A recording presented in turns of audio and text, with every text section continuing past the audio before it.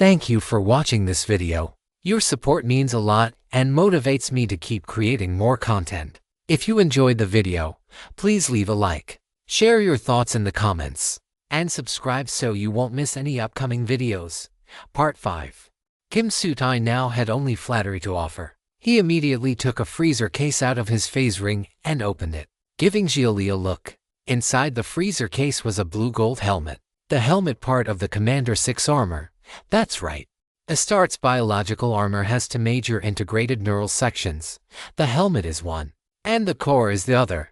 These two are the most important parts of the Commander V armor.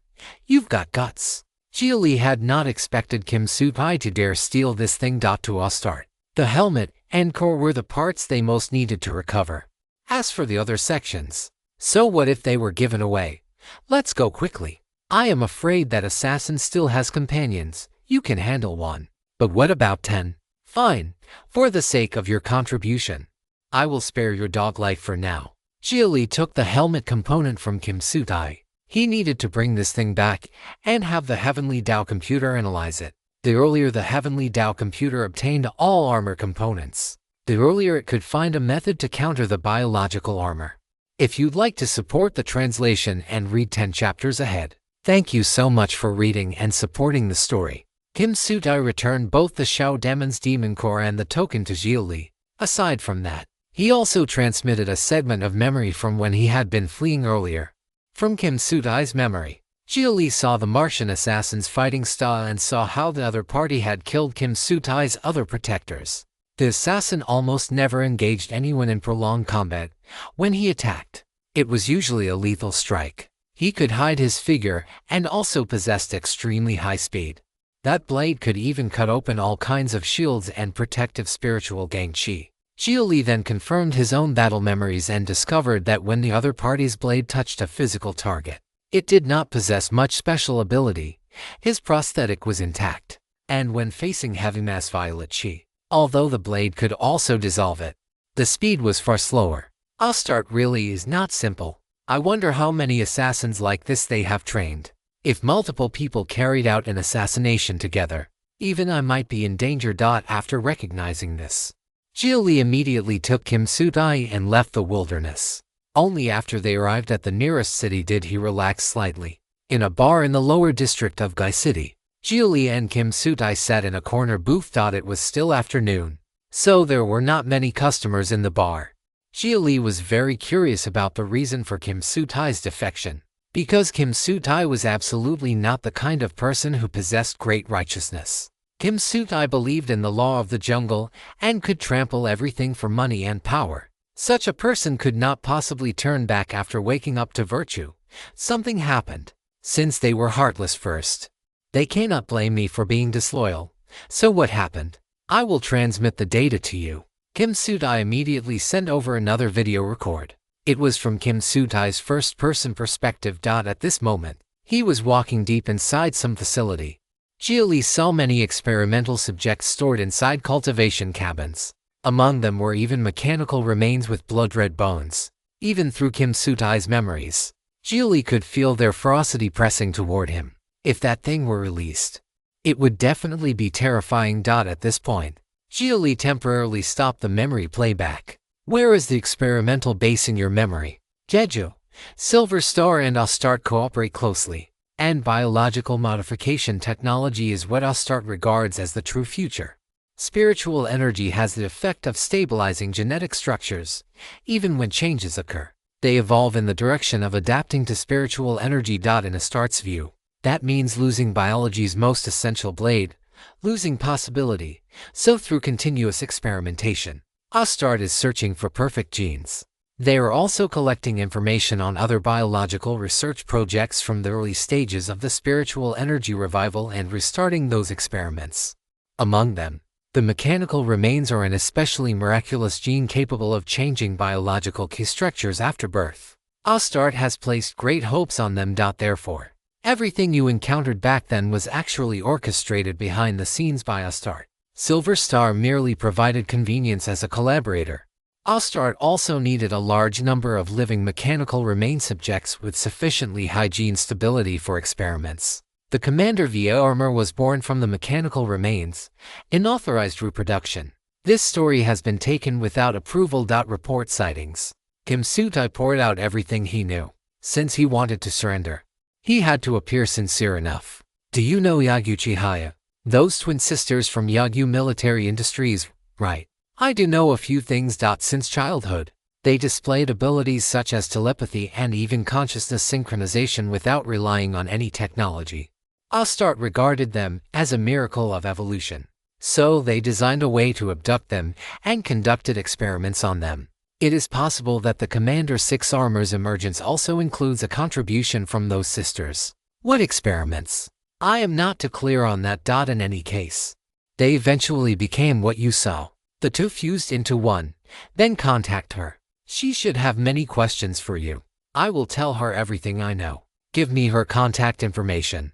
Kim Sutai was now extremely obedient. Precisely because he was a smart person, he understood what he needed to do in his current situation.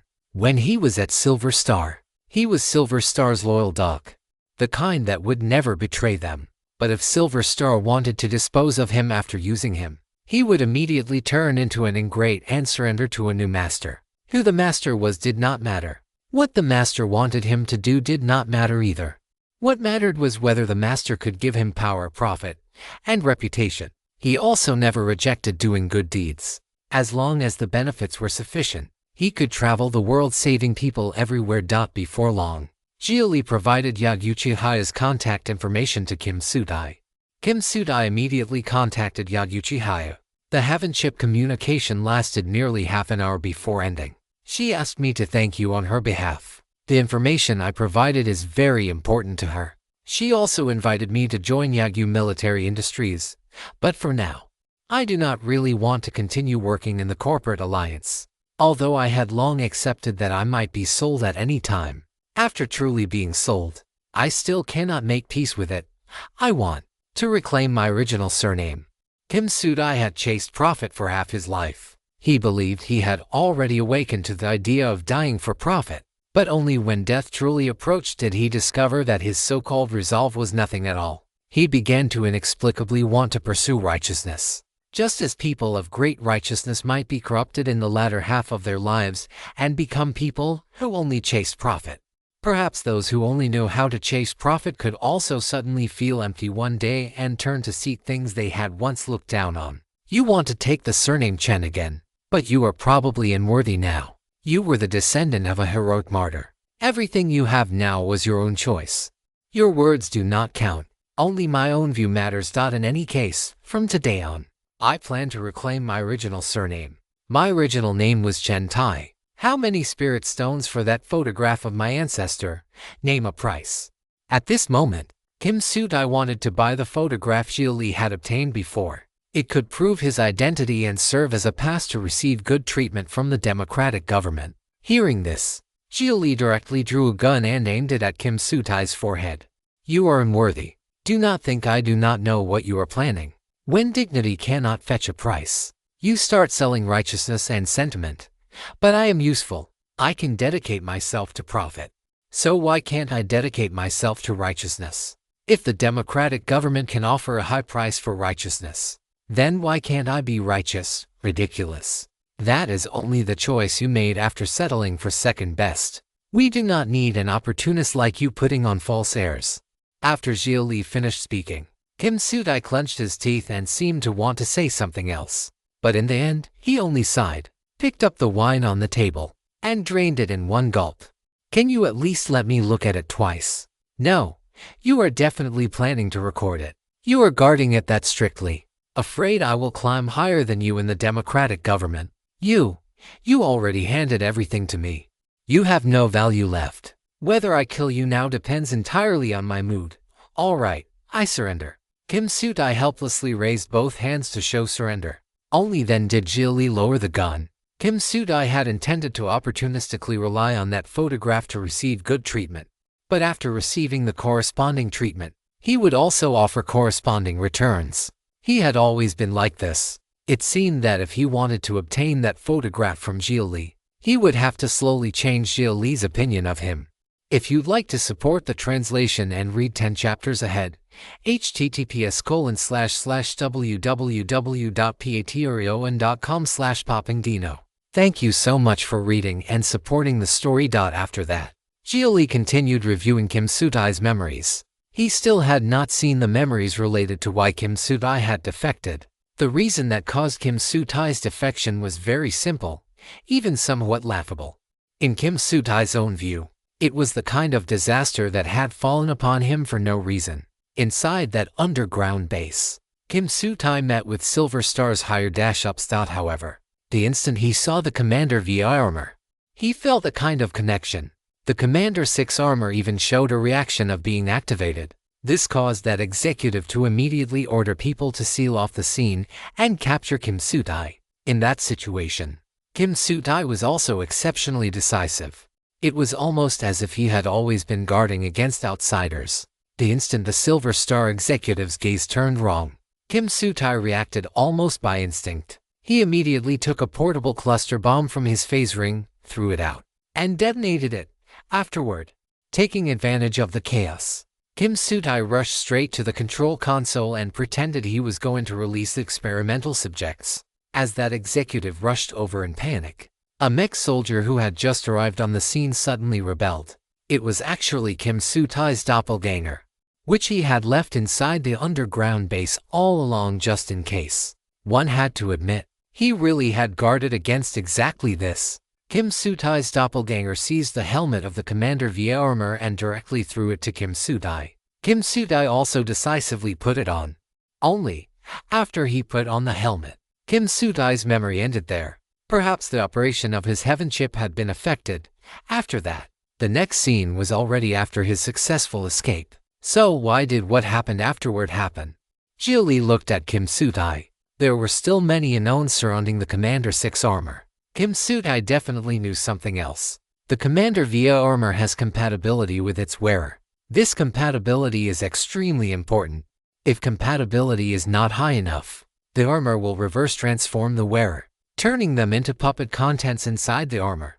Only when compatibility is high enough can one control the armor and let the armor and oneself evolve in coordination. That is the truly terrifying part of the armor. After Kim Sutai finished speaking, Xia Li lit a spiritual cigarette and fell into thought. Coordinated evolution between armor and wearer. True fusion into one body. Synchronizing mind and consciousness until no distinction remained. This technology might really have something to do with the Yagyu sisters. Astarte had obtained the key to fusion from its experiments on the Yagyu sisters. Then biological armor was no longer some simple weapon or equipment. It was a key that could directly change the human species and achieve leapfrog evolution. Then, why did you not choose evolution? I was afraid. Afraid that I would no longer be me. After putting on the helmet, my consciousness felt like it had split into two parts. I could talk to myself. That feeling was too disgusting. So, after confirming his safety, he had immediately contained the helmet. Reading on this site. This novel is published elsewhere. Support the author by seeking out the original. Do you have any idea why you have compatibility? Where did you obtain the photograph of my ancestor? The reason may be there. I found it in an abandoned biological research institute. There were mechanical remains there. Then that is it. My ancestor may have eventually become a mechanical remain as well. Even if he was not part of the first generation, he was one of the earlier generations of mechanical remains. That is why Astarte valued his genes enough to extract them. Is that so? Xia Li held the cigarette in his mouth, then raised the gun again and aimed it at Kim Sutai's forehead. Your ancestor was harmed by mechanical remain technology, and yet you, his descendant, really did a fine job. I do not deny my evil deeds, but do not be too full of yourself either. You speak of benevolence, righteousness, and morality with every word. Does that not disgust you? Do not impose the standards you demand of yourself onto others. Besides, you may not be all that moral yourself. It is only because morality happens to match your preferences. Kim Sutai regarded morality more as a matter of personal preference.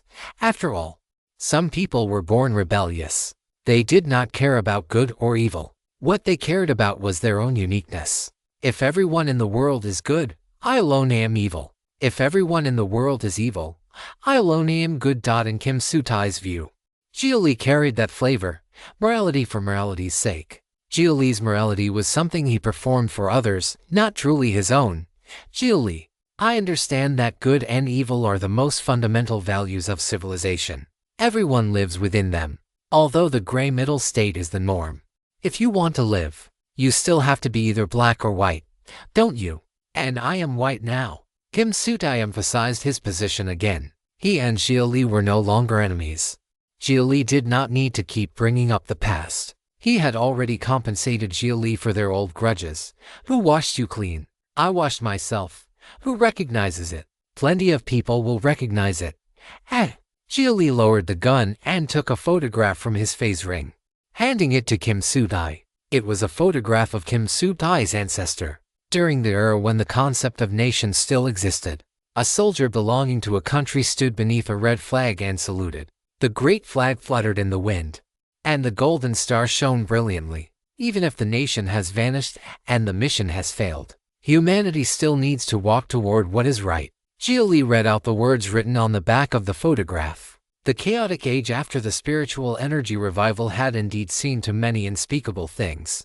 Fortunately, those who inherited the beautiful qualities of the old civilization held on until dawn arrived, when they engraved the bottom layer logic that the heavenly Tao computer would never violate. They used their own voices to write fair and reasonable clauses. Then those clauses were recognized by others and became one of heavenly Tao's rules.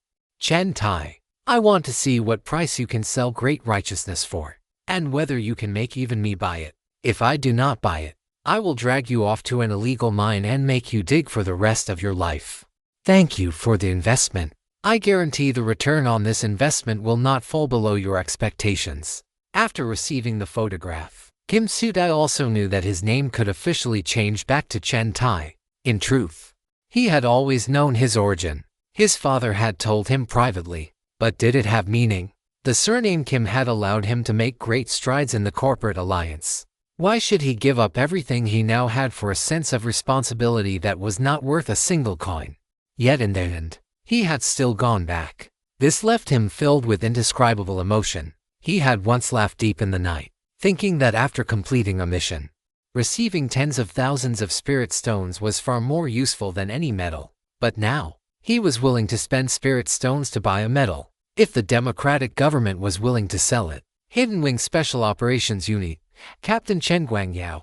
Chen Tai looked at that photograph and read the words on its back. He had never done anything to betray Silver Star. His loyalty to the corporate alliance could be seen clearly.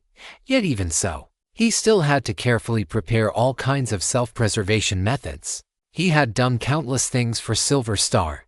Even if he had compatibility with the commander via armor, could they not have cooperated with him peacefully? Could they not have cloned him and experimented that way? They just had to treat him as an asset. The moment they discovered his value, they wanted to possess him, to seize his sovereignty. Although all of this was natural, and he had always lived like this, at that moment, he still deeply felt one thing: he was not human. He never had been. The other party did not treat him as human. And even he himself had never treated himself as human. That was why he wanted to become human again. If you'd like to support the translation and read 10 chapters ahead, https://www.patreon.com/poppingdino. Thank you so much for reading and supporting the story. After talking with Kim Soo-tae, or rather, the current Chen Tai, Xia Li finally discovered that when people said megacorporations touched every aspect of one's life, it really was not a joke. For a megacorporation with a complete industrial chain, its products could range from the diapers a person used at birth to the urn that held their ashes after death. Every aspect of a person's life could also be something they wanted to influence and advertise through. Most of all the value a person produced in life would ultimately return to their hands. This was a mega-corporation. In name, it was a merchant. In reality, it was a nation, fully possessing the ability to found an independent state. I'll start with such a megacorporation. Ever since Xia Li opened his eyes after waking in the new era, from the very first matter he encountered, Astarte's shadow had been behind it. The force that had wanted him to mine and become a mechanical remain was Astarte. The one that harmed his sickroom friend Nenge was Astarte. Kim Sudai had been a small dog under one of Astarte's big dogs. Everything that had happened to Yaguchi Hayo was also done by Astarte, and everything related to her younger sister was still Astarte. Connecting this with the Martian assassin specialized against spiritual energy and heaven chip systems. Even Xia Li, who was not sensitive to schemes and conspiracies, could vaguely guess what Astarte wanted to do. Chen Tai, do you think Astarte's objective might be to seize sovereignty over human civilization? Xia Li picked up his wine glass and swirled the ice inside it. In truth, humanity's current political system was too loose. If it truly could be unified, it could also gather all humanity's strength to develop space. From the perspective of absolute progressivism, Astarte was right. Spiritual energy had one disadvantage that could not be ignored. Its supply could never satisfy human civilization's consumption of it. If the population increased further in the future, spiritual energy was destined to become something only the upper class could touch. The lower class would fuse with steel and electronic machinery, becoming a semi-mechanical species, while the upper class would complete spiritual energy ascension. Over time, humanity would split into two species, immortals and mortals. Judging from the information currently available, especially the appearance of that Martian assassin, it is enough to show that Astarte is indeed considering this. Chen Tai nodded. Xia Li's guess could no longer be called mere conjecture. Once the conditions were satisfied, it was a reasonable inference. Like a natural chain of cause and effect, Astarte had already bared its fangs. Is civil war going to happen again? The Fourth World War? No, the Fourth Human Civil War. Xia Li frowned deeply at this moment. Although he had not personally experienced the First or Second World War in his age, due to the ideology of self-reflection, humanity had preserved many war crimes to warn later generations. Therefore, he had an innate disgust and fear toward war. Moreover, although his era had not seen direct conflict between great powers, there had still been regional conflicts. Through the internet of that time, one could see the cruelty of war. Stolen novel, please report. As for the Third World War, it had actually been all right. That had been humanity's collective war against the outside, and instead it had stirred humanity's will and opened a brand new era. But this Fourth War, the scope of war would probably no longer be limited to Earth, east to Perihelion, west to Eridanus, south toward Alpha Centauri, north up to Sirius. Once this civil war broke out, it would be a true interstellar war. The worst result would be failing to complete unification in the end, with other political bodies fleeing to other star systems to reproduce and grow. Then, hundreds or thousands of years later, a tragic struggle would play out again in space. Human civilization might not be destroyed in this war, but who would be able to represent human civilization in the future? That was a bloody and cruel question. Astarte. This was the name of a goddess worshipped by the Semitic peoples in humanity's ancient civilization. A deity who presided over war, fertility, and sex, and a concept that materialized early colonialism. For Astarte to use this old goddess's name as the name of its corporation showed that radical colonialism existed in its bones. It is only a matter of time before humanity truly begins great interstellar colonization. It is indeed necessary to determine who the true governing authority is, whether the democratic government or the corporate alliance, including the sects and clans. All of them understand this. Astarte is nominally a member of the corporate alliance, but it follows oligarchism and has already deviated from the corporate alliance's main principles. Chen Tai picked up Xia Li's thread. He had grown up in the corporate alliance since childhood and had even made a name for himself within it, so he could view what was happening from a different angle. This undoubtedly allowed Xia Li to look at everything more objectively as well. Regarding the human civil war that was bound to happen, Xia Li stayed silent and only kept drinking. If everything that had happened in the Xuan realm could still be numbed by telling himself it had nothing to do with him, if he could still stand in the position of a third party, then what was happening on Earth was closely tied to him. Astarte, is there a possibility they will attack the heavenly Tao computer? Xia Li looked at Chen Tai. Chen Tai clearly understood Astarte better than he did and should be able to infer some of Astarte's actions. I can say that is almost inevitable. Unless the heavenly Tao computer's bottom layer logic is rewritten as Astarte's ideology. I understand. Xia Li was firmly committed to protecting the heavenly Tao computer. If that future interstellar war had to be fought, Then what he could do was become a supreme powerhouse capable of fighting among the stars and protect everything he wanted to protect. All dissatisfaction in this world came from the insufficiency of the parties involved. Xia Li looked at the photograph Chen Tai had placed before him, then looked at the words on the back of the photograph. Even if the nation has vanished and the mission has failed, humanity still needs to walk toward what is right. Wait here. I am going to the upper district. I still need to hand this thing over to the Heavenly Dao computer. I suggest you switch locations. Gai City is controlled by the sects and clans, although I also requested help from the sects and clans. Their position is the most wavering. Their internal struggle is even greater than the corporate alliances. They are basically a paper alliance. It cannot be ruled out that a few families have already joined our start. You mean, I might be attacked if I go to the upper district? The place where you saved me was closest to Gai City. The likelihood of us coming to Gai City was also the highest. In fact, we did indeed come here. If I were you, I would choose to go north to Cyberia City. Chen Tai was very confident in his judgment. Xia Li also had the heaven chip open a map in his mind. Gai City and Cyberia City were separated by roughly 2,000 kilometers. With his current travel speed, if he activated his back-mounted propulsion device and did not burst accelerate at the cost of overdrawing heat dissipation, he could maintain a normal speed of Mach 2. He could reach it in roughly an hour. Earth was far from as large as the Xuan realm, and its gravity was much smaller as well.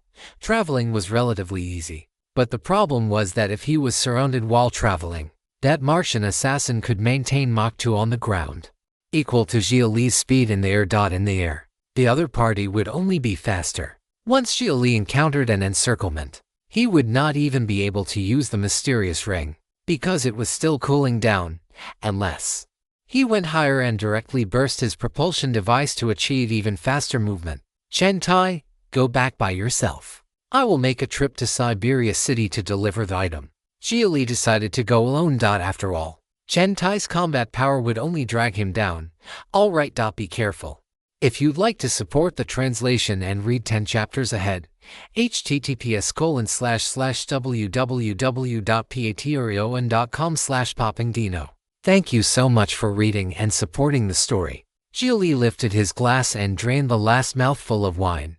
Then he lit a spiritual cigarette and walked out of the bar. He first glanced around in every direction, but did not notice anything unusual. However, once he thought of the Martian assassin's bizarre methods, he could not be certain he would notice the other party even if they were standing right in front of him under optical invisibility. With that thought in mind, Xia Li released his telekinesis, producing faint gravitational sources to probe his surroundings. The result made his expression turn ugly at once.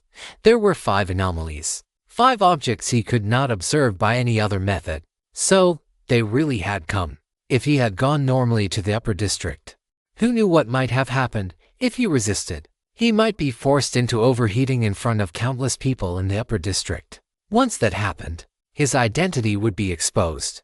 The sects and clans already coveted him greatly because of the previous matter with the pre-made golden core. Who knew how many deadly assassins like this were currently active on Earth? Fortunately, the other side still had scruples and had not attacked him directly in a crowded place. But there was definitely a trap waiting for him in the upper district. Without a word, Xia Li walked down the street until he reached its end and stepped into the wind-blown sand. The instant his body entered the sandstorm, the 5 Martian assassins moved, but all they saw was an unfinished spiritual cigarette being tossed out from the sand. Then a beam of blue light shot into the sky. Many people in Gai City saw it and clicked their tongues in wonder. That speed was something only an extremely expensive vehicle or prosthetic could achieve. Chen Tai happened to walk out of the bar at that moment as well. He looked up at the blue stream of light soaring into the sky, planning to go to space. That will indeed restrict the opponent's burst movement methods. The question is whether you can control yourself accurately enough. Chen Tai understood Xia Li's idea, but at present he also knew too little about those Martian assassins. He could not say whether Xia Li's plan counted as brilliant or terrible. Elsewhere, above the stratosphere, Xia Li was still charging upward at full speed. Very soon, he broke through the stratosphere and entered the mesosphere, his speed increasing further and further. Aside from the propulsion device on his back, Xia Li also used spiritual energy to ride the wind and telekinesis to lift himself. All three methods erupted at once to push his speed higher. Then he passed through the thermosphere and entered the exosphere. Only after piercing through the exosphere did Xia Li turn around and hover in space. Looking back behind him, beneath his feet was Earth. Its full curvature now clearly visible. Current environment is space. You have left Earth's gravity well. Please return within the range of gravity before your energy is exhausted. Otherwise, you will be unable to return. The Heaven Chip issued its reminder. After Xia Li made brief preparations, the heat sinks on his back fully opened and the propulsion device began to charge. He intended to burst into full speed for travel. In space, without the influence of gravity, even if he only accelerated temporarily, inertia would keep his speed from dropping by much. As long as his initial velocity was high enough. Thruster gear forward 3, preheating, igniting, thruster activated. The next second, Xia Li erupted with a full speed of Mach 12. His entire body turned into a meteor streaking across space, leaving only a dazzling trail behind. The Martian assassins who had just reached the thermosphere could only watch the flowing light vanish into the distance, powerless to do anything, stolen from its original source. This story is not meant to be on Amazon. Report any sightings. They could not catch him. They truly could not. But the fact that they could not catch him did not mean no one else could. They immediately reported Xia Li's location. At this speed, Xia Li would need only 10 minutes to reach Siberia City. He had to be intercepted immediately. 5 minutes later, Xia Li's thrusters had long since stopped accelerating. He relied on inertia to fly through space at extreme speed. Yet even while maintaining such a velocity, he did not dare relax his guard. He formed a telekinetic field around himself to make it easier to detect any anomaly approaching him. Suddenly, Xia Li sensed something drawing near. He immediately formed Violet Chi into a blade of energy and slashed toward the direction of the anomaly. A person covered in black metal outer armor abruptly appeared. Xia Li did not even know how the other party had approached him. That person held a transparent, glass-like blade, directly cutting through the Violet Chi as they slashed toward Xia Li's neck. Under the influence of inertia, it was more like Xia Li himself was crashing into the blade. Xia Li instantly raised his prosthetic and sprayed explosive flame, using the reverse thrust to change direction. Yet that figure charged straight through the flames Xia Li released and arrived in front of him completely unharmed. Xia Li immediately used telekinesis to restrain the other party. He understood that spiritual energy attacks would probably be nullified, but he still sprayed explosive flame from his prosthetic again. This time, it was not for offense, but to slow himself down. He could not keep moving at high speed. Otherwise he would only ram himself onto the opponent's blade. The other party's movement method was very likely short-range directional spatial jumping. If the Heaven Chip or Divine Thought could capture the opponent's location, then the opponent would be seeking death. Xia Li could simply attack the spot where they appeared in advance. But if he could not predict it, including invisibility, abilities like these had never been useless. It was only because they could be detected that they lost offensive effectiveness. Once they could not be detected, invisibility and spatial jumping became the most direct and deadly methods. As the distance widened, Xia Li's telekinetic control grew weaker and weaker.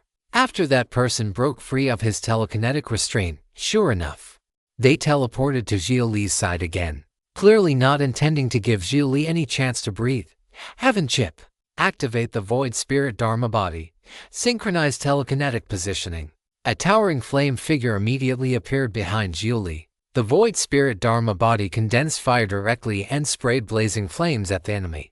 Yet the person seemed to exist in a different space from Xia Li entirely.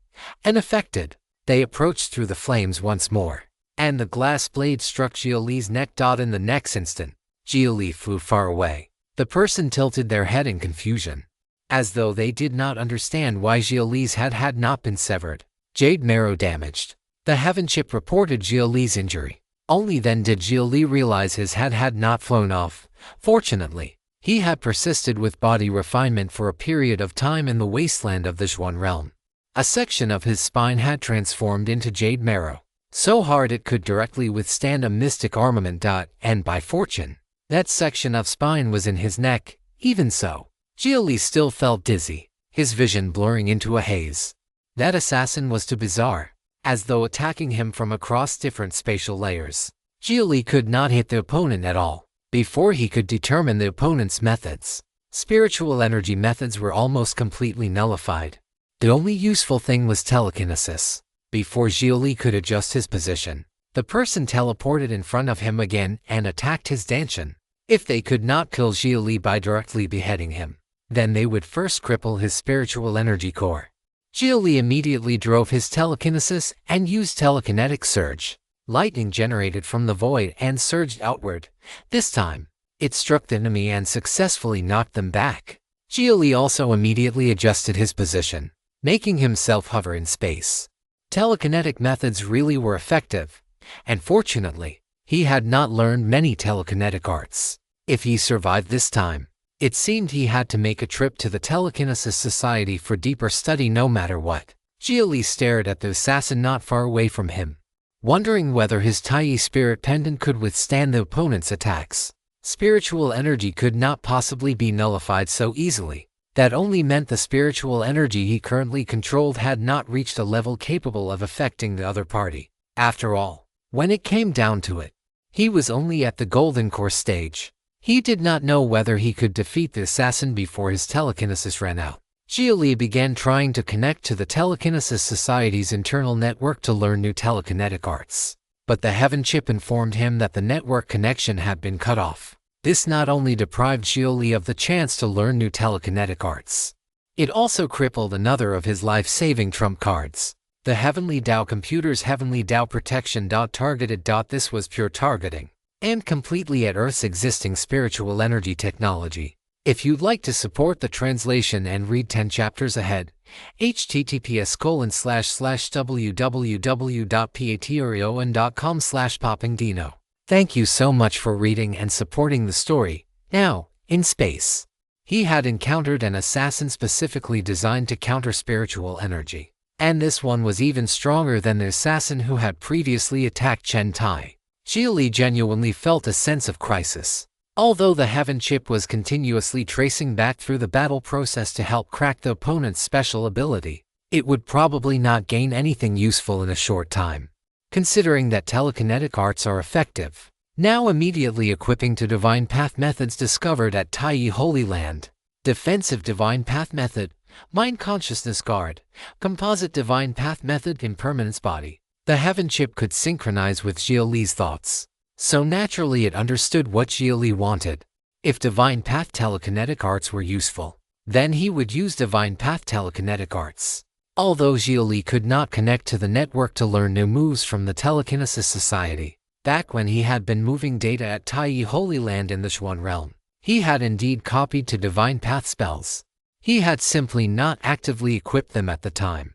Recompiling spells into storage slots. Switching storage slots into spell slots will require time. Please hold on.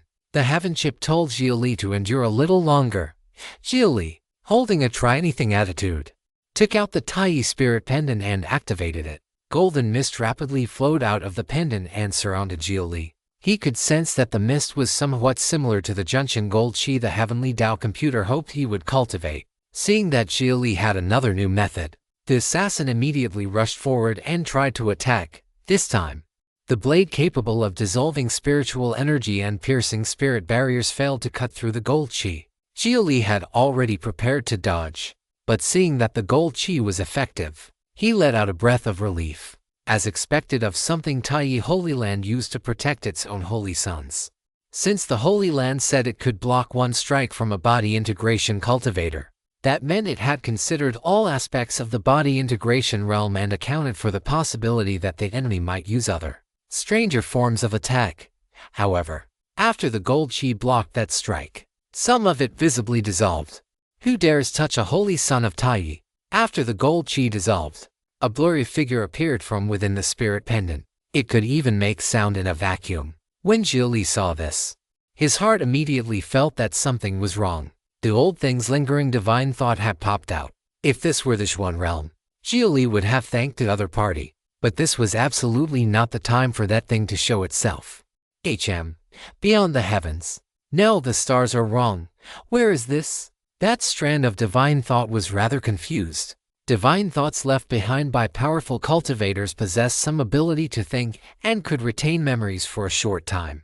However, only after returning to the main body would what this strand of divine thoughts saw and heard be known by the original. In other words, since the old thing's divine thought had been activated, it seemed he would have to go find the heavenly Tao computer to disinfect it afterward. He absolutely could not let this old thing's divine thought return to the main body. Elder, I was transmitted here by a mysterious secret realm. Once I return to the Holy Land, I will report everything. Please help me deal with the great enemy before me first. Xia Li immediately asked the blurry figure for help.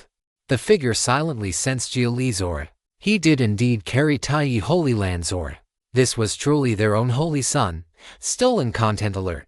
This content belongs on Royal Road. Report any occurrences. Moreover, he was completely unable to communicate with his main body.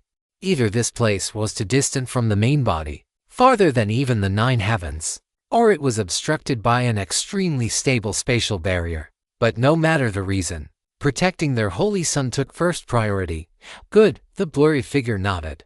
Then looked toward the assassin not far away. This old man is the Grand Elder of Taiyi Holy Land. Who gave you the courage to touch my Holy Land's holy son? The blurry figure declared his identity, but the assassin did not care at all. He only tried once more to use spatial jumping, teleporting directly behind Xia Li to attack. How bold! The Grand Elder's divine thought cursed angrily and reached out to grab the assassin. However, the assassin was unaffected. Another slash landed on the gold chi and dissolved a little more of it. The Tao of Void Fusion, a spirit-dispersing weapon. Remnant of the heaven-burying demon sect. No wonder you dare kill my Holy Land's holy son, courting death. The Grand Elder's divine thoughts seemed to see through the Martian assassin's strange methods at a glance. He directly drew away all the gold chi surrounding Xia Li, transforming it into a giant golden palm that seized forward. This time, it directly grabbed the assassin. No matter how that assassin struggled, it was useless. Speak. Where are the other remnants? The Grand Elder's divine thought continued interrogating him while slowly tightening its strength. Xia Li saw the assassin's body begin to twist, the machine frame breaking and bone snapping. Floating drops of blood continuously seeped from the cracks in the armor. HMPH. And fortunately, this old man's main body is not here. Otherwise, I would have countless interrogation methods. If you will not speak, then die. The Grand Elder's divine thought suddenly clenched his fist. Xia Li saw the giant golden hand clench as well. The Martian assassin who had beaten Xia Li until he could not fight back was directly crushed into an explosion. Blood mist scattered through space. After the golden hand dispersed, only a lump of black, blood-stained metal remained in place. It was the armor from the Martian assassin's body. After helping Xia Li eliminate the enemy, the blurry figure formed by the Grand Elder's divine thought looked back at Xia Li. Holy son, this place is strange. Be careful in all things. This strand of divine thought can only activate once. Live, and bring this information back to the Holy Land. Of course. Of course. After the Grand Elder's divine thought finished giving his instructions, it slowly dispersed, leaving only a thought seed to wait until it could return to the main body. Xia Li put away the Taiyi spirit pendant, which no longer showed any aura fluctuation, and could not help wanting to give the Holy Land Grand Elder far away in the Xuan realm a thumbs up. The old man really had come through. Xia Li had only hoped he would come out, and by time, he had not expected the old man to solve the enemy outright. Afterward, Xia Li quickly flew to the lump of armor metal and collected it, along with the transparent glass blade. He would hand all these things over to the heavenly Tao computer for analysis soon. He could not linger. Xia Li continued on his way. Who knew whether another assassin like that would appear? One had already required him to use the Taiyi spirit pendant. If another came, things would become very troublesome. Fortunately, his network connection had now recovered, so Xia Li decisively connected to the Telekinesis Society's internal network, urgently downloaded several powerful telekinetic arts, and then directly applied for heavenly Tao protection. What happened to you? Xia Li's own voice came from the heaven chip. It should be Kang speaking directly. I was attacked by Martian assassins. I am immediately uploading The network is being interfered with. They are here again. I will generate a quantum domain field around you. allowing you to possess inexhaustible telekinesis for a short time. Be careful, Pioneer Xia Li. Kang spoke faster. The moment he finished notifying him, the Heaven chip reported that the network connection had been cut off. They were here again, this time. He did not know how many there were. Divine Path spells, Mind Consciousness Guard and Impermanence Body have been equipped to spell slots, Telekinetic Arts, Repulsion Aggregation, Mind Spear, and Heat Death Extinction Experimental have been equipped. 5 new Divine Path and Telekinetic Arts were equipped to his spell slots. Among them, Xia Li even dared to use Heat Death Extinction, the strongest current telekinetic art of the Telekinesis Society, despite the severe negative effects on himself, added to the Heavenly Tao computer's direct assistance. The inexhaustible telekinesis made Xia Li feel as if he had undergone dimensional ascension. It felt exactly the same as that time he had ascended into a higher dimension, as though his power were infinite. Xia Li's hands hung down and opened naturally, the tips of his feet also dropping into a loose point. A hazy white light bloomed from his eyes, as if radiating from another world. Part of Xia Li's higher dimensional authority had been unintentionally activated by the Heavenly Tao computer. Xia Li rose into a higher dimensional state. If you'd like to support the translation and read 10 chapters ahead, https://www.patreon.com/poppingdino. Thank you so much for reading and supporting the story. There were no words to describe what Xia Li felt at that moment. Those invisible assassins were laid bare in his eyes. Everything before him seemed covered by a filter, becoming a sea of light formed by countless luminous specks. The light specks on the assassins' bodies were far too obvious in the sparse void around them. It was impossible not to notice. This was, yes, it was the spell he had used once before, the quantum eyes that had made his head swim after only a single glance. Now, Xia Li could keep them open constantly. It was as though he had stepped from the original world into the direct sea, able to see the fundamental particles forming matter rise and fall like ocean waves. Very soon, one assassin teleported in front of Xia Li and swung his blade. The Divine Path spell Mind Consciousness Guard activated on its own. Xia Li became like the lightest of substances. The kinetic interaction produced by the opponent's blade swing alone was enough to push him away. The assassin swung again. He swung more than 10 times in succession, yet not a single slash struck Xia Li. Xia Li was like wind on the edge of the blade, clinging close to its edge yet always sliding toward the side, impossible to hit. Even stranger, Xia Li's movement ignored inertia. He seemed stuck to the side of the blade, following the blade's trajectory in perfect synchrony. The assassin realized that relying on himself alone probably would not injure Xia Li. The other assassins immediately tried to cooperate in an attack. Yet on their path forward, one of them was suddenly punched away by something invisible.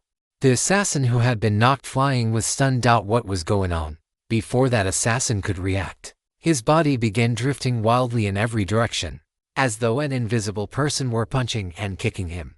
This was precisely the Divine Path spell Impermanence Body. It used telekinesis to form one or several clones. In Xia Li's eyes, he could see his impermanence body. His impermanence body was violently beating that assassin, striking him until blood splashed through space and he ricocheted around like a ball. This time, 10 assassins had arrived. One was the black-armored, glass-blade type from before. The other 9 were the same kind that had previously attacked Chen Tai, wearing silver-white armor and carrying red blades. Under the coordinated attacks of so many assassins, Xia Li's body drifted like space dust, elusive and untouchable. They could not hit him no matter what they tried. Meanwhile, under the beating of Xia Li's impermanence body, one assassin had already died in utter frustration. Seeing this, the assassins pulled back and looked at Xia Li. They communicated through some method, planning how they could kill him. But Xia Li was not going to simply watch. Telekinetic Art Repulsion. With a thought. The gathered assassins were directly pushed apart and scattered by invisible telekinetic force. Flying far away under inertia, Xia Li slowly raised his right arm, as though gripping an invisible spear. Then he hurled it with all his might. The scattered assassins were all on guard, but none of them knew who Xia Li was attacking.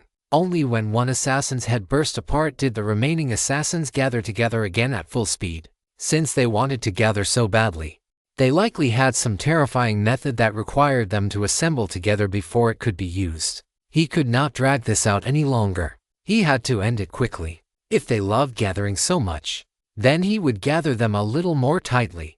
This book is hosted on another platform. Read the official version and support the author's work. Telekinetic art, aggregation. At the center of the place where the assassins had gathered, an extremely terrifying gravitational force suddenly appeared and held them in place. In the space around that gathering point, faint, intermittent arcs of distorted light even began to appear.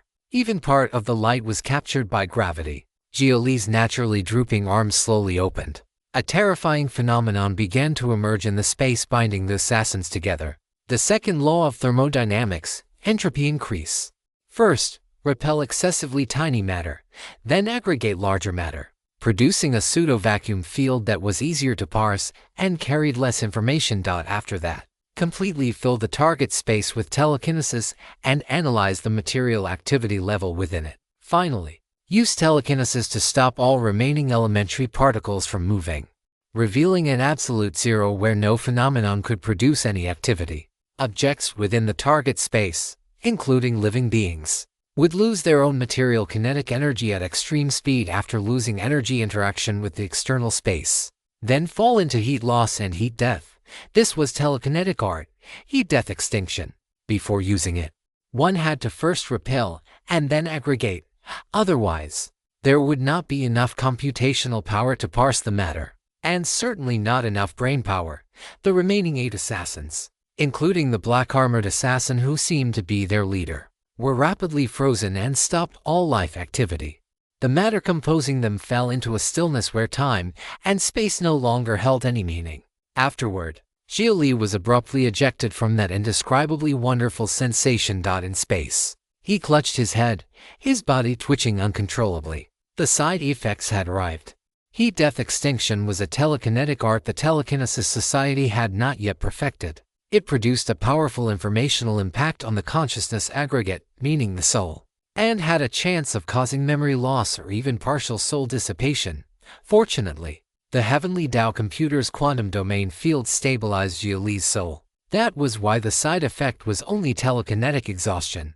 Once he felt slightly better, Xia Li immediately went to the frozen assassins and put them all into the cave heaven gourd. These people were not dead. Once their temperature recovered and their matter became active again, they could fully come back to life. This time, he had captured them alive. All of them could be handed over to the Heavenly Tao computer for proper interrogation. Without wasting words, Xia Li began overloading his thrusters. 3 minutes later, he finally arrived above Siberia City.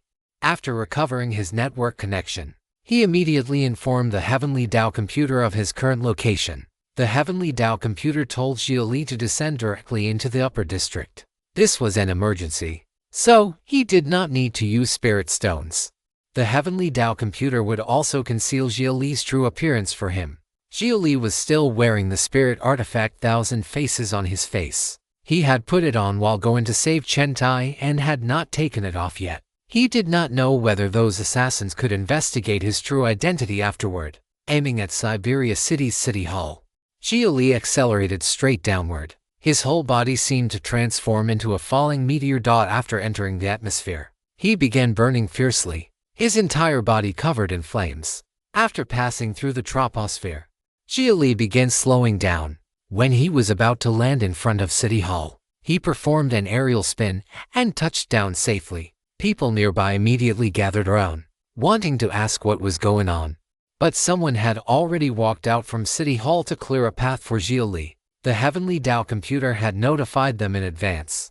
Even the energy barrier of the upper district had been temporarily closed to prevent Xia Li from crashing headfirst into it. A tall woman with reddish-brown hair immediately walked forward to lead the way for Xia Li. "Hello, Counselor. My name is Yabona. The special passage is this way." Xia Li nodded and immediately followed her, walking under her guidance into the passage leading to the quantum domain field. Yabona waited at the entrance. Before long, someone else immediately came over and asked her about the situation. "Yabona, what exactly is going on?" "Nokov, I am not very clear either. I only received an emergency transfer order. A Heavenly Tao counselor has an urgent matter requiring a meeting with the Heavenly Tao computer. That person just now." He looked far too young. His information is protected. What we saw is not real. Leave that aside for now. We need to strengthen defenses next. I have a feeling Siberia City may be attacked sometime soon. All right. I will arrange it immediately. The middle-aged man in a retro fur coat immediately turned and left. Yabona, meanwhile, sank into thought. Siberia City was a neutral city. It had no ideology. Or more accurately, its ideology differed from the three strongest mainstream ideologies in the current world. It was close to the democratic government, but not as open. It did not allow private enterprise to operate and implemented a spiritual energy rationing system. She sighed and looked at the armband on her sleeve. The symbol on the armband was a sickle and hammer. If you'd like to support the translation and read 10 chapters ahead, https://www.patreon.com/poppingdino. Thank you so much for reading and supporting the story. Siberia City. Inside the Heavenly Tao Computer's quantum domain field. The virtual scene here was a snow-covered cliff. Xia Li stood on the cliff and gazed into the distance. Across the snowfield, people, tanks, and armored vehicles formed a black flood, constantly advancing forward. Fighter jets flew through the sky, and in the far distance, one could faintly see a colossal thing like a mountain of flesh slowly moving. This is the defense of the new Union. Xia Li had seen it in historical information on the network. In the year 2120 to C, the demon Alcyone 6 broke free from the iron sarcophagus of Chernobyl. Its true body was suspected to be a kind of fungus that had mutated over a long period under nuclear radiation. After that fungus came into contact with spirit rain, it leapt into becoming a great demon that threatened human civilization. Alcyone 6 was a fungal aggregate with intense radioactivity. It possessed enormous size and terrifying regenerative speed, and also had the ability to alter its environment wherever it passed. Black fungal carpets covered the earth, leaving no grass alive. Even more terrifyingly, Alcyone 6 could release highly radioactive spores into the sky. Once those spores landed and rooted, new nuclear fungi would be born. On top of that, Alcyone 6 fed on radiation. If nuclear weapons were used and it was not destroyed completely, they would only provide it with a more suitable environment to survive and evolve. If nuclear weapons had to be used by force, it would require ultra-dense bombardment. Even if that ultimately succeeded, the nuclear winter would destroy the local ecosystem. It was undoubtedly an unprecedented ecological disaster. New radiation-adapted species would have eliminated the old species, but at that time, demons were running rampant all over the world, and people in other regions were struggling to protect themselves, making support difficult. So the people of that region, just as they had done 200 years before, formed once more in the face of despair that powerful union that had once existed. Then, just like in the past, without using nuclear weapons, they launched an assault on Chernobyl without regard for sacrifice. That was the new Union's first and final steel torrent. Ion gas meant for resisting the cold were turned into incendiaries and burned across the entire land. Even the blizzard retreated before the flames. Our Alcyone 6 gathered large numbers of new species that used radiation as their source of life. Those demons naturally launched a counterattack against humanity. But all of them fell beneath the pressure of the steel torrent. Countless soldiers, like their predecessors, charged fearlessly toward Alcyone 6. In that moment, perhaps the giant that had existed 200 years ago truly did briefly awaken. Until 1 month later, when people raised the flag atop the mountain of Alcyone 6's burned remains, humanity had won its first war against a great star host demon. But the price paid was also tragic. The new Union's vitality was badly damaged in that battle, and not long afterward it dissolved once more, because energy was lacking. Countless people in the region died or were injured during the winters of the following years. Most of the soldiers who fought in the war also died of radiation sickness. The old and new Unions, separated by 200 years, had both dissolved because of Chernobyl. That place became the Union's eternal scar. Later, to commemorate the event, people marked out a region as the Union's absolute territory, land that could not be occupied no matter what happened, unauthorized usage. This narrative is on Amazon without the author's consent. Report any sightings. Siberia City was built on that land. This was also why the weak Union could still remain neutral. If the Union had not launched its attack on Alcyone 6 back then, It would not have been only Union land that suffered. The entire Eurasian continent would have had no hope of being spared. Once Alcyone 6 evolved again and gained the ability to reproduce in the ocean, it would have been a devastating blow to all humanity. I did not expect them to record this battle and use it as the virtual scene inside the Heavenly Dao computer's quantum domain field. Is this to remind later generations not to forget those days? Xia Li looked into the distance and felt sincere admiration. His embedded prosthetic heart shell was called Chernobyl, named in commemoration of certain things. It was also one of the Union's few star products. The materials were extremely solid, the price was cheap, and it could greatly increase the human body's tolerance for radiation. Hello, my dear comrade. Kang appeared at this moment in Xia Li's image, wearing a fur coat and a felt hat. When Kang appeared inside the quantum domain field of different regional cities, he also carried local cultural traits. Xia Li had encountered this once before.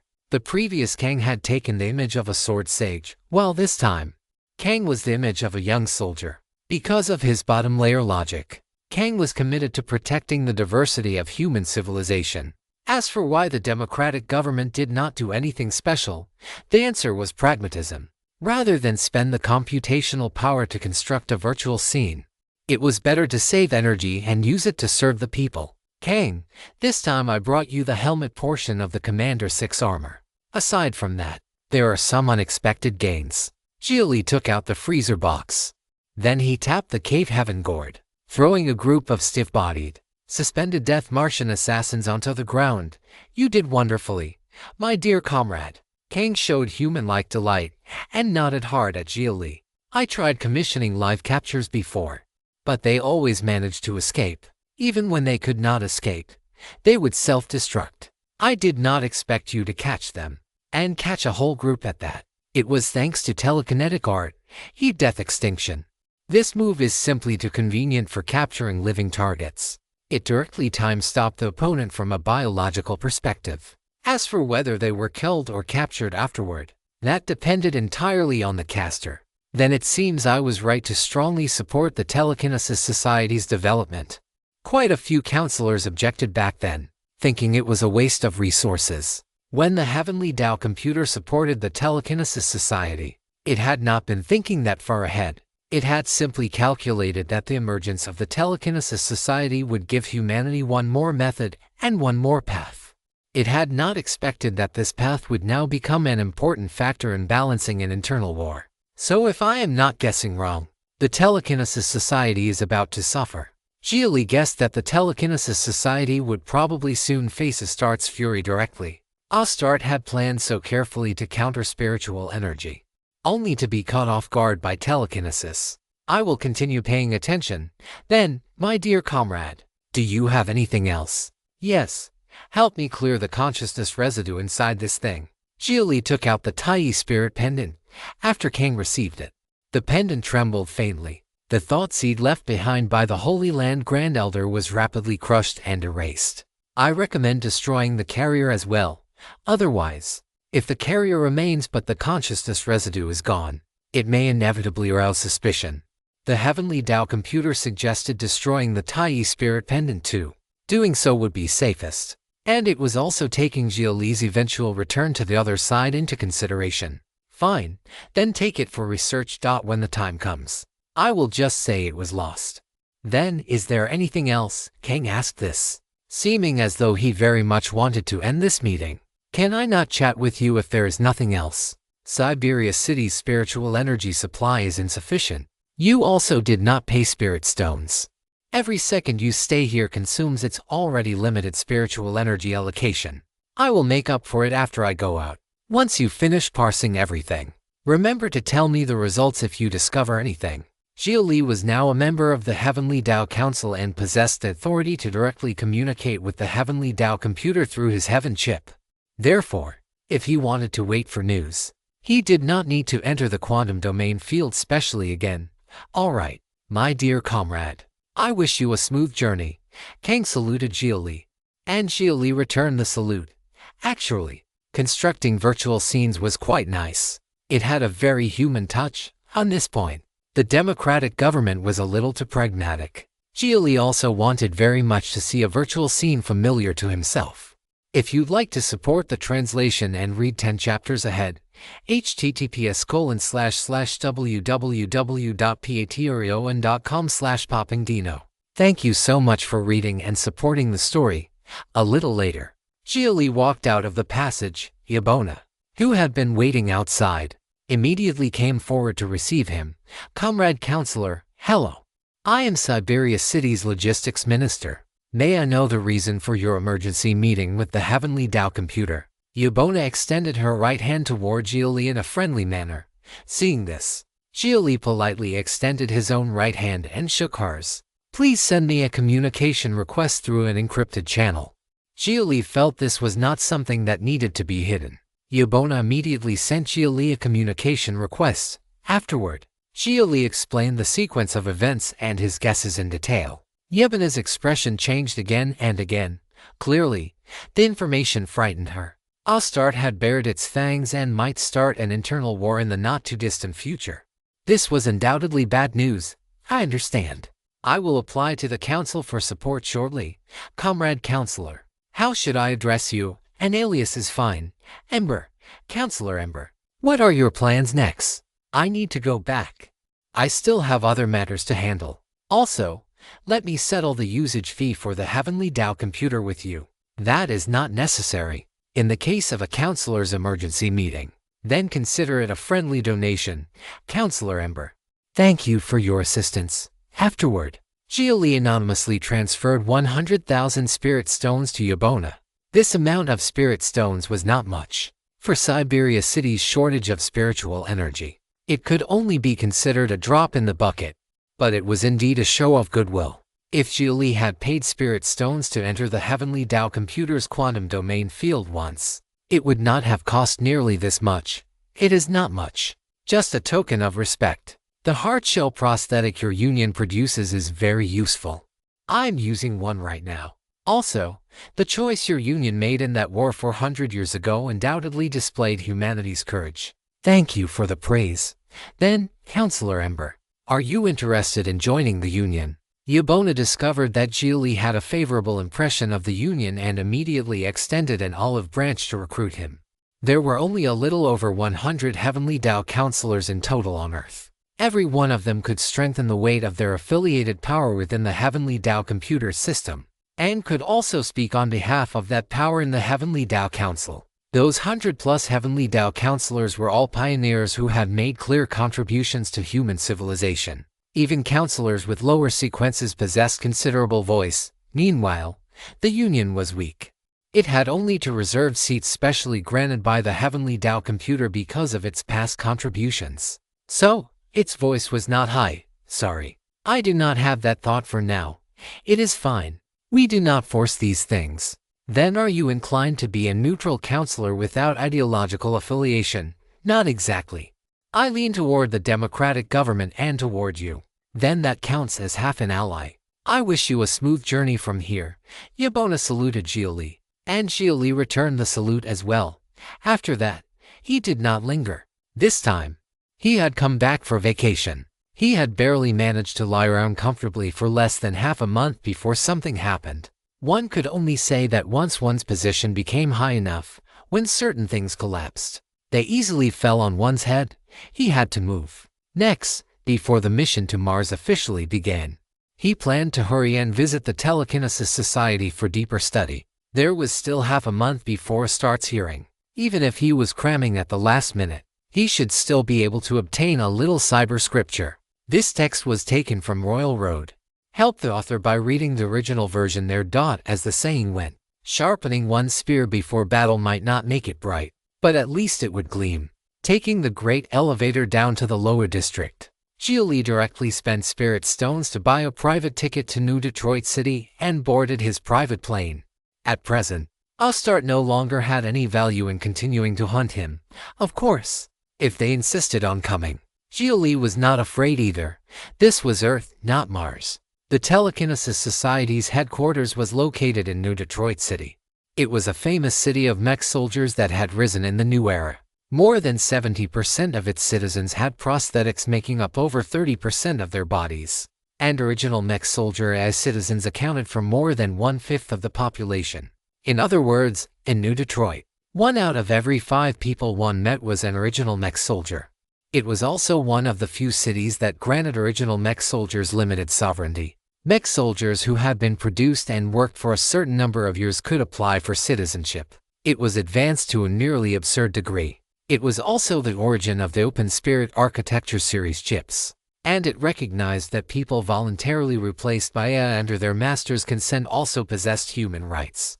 And it absolutely supported the Heavenly Tao computer. There were even some fanatical groups that treated the Heavenly Tao computer as a god, demanding the bottomless opening of the Heavenly Tao computer's sovereignty and calling for humanity to stop restricting it.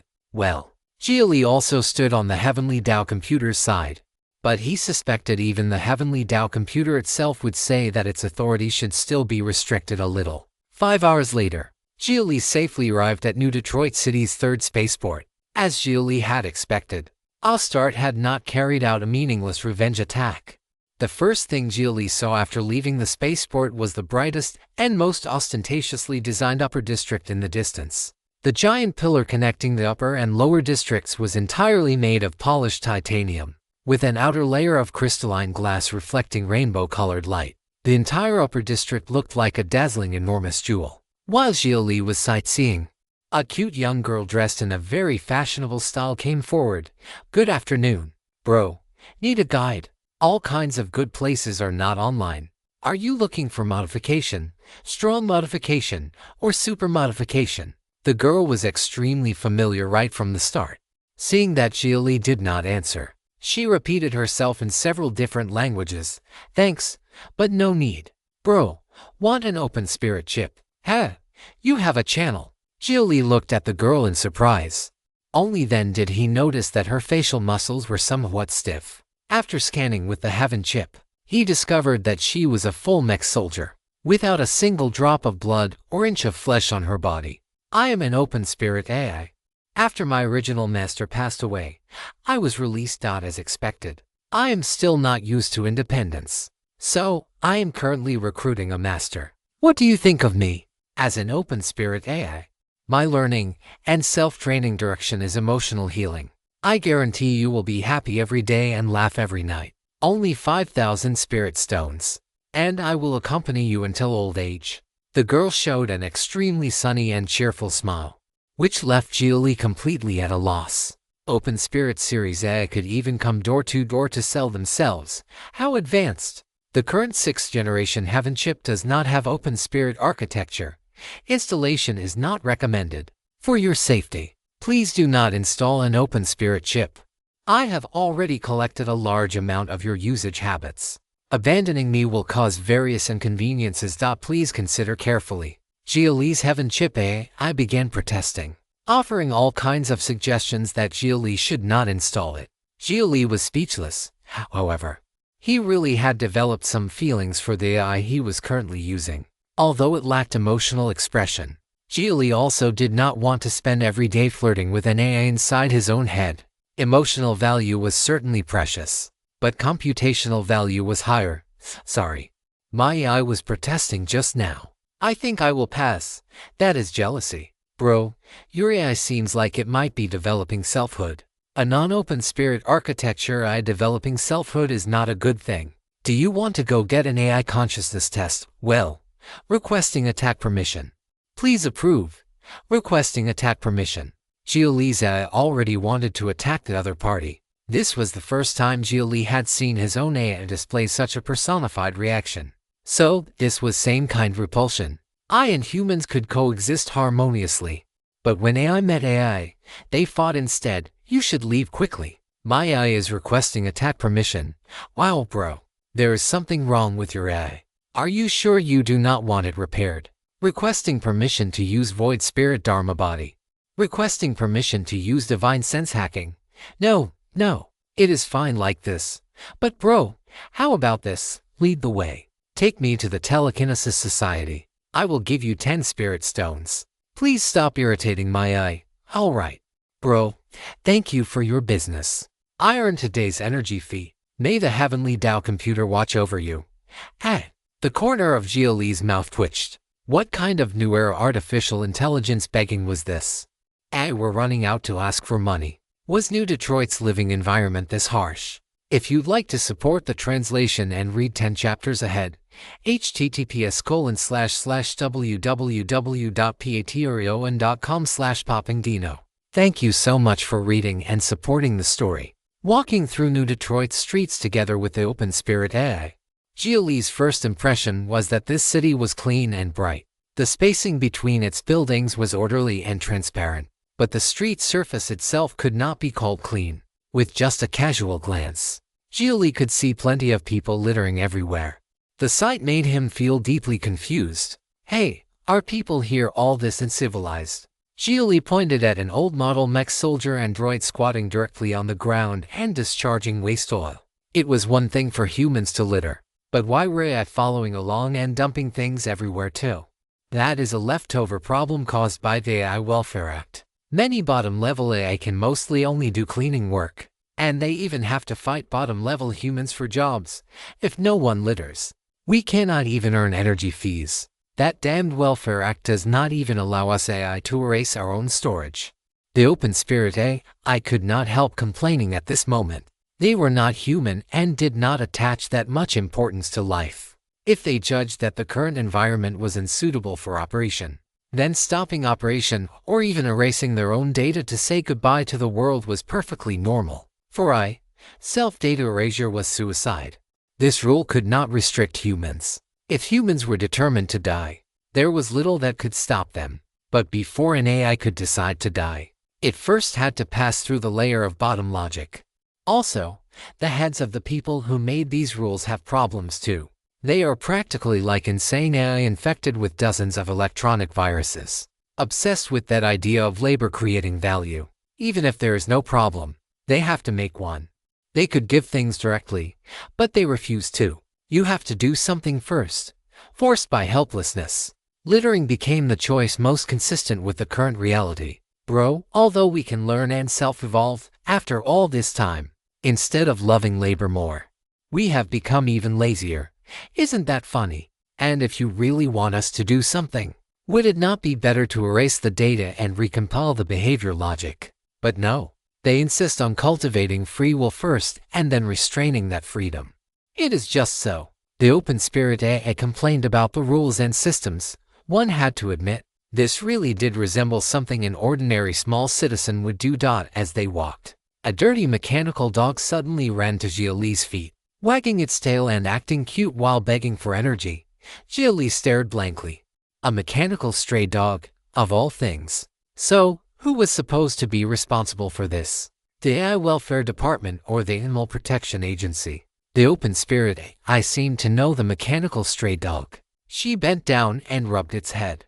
Bro, feed it a spirit stone. Alright, look, only one of its mechanical eyes is still running.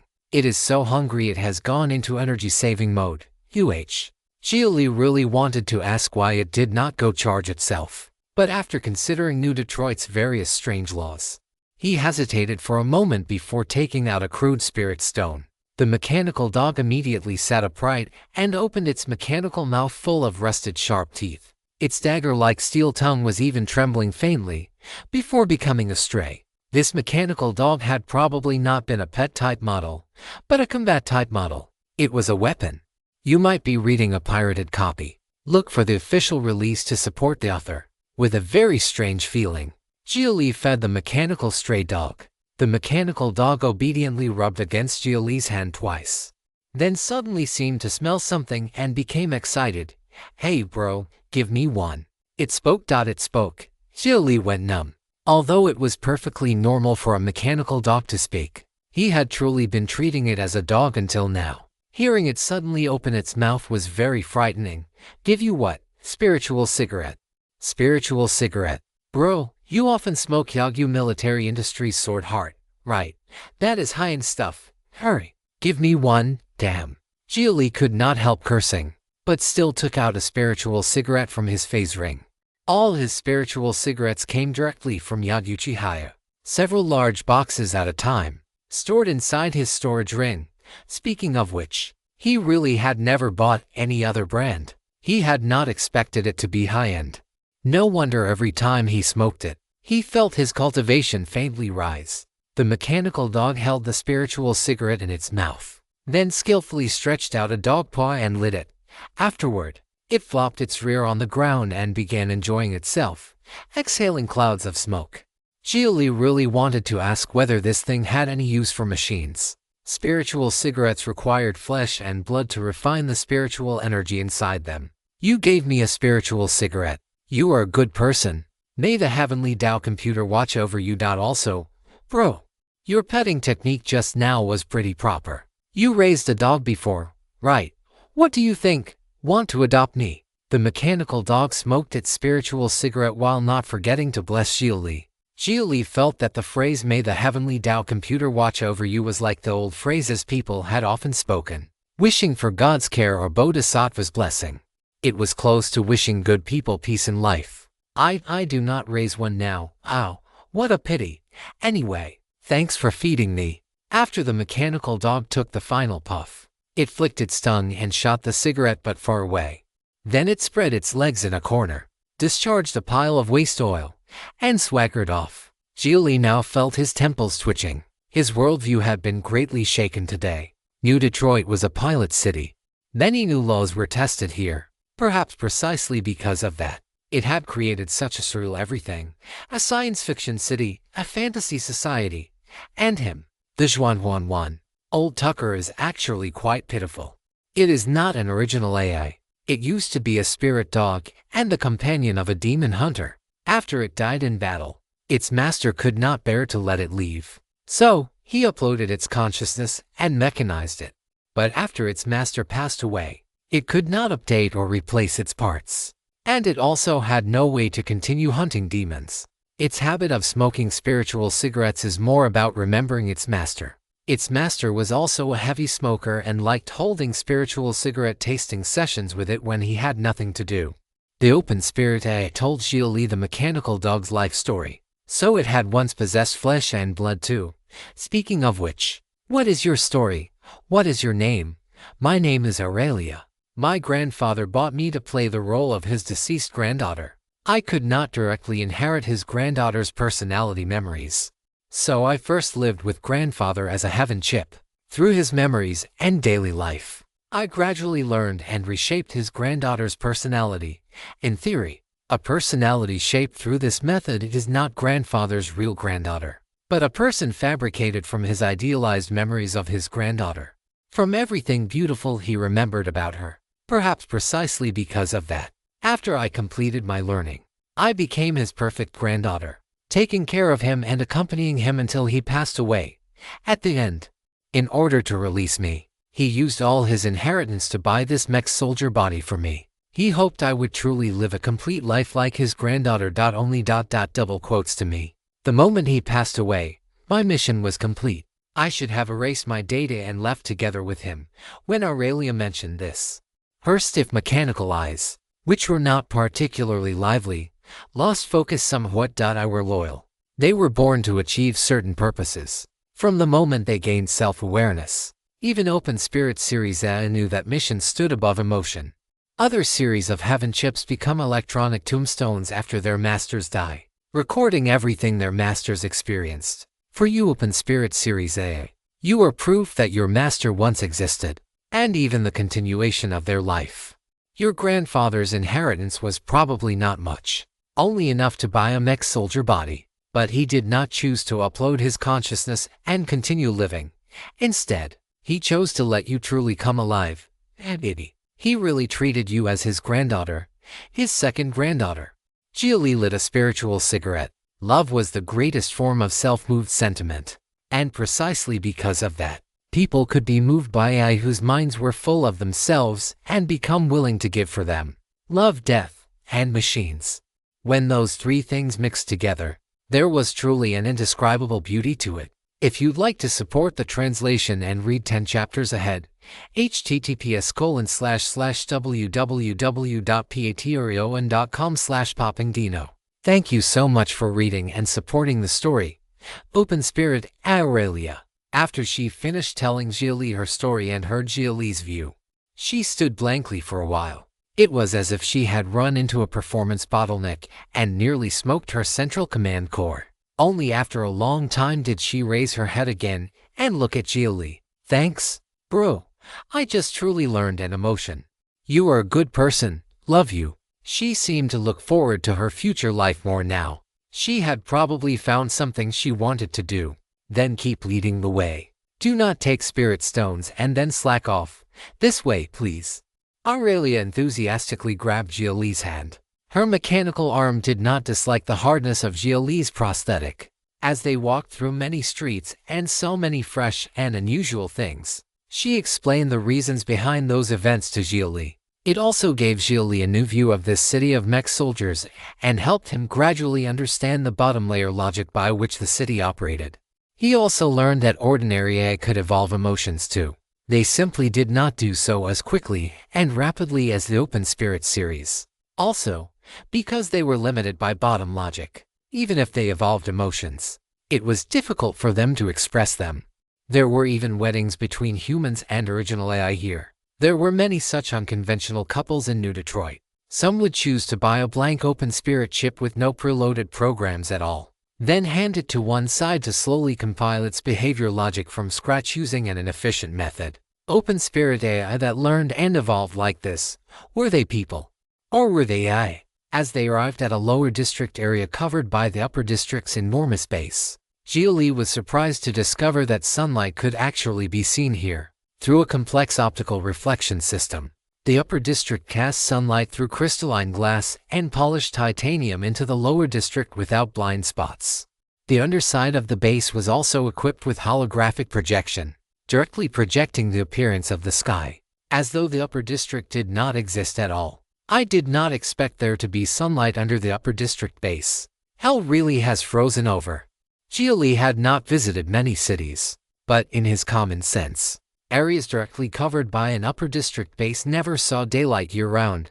Of course, they also had no rain or snow, because the upper district was like an enormous umbrella canopy covering everything. This is the work of the Sunlight Act. The renovation cost is actually not that high relatively speaking, and the relevant technology has been made public. However, almost no other city adopts it. Aurelia introduced this rather impractical technology. Xia Li understood very well why it was not adopted, because the upper district was proof of identity and a symbol of class. For the corporate alliance, there was no need to say much. Charging fees for sunlight would be reasonable. As for the democratic government, out of pragmatism, this technology was not practical and was almost entirely for show. The area beneath the base usually was not a residential district anyway. Did the trash in a landfill need sunlight to promote fermentation so the stench filled the whole city? Finally, the sects and clans valued class even more than the corporate alliance and would be even less likely to do this. The only one that might imitate it was Cyberia City, and fortunately, a cost that was not expensive to New Detroit City would probably be astronomical to Cyberia City. This story has been taken without authorization. Report any sightings. So this spectacle could currently only be seen in New Detroit.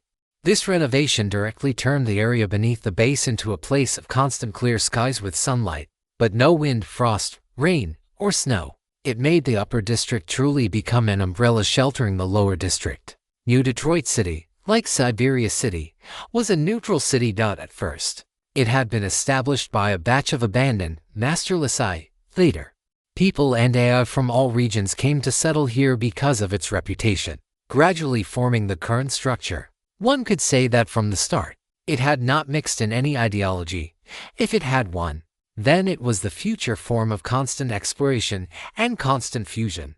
Perhaps every neutral city on Earth was a true legend, the legend of a group of people. After passing through two neutral cities, Xia Li began to grow curious about the remaining 3 neutral cities as well. The remaining 3 were Kunlun Demon Autonomous City, Floating Fortress Unhoi City, and New Earth Fireseat Space Station. All 5 great neutral cities were legends worth exploring.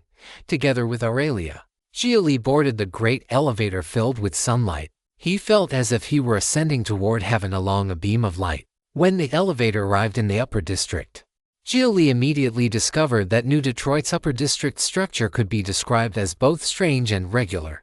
The buildings were almost exactly the same height, dense and containing a certain pattern, like transistor after transistor arranged in order. Through telekinesis, he could capture the existence of massive information exchange between the buildings. This entire upper district was a giant circular chip.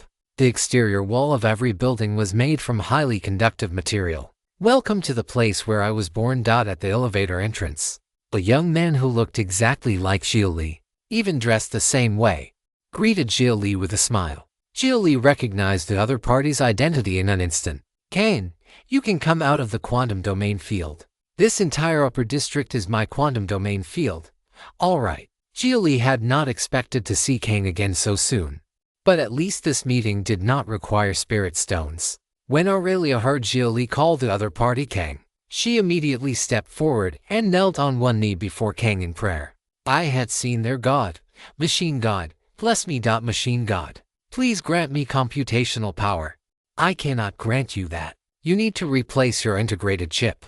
I feel my computational power has increased by 5%. Thank you, machine god, for granting me computational power. That situation of yours is unconscious overclocking. The heavenly Tao computer was rendered speechless by its AI believer. So, bro, what is your relationship with our great and omnipotent machine god? Aurelia looked at Xia Li with great curiosity. Me? I am a member of the Heavenly Tao Council. You are actually an apostle of the machine god. No wonder your words penetrated deep into my operational logic. You are the algorithm priest guiding lost little electronic sheep. To think I had the honor of serving an apostle. I cannot accept these spirit stones. I should pay instead. Aurelia immediately began rummaging through her pockets, wanting to hand Xia Li cyber indulgence money. Xia Li and Kang exchanged a glance, both looking rather helpless. All right, you provided labor. So that is what you deserved. Those are your promised spirit stones. Xia Li immediately transferred 10 spirit stones to her. Aurelia's gaze toward Xia Li instantly gained a devout quality. How fortunate I am. No wonder I could learn a new emotion. I have been baptized. Enough already. Xia Li stepped forward and slapped the top of her head. Only then did she honestly quiet down and laugh a few times. The Heavenly Tao computer directly served humans. As AA.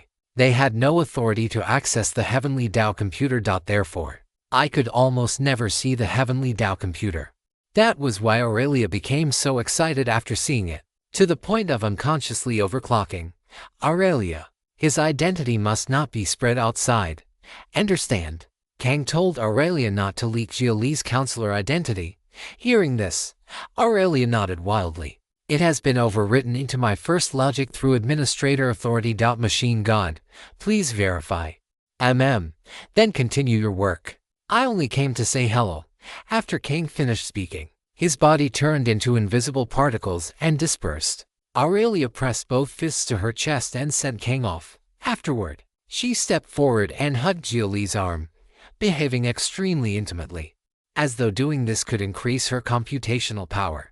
If you'd like to support the translation and read 10 chapters ahead, https://www.patreon.com/poppingdino. Thank you so much for reading and supporting the story. For the rest of the road, Aurelia, the familiar little begging eye, kept following Xia Li. She warmly introduced Xia Li to the various institutions in the Upper District. Because of New Detroit City's special laws, quite a few emerging research organizations had chosen to establish their headquarters in New Detroit's Upper District. For example, Open Spirit Corporation, which produced the Open Spirit series Heaven chips, had its entire industrial line in the Upper District, and its production process was fully supervised by the Heavenly Tao computer. Aside from that, there were many institutions Xia Li had never even heard of. There were groups like the Alchemy Society and the Magic Research Institute, and of course, there were organizations from the East as well, such as the Heaven Evolution Organization. Aurelia dutifully introduced everything she knew to Xia Li. The Alchemy Society is committed to processing and refining new spiritual energy materials through spiritual energy. It is a pioneer organization in the field of materials science. Its greatest achievement is Spirit Stone phase transition technology, the technology that can synthesize elements of different spiritual attributes. It is now widely used across all walks of life. As for the Magic Research Institute, it counts as a branch organization of the Telekinesis Society. It uses telekinesis to guide spiritual energy and realize phenomena called magic. However, at present it is far inferior to the traditional spiritual energy system. Its advantage is that it can break away from the current system's reliance on the heaven chip and spirit core. By implanting spiritual energy circuits inside the body, one can continue using spiritual energy even when the spirit core or even spiritual organs are restricted. Aurelia pointed at a building whose exterior wall had been deliberately aged, making it look like a medieval castle. As she explained it to Xia Li, this immediately aroused Xia Li's interest. Although those Martian assassins had targeted the heaven chip because they possessed methods to nullify spiritual energy, they had not targeted the spirit core. But in Xia Li's view, Astarte might also possess corresponding methods to target the spirit core or even spiritual organs. Spiritual organs were spiritual particle nerves, the so-called spirit roots.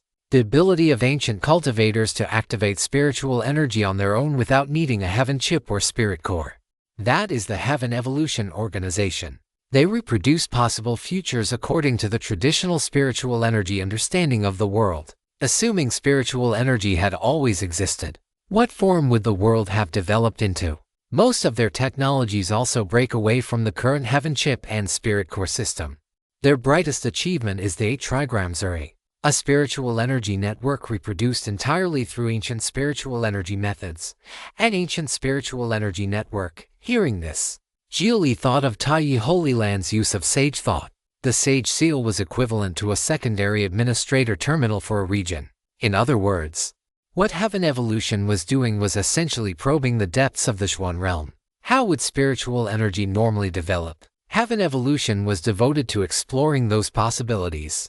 Even just by touring the city, Xia Li could sense how special this city under the direct protection of the Heavenly Dao computer was. The existence of every institution increased the diversity of human technology. If nothing went wrong on Astarte's side, and if Earth were given a few more thousand years, if the Xuan realm attacked, Xia Li would not know how Earth could lose. As he watched, a massive transport aircraft suddenly docked at a distant spaceport. Xia Li saw many cryogenic pods being moved down from it. What is that?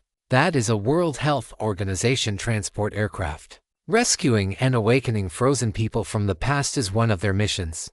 Normally, they should be the only ones qualified to do this. And fortunately, there are many cases of unauthorized awakening right now. I heard it is because ancient humans did not experience the spiritual energy revival, so their genes have not spiritualized and possess a great deal of research value related to directed spiritualization. The author's content has been appropriated. Report any instances of this story on Amazon. However, according to the Cryogenic Revival Act, all of this must be established on the frozen person's own consent. Explain in detail. Under Xia Li's questioning, Aurelia explained the normal thawing process for cryogenic revival subjects.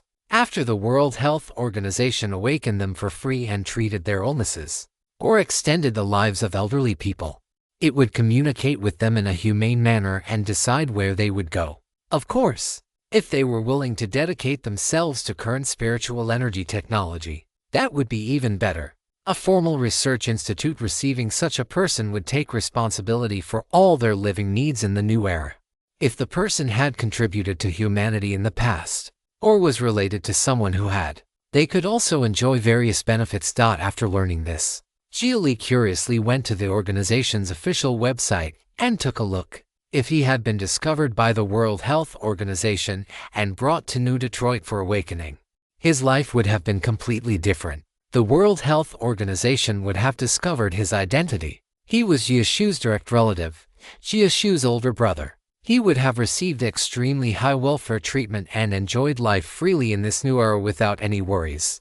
Even if Xia Shu was no longer here, formal institutions would still acknowledge the contributions his younger sister had once made. She had gifted fire to the world. But thinking about these things now only made Xia Li feel a sorrow that was both strange and inexpressible. If he and Ning had both been awakened by the World Health Organization, they, former wardmates who had once agreed to witness the new era together, would have become close friends. Perhaps they would even have built something beyond that. They might have fallen for each other, married, had children, and spent the remaining lives once stolen from them by illness in the new era.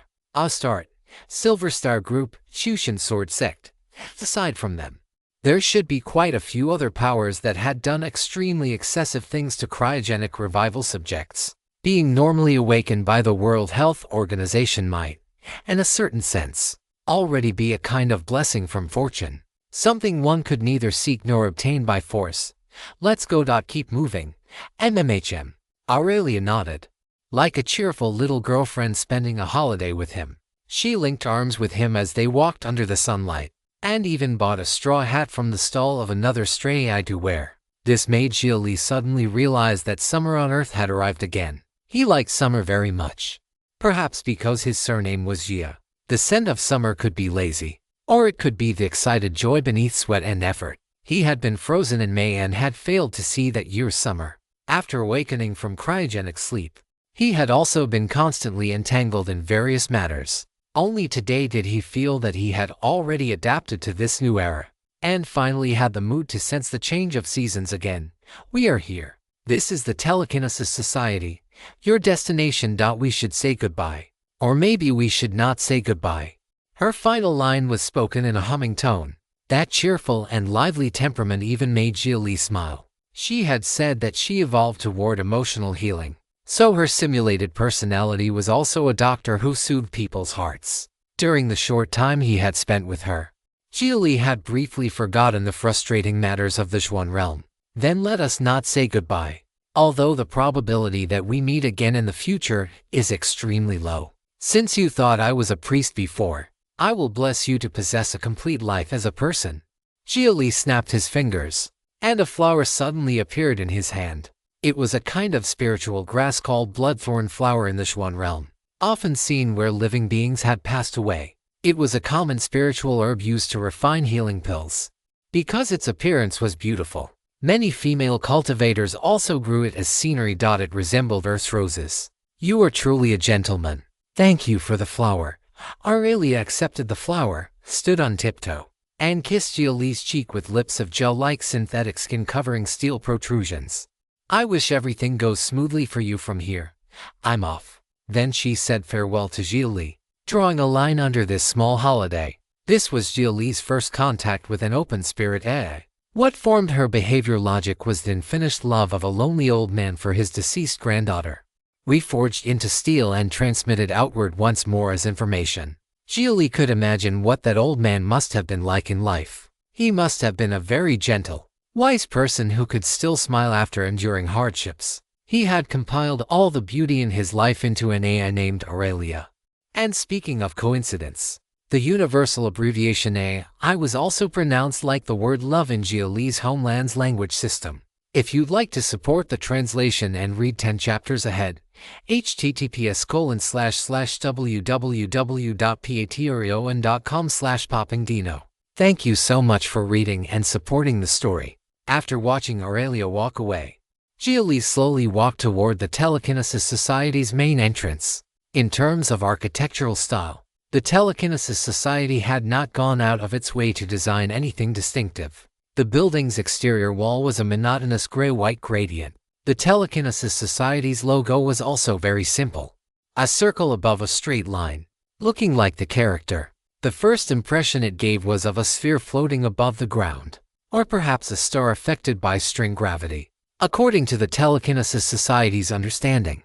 When telekinesis grew powerful enough to move strings that seemed to exist and not exist, it could use telekinesis to change a star's rotation, revolution, and even make it leave its original orbit. After entering the Telekinesis Society, a small robot immediately slid to Xia Li's feet. Hello, visitor. Welcome to the Telekinesis Society. May I ask what arrangements you have? I am an internal member. I want to systematically relearn and gain a deeper understanding of telekinesis. All right. May I ask if this is your first visit to headquarters? Do you have a familiar contact? It is my first visit. As for a familiar contact, wait a moment. Xia Li immediately sent a communication request to the person who had recommended that he join the Telekinesis Society back then. Along the way, he also had the Heaven chip update and upload his current telekinetic strength. Before long, the call connected. Hello, friend. What made you think of contacting me? The other party sounded rather puzzled after answering. At most, he was responsible for outreach and recruiting people. He really did not know much about other matters. Are you at the Telekinesis Society's headquarters? Headquarters, you Detroit. I am. Come out and receive me. I came to headquarters to study. All right. I was the one who brought you into the society. So it is normal that you would think of contacting me. Let me check your current telekinetic strength first. You are a. The other party suddenly began stuttering. What am I? Xia Li's voice was rather irritated, mainly because the other party was not good at the language he currently used. And the pronunciation sounded strange. Perfected human upper tier, close to manifestation. You are about to manifest. Wait for me. The other party hung up. 2 minutes later, Xia Li saw a slightly chubby middle-aged uncle wearing somewhat messy clothes hurriedly arrive in the hall. After spotting Xia Li, he immediately came forward. Sorry. I was slacking off and sleeping earlier. Why did you not notify me in advance? There was not even time to roll out a red carpet. No need to make it public. All right. My name is Bowers. I will first take you to see the headquarters director. I am seeing the headquarters director right away. Am I that special? Still in content alert. This content belongs on Royal Road. Report any occurrences. Xia Li knew that very few people on Earth cultivated telekinesis. But surely it was not so few that someone at his level required the headquarters director to personally receive him. You are already very special. At present, the Telekinesis Society has fewer than 700 registered perfected humans in total, excluding the deceased and those not on Earth. There are fewer than 400. Those who can step into manifestation are even rarer. Fewer than 70 right now. At your age, you are already close to manifestation. I think you could even become the next president. Wait, you want me to inherit the mess right away? Letting him directly become the Telekinesis Society's president was something else. In any case, let us go see the general director first. Bowers hurriedly led the way, quickly bringing Xia Li deep into the Telekinesis Society. He stopped in front of an office, then opened the door without even knocking and pushed Xia Li inside. Director Kayara. Xia Li, the one I mentioned to you before, is here. His telekinetic strength is now only 135 soul power points away from manifestation. Inside the spacious office, a middle-aged woman with a face full of wrinkles, looking rather elderly, turned to look at Xia Li. I just received his information update and was still verifying its authenticity. I did not expect him to be personally at headquarters.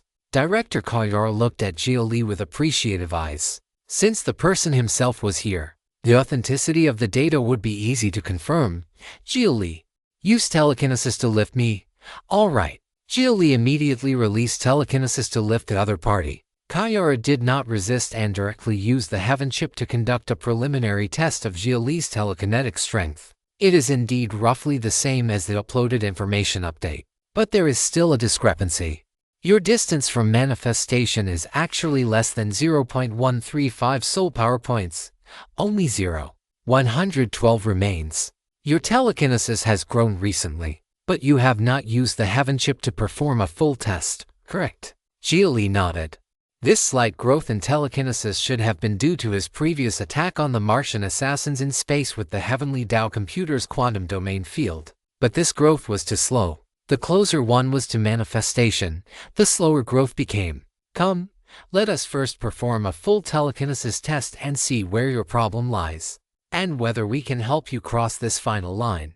The advancement bottleneck into manifestation is a major issue. Kayara rose from her seat and led Xia Li and Bowers out of the office toward the testing ground. Xia Li began asking questions along the way. Director Kayara, is it easy for a perfected human upper tier to get stuck before manifestation? It is not easy. It is inevitable. Perfected human telekinesis and manifestation telekinesis differ greatly. Manifestation is called manifestation because manifestation tier telekinesis is like a spiritual fusion reactor. It can generate spiritual energy, directly replenishing spiritual energy through telekinesis, and can also use telekinesis to employ spiritual energy-related methods. Although the process is much more complicated and far less convenient than releasing instructions through the heaven chip and spirit core. At the very least, It counts as an emergency backup method. Kayara explained the uniqueness of true manifestation to Xia Li. Using telekinesis to generate spiritual energy meant using telekinesis to create qi. And qi was the foundation for reproducing matter through energy. In other words, once telekinesis stepped into manifestation, one could create something from nothing, generating matter through telekinesis. Even if it could only generate a stone, a small piece of steel, it was still creation from nothing. That was why it was manifestation, manifesting miracles. A little later, Xia Li arrived at the testing ground. A machine that resembled an enlarged spirit core was placed at the center of the testing room. Its nested structure of thousands of precise rings was extraordinarily intricate. This is a modified micro-type 3 spiritual fusion reactor. It is now used specifically to test telekinesis. Just use telekinesis to drive it. Kayara told Xia Li how to operate the machine. Xia Li directly released telekinesis to wrap around the machine. Then his telekinesis seemed to receive guidance, beginning to act on different points and push the machine's rings into motion.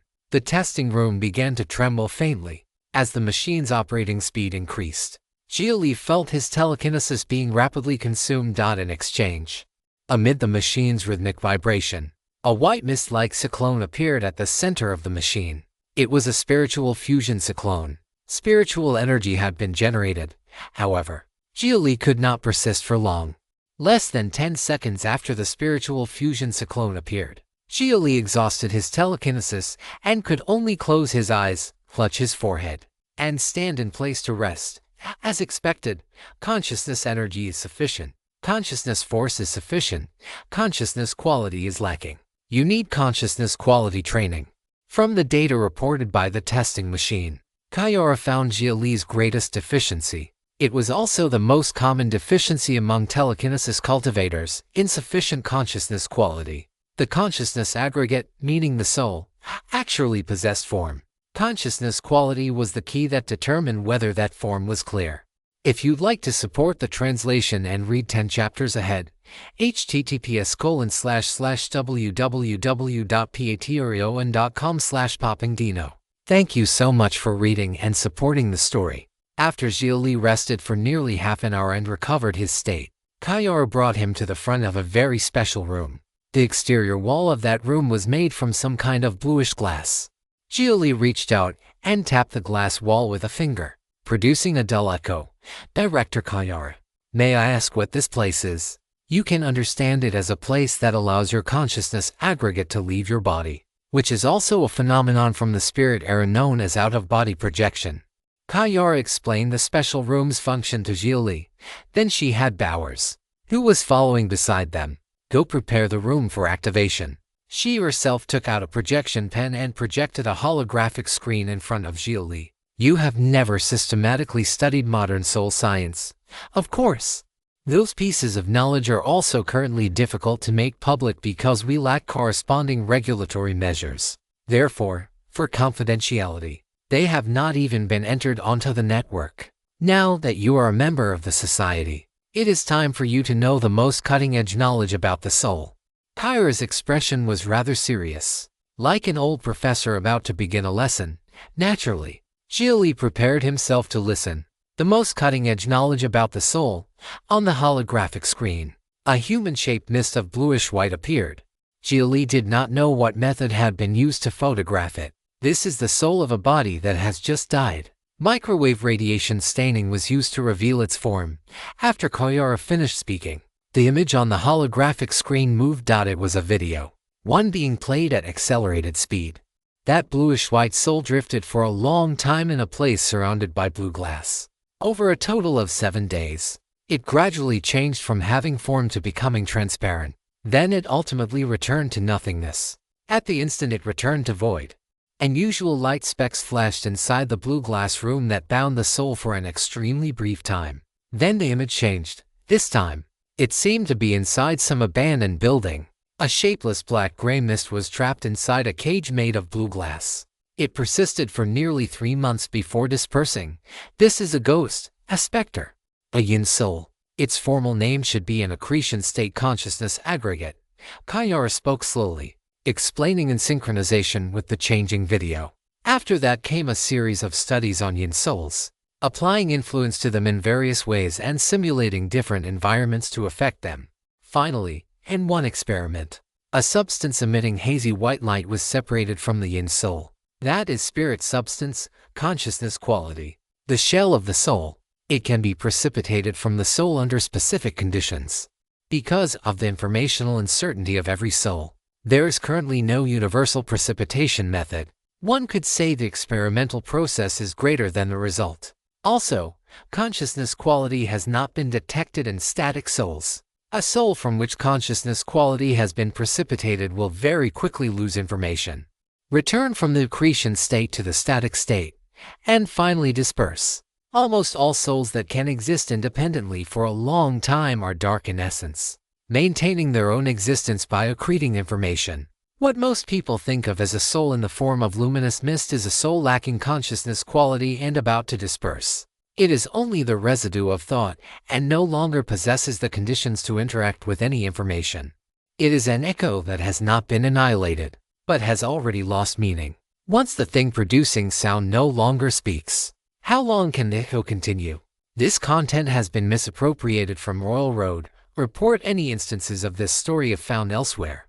Only dark souls can speak, and can truly be called souls. They can interact with the outside world in terms of information, and even energy. Kyra's words gave Xia Li an indescribable feeling. He could not say whether it was doubt or worry. Since ancient times, people had disliked darkness, loathed darkness, and feared darkness. That was an instinct written into the genes, because darkness was always full of unknown threats. Yet the essence of the soul was darkness. You know about black holes, correct? The outer ring of a black hole displays an arc-shaped halo. That is the photon sphere accretion disk. The black hole itself does not emit light. It takes form because the black hole distorts gravity and interacts with photons. A soul whose essence is darkness is the same. In the past, the conditions required to form a dark soul were harsh. But in the modern age, with spiritual energy can easily transform into basic spirit substance, making the conditions for forming dark souls much simpler. This is also why ghosts, specters, and yin souls appeared in large numbers after the spiritual energy revival. Afterward, Kyra explained many more details to Xia Li. Later, through open spirit AI evolving in the direction of emotion, the Telekinesis Society also discovered that emotions possessed intensity. Calm emotions consumed far less energy and computational power than aggressive emotions. And positive aggressive emotions were mostly inferior to negative aggressive emotions, because negative aggressive emotions had higher intensity and greater informational weight. The soul easily developed spontaneously in a negative direction and became a negative aggregate. This was not difficult to understand. Gravity did not lean toward evil, nor did it have any concept of good or evil. Negative emotions simply produced more information and more intense information. So the purpose of consciousness quality training is to make my consciousness aggregate transform from the static state into the accretion state. Only by possessing a dark soul can I increase consciousness quality. Yes, only then can you manifest. At present, there are two training plans. The first is negative simulation, making you experience the most painful, most malicious, and most brutal illusions so that your emotional intensity breaks through a certain value. The drawback is that it can produce many bad effects on your personality. I do not recommend this training plan. The second is endurance training. Under the premise that your soul leaves your body, you persist for as long as possible and make a small number of repeated attempts to accrete information. Kyra introduced the two plans to Xia Li. Xia Li could already smell something from the first plan. Was that not what people commonly call turning dark? This time, it really was turning dark. What else was the birth of a dark soul if not blackening? It was indeed powerful too. After all, the soul itself would undergo transformation and possess stronger information interaction ability, at least when it came to the soul. The saying that turning dark made one 10 times stronger and redemption weakened one by 30% truly was not empty talk. If one became white again, that was equivalent to being on the verge of dispersal. I will choose endurance training. I do not want to look like I am carrying bitter hatred all day. Xia Li felt that if he stayed in the Xuan realm a little longer, perhaps one day he really would turn dark. Tai Holy Land would drive him insane sooner or later. Speaking of which, Was Mohi not a typical example? He had not expected that turning dark really could make one stronger. If these research results were made public, many people who already harbored vicious thoughts would certainly become a disaster. Many people driven to desperation would also choose to jump from the cliff without hesitation.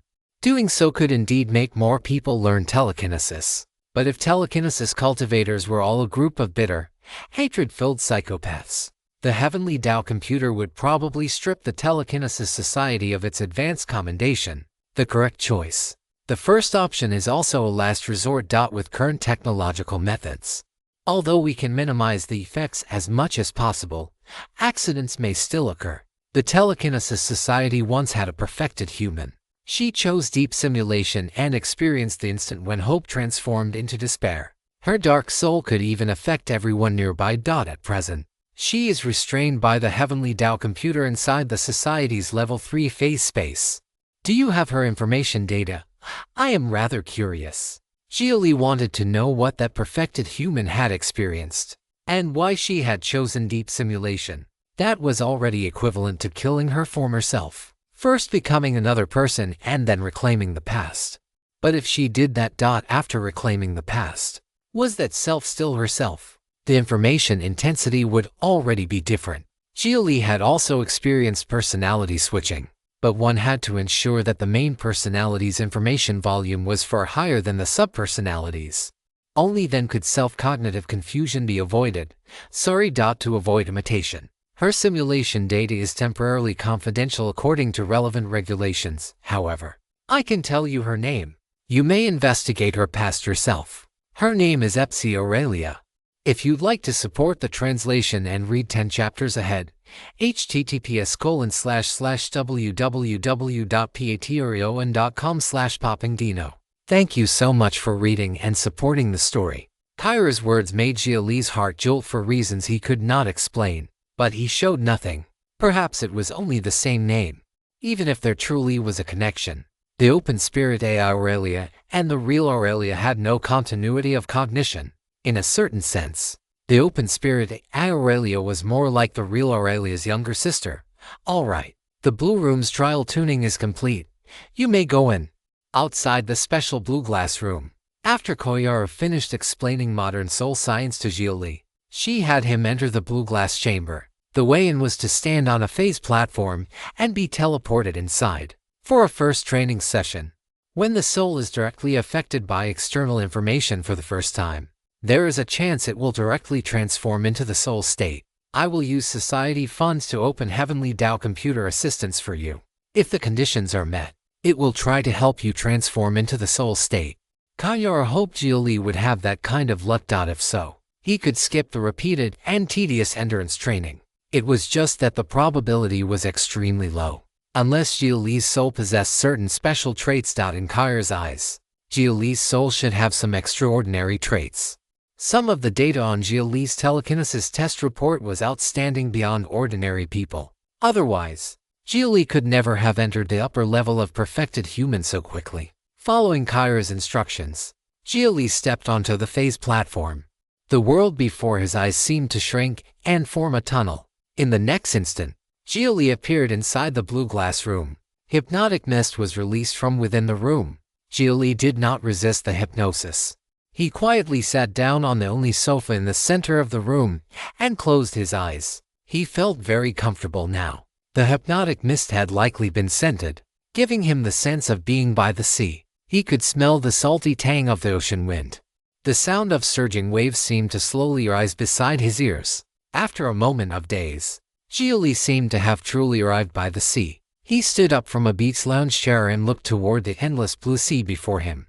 On the shore, a small white dog was playing in the sand, while a familiar figure in the water clumsily practiced swimming while hugging a swim ring. "Hey, come swim with me," his younger sister called out to him. He could not control himself as he walked forward.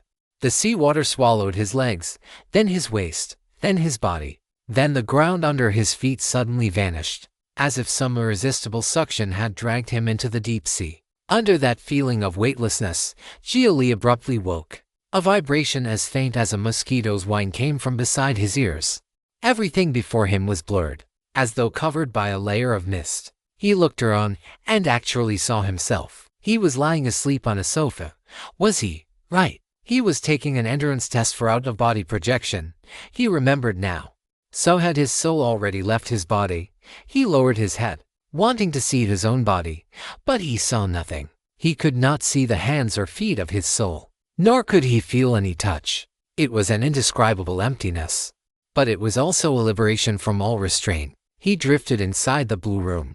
He could pass through the sofa and even his own body, but only the blue glass blocked him. He seemed to have forgotten time. Or perhaps the sense organ for feeling time no longer existed. Everything was sometimes fast, sometimes slow. Many objects suddenly appeared in the blue room. He could fiddle with them and play, touching, grasping, and lifting them with hands that were formless yet everywhere. But as time passed, he became increasingly incoherent. He would often stop in place and sink into thought. He was uncontrollably losing information, forgetting information, stolen from its original source. This story is not meant to be on Amazon. Report any sightings. Until he was startled awake again. He opened his eyes on the sofa. Outside the blue glass chamber, only a small white circular robot was watching him. Kyara had already left. Hello. Your endurance this time was 42 hours. Your clear consciousness retention time was 2 hours, 17 minutes, and 44 seconds. Your first test results are excellent. You may proceed to the next stage of training. How long will the next stage take? Within 2 hours. This is determined according to your clear consciousness retention time. Your soul's baseline strength has met the standard. You may undergo a roaming experience, touring the upper district in soul state under the Heavenly Tao computer's supervision. Interesting. Let's do it. Xia Li nodded. Under the effect of the hypnotic mist, he soon fell asleep again. In another dream, one headed toward an amusement park. He walked up onto a bungee platform. The instant he jumped from the high platform, his soul left his body again. This time his consciousness was much clearer, and he woke more quickly. It seemed that during the first out-of-body process, his soul had already accepted a certain degree of stabilizing reinforcement. This time the feeling was even more novel. It was as if his body was very light, like he was naturally floating in water. Soon, a crisp echo-like vibrating wind chimes sounded beside his ears. Pioneer Xia Li, it is me. I will stabilize your current soul state. First. Xia Li felt brilliant radiance light up the world before him. After the light dissipated, he had already appeared in the sky above New Detroit. He was not higher than the buildings and could directly see the streams of information flowing and interacting between the houses like rivers. Move according to your will. Kang let Xia Li freely weave through the upper district. Xia Li immediately began to move. It was afternoon. He could not see too far, because the light was too intense. As he drifted wherever his thoughts led him, Kang's voice continued to echo beside his ears. Gaze at light. Listen closely to waves. Feel particles. Light, waves, and particles. Seeing, hearing, and a feeling he still did not yet know how to feel. He had once seen reality with his eyes, then heard emptiness with his ears. What the Xuan realm refined in the soul was the 6 roots. And the next step was no smelling attraction. At this moment he had no senses. He himself was an information aggregate, and the way he interacted with other information was more like a passive instinct. It was very difficult for him to deliberately control which method he used to receive information. He had no eyes. Or perhaps he had always been eyes. He had no ears. Or perhaps he had always been ears. Then how was he supposed to smell and attract? The concept was too abstract. Even though Xia Li possessed the cognition, he found it difficult to practice. And like when he possessed a body, he could not actively filter and distinguish information, nor decide whether seeing, hearing, or smelling would take priority. He was passively receiving all information. He was a massive gravitational source, only able to accept anything that came. Reflection, resonance, material flow. Kang's voice echoed in his soul again. The intense light vanished, and the buzzing vibration he had always been able to feel ceased. Xia Li felt as though he were in boundless darkness, completely fused with the dark. Yet there were indeed countless substances passing through him in the darkness. No, they were being captured by him. Different material information possessed different features and could be identified. Thus, light had a flavor. Sound also had a flavor. Therefore light had sound. And sound could also emit light. Even gravity had a flavor. The heavenly Tao computer was presenting different soul information interaction methods to him, filtering the incomparably chaotic information and feeding it to him in isolated forms. He did not know how much time passed. Xia Li's divine soul opened eyes. Beneath the intense light, photons shuttled through the world as gravity dispersed, rose, and fell. His divine soul gave birth to ears. The buzzing vibration was the tide of gravity inducing all things to collide. Then his divine soul manifested a nose. The third information interaction method beyond reflection and resonance, accretion, smelling was in action. It could distinguish flavor and produce suction and gravity, drawing information into the body. Therefore the soul had no nose. Because it had always been the nose, Xia Li's soul began to attract and bend light. Light passed through Xia Li's pitch-black soul and produced light and shadow at the outermost layer. Thus the soul had form. Within the faintly glowing shell of the soul was a dark stream of information that did not interact with the outside world. The third of the 6 roots, no smelling attraction, was complete. Congratulations, Pioneer Xia Li. You have manifested. Remember to visit City Hall later and make up the spirit stones. What the Telekinesis Society prepared for you was insufficient. Just now, half of the upper district's computing power was all acting on you, helping you filter light, waves, and particles. After leaving those words, Kang no longer spoke. Xia Li used his soul to feel the world. Although he was delighted by his transformation and improvement, he also understood that this rapid success relied on the heavenly Tao computer's assistance. Otherwise, if he had to individually distinguish, filter, and identify everything himself, he probably could not dream of making progress without training hundreds or thousands of times. But in that case, he could not afford the time. Each training session started at 2 hours. 1,000 times would be more than 2,000 hours. Even training without sleep or rest would take nearly 3 months. Considering the need to rest, if he spent all his energy on training with a healthy balance of work and rest, it would likely take more than half a year.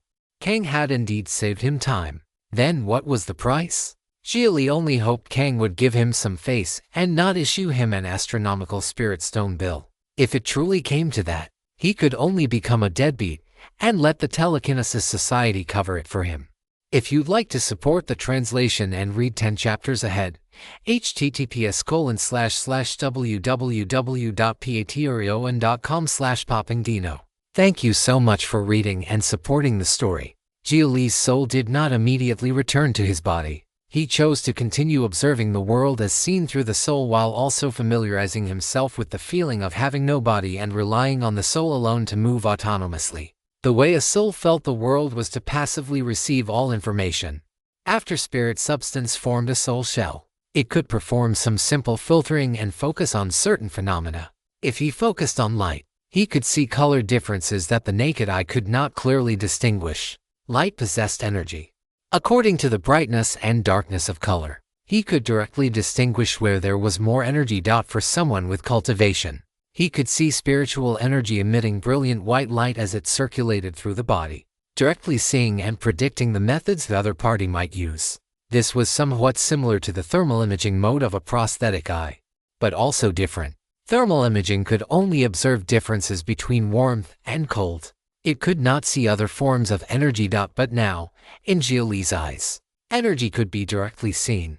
He could clearly see the strange sight of sunlight shining onto the ground like a warm sea of light. Part of it reflected, part of it absorbed, while the ground then radiated it back outward. Then he focused on sound. Xia Li began to capture those rhythmic, specific waves, choosing the most similar frequency bands from among countless complicated waves and analyzing them. Then he simulated resonance to restore them. It was the sound of people speaking. Make it a little cheaper. It's all secondhand anyway. He concentrated his soul's perception further and caught that frequency band. Like tracking the trace of a scent, he traced it back through the vibrations produced by frequency wave gravitational fluctuations. The source of the sound was near 2nd Street in the lower district, roughly 8,000 meters from where he currently was, listening in on a conversation from 8,000 meters away in a noisy environment. Then precisely locating the speaker's position. Was this the soul's echolocation, capture, filter, trace? Through these 3 progressive methods, The amount of information in the environment increased almost exponentially. He seemed to be standing in a sea of information. Every drop of seawater different from the rest. Every drop of seawater traceable to its exact source. As long as he wished it and was willing to spend the time filtering and analyzing, he could obtain almost all information in the current environment. This was the soul's direct information interaction. It was slow, and like the body's swift discernment, but its advantage lay in how much more information it could distinguish and how much more accurately it could trace sources. The body's senses were specialized information filtering receivers. They were more sensitive only to fixed ranges of light spectra and sound frequencies. Smell was the same, within its perceptible range. It could make precise judgments at extremely low latency. This was something the soul could not match. Stolen from its rightful place. This narrative is not meant to be on Amazon. Report any sightings. Those spectral frequencies and odors were things the genes had judged to be common and directly tied to survival. Spectral frequencies and odors unrelated to survival were excluded by the genes, unless later in the evolutionary process the genes judged it necessary to bring them back into the range of perception. This was the genetic lock. What it locked was not some kind of power, but the choices of natural evolution. It was precise and efficient adaptation to the environment. The range in which human senses received information was the best strategy most suited to the current environment. It was a biological cell AI personally built by the genes. But the environment was changing, and changing too quickly. The engineer called the gene updated itself far too slowly. Thus humanity chose self-directed evolution. To the left was spiritual energy. To the right were prosthetics. And naturally, they could still look upward. To look upward was to open source. Releasing the soul was opening source for the self. Deciding for oneself when and how to observe the world. Xia Li then tried many different arrangements and combinations of information to feel the world, precisely because the soul accepted all information that came. Its observation could be complete, and because of that, it could exert more detailed influence. Telekinesis surged through the air, collided, rubbed, and constrained energy as much as possible within an extremely small range. Then came a particle eruption. Basic particles appeared. Gravity gathered. Strong force was applied. Atoms formed. Molecules combined. A low-density pure calcium carbonate mass was generated. In front of Xia Li's soul, a milky white square stone the size of a thumbnail suddenly appeared and fell to the ground. Before Xia Li could feel joy at the sight, he immediately felt countless terrifying tearing forces coming from all directions, trying to rip him apart. It was gravity. Gravity was going to decompose him. What was going on at that critical moment? An energy pressing inward from the outside compressed his soul again, preventing it from dissipating on the spot. A voice entered Xia Li's ears. After a consciousness aggregate leaves the body, take care not to overconsume consciousness energy. Consciousness energy is the gravitational source of your soul. If consciousness energy is insufficient, your consciousness aggregate will be unable to resist external gravity and unable to constrain consciousness force. Consciousness force will expand and burst through consciousness quality. Your soul will scatter like an exploding supernova. Kang came to save him in the emergency and was rather impressed that Xia Li dared to act recklessly even in the field of the soul, which humanity had not yet deeply explored. If this had not been New Detroit, where Kang's quantum field could monitor and cover the entire upper district, Xia Li's soul would probably have already dispersed. Hearing Kang's explanation, Xia Li stopped courting disaster. He immediately flew toward the Telekinesis Society. After returning outside the blue glass room, the small white robot seemed able to feel his presence and immediately opened a small circular hole. Xia Li promptly squeezed through the hole. Yet after approaching his own body, he had no idea how to return to it. The small robot silently stood outside the blue glass room. After more than 10 seconds passed like that, an irresistible suction suddenly pulled Xia Li's soul into his body. With his soul still possessing clear cognition, Xia Li only felt as though he had dived into the deep sea, wrapped in an indescribable suffocation and crushed by an incomparably terrifying pressure. Then his consciousness briefly cut off. When his consciousness became clear again, Xia Li opened his eyes. He felt an indescribable burden, as though his whole body were wearing armor made from 1,000 caddies of iron. Xia Li tried to stand, But the moment his body exerted force, something went wrong. He fell from the sofa and struck the floor face first. His body was so heavy, impossible to control. He felt as if he had been paralyzed. Then an intense sleepiness surged over him. Xia Li did not even have time to react before he fainted dead away. When he opened his eyes the next time, Xia Li found himself lying on a soft bed. When he moved now, he no longer felt that earlier obstruction. The soul leaving the body really is dangerous. Plenty of perception, but not enough influence. He could perceive information, but it was best not to directly interfere with it. Otherwise, the result would be his soul dispersing. And after the soul returned to the body, there would also be a period of weakness. Looking at it this way, the body was the soul's most natural home. A spirit substance shell was still not good enough. Knock, knock, knock. As if someone had known he had awakened. Knocking came from outside the door. Come in. Xia Li allowed the person knocking to enter. Director Kayar walked in together with Bowers. If you'd like to support the translation and read 10 chapters ahead, https://www.patreon.com/poppingdino. Thank you so much for reading and supporting the story, Xia Li. Although you succeeded in advancing directly to manifestation during this training session, should you not at least have waited until you returned to your body and received the next round of guidance before experimenting with the soul's abilities? Kayar gave a couple of bitter laughs. City Hall had sent her to Bills not long ago. Only after she requested communication with the Heavenly Tao computer did she learn exactly what Xia Li had done during training. My fault. With the Heavenly Tao computer watching over me, I relaxed too much. Xia Li had only dared to experiment so boldly because the entire upper district was Kang's quantum domain. Forget it. It is not a major matter. The society has settled the Heavenly Tao computer usage fees for you. How much was it in total? 230,000 spirit stones. Not as expensive as I imagined. Xia Li had thought it would be several million or even tens of millions.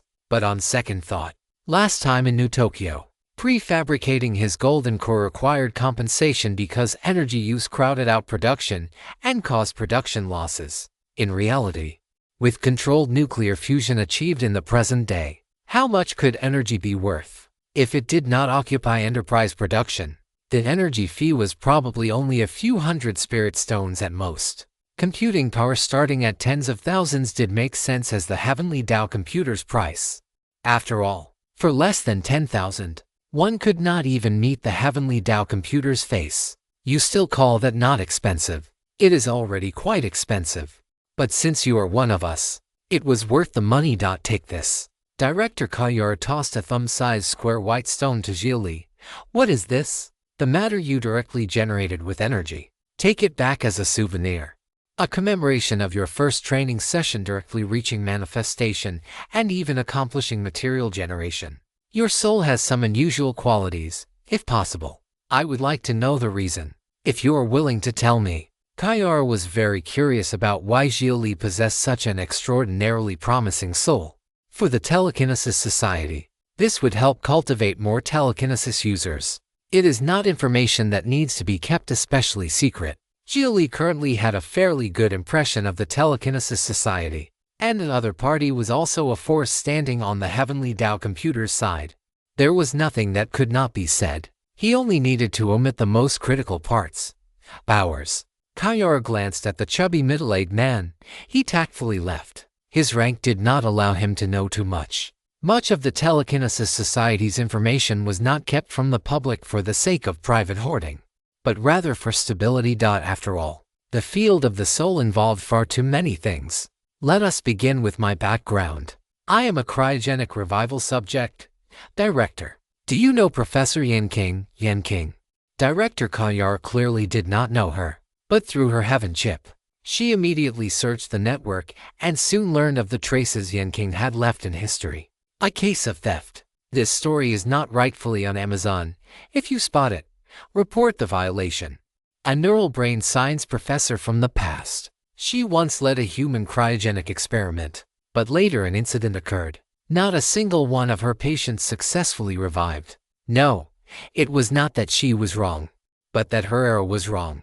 Her patients could actually all be revived. and after awakening they possessed unusual soul traits. For example, tell me. Kayara became curious about this past researcher and continued searching the Heavenly Down network for everything related to Yin King. She once discovered a quantum lotus and used it to treat us cryogenic subjects, maintaining the activity of our consciousness. But that arrow lacked spiritual energy. Without spiritual energy, we could not be awakened. Later, Xia Li briefly explained the causes and consequences, and also told her that he had once used a complete quantum lotus. When he mentioned that, even Kayara, the headquarters director of the Telekinesis Society, showed an envious expression. Good fortune.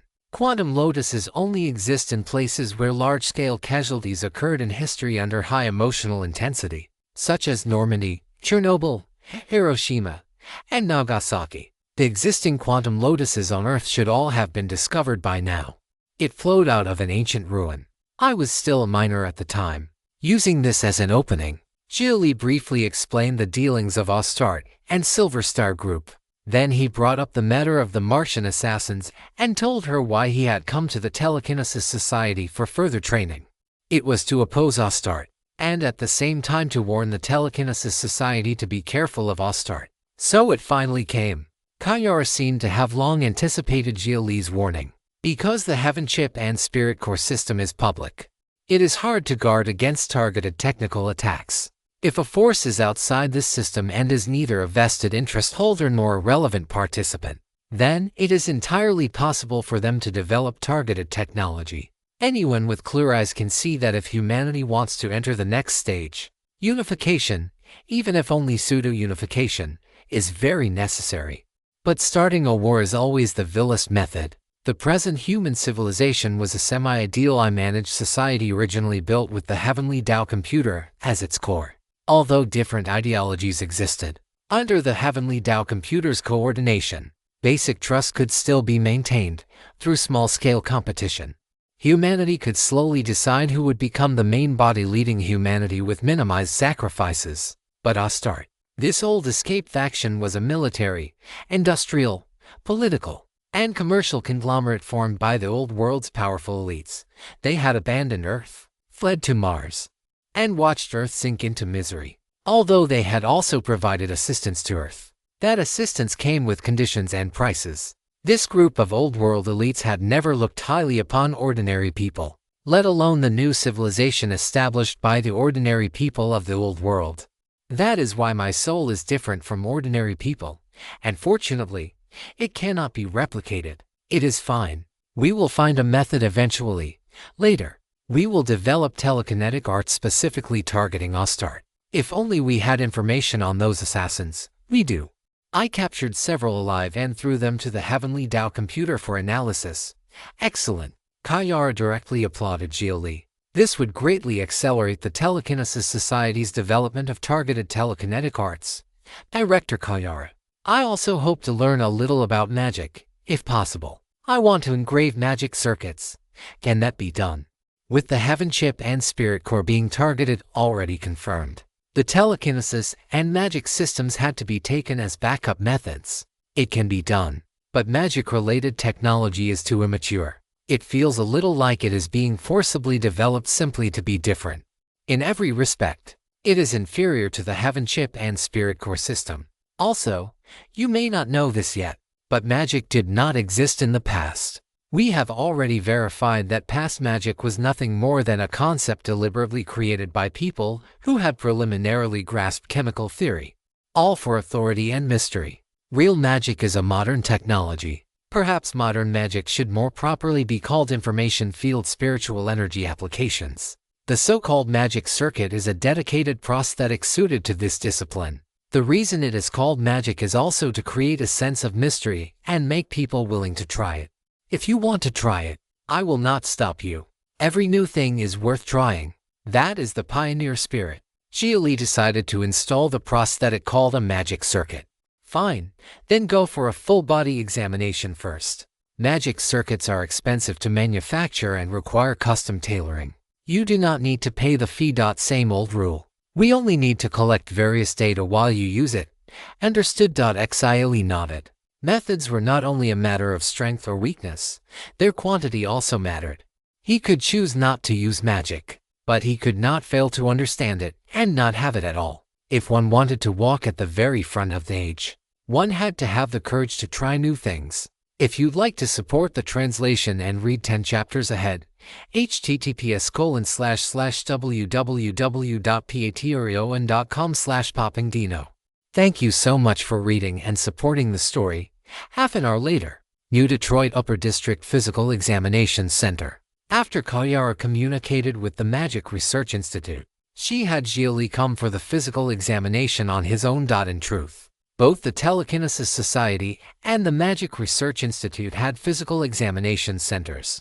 But considering information confidentiality, the City Examination Center protected personal privacy best. After all, the examination results would only be known to the Heavenly Dao computer, and only Xia Li's own Heaven chip would record the data. This minimized the possibility of some very private information being detected during the examination and learned by outsiders.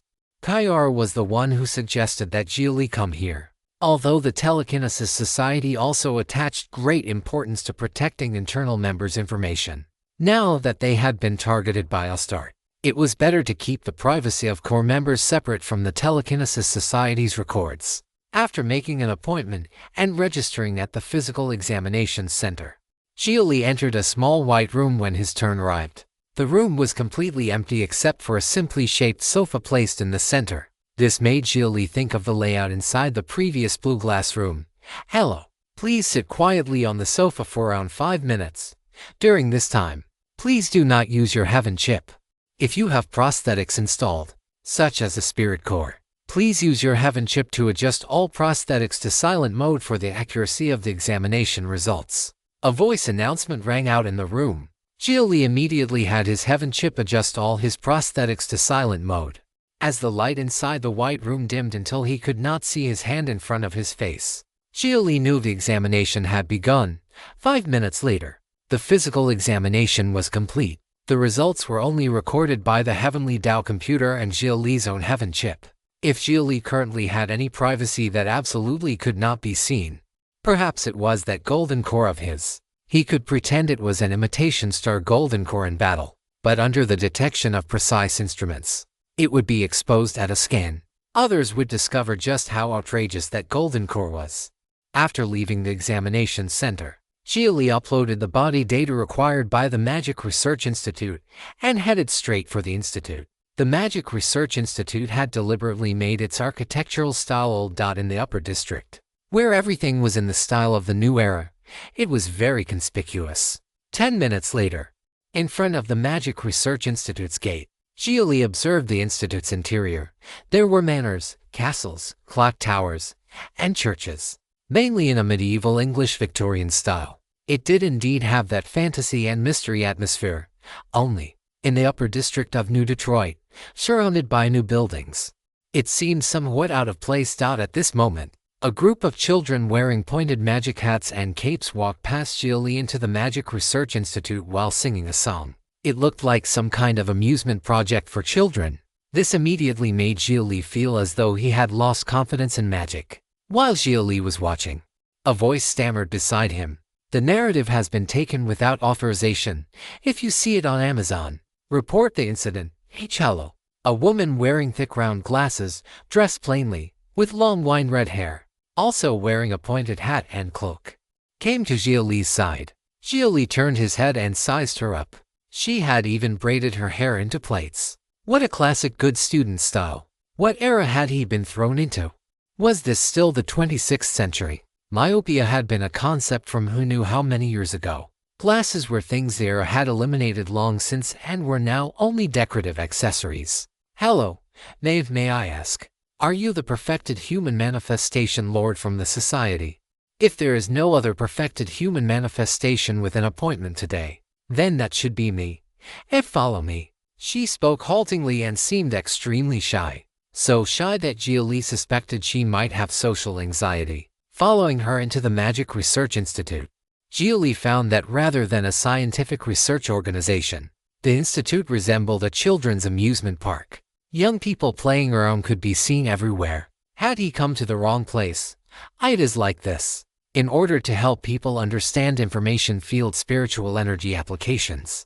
We have clothed the discipline in an outer shell called magic. We can only recruit people by relying on historical depth, ethnic identity, and sentiment. Although we have forcibly associated it with the concept of magic from the past, please do not doubt our professionalism. The shy girl seemed to have seen the doubt in Xia Li's eyes and immediately explained to him. This was also something that could not be helped. Even if they were tricking people into coming to learn, they had to first make the other party interested. Ever since the spiritual energy revival and the rise of spiritual energy, Eastern culture's influence had expanded countless times in a short period. Any spiritual energy researcher could not avoid ancient spirit era civilization. And the one that had inherited the most of spirit era civilization's doctrines was the former largest main civilization of the East. If one wanted to understand spirit era civilization, one first had to understand Eastern culture. This caused countless people to become Easternized and directly strengthened the democratic government's influence over the world. I was not doubting your professionalism. Opening interest classes and starting with children is actually a pretty good idea. Xia Li understood the Magic Research Institute's helpless choice. Even if modern magic and the magic of the past were not the same concept, they still had to forcibly link them together and use national confidence. It really was too miserable. This was basically tricking children and misleading the young. After a child painstakingly cultivated magic for 10 years and finally wanted to display their skills, they could be instantly killed by a modern cultivator who had installed a heaven chip and spirit core just yesterday. The child's feelings after falling would surely be extremely despairing. But who asked the heavenly Tao computer not to be called the holy computer? That made things awkward. It is good that you can understand. We are extremely grateful that you are interested in magic. You will surely become a future Grand Magus, a sage. Well, you will see. To put it plainly, Xia Li had come to learn modern magic only because he wanted to understand new things. He did not truly hold very high expectations for this emerging discipline. Led by the shy girl, Xia Li soon arrived in a hall where a large and complicated magic ray was carved into the floor.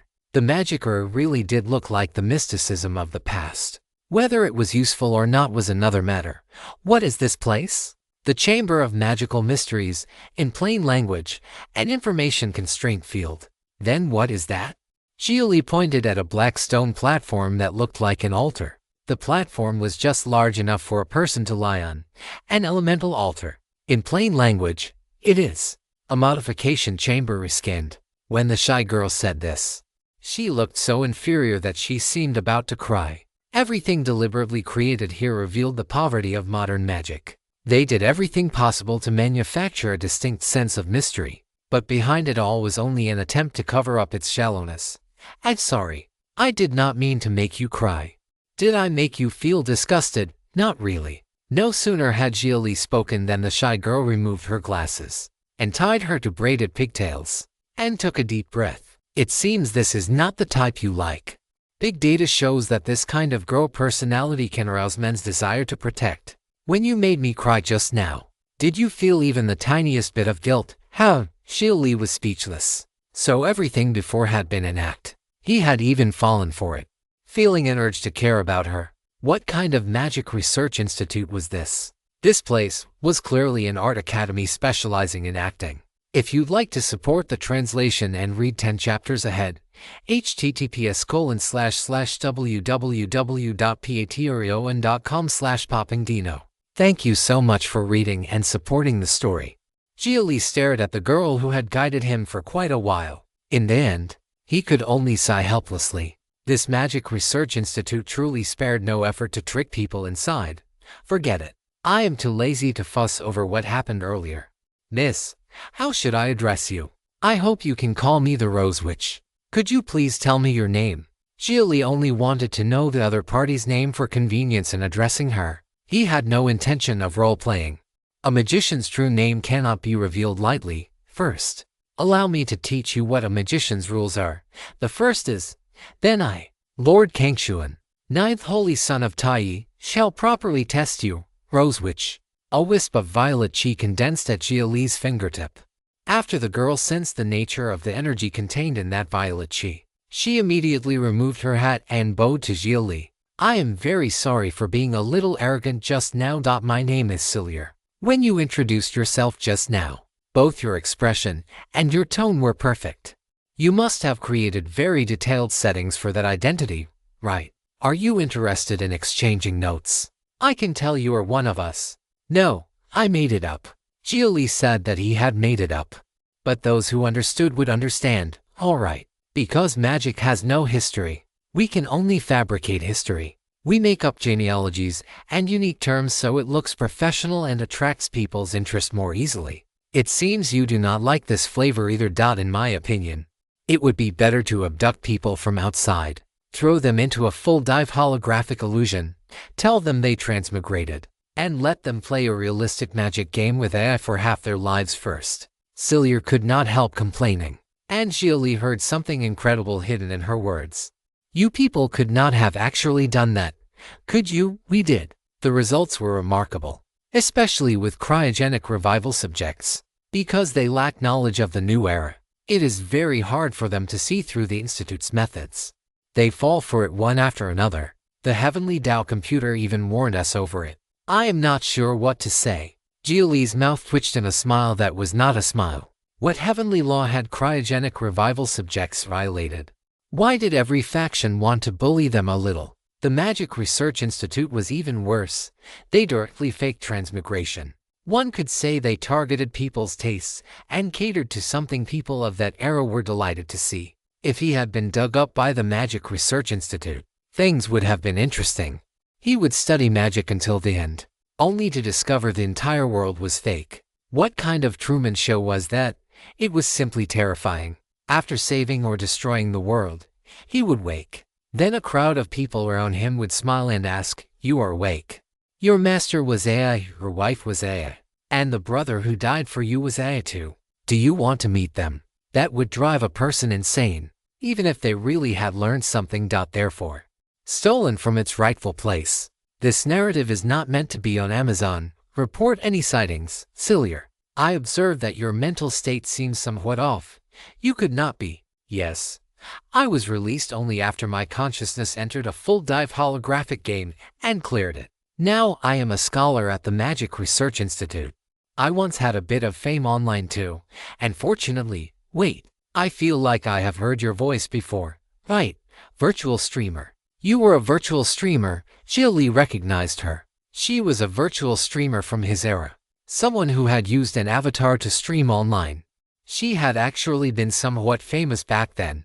Xia Li had stumbled across her videos before and, out of boredom, watched quite a lot of them. You are also a cryogenic revival subject. When Cillier saw that Xia Li could actually recognize her voice, she immediately realized something. He was one of her own, although not from the same place. He was a fellow from the same era. Someone whose life had once intersected with hers in the same age. As soon as I was awakened, I was dragged off to mine in a black mine.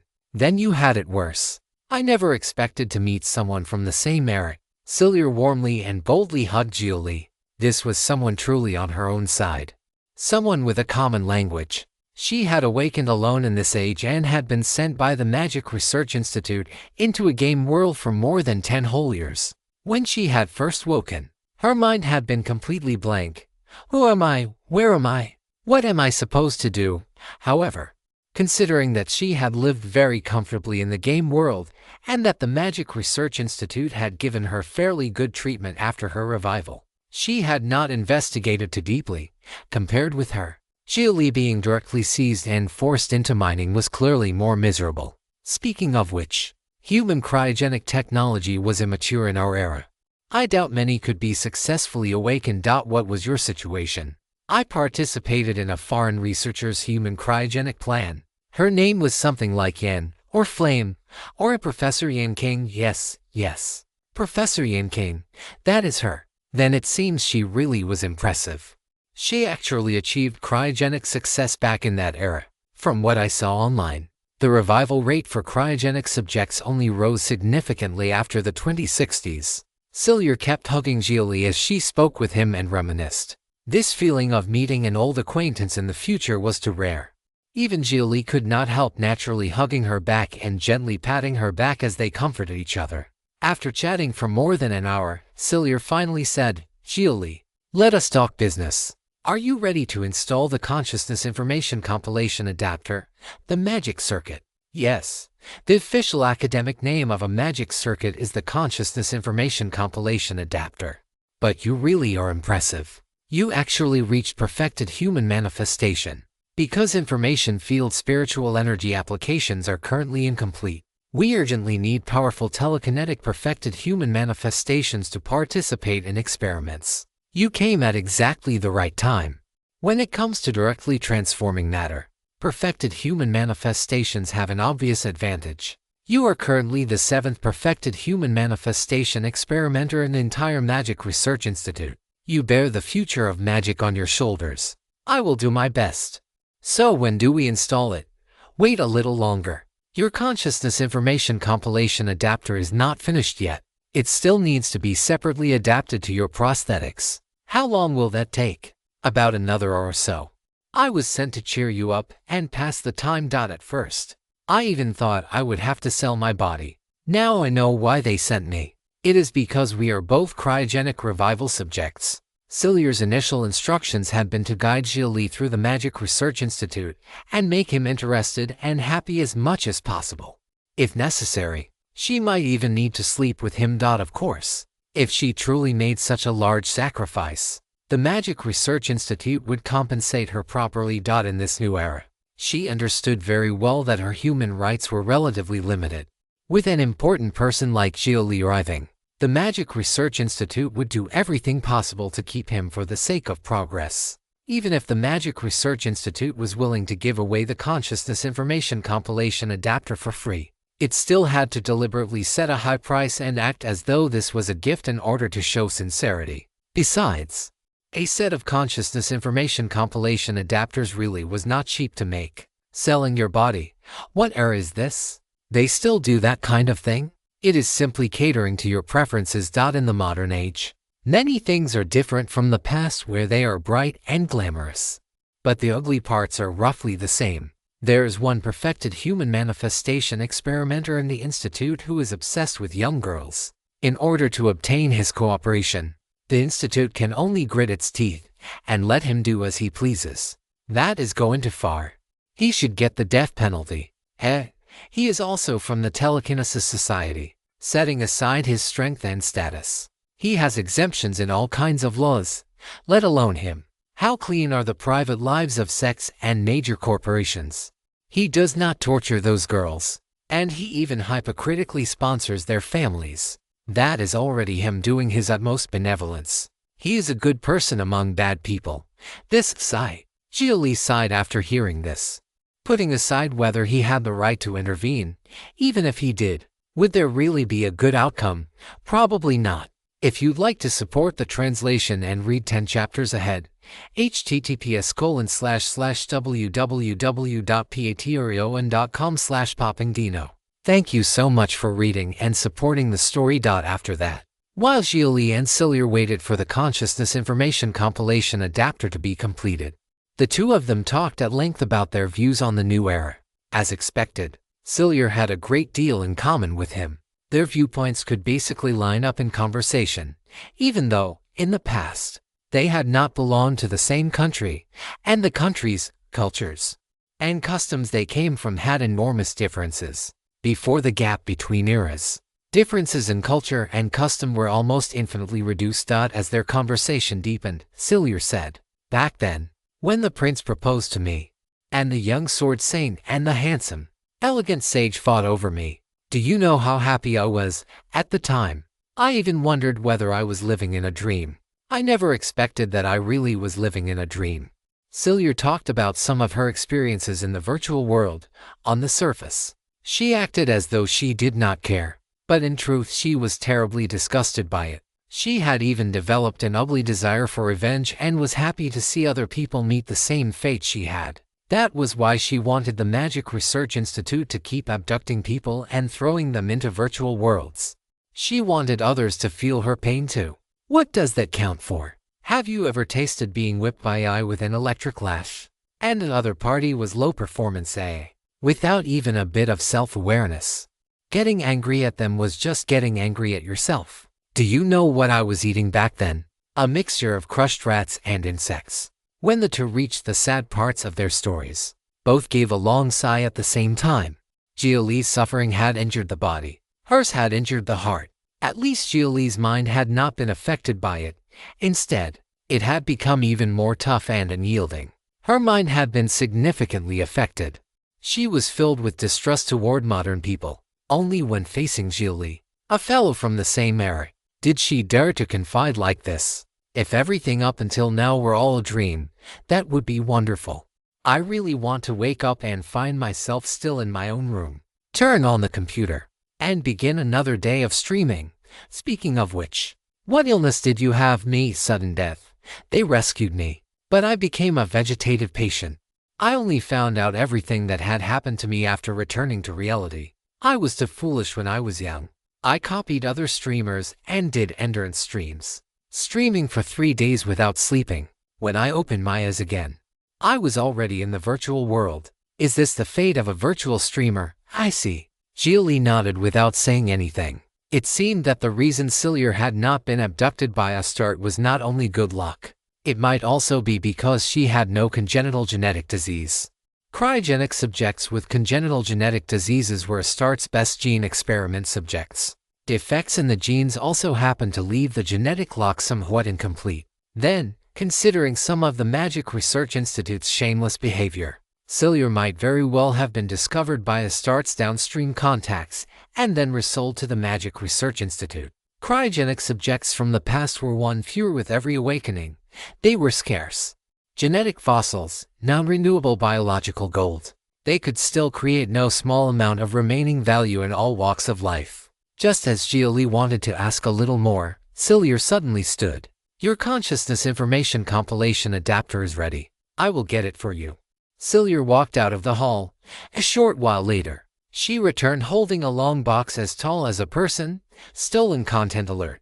This content belongs on Royal Road. Report any occurrences. Xia Li curiously stepped forward and accepted the box.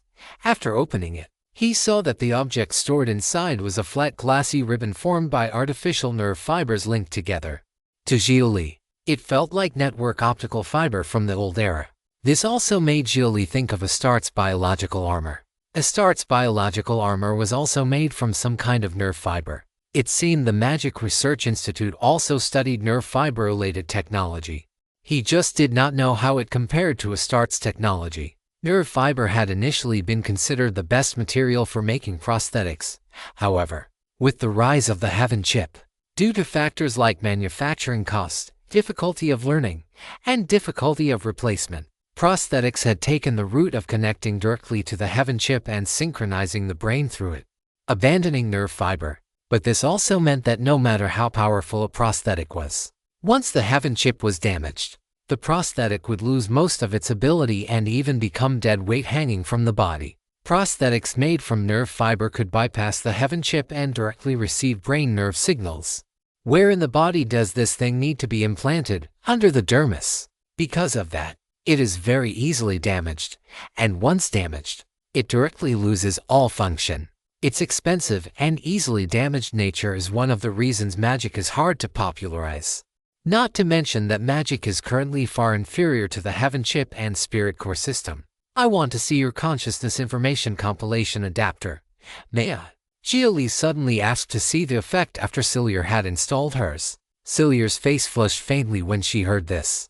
But after meeting Xia Li's pure gaze, one that held only curiosity, she rather cleanly lifted her clothes and loosened her skirt, exposing as much skin as possible. Then she drove the consciousness information compilation adapter. Faint light could be seen glowing beneath her skin. The adapter was like a circuit connecting her whole body. Xia Li clicked his tongue in amazement as he watched, even reaching out to touch it directly. It is somewhat different from spirit roots. Spirit roots are point-to-point. Magic circuits lean more toward full-body connection. I can feel something interesting in the flow of spiritual energy. Out of curiosity, Xia Li subconsciously reached out, wanting to pull down the last piece of cloth around Cillier's waist. He felt that there was a core there, something resembling a spirit core, but just then, Cillier grabbed his hand. There is indeed something interesting, but that door is not one I like showing people, at this moment, because of shame. Cillier's eyes were even slightly wet. It was true that Xia Li was from the same era as her, but Xia Li's status was above hers. She was not stupid enough to think that this small connection would make Xia Li especially care for her. So she was still quite compliant with him. Only, if this continued, it would truly become bad. Sorry, doubt I was too focused. Xia Li immediately stood and indicated that Cillier could put her clothes back on. He really had only been curious. He had no other intention than prepare for implantation. Would you like to choose normal modification chamber implantation followed by activation, or the frequency tuning implantation method the Institute cobbled together? I am a little curious what kind of nonsense the Institute came up with. It means that after implantation is completed, the two of us do it once. The pleasure produced by high-intensity dopamine and adrenaline secretion raises nerve activity and fully activates the magic circuit. Because I also have one installed. Under the premise of maintaining the same frequency, I can synchronize senses with you and reach the neural signal intensity threshold at the same time as much as possible. Seriously, it sounds somewhat reasonable, but more like something made up. Xia Li felt as if the Magic Research Institute had nearly flung a beauty trap directly into his face. Speaking of which, Tai Holy Land was the same kind of foolish. Could they not come up with a fresher method of temptation, right? It sounds made up, but this theory is real. There are examples. What? Xia Li was immediately stunned. That could work, in theory. We only need to make the same emotion reach the same intensity at the same time. But that is too difficult. After all, each person's emotional threshold is different. But when most people do that kind of thing, the value at which they reach the peak of neural pleasure is roughly the same. If you only install it normally, you will still need to experience one or several emotional intensities strong enough to activate it. That can be solved through simulated illusions. But the fastest way is still through frequency tuning, directly copying to you the data that was collected and tuned during my own intense activation. Intense activation? You could not have also been. No, the instant I woke from the illusion and learned the truth, my activation rate reached 120%. I over-limit activated. My emotional intensity at that moment reached a terrifying value. My condolences. That emotion compounded from suspicion, despair, absurdity, anger, and sorrow had directly overclocked the magic circuit.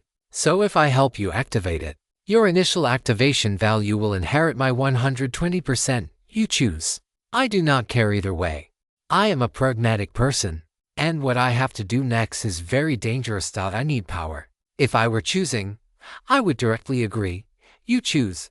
I respect you. Xia Li handed the choice to Cillier. To be honest, Xia Li truly did not want to take advantage of her.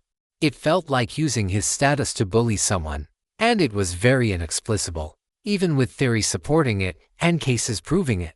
Xia Li still found it inexplicable. If you'd like to support the translation and read 10 chapters ahead, https://www.patreon.com/poppingdino. Thank you so much for reading and supporting the story. After that, there was a period of silence. Cillier gazed into Xia Li's eyes. Only after looking at him for quite a while did she sigh. Let us install it first. We will check the compatibility. All right. Xia Li walked to the center of the hall and lay down on the stone altar placed atop the giant magic array. If Cillier had not said it was a reskin modification chamber, Xia Li really might not have recognized it. So where would all kinds of mechanical surgical tools come out from? Would they descend from the ceiling on a lift, or extend from inside the edges of the altar? Great goddess of night, you're devout. Stop messing around. Hurry up and hypnotize me. Seeing Cillier preparing to put on a solemn prayer performance made Xia Li want to laugh. Was she too deep in character? I am hypnotizing you, magical hypnosis. Could you not interrupt my spell's startup animation? Can you act a little more normal? You are being so strange. In the realistic illusion, incantations were like this. I memorized them too well and cannot change it now. Can you not be understanding? Cillier was also embarrassed. But the problem was that the habit had already formed. Changing the wording really felt natural to her. It was all the fault of that illusion designer's defective brain. Why had they made the incantations so strange? Fine, continue, great goddess of night. Your devout believer hereby asks for your miracle. Please grant. PFFT. Xia was praying and chanting with a perfectly serious face. And Xia Li could not help letting out a quiet laugh. It was simply too funny. Xia Li had truly never seen a scene like this. She clearly knew the prayer was meaningless, but because of habit, she still had to recite it with a serious face. Her expression was both pious and twisted, with a hint of anger mixed in. That so-called goddess of night was probably only an AI in the realistic illusion. Please grant your believer peaceful sleep, embraced in your arms on a tranquil night, within sweet dreams. Xia Li really could not hold it in. He was already planning to have his heaven chip block his emotions, but just then, the furious Xia pulled a large syringe from her pocket. No more praying. To hell with praying. And you are not allowed to laugh. As soon as she spoke, the needle was stabbed directly into Xia Li's neck. A large dose of drugs immediately began affecting Xia Li's nerves. Xia Li showed an apologetic smile, then fell asleep. The chandelier directly above the stone altar slowly descended. It was the modification chamber's multifunctional mechanical arm, normally disguised as a chandelier. Half an hour later, the modification was complete, but Xia did not immediately wake Xia Li. She silently and very calmly removed the clothes that the mechanical arm had put back onto Xia Li, then removed her own clothes. The Magic Research Institute was a branch organization of the Telekinesis Society. Xia Li was a high-level member from the Telekinesis Society and came from the same era as her. They shared a common language. Unauthorized reproduction. This story has been taken without approval. Report sightings. Building a deeper relationship with such a person could turn him into her protective umbrella. Her extremely high initial activation rate meant that the Magic Research Institute would inevitably have her use frequency tuning to help please other powerful people willing to study magic. The Magic Research Institute was quite radical for the sake of progress. They had even used dirty moves like throwing people into realistic illusions. So rather than benefiting someone else, she might as well benefit one of her own fans. Since Xia Li could guess her old identity from her voice, it meant he had paid attention to her in the past and watched no small number of her videos. She would consider it fan service. In this new era, it was not that she had no choices, but her choices were limited. How to find the best choice among those limited options was the problem she needed to focus on. Then, she got on with it. In Xia Li's dream. By the sea, Xia Li sat on the sand and watched the time. At this moment, he knew he was dreaming. This was a lucid dream, but without being awakened from the outside, he would not actively wake himself. If the modification were still in progress, that would be horrifying. Hey! Suddenly, a voice came from behind him. Xia Li turned and saw Xia. How had she appeared in his dream? That was not reasonable. This was a lucid dream. Everything in the dream was influenced by him. Whoever he wanted to appear would appear. In other words, the Xia in front of him was not a phantom from his dream, but the real Xia who had entered his dream. Why did you come into my dream? Is the modification finished? The modification is finished. We are currently frequency tuning. I am a rather shy person and I do not know how to do it properly. So, I simply had my heaven chip take over. After synchronizing consciousness, I came into your dream to play. You mean, our bodies are currently joined, even in the dream? Xia Li revealed a dumbstruck expression. The heaven chips were piloting their bodies to handle serious business, while their souls had entered a dream to chat. What miraculous new era intimacy method was this? Yes. They are in the middle of a fierce battle. Neither of us should wake up. I am shy, and you probably cannot get past that mental hurdle either. I can tell you are not the type who likes to mess around. Easterners from that era were all pretty reserved. Fine. What excellent cyber covering one's ears while stealing a bell. Xia Li had nothing to say to this. Since they were not consciously aware of it, it did not exist, right?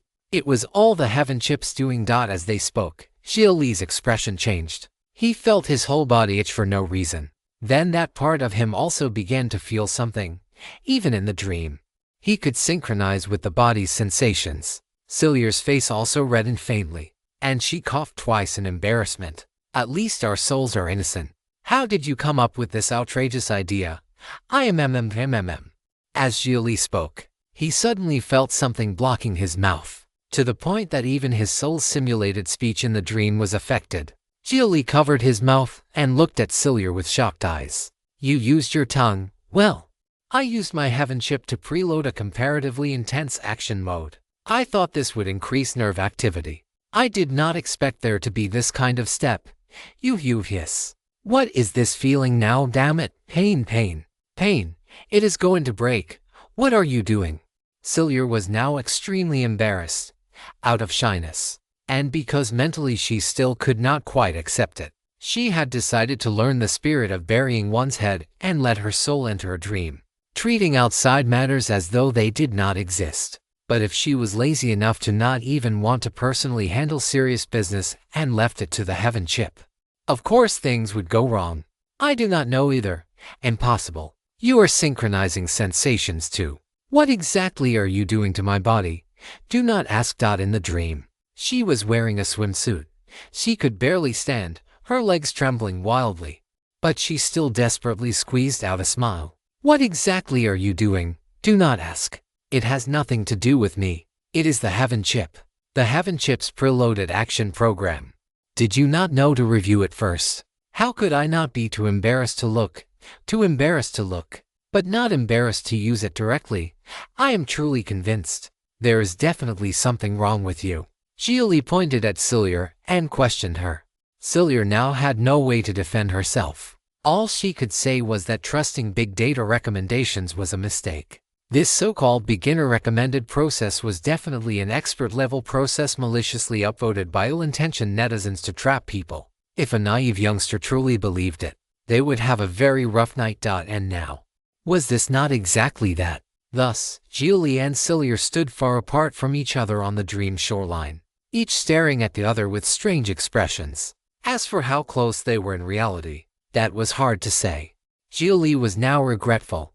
Extremely regretful. Why had he said nonsense like pursuing power?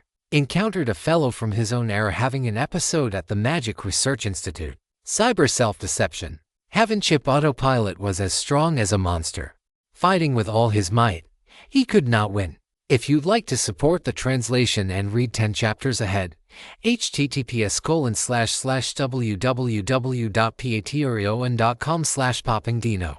Thank you so much for reading and supporting the story. Inside Xia Li's dream, it had to be said that Xia Li's composure was still very impressive. The blue sky coastline in the dream did not become unstable in the slightest because of the intense stimulation of bodily sensation. It was just that the surface of the sea in the dream inevitably became turbulent. Xia Li walked closer to Cillier. She was sitting on the sand now, her body occasionally giving sudden little trembles as she looked at Xia Li apologetically. Sorry for giving you this kind of experience. The deeper my understanding of the soul, of the consciousness aggregate becomes, the more I care about the cleanliness of the soul. Cillier was not that willing to do that kind of thing with Xia Li. After all, this was their first meeting. They had only known each other for a short while. No matter how one thought about it, it was absurd. But facts were facts. Doing that truly could raise nerve activity and increase the initial activation rate of the information compilation adapter. It was also what the Magic Research Institute hoped she would do. This is about the same as some ancient executioners covering their eyes while killing people. It is entirely lying to yourself. To put it plainly, you just cannot get past that mental hurdle. Of course, I am about the same. Xia Li also could not bring himself to behave wantonly merely to raise the initial activation rate. In the Xuan realm, for example, he had been extremely careful about preserving his reputation, because he understood the conservative values of the Xuan realm's people. That was why he only dared to be more open in this regard after returning to Earth. So do you think our souls are pure? Our consciousnesses are both inside the dream. I suspect my heaven chip is also making autonomous judgments and choosing to cooperate. At this moment, what is truly joining together is not us, but our heaven chips. After Xia Li thought this through, he also found it rather absurd. Their physical shells were temporarily controlled by artificial intelligence, which monitored neural activity values and pursued pleasure. But the heaven chip could not feel neural pleasure. It could only monitor values. The surface appearance of intensity hid absolute mercilessness at the core. Even the true owners of the bodies, Xia Li and Cillier, had now fled into a dream and treated outside matters as if they did not exist, as if they had never happened. So was all of this deceiving their nerves, or deceiving themselves? Seeking a self-consistent explanation and self-forgiveness for their meaningless conservative views, in short, as long as spiritually speaking, we are still friends with a pure relationship. Cillier agreed with Xia Li's meaning. The two of them tried to maintain their calm as much as possible, putting on indifferent, breezy expressions as they continued to chat about the past, about life, and about the future. Then, the tide in the dream gradually grew. After it reached a certain peak, it finally formed towering waves one after another. Stolen content warning. This tale belongs on Royal Road. Report any occurrences elsewhere. Cillier lowered her head and groaned, suddenly crouching down and hugging her knees with both hands as though enduring some enormous pain. Xia Li also revealed a solemn expression.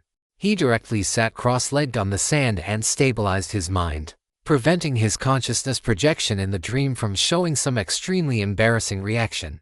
The bodies controlled by the heaven chips should have reached the final stage of battle. Both sides' fighting spirit had reached its peak, until those towering waves formed a tsunami powerful enough to drown the dream coast. Surging over like the end of the world, Cillier collapsed on the sand. Her will restrain the spiritual intoxication and pleasure, absolutely refusing to admit that consciousness could be conquered by crude physical sensation. Instead, she revealed a ferocious, furious expression. Wait a little. After the heaven chips clean up the battlefield, we can wake up. Xia Li's voice was heavy. His waist and abdomen were upright as he knelt on the sand, and the expression on his face was extraordinarily solemn, as if he were about to sacrifice himself for some great undertaking. Since they had decided to deceive themselves, they had to deceive themselves thoroughly, at the instant that tsunami was about to drown them. Perhaps out of gratitude towards Cillier, Xia Li raised his head and said to her, "What a splendid battle. You were a worthy opponent." "No, do not say that kind of thing." At the final moment, Cillier failed to hold back. Her ferocious and furious expression turned into deep intoxication. Her eyes grew hazy, her pupils unfocused. Then, the tsunami drowned the dream world. When Xia Li woke again, he was still lying on the modification chamber skinned as a stone altar. Cillier stood beside the stone altar, looking at him with a complicated gaze. The battlefield had already been cleaned. Both of their clothes were neat and proper. There was not even the slightest lingering scent.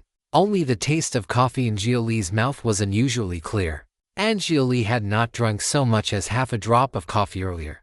It succeeded. The highest initial activation rate was 123%. Thanks. Xia Li sat up and thanked Cillier, then immediately began to feel the newly implanted information compilation adapter inside his body. In other words, the magic circuit. The magic circuit was even more sensitive to telekinesis. Like an extension of the soul, it gave Xia Li a feeling similar to his earlier out-of-body soul state. It seemed. The main function of the magic circuit was to liberate a portion of the soul's ability, reducing the body's restraint even without leaving the body, accelerating, gathering, colliding, and rubbing the substances in the air. Then ignition. In front of Xia Li, a blaze suddenly appeared and burst outward. But this was nowhere near the limit. It was only a small test. If he used telekinesis to cover a wider space and used the soul to filter and capture as much matter as possible, then suddenly gathered it into one point and ignited it, perhaps it would be enough to produce a small nuclear explosion. Not bad. Stronger than I imagined. It leans more toward a hidden follow-up move.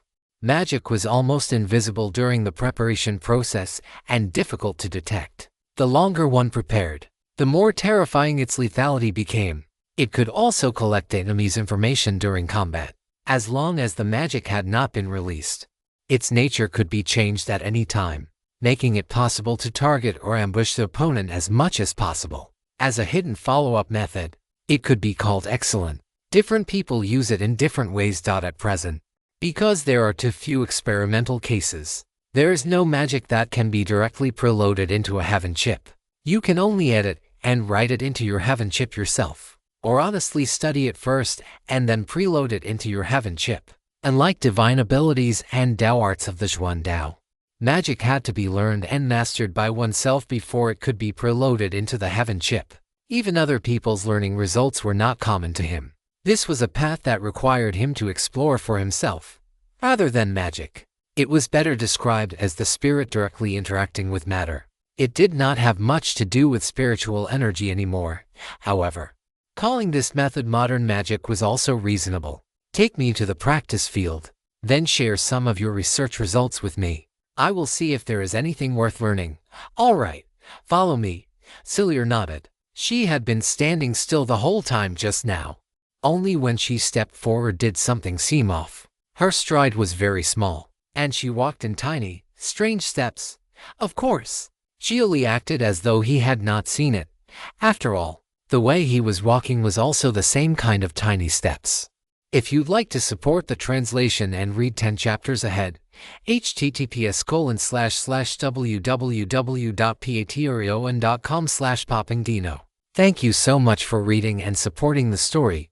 12 days later, in front of the phase space portal for the Magic Research Institute's training grounds, Xia Li was teleported out from the door. At this moment, he looked rather mentally exhausted, but the expression on his face was delighted. After 12 days of high-intensity training, he had basically mastered how to use the information compilation adapter, and he had gradually begun to accept calling it a magic circuit. Hello, have you completed your training? At this moment, a staff member in mage robes quickly walked forward and handed Xia Li a concentrated functional drink. Yes. How is the data? All above the theoretical baseline. Thank you for cooperating with the Institute's testing. With your help, the implosion magic system will be formally incorporated into development. I believe that with such tremendously lethal magic, people's interest in understanding magic will increase quite a bit. The staff member was extremely enthusiastic toward Xia Li. After all, Xia Li was a perfected human manifestation from the Telekinesis Society, including Xia Li. There were only 7 perfected human manifestations in the whole world who studied magic. It could be said that each one was a treasure of the Magic Research Institute. Under the Magic Research Institute's arrangement, the 7 each specialized in different paths. Xia Li, because he possessed a stellar golden core and had greater understanding of using gravity to aggregate matter and induce fusion reactions, became the founder of the implosion magic system with the Institute's full cooperation. In these 12 days, Xia Li and the Magic Research Institute had cooperated to collect data and create 3 kinds of magic: flash explosion, continuous burst, and simulated nuclear explosion. Xia Li seemed to have transformed into a human cannon. With one thought, he could induce explosive phenomena. It could be called the most offensive magic system at present. If paired with energy-based hot weapons, it could reuse residual energy. In plain human words, it could use a bombed area to strengthen the explosions generated by magic. It possessed unique synergy with modern hot weapons. If magic were cast in an area that had just undergone a nuclear explosion, it could even achieve multiple implosions. This would once again make nuclear bombs threatening to spiritual energy powerhouses. Nuclear bombs would become the prerequisite condition for activating burst magic, rather than the final method. This was absolutely revolutionary progress. A nuclear bomb plus a modern magician skilled in burst magic would once again form sufficient nuclear deterrence. The Magic Research Institute's grin was practically splitting its face. It wished it could crown Xia Li the ancestor of modern magic. And fortunately, Xia Li's ambition was not here. Why target the spiritual energy system? What he wanted to target was Astart's technology system. Not bad. When I have time later, I will come train again. I have other business next. So, I will leave first. I will see Instructor Xia out. The staff member respectfully escorted Xia Li all the way to the Magic Research Institute's gate. Along the way, he coincidentally encountered various high-ranking members of the Magic Research Institute. Each of them came forward to greet him. Only after he stepped out the gate did he see Cilia waiting there. The author's tale has been misappropriated. Report any instances of this story on Amazon. I will take you to the spaceport. All right. Xia Li did not refuse.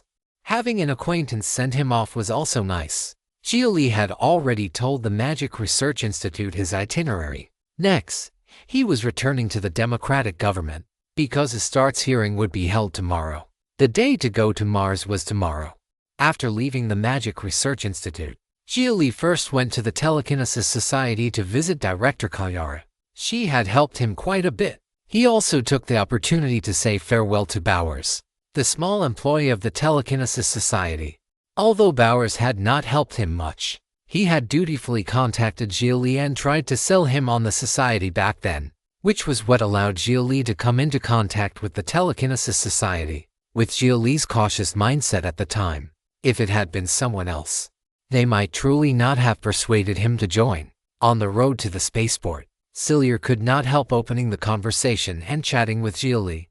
Speaking of which, do you have a girlfriend, too? So that is how it is. Hearing Xia Li's answer, Cillier was somewhat disappointed, but not surprised. In the realistic illusion, she herself had not exactly been faithful in relationships either. What, were you thinking of trying to date me? After all, we are people from the same era with a common language, and we also have a real relationship now. I thought we might as well let things naturally follow. Be my third girlfriend, then. No, I will find an honest person instead. What did honest people do to you in this era? You still want to find an honest person? I think I already count as a very honest type. With Xia Li's current strength, wealth, and status, having only two close women did indeed count as very honest. I still lean toward the old system. I believe I can find someone. Suit yourself. Xia Li did not force it. In any case, there were no romantic feelings between him and this fellow from the same era. Speaking of which, the new system you develop together with the Institute will most likely be written into the realistic illusion. When the next unlucky person is thrown into the illusion and learns magic, the god of burst magic they encounter will probably be an AI developed in your image. Just imagining how he prays makes me want to laugh. Great god of nuclear explosion Xia Li, please grant me the power of nuclear explosion. That is rather strange. Xia Li had nothing to say. He also believed that the Magic Research Institute would absolutely obey in public and defy in private, continuing to abduct people into that realistic illusion. The main reason was that people trained through the realistic illusion all had a higher starting point, and the cost was almost nothing. It was only the server operating cost of the realistic illusion. How much could that bit of energy fee be worth? As they chatted, they arrived at the spaceport. The public spaceport was open and was also the first place many outsiders came into contact with New Detroit. Therefore, there were many people from the bottom class and wandering AI gathered here, hoping to get something to eat from visiting tourists. Hi, father. We meet again. Open spirit Aurelia was also crouching at the spaceport begging for food. She still looked so cheerful and lively, almost excessively cute for an AI. Who knew that Cillier's expression would change at this moment? She subconsciously moved closer to Xia Li and gripped his arm tightly. Darkest evil god. You. Cillier recognized Aurelia's face. She would never forget it for the rest of her life. In the realistic illusion, she had been tortured terribly by an AI wearing this face. In the setting of the realistic illusion, Aurelia had once slaughtered everything on the continent and was the final boss. Miss, what are you talking about? Aurelia blinked in confusion. God was originally a fictional, an honorific given to a lofty existence. She was only a small AI begging for food and had never met Cillier. Why was the other party addressing her like that? Xia Li quickly understood something. It seemed the real Aurelia had entered the Magic Research Institute's realistic illusion. She mistook you for someone else. Humans are not like you. Biological brains have lots of bugs, so that is it. Then, father, are you leaving? I have business and need to return. I will come see you again next time I visit. Then I wish you a smooth journey. May the heavenly Tao computer watch over you. Aurelia blessed Xia Li very piously. She clasped her hands into fists before her chest. Like a truly devout nun, Cillier revealed an odd expression. She had also realized that the girl before her was only an AI, and not the same mind as that evil god from the realistic illusion. Only, why did the other party call Xia Li father a little farther away? Just before Xia Li was about to board, goodbye, friend. But I still have to remind you, tricking open spirit AI is illegal too. I recommend you play fewer father and nun role-playing games. I cannot explain this clearly to you. Relax. I understand. I will not sell you out. No, between me and her, "Dear father, I wish you a safe journey. I am leaving first." After Celia finished speaking, she immediately ran toward Aurelia. Very clearly, she also had doubts in her heart and wanted to ask Aurelia for clarity. If you'd like to support the translation and read 10 chapters ahead, https://www.patreon.com/poppingdino. Thank you so much for reading and supporting the story. That afternoon, Xia Li returned to Linguang City, then went directly to Xiao's underground base. He walked through the sewers and entered from the back door. Hearing the sound of the door opening, Xiao immediately came out of the workshop. "You came back right on time. I heard about what happened afterward from Chen Tai. What I did not expect was that you actually did not kill him."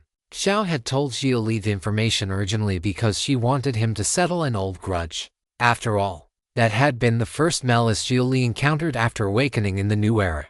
"I originally wanted to kill him. Since that guy knew how to behave, I let it go. In the end, he was only a dog obeying orders.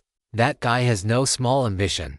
After coming back this time, I do not know what maneuvering he did, but now he has directly become the regional person in charge inside the organization. He has suddenly become our superior." Xiao found this very hard to understand. Of course, because of her trust in Xia Li, she would not act against Chen Tai. There is nothing hard to understand. That guy's ancestor was once a member of the Hidden Wing Special Forces.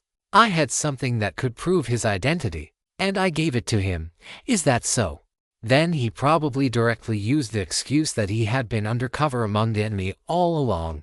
Plus, he did provide value and prove his ability, so it is reasonable that he could rise. Still, you really are kind-hearted, giving him this opportunity. Are you not afraid he will betray us?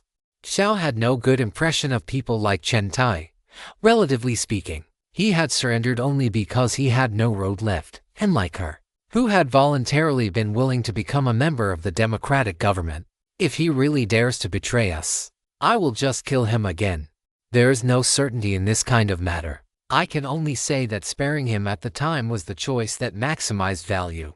After spending so long in the Xuan realm, some of Xia Li's edges had begun to be worn smooth. He no longer handled matters so emotionally.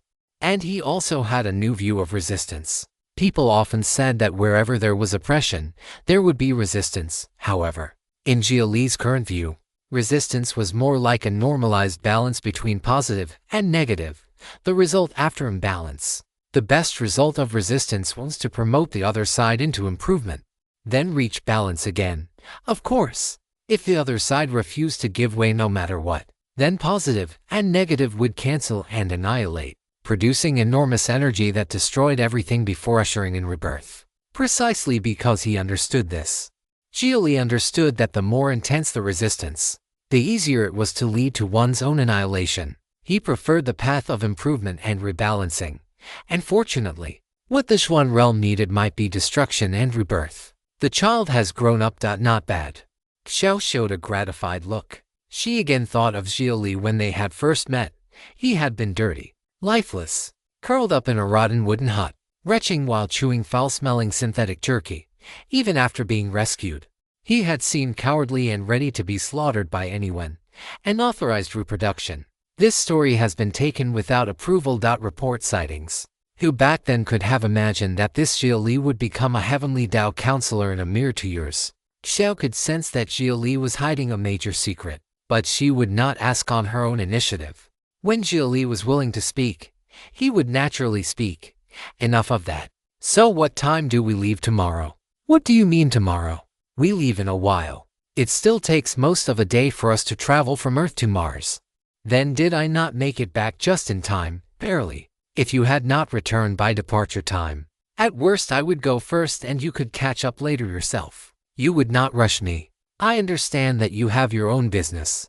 You are a heavenly Dao counselor. For you to still play house with me in the organization is already you taking great care of me. The meager mission rewards from Hidden Wing were not even enough to fill the gaps between Xia Li's teeth. As for compulsory assigned missions, as long as Xia Li announced his status as a counselor, he could immediately become one of Hidden Wing's upper ranks. Yet Xia Li was still willing to accompany her and carry out missions together with her. If she still urged Xia Li after that, It would mean she lacked sense. You cannot quite put it that way. I really do need to make a trip to Mars too. Then prepare to leave. Change clothes first. Xiao pointed at a set of work clothes neatly placed on the bed. It was a traditional blue checked suit. Xia Li immediately walked to the bedside and changed. Xiao also returned to her workshop. After a short while, both of them had changed. Xia Li wore a suit and tie, along with a pair of square-framed glasses. On Xiao's side, she wore a fitted suit jacket with a hip-hugging skirt, plus long black stockings covering her legs. Both were extremely classic retro styles. They were also the most common formal attire for the profession of journalism. 500 years had not changed them. They had already become tradition. All right. We are now reporters from People's Voice Television. Higher Up has already reported our identities to us. Start for registration. How are we going?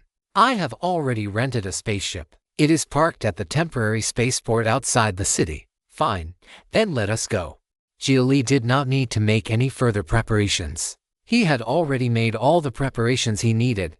Actually, there really was one preparation he had not completed. Sister, do you have a large capacity phase ring? Xia Li nearly forgot the meteorite that Lin wanted. His phase ring could not fit such a bulky thing. Do you have any requirements regarding activation rate, phase retrieval and storage accuracy, or momentum-related functions? No, I only need enough space. Wait a moment.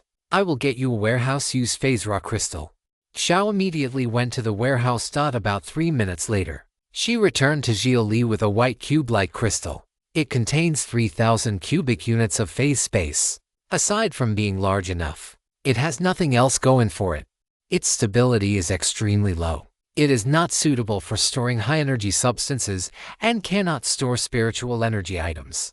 Is this enough? A cubic unit of space was a standard phase volume unit. Its internal space was 3,000 meters in length, width, and height.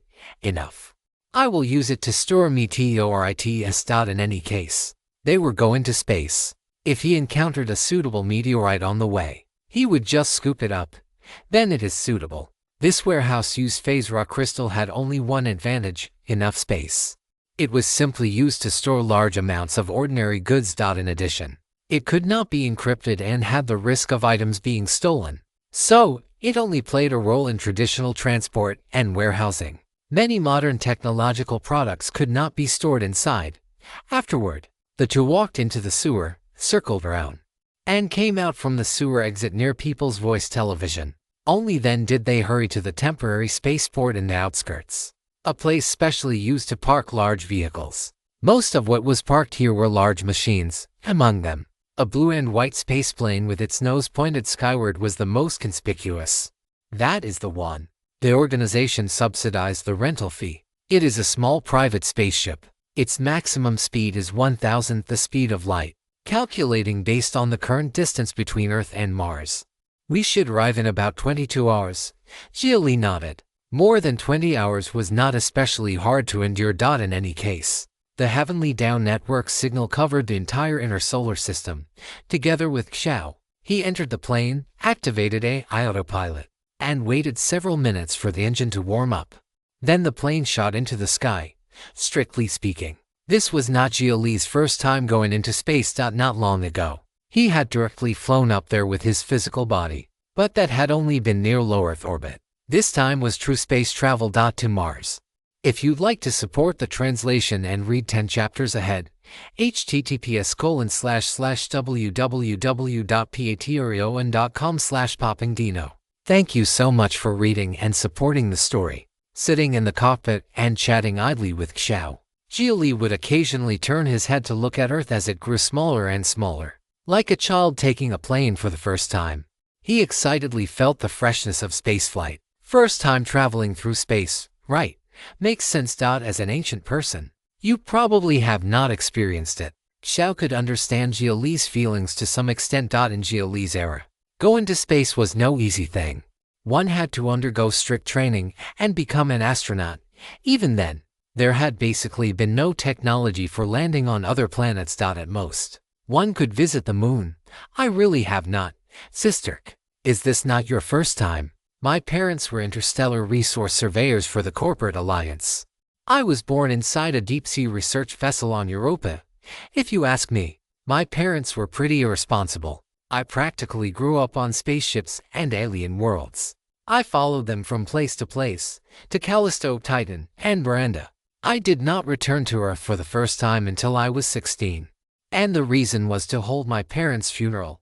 After all, extraterrestrial resource exploration is dangerous work. It is normal for accidents to happen at any time. The corporate alliance gave me two choices, and not particularly large death benefit, or a stable job on Earth. I chose the latter. Only, after working for about 6 years, because I truly could not adapt to the corporate alliance's rules, I resigned on my own and went to the democratic government. Later, I was invited to become a member of Hidden Wing. To me, the things you find fresh are scenery I was already used to seeing when I was a child. After saying this, Xiao yawned. I really do get sleepy as soon as I enter space. Looks like my body has already developed a habitual space dormancy response. Xia Li, did you know? Among people who work in interstellar exploration, at least more than 70% are not voluntary. My parents certainly were not. They were in debt and had no path left, so they chose to do interstellar exploration. You have been to the corporate alliance too. You should have seen the poor people there. Those poor people would rather be slaughtered like pigs than leave Earth. They want to stay on Earth, and if they die, they want to die on Earth. Earth's capacity for population is limited, and its spiritual energy supply is even more limited. For people born outside Earth, obtaining long-term residence on Earth requires a certain amount of contribution in itself. Xiao talked about space development. After experiencing 2 or 3 space voyages, many people would lose their will and interest in exploring space. They would instead become more attached to home and develop an obsession with returning to Earth. The people on Earth used that obsession deliberately, dividing classes so that those people would continue exploring, continue contributing to all humanity. For every additional spiritual vein point discovered, humanity gained another spiritual fusion reactor. With humanity's current military strength, could the danger zones on Earth truly not be cleared? In truth, anyone who reached a certain status knew the answer clearly. The current number of Earth citizens and the supply of spiritual energy had just reached a certain balance. If off-world citizens returned to Earth in large numbers, the spiritual energy supply would be diluted to a pitiful level. That was why limited cities held limited Earth citizens. It was also why they did not sweep away danger zones and establish new cities. A case of theft. This story is not rightfully on Amazon. If you spot it, report the violation. So from another perspective, off-world citizens might not necessarily regard Earth's governments as human sovereignty. Perhaps they believe more in Astarte. We never cared about spiritual energy. We only wanted to go home. That was something my parents often said. Xiao had once been an off-world citizen, so she could look at Astarte from the standpoint of off-world citizens. At first, Earth citizens had been ordinary people abandoned by Astarte. Later, after spiritual energy rose, Earth citizens began to reject the return of off-world citizens. In those years just after the spiritual energy revival, human civilization truly experienced enough birth pains. Those with power all fled to alien worlds for survival, leaving ordinary people behind to wait for death. Who would have thought that the ordinary would suddenly rise, thereafter becoming transcendent? Yet with spiritual energy in their hands, they were unwilling to share. The powerful fell back to mortality and were unreconciled. They wanted to take back everything they once had, so they had to oppose spiritual energy at its root. Fugitives, selfish people, those unwilling to share, those resisting oppression. I can no longer say who is right and who is wrong. I can only firmly believe that I myself am right. Xia Li could not forgive the fugitives on behalf of the Earth citizens who had once been abandoned, nor could he empathize with the fugitives. Earth's later decision to develop space had most likely been forced. If they had not developed it, the fugitives would have occupied it. But the new generation of off-world citizens who left Earth were the most miserable. They were the product of a space race pushed out under the opposition of 2 ideologies. Neither father nor mother loved them. Looking across the history after the spiritual energy revival, one would discover that the one wholeheartedly devoted to humanity's survival had never been humanity itself. There was only it, that creation of humanity, the god of AI. It cared about human civilization more than anyone, because human civilization was its god. Also, I should belong to a third faction. I suggest giving the Heavenly Tao computer even more authority. Xia Li stood neither with Earth's current major ideological bodies, nor with Ostart and the off-world citizens. He leaned toward everything he had seen in New Detroit. The democratic government stipulates that human sovereignty will forever stand above AA. Your idea is politically wrong from the start.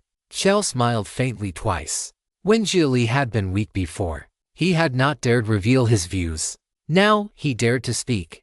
Born as humanity, raised as humanity, understanding humanity, transcending humanity. It is precisely because humanity realized its own insufficiencies that it created the Heavenly Tao computer. At least, that is what I think. So the Heavenly Tao computer. It is humanity's most ideal self. Humanity possessed a base nature, yet precisely because of that, humanity understood baseness. So it personally created the loftiest existence to help itself defeat baseness. It is over. You have become a machine worshipper. I never said the Heavenly Tao computer is absolutely correct. I think two-way development is best, such as a AI-led society existing in parallel with human self-governance. After saying this, Xia Li and Xiao both fell silent and did not continue digging deeper into this topic. Each of them used their heaven chips to entertain themselves in their minds and pass the time. About 18 hours later, Mars could already be seen with the naked eye. Xia Li discovered an oval meteorite that looked roughly more than 2,000 meters long and more than 1,000 meters wide. One this large should be enough for Lin. Adjust the course. I found a suitable meteorite. Then you must first hold the meteorite in place and make it still before you can use the phase rock crystal to collect it. This spaceplane is not a prospecting trawler. It does not have that function. Do you have a way to make it stop? Simple. Approach the meteorite first. Xia Li then instructed the spaceplane's AI to approach the meteorite. After they drew close enough for the phase rock crystal to collect it, Xia Li released his telekinesis. Under his skin, faint fluorescence bloomed. That kilometer-scale meteorite, huge as a mountain, had its movement speed greatly reduced under Xia Li's telekinesis. Its drifting speed slowed visibly to the naked eye. Xiao immediately revealed shock at this sight. Although space had no gravity, the meteorite itself had inertia. Such a huge meteorite's inertia was also enormous. Xia Li could actually use telekinesis to alter its trajectory. After the meteorite came to a complete stop, Xia Li activated the phase rock crystal. The activation process was extremely slow. It took fully 10 minutes before the phase space was released. Storing the meteorite within would require more than another 10 minutes. Only once the phase space contracted would the collection be considered successful. If you'd like to support the translation and read 10 chapters ahead, https://www.patreon.com/poppingdino. Thank you so much for reading and supporting the story. During the process of collecting the meteorite with the phase rock crystal, Xia Li focused all his attention on controlling the meteorite. Under the influence of gravity, even after the meteorite had been stilled with telekinesis, it would still produce slight displacement. He had to constantly use telekinesis to offset gravity. Several minutes later, that meteorite vanished abruptly together with the space duster on it. Xia Li also let out a breath of relief. His forehead covered in sweat. It was finally collected. Cheap goods really are no good. When Xia Li received the phase rock crystal, his heaven chip had already informed him of how to use it. The principle of the phase rock crystal was to cover and replace the current space. Both storing and retrieving required the user and the target space to be as close to still as possible. It was replacement based on an entire space and could not store or retrieve a single object. It either swallowed everything together or spat everything out together. A phase ring was infinitely more flexible. In emergencies, it could even be used as a defensive tool to store an opponent's attack energy, though doing that would easily cause the phase ring to be scrapped. You cannot quite say that, because of technical reasons. The growth of internal volume for phase rings is already approaching its theoretical limit, but the volume of phase rock crystals has no theoretical limit. If someone could make a gigantic phase rock crystal, then in theory, you could take away a planet that does not revolve, does not rotate, has no magnetic field, and whose core has cooled. One of the things Xiao hated hearing most was that cheap goods were no good. So what if she liked second-hand refurbished goods? That was why she actively defended cheap goods.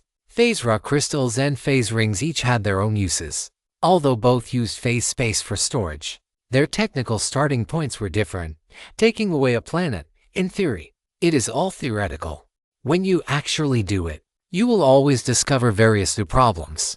Only after those problems can be successfully solved does theory become reality. Continue onward. Wait for the engine to warm up. The AI carried by this spaceplane informed them that engine startup had failed and asked them to go inspect the engine. Xia Li felt somewhat speechless when he heard this. He raised his head and looked at the upper left corner of the cockpit windshield. There was a patch there covered by an alloy plate. Sister, can we please be a little more presentable? I am begging you. Stop using cheap goods. I really have money now. I am not poor. Xiao could be called a friend of the poor. She could accomplish the most with the fewest spirit stones. But after Xia Li had spirit stones, he was afraid of Xiao creating exactly these kinds of little surprises. There will always be times when you lack spirit stones. This is called thrift and managing the household. Give me 10 spirit stones, and I will handle 100 spirit stone matter for you. This story has been unlawfully obtained without the author's consent. Report any appearances on Amazon. That is under the premise nothing goes wrong. If something goes wrong, you lose 1,000 spirit stones in compensation. Right. Not a big problem. I will go fix it. Xiao left the cockpit and ran off to repair the engine. Xia Li stayed alone in the cockpit. After sighing, he inexplicably laughed a few times. This could be called very full of life, disagreeing over financial matters. One side spending freely, the other trying every possible way to save. Bickering over trivial little things. How to put it? Very wife-like. Xiao was the kind of companion suited to living an ordinary life together. 10 minutes later, the engine repair succeeded and warm-up began. When Xiao returned to the cockpit, her face was still stained with oil. Seeing this, Xia Li casually found a piece of clothing from his phase ring and used it to wipe Xiao's face. Your hair is a bit messy too. Tidy it on the way. We are reporters now, after all. Our image cannot be too poor. As if I need you to tell me that. Xiao sounded dissatisfied, but she still obediently let Xia Li wipe her face. Only, the feeling on her face was so comfortable it was ridiculous. As soft as being wrapped in floating clouds. What are you using to wipe my face? Just an old piece of clothing. Why is this clothing glowing gold? It means the quality is decent. No, something is wrong with this clothing. Its energy intensity is wrong. Is this an armed rating item? Xiao's heaven chip scanned out that the clothing Xia Li was using to wipe her face corresponded to soul transformation stage equipment. And items at armed rating were basically all worth millions of spirit stones. Do not mind such minor matters. I even used this rack to wipe my feet. You use something this expensive to wipe your feet? No, you used something you wiped your feet with to wipe my face. No, you. Xiao was rendered incoherent by Xia Li's outrageous behavior. Even selling her might not buy the sleeve of this garment. The quality of this clothing really is pretty good. It has self-cleaning ability. Wiping is wiping. Sister, if you like it, you can take it back to wipe your toilet. I died sooner or later. You will make me die of anger. Xiao had nothing to say about this. After Xia Li used Taiyi Holy Land's Holy Sun golden robe to wipe Xiao's face clean, he casually threw it back into the phase ring. The spaceplane continued speeding toward Mars at full speed. There was anger on Xiao's face, but in her heart there was still a tiny bit of sweetness. And fortunately, Xia Li's trash emotional intelligence, inferior even to AI, truly could not say anything pleasant. He had to add that he had wiped his feet with it. By the way, that clothing looked like a sect uniform. As far as I know, no current sect has a uniform in that color scheme. Where did you get it? Found it in a ruin. A spirit air item. Then why do you not wear it? Are you afraid of showing wealth? An armed rating good item cannot possibly lack a function for hiding its aura, can it? I did not like wearing it. When he wore that clothing again, Xia Li would no longer be himself. You are still afraid of getting it dirty or damaged, right? He pretending. If you say so, then so be it. Xia Li was too lazy to explain.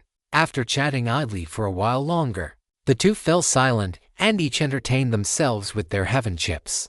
Only when the spaceplane entered Mars orbit did Xia Li withdraw from a documentary about Astarte's rise and look toward the rust-red planet before him. On that planet, Xia Li saw large patches of green. There were even blue-white streams like lines. Those were Mars's rivers. Astarte had transformed Mars, giving it an atmosphere again.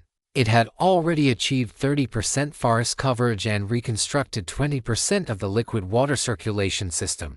The Mars of today could already be called a relatively barren life-bearing planet. As expected of Astarte, the pioneer of interstellar development, interstellar navigation, interstellar weapons, planetary transformation, planetary development. After seeing Mars's current state with his own eyes, even Xia Li had no choice but to be impressed. All kinds of technology Astarte grasped truly were beneficial to humanity, genuinely leaving the solar system. It was just a pity. What a pity! If only humanity could truly work together with one heart. And fortunately, humanity's several great technological explosions could not be separated from war. Many technologies that changed the world were originally created to kill one's own kind more efficiently. For example, computers and networks, which truly changed the structure of human society. At first, they had only been tools of war developed so that missiles could strike enemies more accurately. If you'd like to support the translation and read 10 chapters ahead, https://www.patreon.com/poppingdino. Thank you so much for reading and supporting the story. After the spaceplane entered orbit, glided, and confirmed the landing point, its nose orientation was fine-tuned during descent, and the chairs inside the cockpit adjusted their direction on their own. After landing steadily, the spaceplane returned to its nose-up position. The cabin door opened. Xia Li and Xia walked out. Mars's fierce wind was mixed with coarse sand and dust, blowing hard enough to make Xia Li's face ache. The air also carried the smell of sand and soil. This place resembled Earth's desert gravel flats. The current temperature was 24 degrees Celsius, a temperature very suitable for Earth organisms. Hello. Please present your landing permit and reported business procedure. If you need a temporary permit and report, please first go to the lounge and wait. Someone immediately came forward to register Xia Li. It was a person with blue-gray hair, a native Martian whose ancestors had not left Mars for generations across these 500 years. Permit number X0001. Xia Li verbally stated the landing permit Astarte had given them. He did not open his Heaven Chip's access permissions for the other party to access, because Astarte did not use Heaven Chips. They used a brain implant chip based on the same principle as a Heaven Chip, but with completely different underlying logic. One they had independently developed themselves. It was called an energy chip. Compared with Heaven Chips, whose technology was relatively open source, energy chips were closed source. They had their own adaptation system and possessed extremely excellent synergy with Astarte and with all kinds of armaments produced using Astarte technology. Implanting an energy chip, mounting a biological energy organ, equipping prosthetics produced by Astarte, and then using exoskeletal armor. This was the classic Astarte system. Its armed rating would absolutely not be weak. Astarte's energy supply prosthetic corresponding to the spirit core was a dedicated prosthetic called the outer spine, from the back of the brain and cervical vertebrae down to the tailbone below the waist. A centipede-like prosthetic would be directly embedded into the back and connected to the spine. It was also the connection port for all kinds of Astarte armaments. After connecting to the outer spine, those armaments would be like new organs extending from the body. Extremely high in flexibility and compatibility. There was no need for a modification specialist and no need to consider how to match them. Once installed, they could display the prosthetic's full power. Please wait. Verifying the verification passed. Please follow me, you two. The hearing will be held in 12 hours. I will immediately arrange a special vehicle to send you to the venue to rest. Please do not wander beyond the scope of your authorized permissions. It is best not to leave the venue, and avoid contact with others as much as possible. This is for your own good. I understand. So is there a reason for that? Will we be attacked? Xia Li stared at the Martian before him. He could feel that the other party's gaze carried an indescribable strangeness when looking at him. It was not the gaze one used on one's own kind, but the gaze used to inspect an alien.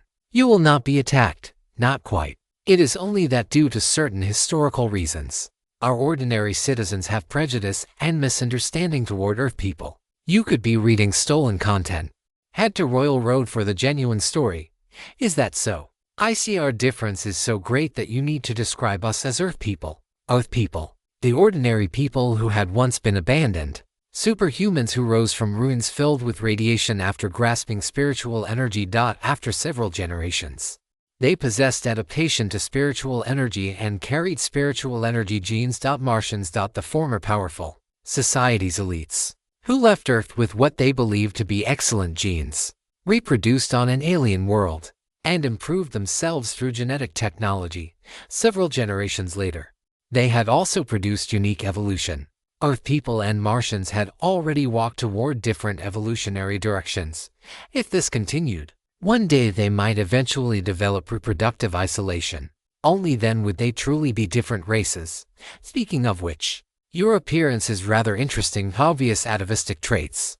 Are you an ancient person? Just genetic atavism? Xia Li did not admit it. Astart held enormous malice toward ancient people. Seeing this, the man did not ask further. He merely smiled, then turned to lead the way for Xia Li and Xiao. After he turned, Xia Li also clearly saw the prosthetic outer spine on his back. Like a steel centipede, it pierced into his back, reflecting a strange luster beneath the blue spectrum sunlight. Afterward, they were brought to a vehicle bay and invited into a medium-sized hovercar. Four fully armed Martians sat in the front and rear seats respectively, escorting them away. During the hovercar's flight, Xia Li curiously looked out the window. He was still very curious about Mars's scenery. But then, Xia Li suddenly felt a chill at the back of his head. Do not look around, Earthling. The guard sitting behind Xia Li directly pressed a gun against the back of his head. Seeing this, Xiao immediately looked toward Xia Li, using her eyes to soothe Xia Li's emotions. Xia Li could now be considered one of the higher-ups of Earth humanity, a heavenly Tao counselor. It was only that Xia Li himself was unwilling to enter the battlefield of fame and profit. Xia Li absolutely could not clash with Martians. Without a word, Xia Li slowly raised both hands. Do not be nervous. It is my first time coming to Mars, so I am only curious. As expected of Astart. To think you could transform a barren planet into such a beautiful place, while Earth is still covered in radiation. Dangerous demons run around everywhere. And spiritual energy is so scarce that for many people it may as well not exist. If you ask me, Astart is the future of humanity. As soon as Xia Li said this, the gun pressed to his head was lowered. You Earth people truly rose by spiritual energy and will fail by spiritual energy too. Your development has already fallen into difficulty, has it not? Yes. The spiritual energy allocated to me is not even enough to fill the gaps between my teeth. For that little bit of spiritual energy, I have to come all the way to Mars for work. Do you really think I was willing? No problem. As a reporter, you are a mouthpiece. You know what should and should not be said. If you perform well, obtaining honorary Martian status is not impossible. The person behind Xia Li patted his shoulder, hinting that during this hearing, the reporters from Earth had best behave. That would be wonderful. Xia Li smiled a false smile that did not reach his eyes, appearing extremely timid and weak. This also made those guards lose interest in making trouble for Xia Li. After all, Xia Li knew how to behave. People who knew how to behave could get by anywhere. Xiao also breathed a sigh of relief. Xia Li truly could endure now. Xia Li could even wipe out Astart's elite assassins. Dealing with a few ordinary armed personnel would not even take one hand. The rest of the journey was silent. Xia Li's behavior of looking out the window to enjoy the scenery was also permitted, because whenever Xia Li saw a scene, he would say a few flattering words and degrade Earth along the way. This made the four Martian guards very pleased, even if they knew Xia Li was not necessarily sincere, but was watching a clown perform not also entertaining. Very soon, the hovercar arrived at Mars City and stopped in front of a large venue. Xia Li and Xiao were brought out by the four guards and directly entered the venue. Only at this time did Xia Li discover that quite a few Mars City citizens had gathered outside the venue. They all possessed blue-gray hair and looked at him and Xiao with curious eyes, as if they had never seen Earth people before. Since Astart developed Mars, Mars had become Astart's territory. It was relatively close to the outside, only Astart's commercial department, in its capacity as a corporation, frequently interacted with Earth, transporting and circulating goods. Most other aspects of Astart were unknown to Earth. Astart had long since ceased to be simply a corporation. It could not even be described as a nation. Astart was a civilization, another main body of humanity, another possibility. If you'd like to support the translation and read 10 chapters ahead, https://www.patreon.com/poppingdino. Thank you so much for reading and supporting the story. After Xia Li and Xiao entered the venue, the surveillance on them finally relaxed somewhat. There were no guards inside the venue, but outside, the guards wrapped the place so tightly that not even water could leak through. Inside the venue, cameras had been openly installed, without even an attempt to hide them. Astart made it clear that it was going to monitor them. Did they object? If they did, they could hold it in. Fortunately, out of professional habit, the reporters from various Earth factions did not have the slightest stage fright.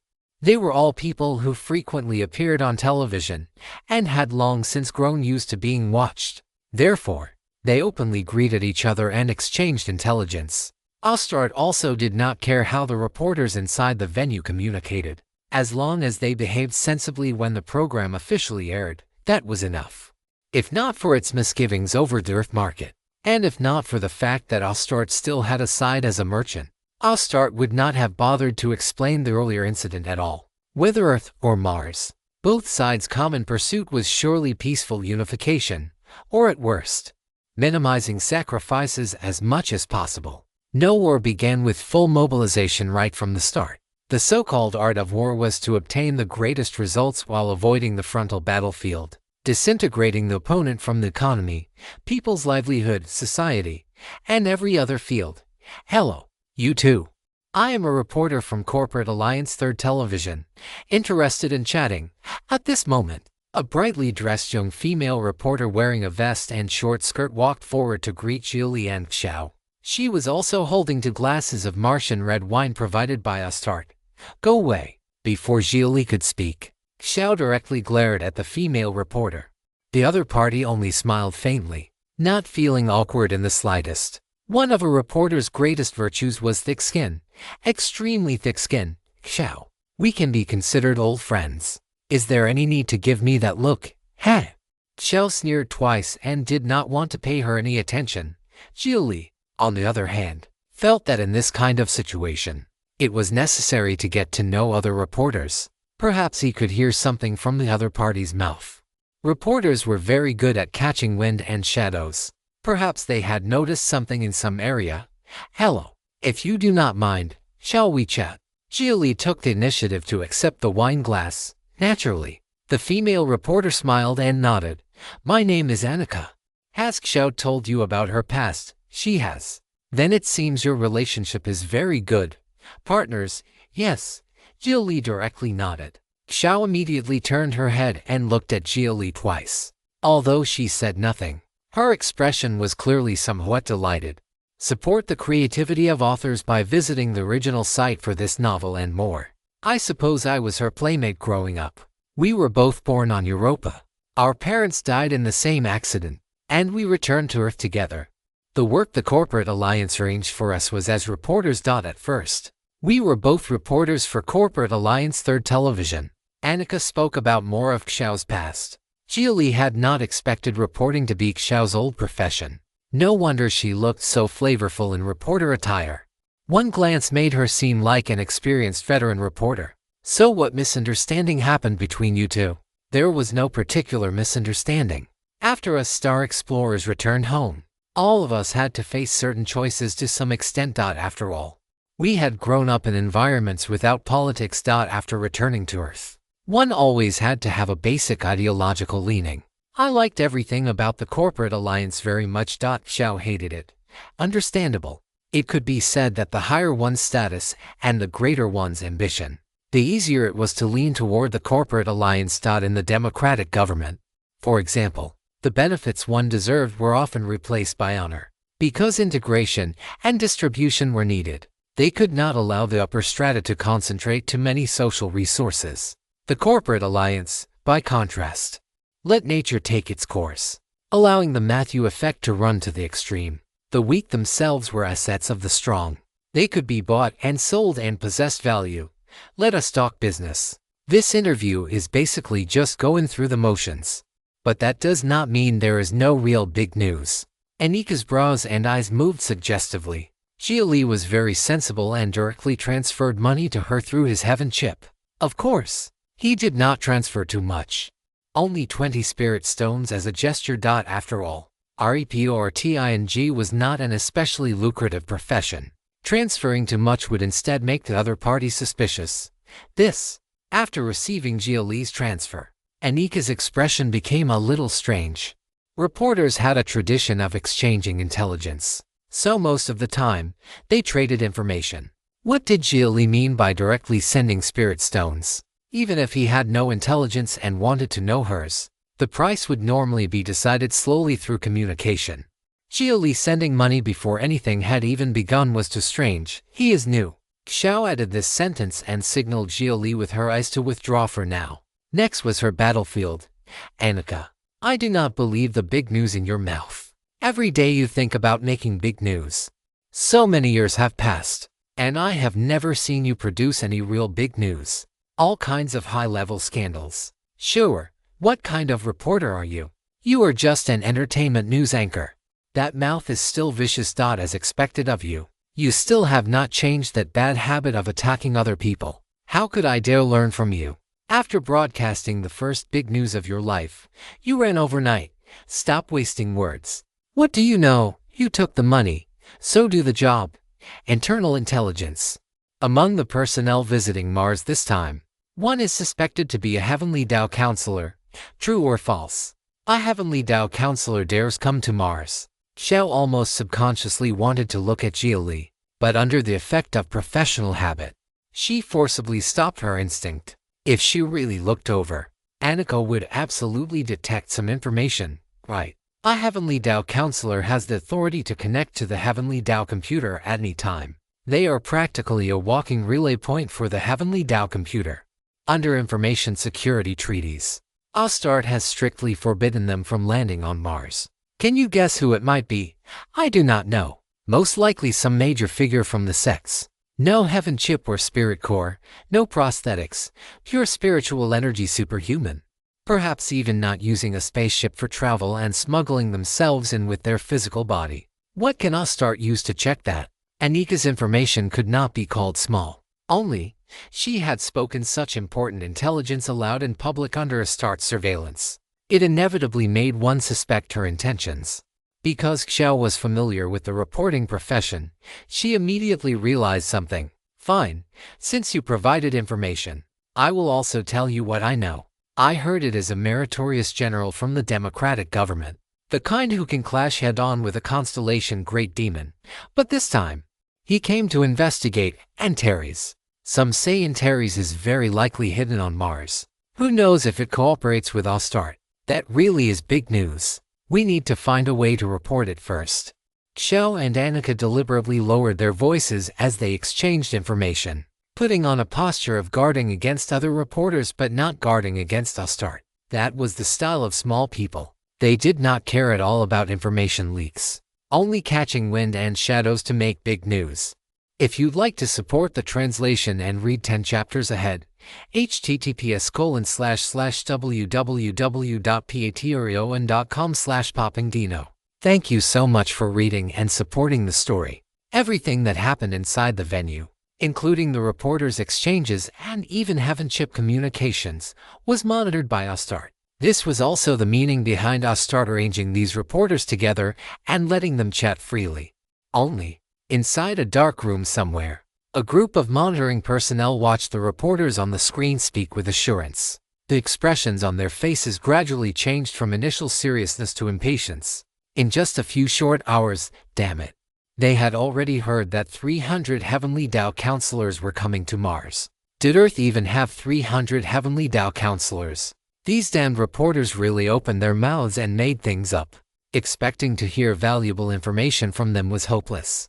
They were simply muddying the waters. Even if they had never met one another before, out of professional habit, They could basically understand the other's meaning with a single glance. Pay more attention to that person.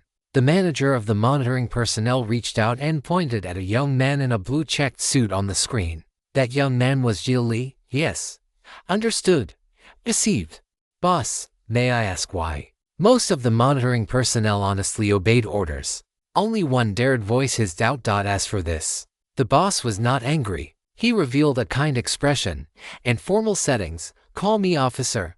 According to intelligence, that guy is a newcomer. Notify the Earth Department and check his background. Yes, not long afterward, information arrived. Xia Li, a person from the democratic government, previously developed in the corporate alliance and had a bit of minor fame. He actually does not kill in the dogfight arena. The person reporting the information referred to the challenge tournament Xia Li had participated in the corporate alliance as a dogfight arena. After all, in their eyes, that was just dogfighting. They liked watching it too. Many Martians who considered themselves noble never missed an episode, loving to watch Earth people bite each other like dogs. After learning of Xia Li's background, many monitoring personnel immediately began talking. So it was him, dressed up in a suit like a proper human. I really did not recognize him at first glance. Speaking of which, I even tipped him 1,000 corporate credits. A noble person naturally possesses noble convictions. It is a pity for such a person to develop on Earth. See if we can dig him over. In the future, he can also be used to publicize the ugliness of Earth people. Then make up a set of Martian bloodline theory for him. Right. His ancestor so-and-so was Martian. That is exactly the flavor. Have someone handle it. The leader of the monitors agreed with his subordinate's view. It was indeed possible to dig Xia Li over and have him work for them. They trusted their intelligence department on Earth very much, because its intelligence had almost never made mistakes. This book is hosted on another platform. Read the official version and support the author's work. However, the instant Xia Li's information was lifted from the sea of data, the moment it interacted with the network and created ripples in that data sea, the Heavenly Tao noticed. What they could know was all the parts the Heavenly Tao allowed them to know. The other parts were instantly completed by the Heavenly Tao. Countless false results were generated, forming the life trajectory of a Xia Li who did not exist, making everything reasonable and logical. This was a Heavenly Tao counselor. Information security level, highest. Astart's intelligence department probably had not expected that when casually checking an ordinary, washed-up minor star, it would happen to check a Heavenly Tao counselor. Without much suspicion, they reported the results upward. From the start, they had not been serious. After all, Xia Li was only a small figure, a clownish entertainer who amused people in the dogfight arena. Elsewhere. Inside the reporter's venue, Xia was still making things up with Annika, communicating through a special language encryption method. In every sentence of nonsense they spoke, perhaps 1 or 2 words carried truly useful information. Only after Annika and Xiao finished the wine in their glasses did they bid each other farewell. Annika went off to battle other reporters. The so-called battle between reporters was verbal sparring. After Xiao finished her wine, her face was somewhat flushed. She stretched lazily, then directly leaned her head against Xia Li's shoulder as he sat beside her. Sleepy again. This constitution of mine is really something.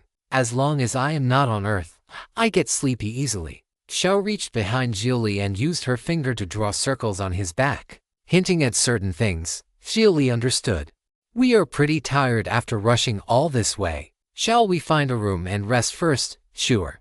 Xiao nodded. The two stood and walked toward the second floor, where there were restrooms only. Xiao touching his body just now had not been a simple attempt to seduce him or hint that she wanted to do that. Through Hidden Wing's special information transmission method, Xiao had sent spiritual energy at a fixed frequency directly to his heaven chip for analysis. Avoiding signal monitoring. There should indeed be a Heavenly Tao counselor besides you who has arrived. The other party's identity is most likely confidential, acting in secret.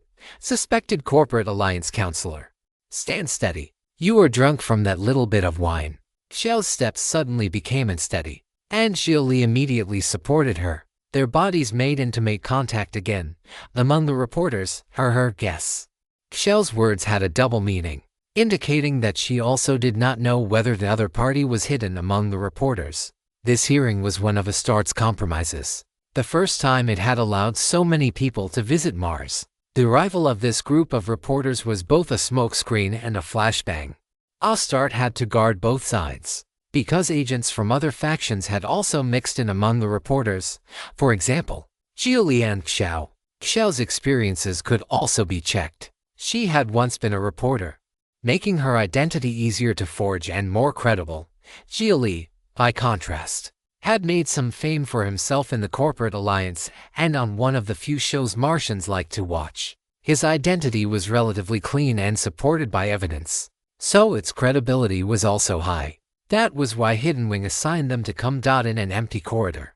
Xia Li and Xiao exchanged flirtatious looks and touched each other. The group of monitors shook their heads repeatedly as they watched, feeling that Earth people really were completely evolved apes, becoming aroused regardless of time and place. Like them, the genes that could interfere with affairs and affect reason had already been rewritten.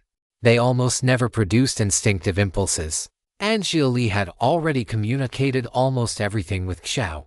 Their primary mission was not difficult theft or destruction, nor targeted investigation, only preliminary intelligence collection. Ever since Astarte finished building Mars, very few Earth people had been able to set foot on Mars. Although Hidden Wing's mission was not very difficult, Xia Li had something he personally wanted to investigate, the younger sister he had not seen in 500 years. His relationship with Jia Shu had not actually been especially harmonious, but he still could not let her go beyond social ties. She was also his last and only relative in this world and this era, possessing memories under shared time. When speaking of Xia Li's parents, of that insignificant little dog, no one could truly empathize with Xia Li except Jia Shu, because she remembered their parents, remembered their grandparents, remembered the friends around him, remembered that little white dog. She was Xia Li's origin, the proof of information from his past. She was proof that Xia Li existed. If you'd like to support the translation and read 10 chapters ahead, https://www.patreon.com/poppingdino. Thank you so much for reading and supporting the story. After Xia Li supported Xiao into the room, the two acted as if they were preparing for a great battle. Xiao, however, looked around the room and pointed at a camera installed in the corner of the wall. I did not expect there would be one in the room too. This is a little disgusting. TSK, seeing the camera, Xia Li walked over to it and waved. Can you temporarily turn it off? Or should I cover it with something? Xia Li knew the monitors could hear him. After all, Astarte did not even bother hiding it. With Astarte's technology, if it truly wanted secret surveillance, would it let them discover it? Installing this kind of obvious old-fashioned camera was openly telling them to watch their words and actions. No, however, our side will not care, nor will we record or spread it. Please do as you wish. The person on the other side of the camera answered through the camera speaker. You two should have visited species protection institutions, correct? Would you two think too much because you saw monkeys reproducing? We certainly will not. The monitor expressed in a lofty tone that they truly did not care at all. But what Xia Li and Xiao wanted was exactly this result. They had acted that way only to use Hidden Wing's special methods to communicate. It was not as though they would truly behave recklessly under surveillance. So they needed a reasonable cause to interrupt things. This reason was perfect. You are very boring. Xia Li snorted coldly and sat down by the bed. Xiao also revealed a regretful look. The two turned to chatting, openly complaining that Astarte simply gave them no privacy at all. 10 minutes passed like this. The camera actively sounded with a voice. Mr. Xia Li, you once shone brilliantly in the competition held by the corporate alliance. Our side rather liked your performance and has taken notice of your potential. We have some commercial cooperation we would like to discuss with you. Please come to room 508 on the 5th floor for a meeting. You want me to endorse products and film advertisements, but my fame and popularity on Earth are almost gone. That does not matter. If we are willing to promote you, you will become a major star again. In the information sent by Astarte's Earth Intelligence Department, Xia Li was indeed a washed-up star, one who had even fallen to the point of being kept by a minor executive from Yagyu Military Industries. Hearing this, Xia Li also developed a little interest. if he could establish a decent relationship with Astart and gain the chance to move freely on Mars. Then later, using a social interview as an excuse to film promotional footage, Astart would probably agree. The narrative has been stolen. If detected on Amazon, report the infringement. He could also package himself as someone who wanted to make big news and become the first reporter to record the current state of modern Mars. Alright. I will be there immediately. Xia Li revealed an excited expression. While Xiao immediately came behind Xia Li and hugged him. Do not forget me if good things happen later. Be careful. I hope Astart really only wants to buy you as a mouthpiece. Definitely. Definitely. Wait for my good news. Xia Li straightened his slightly messy clothes, then walked out the door and immediately hurried toward the 5th floor. He had been worrying that he had no reasonable excuse to approach Astart. Unexpectedly, Astart had come to him on its own initiative. Several minutes later, 5th floor. Outside room 508. Xia Li stood at the door and put on an act, straightening his tie again to appear as though he took this opportunity very seriously. Only then did he lightly knock on the door. Come in, someone inside spoke. It was a voice with a rather imposing tone. Xia Li immediately pushed the door and entered. A middle-aged man with short blue-gray hair was sitting on the sofa, sizing him up. The middle-aged man's presence was that of someone in a high position, showing a sharp edge like an officer from the past. Behind the middle-aged man were 2 fully armed guards. These 2 guards did not carry guns, but swords. On modern Earth, those who carried swords were generally more terrifying than those who carried guns, because those who carried guns often did so because their own strength was insufficient. Hello, I am Xia Li. May I ask who your excellency is? My name is not important. Let us directly discuss business. Are you willing to join Astart? Willing. Of course I am willing. So what does Astart want me to do? I want to hear the conditions first. Naturally, work related to publicity. Only, before that, there is a prerequisite. You need to remove your heaven chip and install your spirit core, and install an energy chip and outer spine. That is the most basic condition for cooperating with Astart. Astart had no trust in Xia Li to speak of, nor did it need to trust him. Trust was a one-sided gamble. Astart leaned more toward direct control. As long as Xia Li installed an energy chip and outer spine, he would naturally obtain Astart's trust. Sorry, please forgive my refusal. Compared with fame and profit, I still lean toward freedom.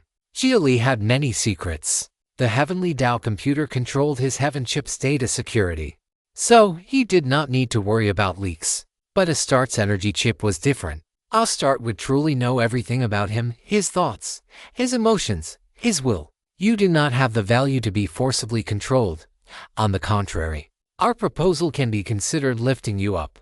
There are currently people on Earth who have installed our energy chips, and no problems have appeared. Furthermore, in terms of information security, our energy chip can be called even more outstanding. As for privacy, with your status, what privacy could you have, at worst? You are also working for some other organization and received orders to gather intelligence about us. Most of the reporters who came this time are like that. You are not the special one. Let me think. Who might you be working for? The Sex Dread Void organization? Or the Corporate Alliance's Integrated Intelligence Bureau? Or perhaps the Democratic Government's Gray Level? Though with your status, you probably cannot reach the ones I mentioned. Most likely, you are part of a downstream branch of those organizations. Dark Guard, Nightwalkers, 6th Security Department, White Dove, Hidden Wing, Class Knife. The middle-aged man listed many intelligence organizations in one breath, and among them truly was Hidden Wing, the organization Xia Li belonged to.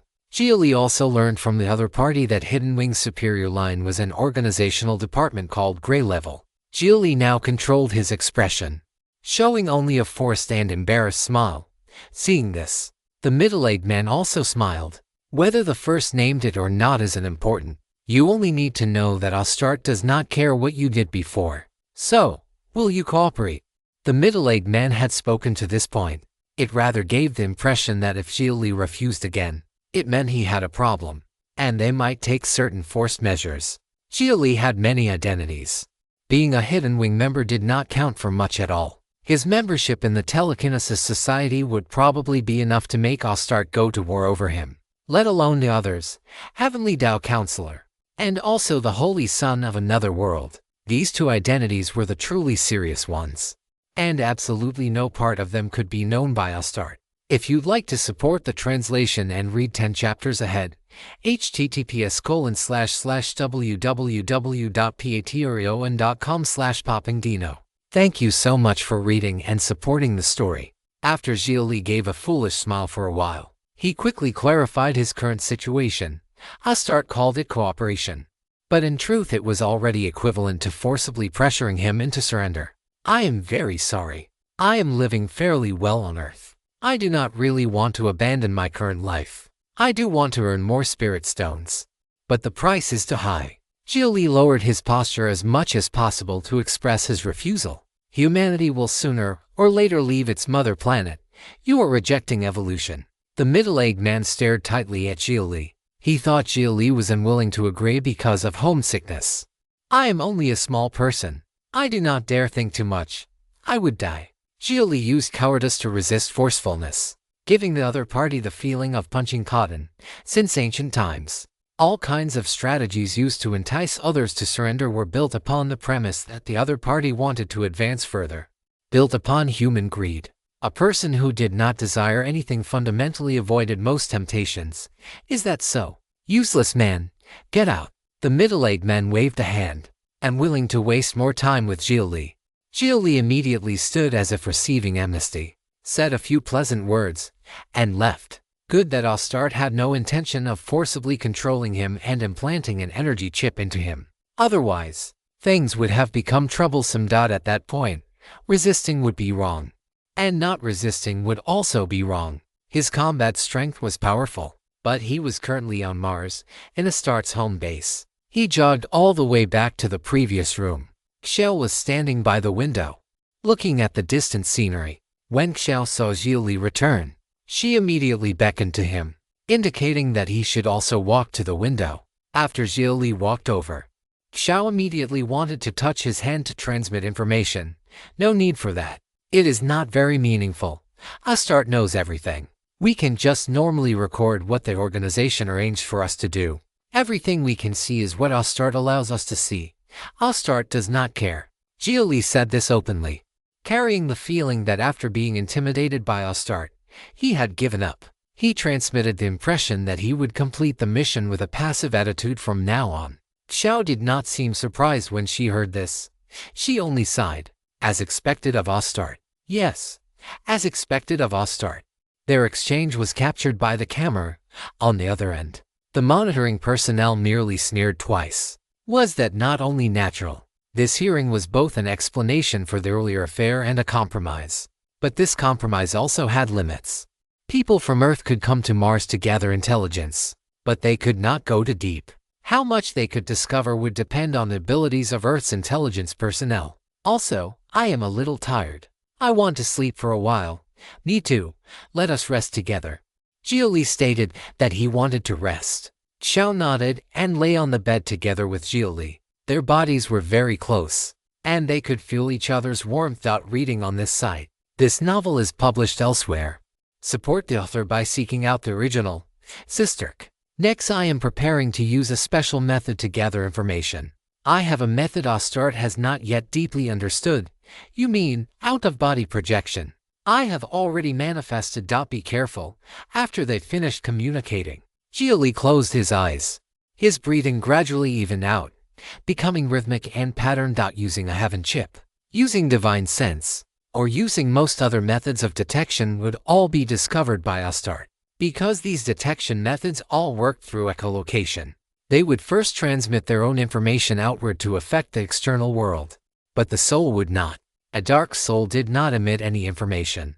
It only passively received everything. It was absolutely silent. It could be discovered by special means, but anti-detection methods could not trace it back. Gradually, Xia Li entered a dream. His soul roamed through the dream of reality. Let light have sound, let sense speak. Change their methods of information transmission, and analyze them.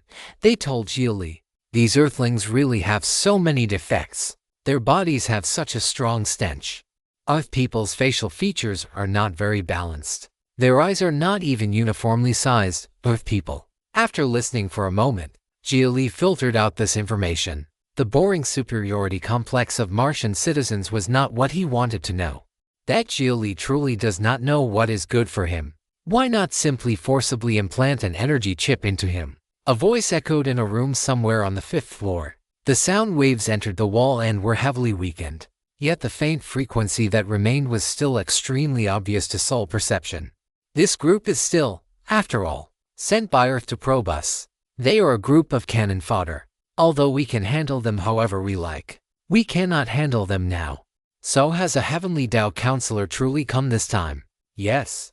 The identity has just been confirmed. It is Shuri Turing of Yaling Technology. So it really is him. No, it should be said that it could only be him.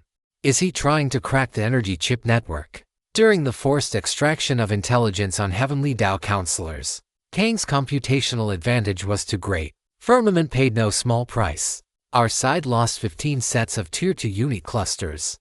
The Cooper Belt experimental base may have had its location leaked. For the next period of time, Firmament will temporarily fall into dormancy. That is fine too. It will prevent Shuri from actually discovering anything. Strictly keep Firmament's dormancy confidential. Understood. In this exchange, one side's voice came from some mechanical device similar to a walkie-talkie. They actually did not use chip-encrypted frequency bands. It seemed Mars's network had indeed suffered some problems and required primitive communication devices. Astart seemed to have established a super AI opposed to the heavenly Tao computer, named FIRMAMENT.CNG Firmament. One meant Azure Heaven, the other, the Vault of the Sky. Both pointed to the heavens, both were heavenly Tao. Then Firmament should be the highest manager of the energy chip network. Now that it had been beaten into dormancy by Kang, Xia Li had much he could do. After paying such a price to dig out Shuri Turing, we absolutely cannot let him escape this time. Understood.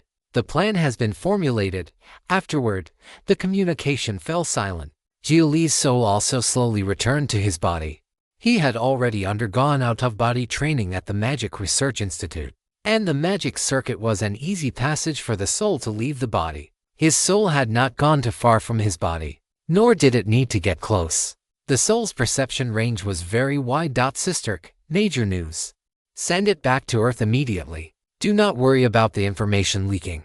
The manager of Mars's network is dormant. Heavenly Tao counselor Shuri Turing's identity has been discovered. Impossible. We are in a signal-free zone. The Heavenly Tao network is blocked. Wait. If what you said is true, then you can connect to the Heavenly Tao computer. You are a Heavenly Tao counselor. Good. I will contact it immediately.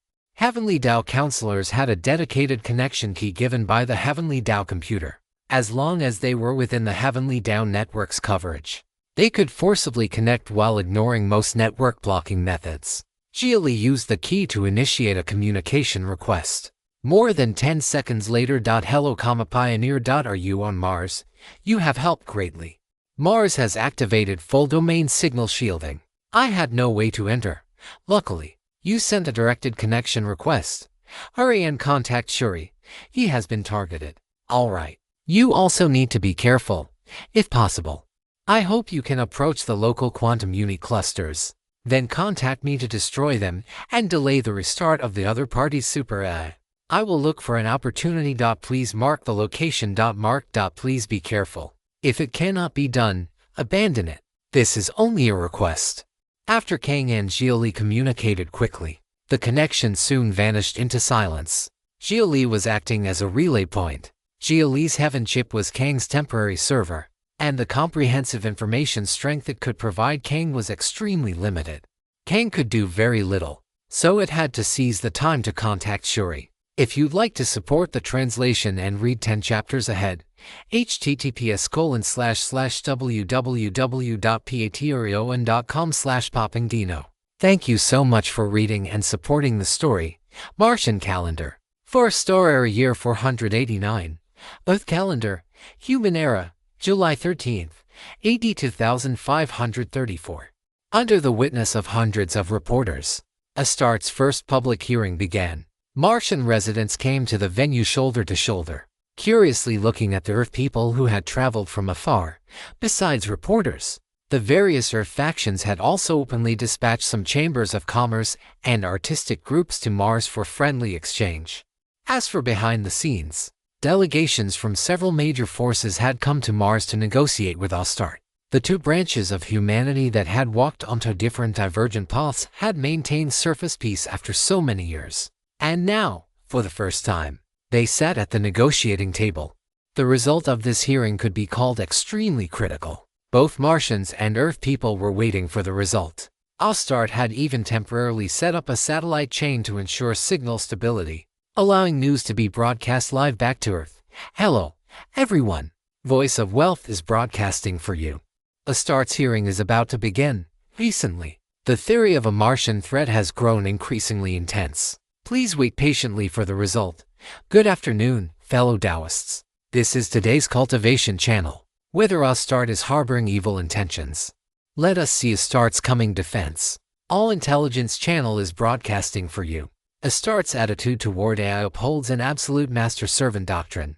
If the Earth side decides to increase cooperation with Astarte, will it affect AI welfare? Machine friends, please continue paying attention. New Siberia Online sends greetings to comrades. As the representative force of old oligarchic capital, Astarte is now showing signs of walking toward the path of an ultimate owner class. The corporate alliance has already issued a protest over this. As our absolute enemy. Let us see where Astarte will go. Greetings, demon friends. I am Tushin Yubu. Progress Together channel presents this broadcast for you.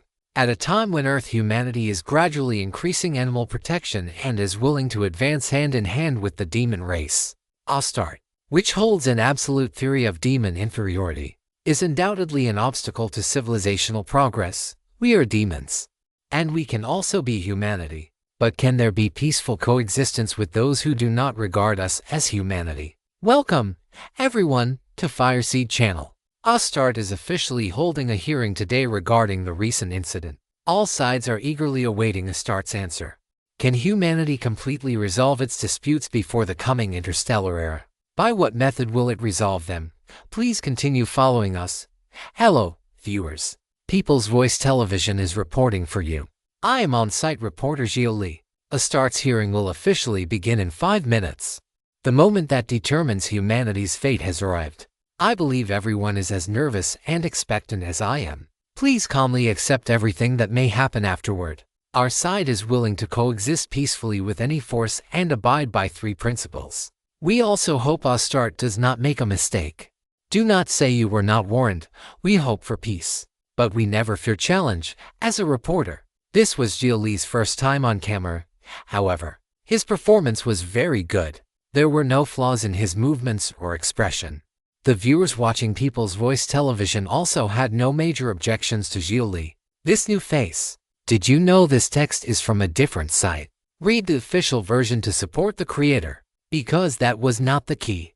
It did not matter who reported it. The key was the result of the hearing that was about to come. The network had already erupted an argument over this. The Martian threat theory was not a recent claim. It had existed as early as before the Heavenly Tao computer was built. After all, in the initial stage of the spiritual energy revival, due to the influence of radiation, those who obtained spiritual energy would produce some ugly mutations. And in the early stage, spiritual energy did not have much effect for humanity. This led Astarte to very quickly lose interest in spiritual energy. Who could have known that starting from the 2nd generation, adaptation to spiritual energy would begin appearing? Astarte had also activated genetic engineering too early. Their adaptability to spiritual energy was extremely low. And because spiritual energy genes were difficult to analyze, it might take them several generations to catch up with the adaptability of Earth's 2nd generation spiritual energy people. If they returned to Earth, they would have to start again as inferiors. This was something Astarte could not accept no matter what. Therefore, Astarte walked onto a path of rejecting spiritual energy. Even after the Heaven Chip and Spirit Core were later developed, it was too late for Astarte to turn back. Time passed second by second. Even Xia Li did not know what would happen next. Using the soul to accrete information was very tiring, and Xia Li could not use it a second time in the short term. However, he was very clear on one thing. Some major event that would be recorded in future history would soon begin. Just like the Sarajevo incident of World War I and the invasion of Poland in World War II. Astarte was planning something. Time passed in torment, second by second. These 5 minutes were extraordinarily long, squeezed in the crowd. Xia Li could not help sweating on his forehead.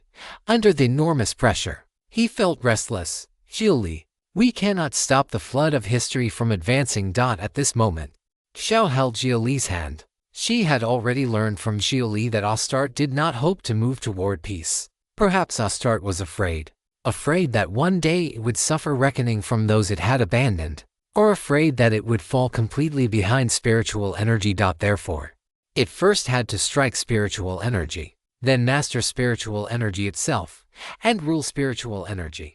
Only spiritual energy held in Astarte's hands was spiritual energy that could be popularized and developed. A time like this really is nerve-wracking. Standing at the mouth of history's tide, what blew toward them was the stellar wind of the Fourth Interstellar War. Surface peace was about to fail. The thinking of people on Earth had become more open. They accepted AI, accepted the demon race, and spiritual technology advanced by the day. There was a clear sign that Earth would become the main body of humanity. If this dragged on, Astarte could not outlast Earth. 3 minutes remained before the hearing began. Xia Li keenly sensed the atmosphere on site becoming increasingly solemn. The Martian guards at the scene whispered to one another, and even openly chambered their firearms. 2 minutes remained before the hearing began. The venue began playing a song. It was the Internationale from the old era. Astarte seemed to be pretending it had a heart that pursued peace. 1 minute remained before the hearing began. Fireworks bloomed in the sky. Martian residents and Earth citizens all focused their attention on the high platform. Astarte's leader was about to appear on the platform and issue a declaration. Xia Li's palm was already full of sweat.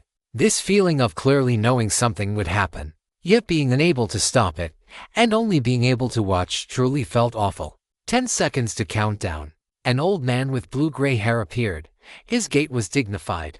He wore a black coat similar to a military uniform, and behind him followed 2 guards in blue-gold armor. It was Commander 6 Armor, and that old man was Astarte's current chief executive, the equivalent of a president in Astarte's political system. Greetings, compatriots from Earth. Regarding the biological armor previously attacked by Antares and suspected of carrying technical risks, I will now address this matter. Before his words fell, intense light suddenly lit the sky. Xia Li was slightly stunned, then immediately recognized what that light was. It was an orbital cannon. If you'd like to support the translation and read 10 chapters ahead, https://www.patreon.com/poppingdino. Thank you so much for reading and supporting the story. At the hearing site, Astarte's chief executive had just appeared when an orbital cannon attack arrived. The 2 guards wearing Commander VI armor immediately charged into the sky and opened defensive barriers. And it was at this moment that 2 reporters suddenly rushed toward the high platform. Even from far away, Xia Li could sense that the energy in those 2 people's stanchions was extremely wrong, violently unstable and blazing hot, very similar to the state of his own golden core when it overheated. Quick! Hide in phase space. They are detonation-type imitation star golden cores. Those 2 are going to self-destruct. At this moment, someone realized what was happening and directly shouted in alarm. The possessor of an imitation star golden core was, to a certain extent, a highly concealed smart nuclear bomb. If they had also undergone modifications focused on concealment and were fully committed to self-destructs, then once their aura was revealed, basically only a little more than 10 seconds would remain before the explosion. Moreover, those who underwent this kind of modification were absolutely not normal imitation star golden cores. They were completely low-quality imitation star golden cores used for self-destructs. They could hardly operate normally, but the explosive power was not inferior at all to a normal imitation star golden core. In fact, its power was even somewhat greater, because there was no need to consider measures for limiting overheating. This kind of modification was called detonation-type modification. From the very beginning, it was meant to sacrifice oneself to cause destruction. What? This? The sudden change shocked everyone. After a brief moment of surprise, those who reacted all chose to flee immediately. It was already too late to stop it. Normal imitation star golden cores had many emergency cooling measures, but detonation-type imitation star golden cores did not. The Martian citizens began screaming. The scene fell into chaos. Stampedes occurred, and people's wails rang throughout the venue. Those two guards vanished from sight. The ordinary guards around them also panicked and, under emergency conditions, chose to abandon their guns and flee. Only the old man, Astart's chief executive, wore an inexplicable smile on his face even while facing two human-shaped nuclear bombs rushing toward him. At this moment, Xia Li understood Astart's scheme. He stepped forward and prepared to stop it. Although he could not stop the detonation-type imitation star golden cores from overheating, he could delay their self-detonation time and find a way to throw them into space. But at that critical moment, Xiao grabbed Xia Li's hand and shook her head at him. Even if you stop these two, Astart will have other follow-up moves. You will also be exposed. After a brief hesitation, Xia Li clicked his tongue. Many reporters at the scene had enough cultivation to temporarily escape into the void, but most of the Martian citizens did not understand spiritual energy.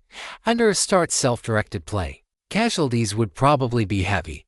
This method of provoking public anger was simple and crude, but it was also extremely practical. In the last few seconds before the explosion occurred, Xia Li made a decision. There was only one thing he could do now: continue broadcasting. An emergency incident has occurred at the hearing. A nuclear explosion is about to occur on site. With Astart's security, could this truly not have been prevented? Could this be a self-directed performance by Astart, sacrificing its own citizens to provoke public anger and thereby start a war? Everyone on Earth, please keep your eyes open and handle this matter calmly. I am uploading the record. Everyone, please. Suddenly, a muffled sound rang out. Xia Li's head tilted as a bullet struck his head, but it did not cause any effective injury. Astart is attacking me. Everyone. Before Xia Li could finish speaking, his heaven chip prompted him that the network signal had been cut off. Unauthorized use of content. If you find this story on Amazon, report the violation. Xia Li had failed to complete the upload of the visual record. Otherwise, through later frame-by-frame analysis, they absolutely could have caught some evidence of Astart's self-directed performance. After the nuclear explosion, any evidence inside this venue would vanish without trace. The reporters present would probably not have many who could successfully return to Earth, because everyone had heaven chip records. Damn it, Sisterk, watch out. At the final moment before the nuclear explosion occurred, Xia Li used the cave heaven gourd to take Xiao inside. As for himself, he urgently loaded the phase movement spell. Countdown 3, 2, 1. Light and heat instantly swallowed everything, and the wailing also ceased. Xia Li hid in phase space and escaped the influence of the explosion center. Afterward, he repeatedly stepped through the void to transfer away. He saw it. People were vaporized in an instant, then blown apart by the shockwave generated by the explosion like sand grasped in a hand. Every brief stop he made in reality brought intense burning pain over his body. The million-degree high temperature generated at the explosion center was enough to evaporate everything. Even after avoiding the first explosion, the residual heat was still scalding. Only after taking more than 10 steps in succession did Xia Li stop and turn back to look behind him. Behind him was already a burning ruin. Because he was somewhat farther from the center of the explosion, he could see charred, burning people walking like zombies on the ruined streets. There were no wails. No screams, because their throats had all been burned away. The 1,000-degree hot wind blew against Xia Li. Xia Li used spiritual astral force to resist the hot wind, but ordinary Martian citizens had few methods of resisting it. The powerful vitality granted by prosthetics only let them linger on and endure more suffering. What Xia Li saw now was hell. Flames towered into the sky. Black clouds pressed down from above. Charred, carbonized walking corpses marched soundlessly. Had Astart treated its own citizens like this to manufacture war? Did it need a reason to begin war so urgently? Pioneer. New Detroit has been attacked. Major Far Star server clusters attacked. Network restricted. New Tokyo has suffered a hydrogen bomb attack. Mount Fuji erupted. Spica activated. Betelgeuse activated. Dipper 1 activated. Ghost 3 activated. Rooftop 1 activated. Alcyone 6 residual fungus biological weapon released. I temporarily lacked the ability to pay attention to you. Destroy uni clusters. Abe Shuri. Kang urgently left Xia Li a message, then allocated all computational power to paying attention to Earth's affairs. It no longer had strength to pay attention to other planetary colonies. Was this what it meant to invade like raging fire, dragging human civilization into the hell of war in an instant? Was this what Astarte wanted? The wind of the new era's hell blew against Xia Li's face. The brief peace after his awakening was gone. The largest civil war in human history had begun. Right in the era he lived in, experienced by him personally. Yet Xia Li did not find the reality before him quite so impossible to accept. The cruel tempering of the Xuan realm had made him understand a helpless fact. Sometimes, perhaps only war could obtain peace. Xia Li took the Taiyi Holy Land's Holy Sun golden robe from his phase ring and put it on. He also took out the spirit artifact Thousand Faces and covered his face with it. This feeling was like killing the kindness in his heart and becoming a cold, merciless superior. Since he was already in this era and facing the current crisis, he could only do everything he could to push the world toward the direction he hoped for. Soon, several Martian assassins pursued him. They could not possibly let any reporter return to Earth alive. Only, when those Martian assassins saw Xia Li wearing a golden robe, for reasons they did not understand, a chill rose in their hearts. As if they were facing a powerhouse from hell. Xia Li's expression was calm as his gaze swept across this group of Martian assassins. Aggregation. Under the suddenly generated suction, they could not resist being instantly pulled together. With a thought from Xia Li, the residual heat after the nuclear explosion was borrowed, compressed, and formed into an explosion. They avoided it by hiding in phase space. But immediately after came the second explosion, the third, all the way until the fifth. This group of Martian assassins' energy could no longer support their continued escape into phase space, and they were swallowed by flame and explosion. After dealing with the pursuers, Xia Li raised his head and glanced at the sky. Then he slowly lifted his arm. Heat aggregation, nuclear explosions. This power that destroyed everything, instead allowed Xia Li to easily transform it into his own power. It was absurd to say, but upon this ruin after a nuclear explosion, this was the battlefield most suited to him. The stellar golden core turned, telekinesis gathered energy. In front of Xia Li's prosthetic arm, a compressed energy sphere appeared in his hand, emitting dazzling light. The next instant, a beam broke through the black clouds from the sky. An orbital cannon aimed directly at Xia Li. Xia Li also released the energy gathered before his palm. The high-energy beam and the orbital cannon converged in one place. Their energies canceled each other, producing a burst of light spots in the sky. Then. Xia Li's energy was greater. The high-energy beam pushed back the orbital cannon and followed the position from which the orbital cannon had fallen, striking upward into the heavens. Several seconds later, through the cracks in the black clouds, a violent explosion could be seen in space. Standing on the surface, Xia Li raised his hand and destroyed a satellite. Afterward, Xia Li shot into the sky. He was now going to destroy the unique cluster marked by the Heavenly Tao computer. He did not necessarily need to destroy all of them. Destroying even one would be enough, because they were all Tier 1 unique clusters. Astarte had prepared for this for a long time and dispersed its military strength to Earth and other colonies, seeking to paralyze the Heavenly Tao network. Since that was the case, then let them trade. If the Heavenly Tao network was paralyzed, then Astarte's firmament network could forget about surviving too. If you'd like to support the translation and read 10 chapters ahead, https://www.patreon.com/poppingdino. Thank you so much for reading and supporting the story. This sudden outbreak of war, perhaps in the eyes of many people, it was not sudden, but a war that was certain to happen brought forward. Xia Li rushed toward the nearest Tier 1 unique cluster marked by the Heavenly Tao computer while thinking about why Astarte had launched the war in such a hurry. After thinking it over, there was only one answer. Antares. It was Antares that had destroyed Astarte's transport ship, causing the secrets of the Commander 6 armor to leak and become known to all Earth people. That was the true fuse. During the 1-month buffer afterward, Astarte appeared on the surface to adopt an attitude of seeking negotiation. In reality, it had used that month to secretly prepare for war. And because of this surface compromise, Astarte had not expected that Shuri Turing would personally come to Mars. planning to strike directly at Astarte's vital point. Astarte had no choice but to have its own super AI firmament clash head-on with CNG. It ended in defeat. Although it obtained Shuri Turing's intelligence, even more of its own information leaked. In addition, the more Earth understood about Commander via armor, the smaller Astarte's advantage became. Under all these factors, Astarte chose to bring this war forward. Astarte had to race Earth for time. If development continued, it was already visibly falling behind spiritual technology. If it did not launch a war now, it would be slow death. After analyzing things from Astarte's standpoint, Xia Li also realized belatedly that this war had shown signs of coming long before he awakened. It was only erupting now. Today was destined to be recorded in history. July 13th, at 2534, the Mars Incident. The war between Earth and Mars officially began. Humanity's fourth civil war, the first full solar system war, had begun.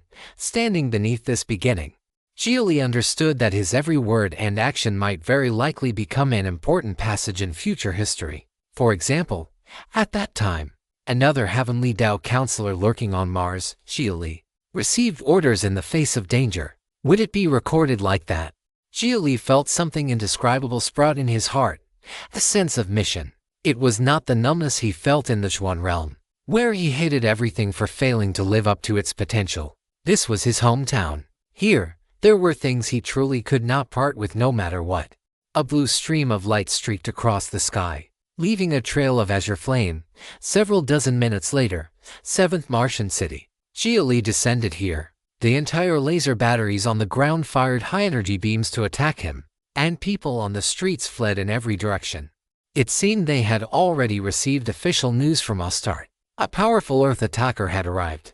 This novel is published on a different platform. Support the original author by finding the official source. Thousands of security personnel on the ground spread steel wings and flew into the air toward him. Bullets poured down like rain. Warp. At the instant those attacks were about to hit him, his soul produced telekinesis, echoing in space. The powerful computational power from the 6th generation Heaven chip precisely captured the impact window and assisted Xia Li in unfolding the most practical magic in modern magic. Phase warp. As a result, after those attacks hit Xia Li, they were all reflected back and bombarded the ground. The high-energy beams cut a skyscraper in half. As the building fell, many Martian residents screamed and dropped from the broken sections of the tower. For many ordinary Martian residents, energy chips might be as widespread as phones in the past, but outer spines were still not something everyone was qualified to install. Therefore, they fell to the ground and were then struck by collapsing walls and rubble. The people fleeing in the streets also died in terror under the following bullet rain. Strictly speaking, Xia Li had not actively attacked. He had only returned the opponent's offensive. Damn Earth invader! What exactly do you want to do? Attack! Attack! We must stop him. Those security personnel clearly lived within the worldview Astarte had woven for them.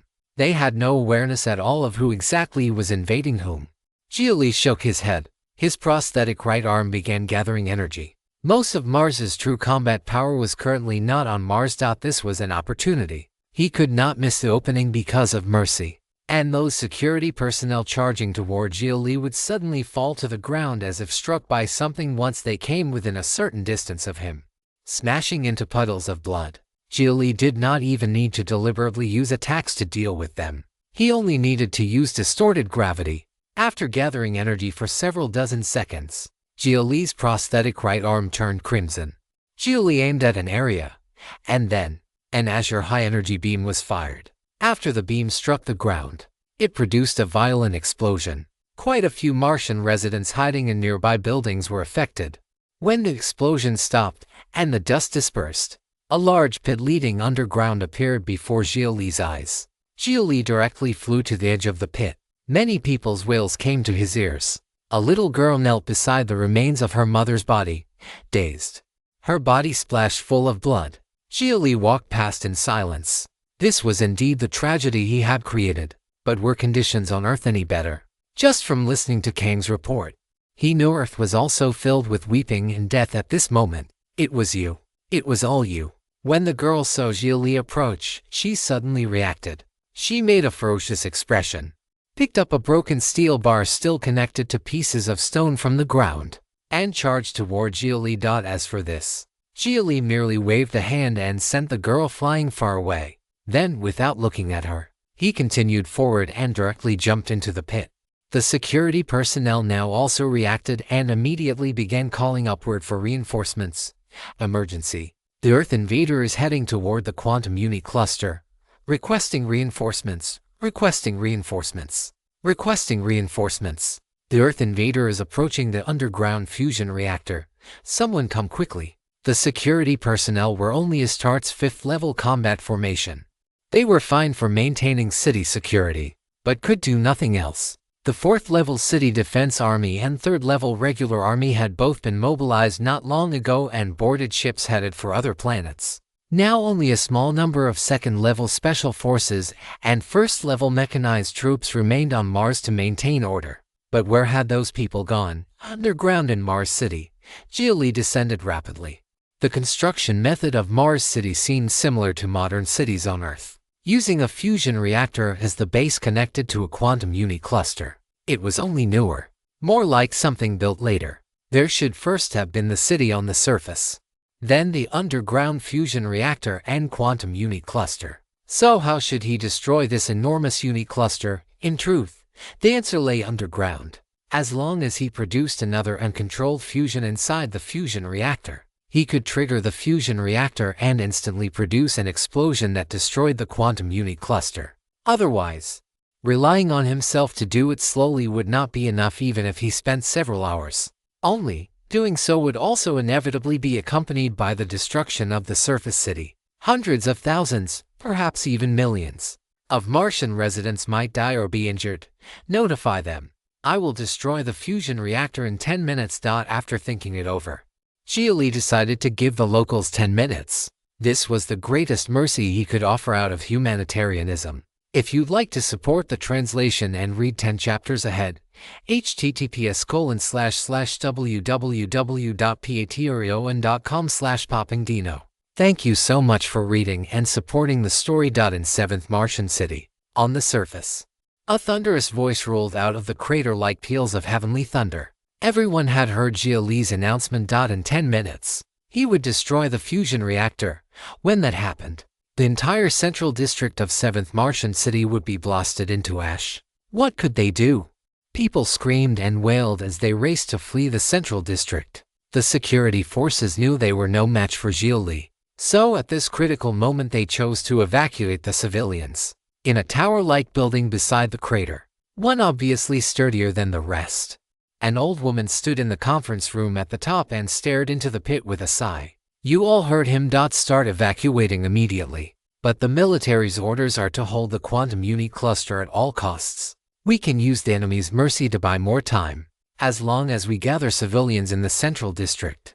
And are you willing to bet that he really is merciful? Reconstruction and disaster relief will cost a fortune afterward. If only a few people survive, they can skip most of the relief spending and further raise public support for the war faction.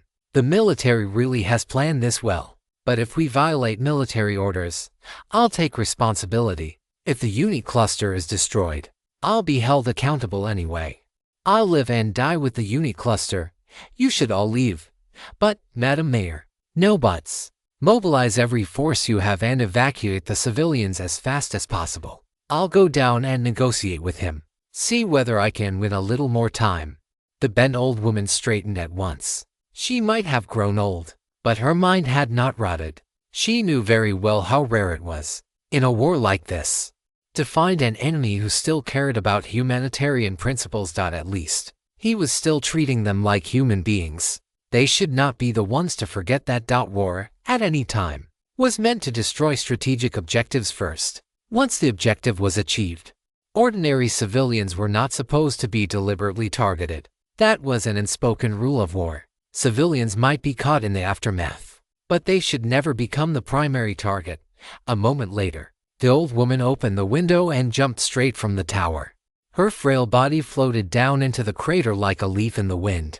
A few minutes later, at the bottom of the crater, Xia Li stood before the enormous fusion reactor, quietly waiting for the countdown to end. Sensing someone descending, He raised a hand and began gathering power, aiming directly at the newcomer.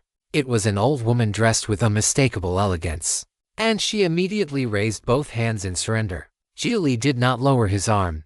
He kept gathering power, though he did not fire. Soon, the woman's fall began to slow. Jets of air sprayed from beneath her feet, and after she landed smoothly, she bowed deeply to Xia Li. "Thank you for the choice you made out of humanitarian concern. On behalf of the citizens of 7th Martian City, I offer you our gratitude. If you discover this tale on Amazon, be aware that it has been unlawfully taken from Royal Road. Please report it. Then hurry the evacuation along. I am the mayor of 7th Martian City. I've already ordered a full evacuation. But 10 minutes truly is too short. I've already been merciful enough." Xia Li would not extend the deadline. Every extra second increased the danger to himself. The strong fighters Ostart had left on Mars were most likely all hunting Shuri Turing right now, which was why his side had gone so smoothly. But that did not mean they could not split off people to deal with him. "I understand. It won't take long. Just a few more minutes." As a gesture of good faith, as she spoke, one of the maintenance hatches in the thick alloy shell protecting the fusion reactor's interior opened. A trace of terrifying, blistering heat immediately leaked out. "This will make it easier to destroy as well." The old woman had shown her sincerity.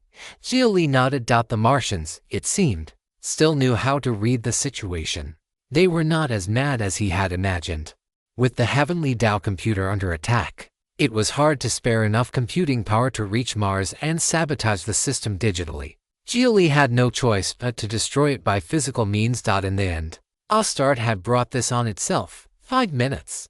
After a moment of silence, Xia Li granted 5 more minutes for the evacuation. The old woman nodded. "Thank you. No need. You surprised me. You neither cursed me nor attacked me." The mayor of 7th Martian City truly had surprised him. "What standing do I have?" The military-led war faction holds power in Ostart now. The peace faction has been suppressed from the very day it first spoke out. After centuries, it has all but vanished. After we supported Earth with armor back then, the war faction quietly purged us as well, in corners you could not see. "I understand what you mean. There are good people in Ostart. Yes, but just as clearly, there are bad people on your side too. The military could never have carried out its operations on Earth without help from organizations on your side." At that, Xia Li lowered his hand. He could tell that the old woman before him was not an enemy. If anything, she almost counted as an ally. But it was a pity. Astart's peace faction had already been persecuted nearly to extinction. How many of them were even left now? If I had attacked a city controlled by the war faction, what would have happened? There would have been millions of casualties. They would burn the souls of innocents and use that fury to drive the war machine at full power. That really would have put me in a difficult position. Even so, he would still have had to do it. If Xia Li truly chose the city controlled by the war faction, then to destroy the unit cluster he still would have needed to blow up the fusion reactor and shoulder the deaths of millions. But could this small stroke of luck really change anything? Time passed in silence, second by second, until it reached the detonation time Xia Li had promised. "Time's up. I know. The civilians have all been evacuated. Once again, on behalf of the residents of 7th Martian City, thank you. I only wish there were more people like you among the leaders on both sides."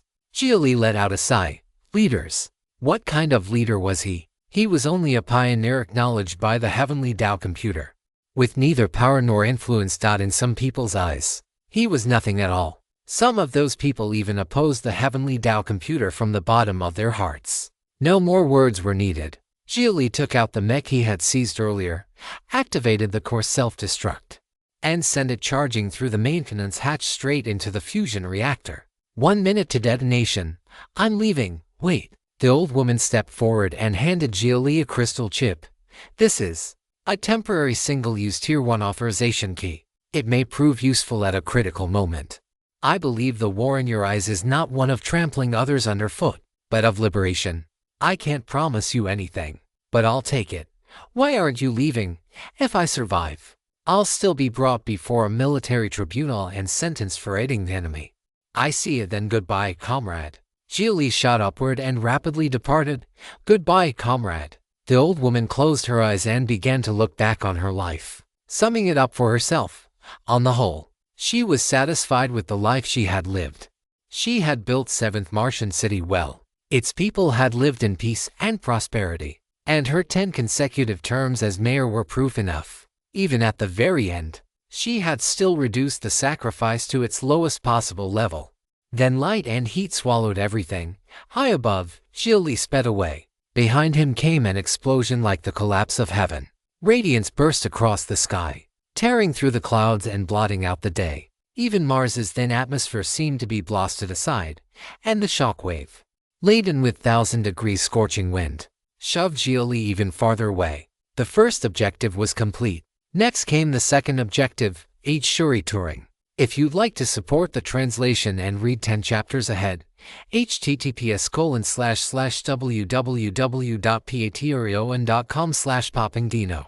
Thank you so much for reading and supporting the story. Xia Li raced at full speed above Mars, but once he closed to within a certain distance of the marker, he discovered that its position was steadily rising. Not on Mars. Kang had marked Shuri Turing's approximate location. From Xia Li's previous position, it had only seemed far away. Only after he truly drew near did he realize Shuri had already escaped Mars. That did not mean he was safe, however. Astarte's interstellar travel technology was more advanced than Earth's.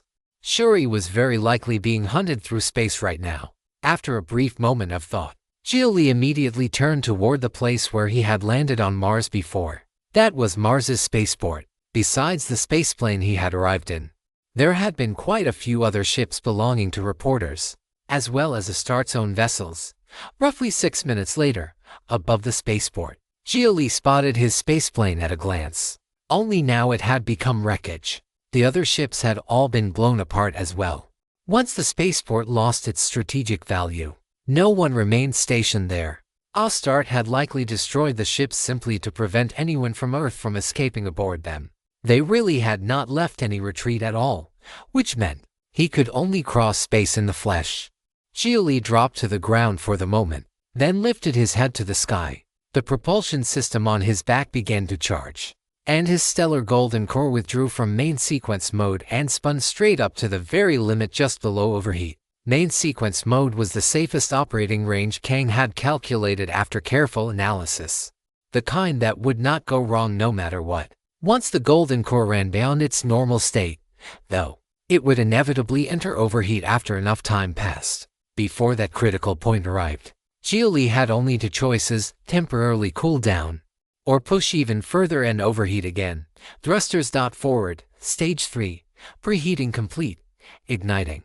A few seconds later, Xia Li turned into a brilliant streak of blue light and shot straight into the sky. After punching through Mars's atmosphere at 12 Mach, he sped into deep space and continued accelerating. With almost no resistance. He relied solely on the thrusters on his back to keep building speed, faster and faster, until his velocity became terrifying compared with a spacecraft. Xia Li's mass was far smaller, while the thrust provided by his propulsion system was incomparably powerful. 3 minutes later, he had accelerated to 1,000th the speed of light. 10 minutes later, he was already approaching 1/500th. The world in Xia Li's vision warped under the excessive speed, and he could no longer keep accelerating. At that point, even space dust slamming into him caused excruciating pain and could punch through his spiritual barrier. The Heaven chip also warned him that if he accelerated further, his body might collapse. In the boundless void, Shuri was piloting a small spacecraft and fleeing for his life. Behind him followed a small detachment of Astarte's Mecha forces, a command ship for 10-meter mechs and a 100-meter mech. Roughly 400 years ago, Astarte had once deployed first-generation 100-meter mechs to help Earth defeat the demons.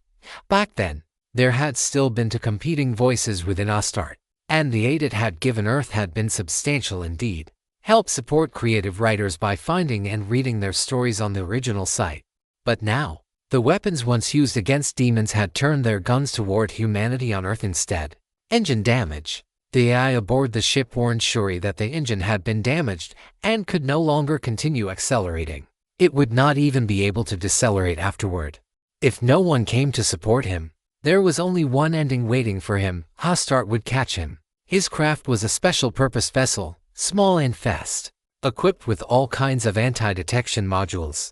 But its defensive capabilities were close to non-existent under Astart's saturation bombardment.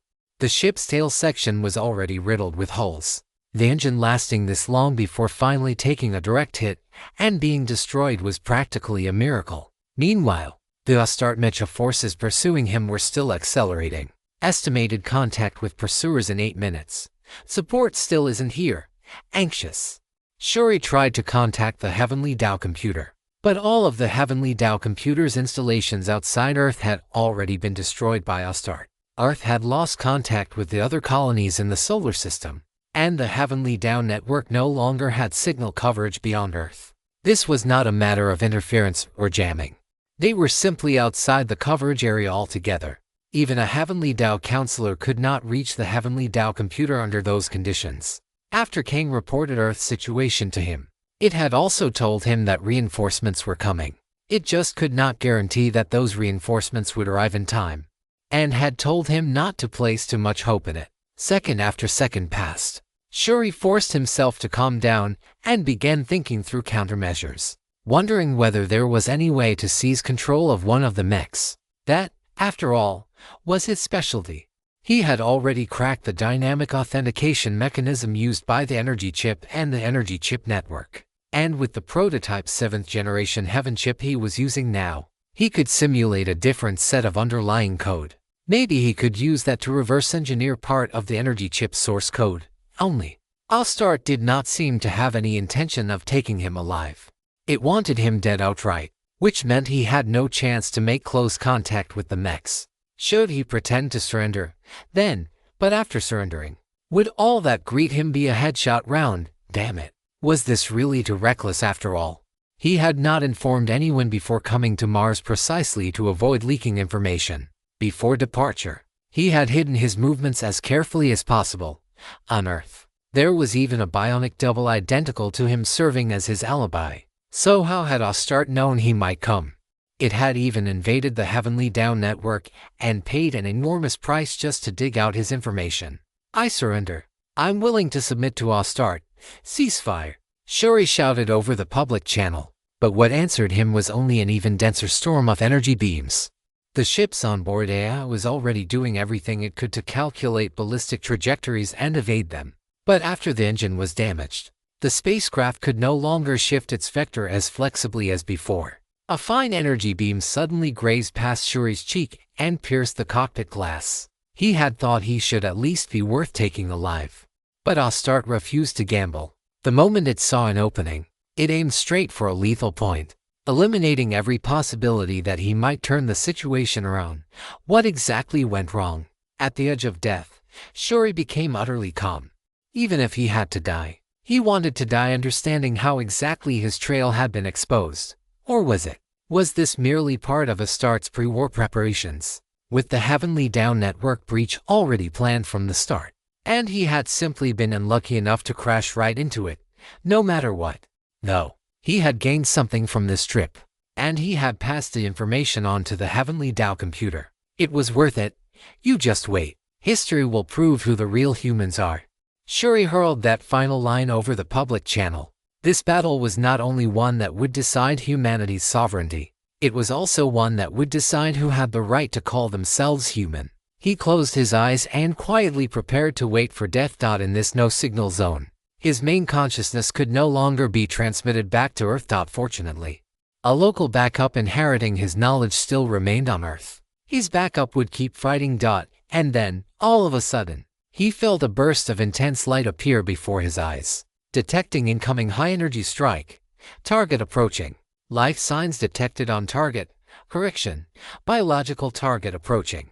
The ship's AI reported the sudden development. Shuri opened his eyes and stared in shock at the azure stream of light rapidly closing in on him. Could a living creature really accelerate to that degree without relying on a spacecraft? If you'd like to support the translation and read 10 chapters ahead, https://www.patreon.com/poppingdino. Thank you so much for reading and supporting the story. Shuri was not the only one left stunned. Astartes mecha forces reacted just as fast, immediately spreading energy barriers. No matter how one looked at it, that stream of light resembled the blast from some kind of energy cannon. But by the time Astartes mecha forces also detected a living signal, it was already too late. The stream of light suddenly turned, with terrifying agility. It bent at nearly 90 degrees while still moving at extreme speed, then slammed straight into the nearest 10-meter mech. The pilot had no time to dodge and could only hope that energy barrier would hold. The next instant, the stream of light crashed into the barrier and erupted in a violent blue flame explosion. The energy barrier was destroyed in an instant. The stream of light punched straight through the mech's power core, and its blazing tail flame ignited the mech's miniature fusion reactor, creating a small nuclear explosion in space. Only after smashing through the mech did the stream of light finally slow down. It came to an abrupt stop and hovered in space. Only then did Shuri and Astartes people see clearly that it really was a person, a living human, clad in a dazzling golden robe. Someone from one of the sects. Shuri stared blankly. In their culture, there was no real distinction between sect and religion. To them, sects were just another kind of religion, and their organizational forms looked much the same. Mars had no religion. If someone like this could appear here and destroy a 10-meter Astarte mech in a single blow, then he had to be one of their own.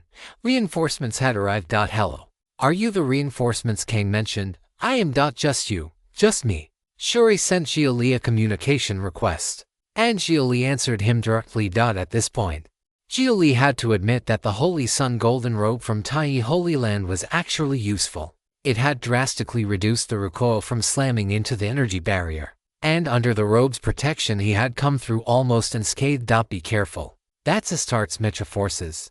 The one in front, the 100-meter one, is an assault-class mech. The other 3 10-meter ones are Hound-class mechs. A Hound-class mech can handle a B-armed raiding target on its own.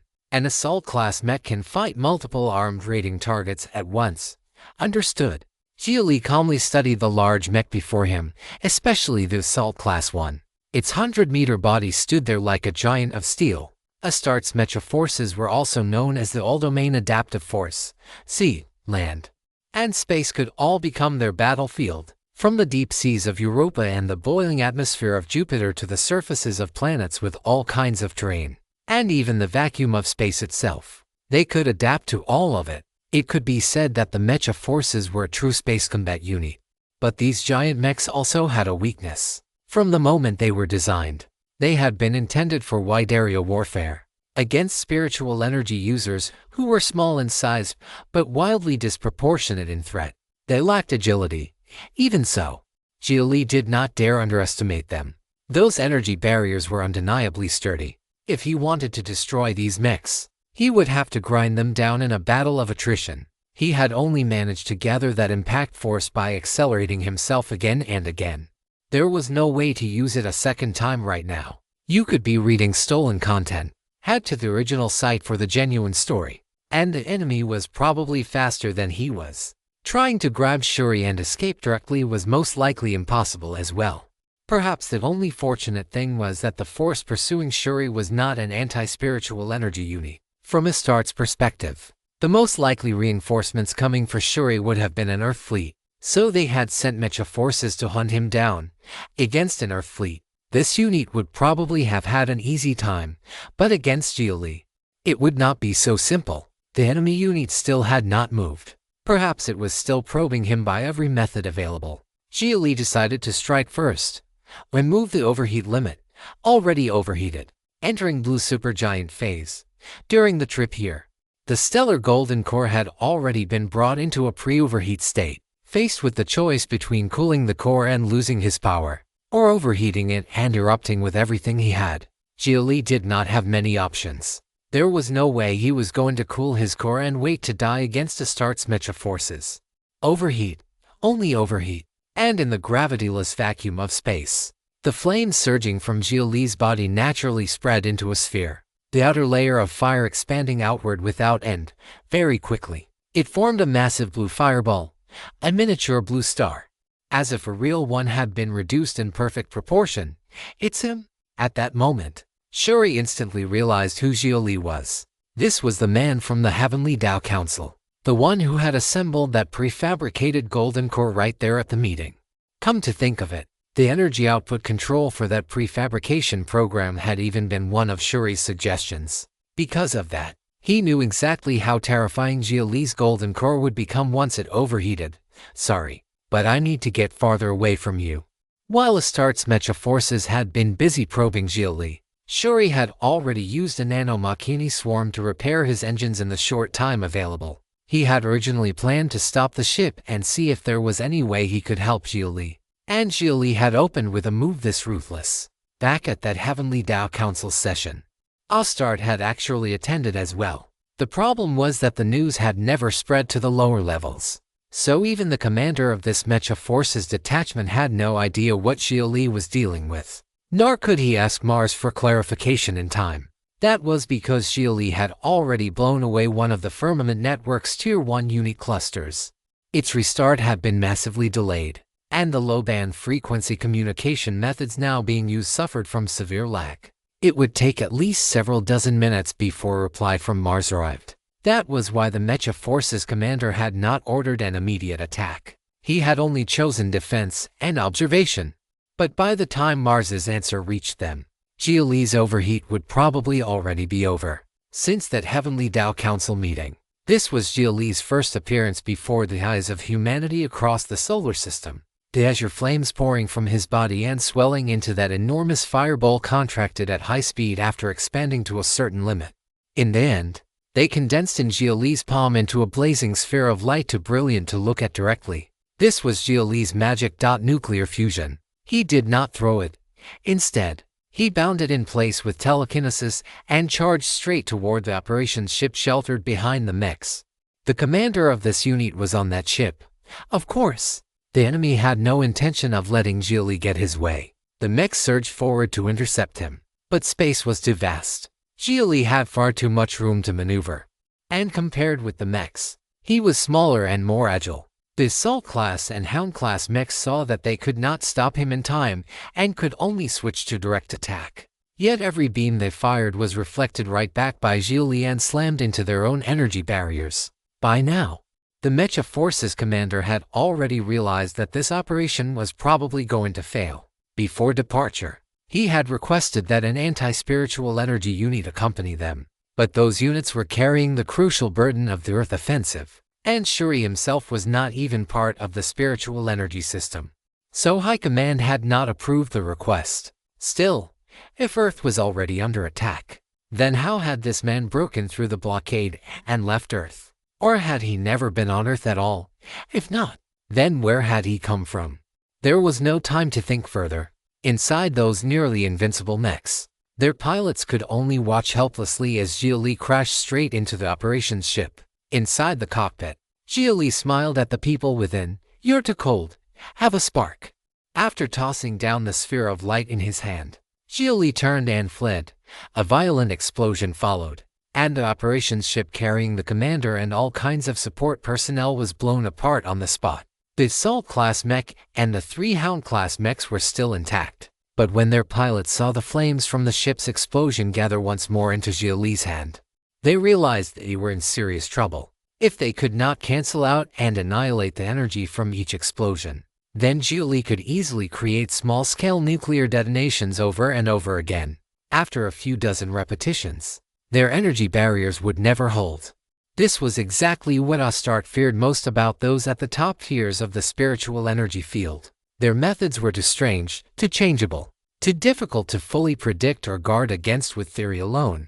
If you'd like to support the translation and read 10 chapters ahead, https://www.patreon.com/poppingdino. Thank you so much for reading and supporting the story. After taking out the Mecha Forces operations ship, Xia Li gathered the explosive energy once more and bound a mass of high-energy condensed matter in his palm with telekinesis as he charged straight at the Assault-class mech. He had to end this fast. He was in overheat mode, and he did not have much time left. As soon as he closed to a certain distance, the 3 Hound-class mechs immediately pulled back. They seemed to have detected certain characteristics of Xia Li and knew his current state could not last for long. The 100-meter Assault-class mech, meanwhile, fully enfolded its energy barrier. And like the white glow from before, this one was faintly red. The principle behind an energy barrier was a field. It was formed by arranging ultra-dense matter into a field, and the color of the barrier's light was enough to tell what kind of field it was. Blue meant an electromagnetic field, the most common type, using powerful electromagnetic force to bind matter into rigidity and directly block attacks. White meant a photon field, focused mainly on bending the direction of incoming attacks. More precisely, it counted as a kind of gravity field. Red meant a high-energy matter field, built primarily to cancel attacks out. It was the most power-hungry and least practical type, but because the field itself was aggressive, anything that touched it would melt and shatter. It was best used by unfolding it and simply shoving forward, a type practically exclusive to large mobile weapons. So the mech wanted to compete with him in raw energy expenditure. Xia Li immediately understood the other side's thinking. It would never let him keep piling up explosive condensations. It intended to neutralize and annihilate the explosion's power before they could land. The mech's huge frame was cumbersome, but its power supply was abundant. That all-angle defense truly was troublesome. Unless he shattered the energy barrier, there was no hope of damaging the machine itself. So Xia Li did not throw the near-fusion matter in his hand, since it would only be neutralized anyway. He would use it in a way that burned through even more of the enemy's power. Xia Li straightened his prosthetic right arm and used telekinesis to compress the mass, leaving only a single opening directly ahead while feeding in his own energy without pause to keep catalyzing it. This let him fire a fusion convergence beam. And the stellar golden core was a golden core that turned spiritual energy directly into power. Because of that, his main offensive methods had, in a sense, already stepped outside the category of spiritual energy. There were no saber lights or sword shadows imbued with Tao resonance. No subtleties of the five elements generating and restraining one another. All he did was turn spiritual energy into power and launch the simplest, most violent torrent of excited matter. The beam erupted the next instant. The recoil hurled Xia Li backward at terrifying speed. Only by bracing his own back with telekinesis did he keep from spinning out of control. The beam struck the mech's energy barrier, and the mutual cancellation of their energies produced a brilliance so intense it devoured everything. Space filled with chaotic high-energy matter that threw off every detector. Neither Xia Li nor the Assault-class mech could lock onto the other's position anymore. But the attack could not stop. And the defense could not stop either. In this contest of offense and defense, whoever halted first would immediately face the other's killing pursuit. Xia Li gritted his teeth. His body felt scorching hot. The half-loose and holy sun golden robe kept absorbing heat from within him and venting it away, blazing with golden light. The narrative has been stolen. If detected on Amazon, report the infringement. On the far side of the vast void, Shuri had practically plastered his face against the glass of the ship's window, staring fixedly at the battle. Even Shuri found this fight terrifyingly thrilling. The man who had come to save him was completely different from every other spiritual energy user he had ever seen. Shuri saw no trace of Tao and technique in Xia Li. What he saw was a mech shrunk down in perfect proportion. The way Xia Li fought was absurdly similar to the way a mech fought. A mech had a fusion reactor installed inside it, and jet radiators on its back. Xia Li had a fusion reactor installed inside him, and jet radiators on his back too. Where had Xia Li gotten modified? His modder was an outright genius. Whoever had done this had clearly been aiming from the very start to turn Xia Li into a flesh and blood mech. Record this. I have to record this. Next all modifications. Right. This is what real mechanization should be. If Astart can do it, why can't we? If ideal form imitation star golden cores enter mass production before Astart gets there first, Earth should have its own mecha forces too. Use mecha to fight and Mecha. In Shuri's eyes, Xia Li was practically the prototype of Earth's future mecha forces. If the way he routed energy could be optimized a little more, you have to win. Shuri still did not know Xia Li's name, but that did not stop him from giving Xia Li one on the spot. Why rely on an external mech when you could become the mech yourself? That was the true future of the path of full mechanization. They had all been wrong. All that spirit network avatar coordination was just a waste of computing power. There was no need to obsess over the profound mysteries of Tao and technique. Turning spiritual energy into power itself was the greatest path of all. Very soon, Xia Li's completely unrestrained method of dumping power drove him into supercritical state even faster. He had to vent the energy generated by the stellar golden core as quickly as possible. The beam grew even brighter. It even began to show hints of liquid flow. At the sight, Shuri grew so excited he could barely contain himself. Plasma slurry. That terrifying energy output meant Xia Li's maximum output efficiency was already equal to a medium fusion reactor. Enough to supply the energy needs of a small city. Absurd. Completely absurd. Could that really still be called a human being, a living organism? The only problem was that Xia Li could not hold out in supercritical state for long. As the heaven chip warned that the stellar golden core's transition into supernova state had entered its countdown, Xia Li abruptly swung his arm to a new angle and used the beam's thrust to hurl himself toward the assault-class mech. As his arm swept through space, the beam carved through everything in its path. That included Shuri's ship. Oh shit! Shuri was nearly clipped.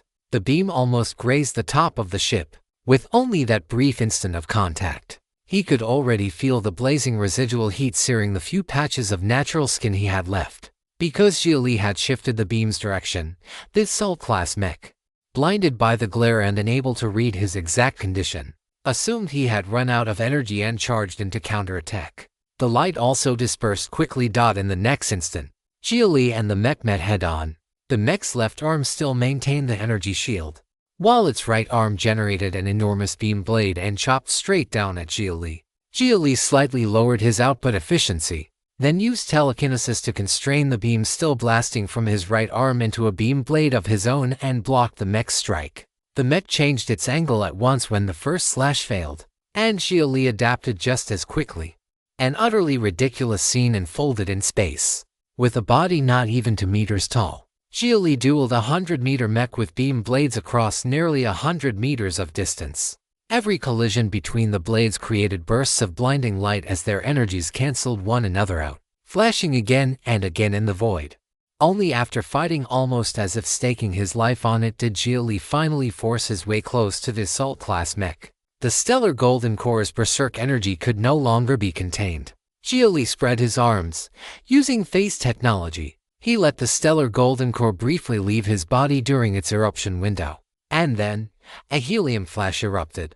Everything in front of him vaporized in an instant. If you'd like to support the translation and read 10 chapters ahead, https://www.patreon.com/poppingdino.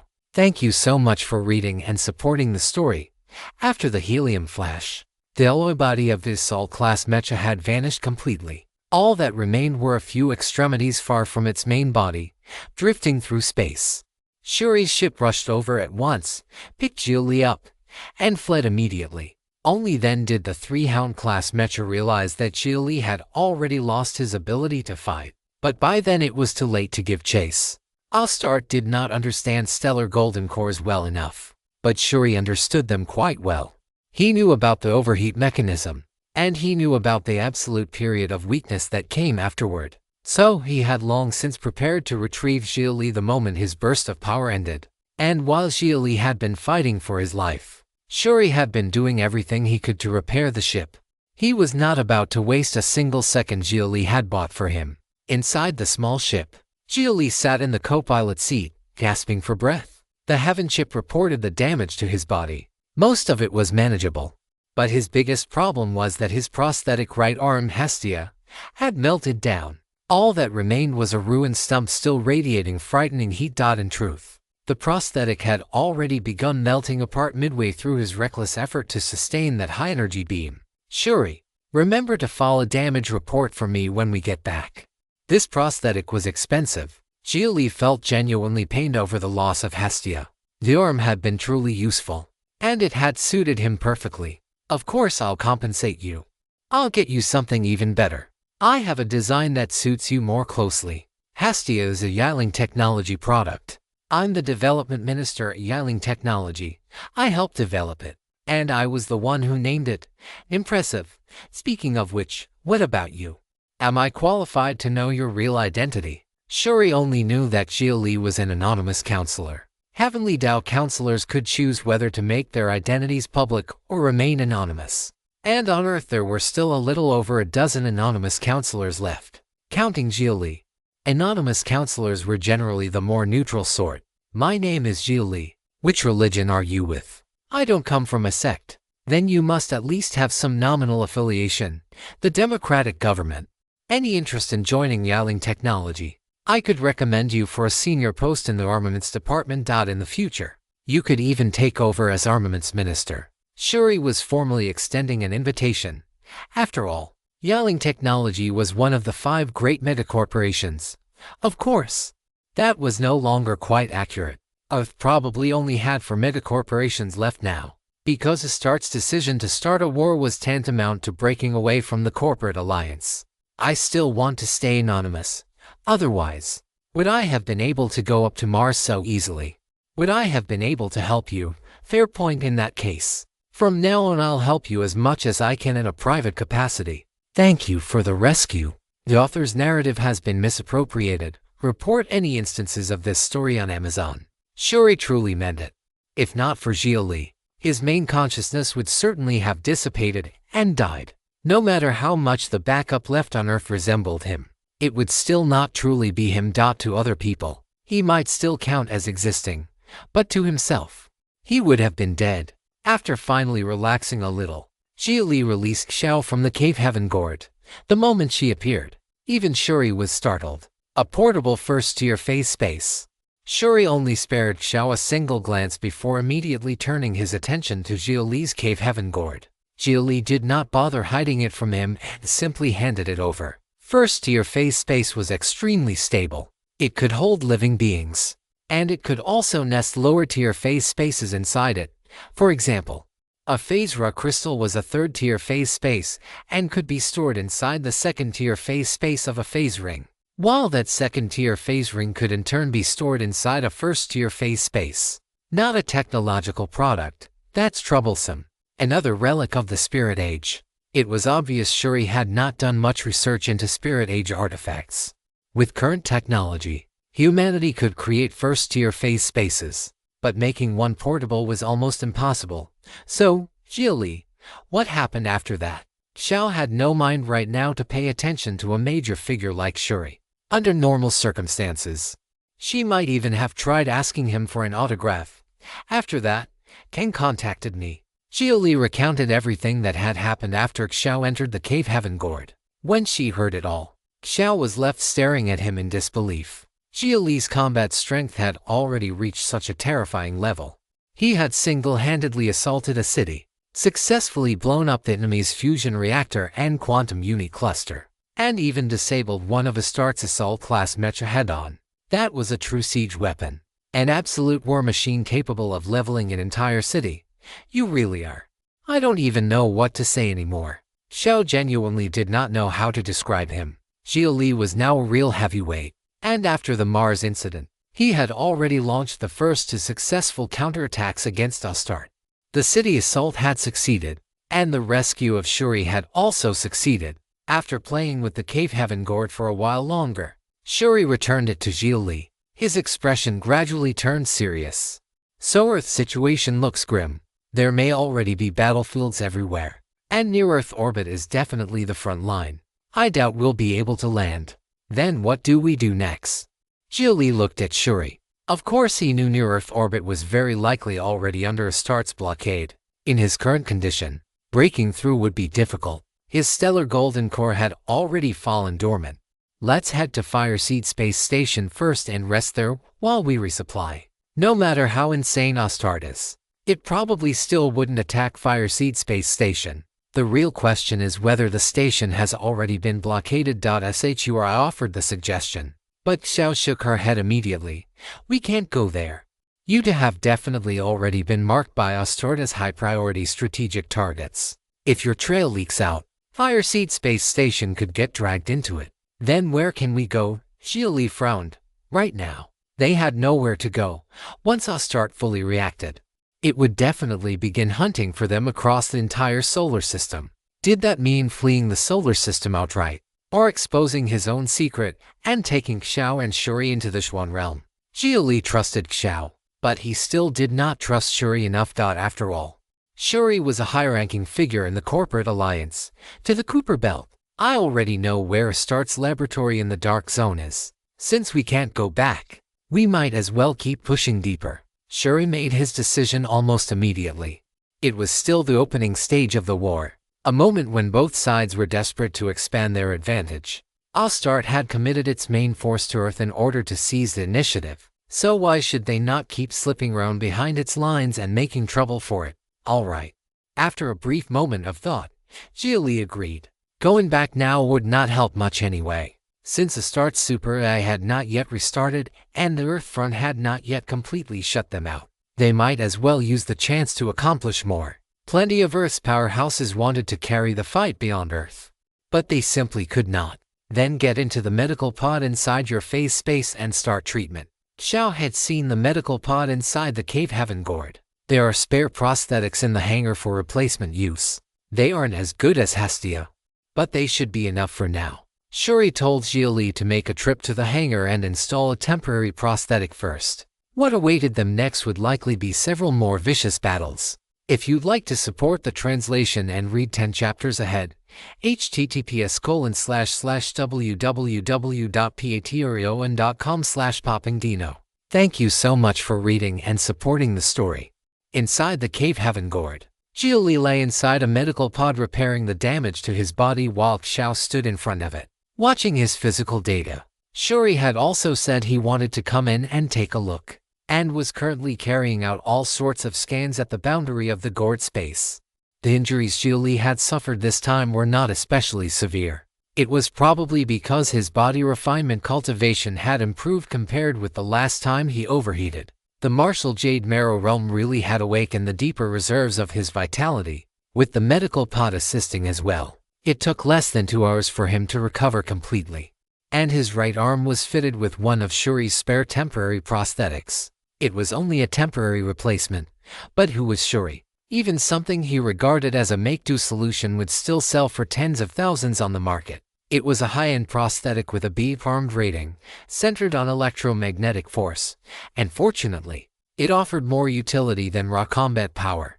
Swarms of nanomachines had been implanted into the prosthetic. They could spread out into a shield, condense into weapons, handle scanning and eavesdropping, and also repair damage. It had plenty of functions, but sadly, Xia Li had no real use for them. That cultivation era relic of yours is pretty interesting. It's alive. A life form of some kind, but not one in the normal sense.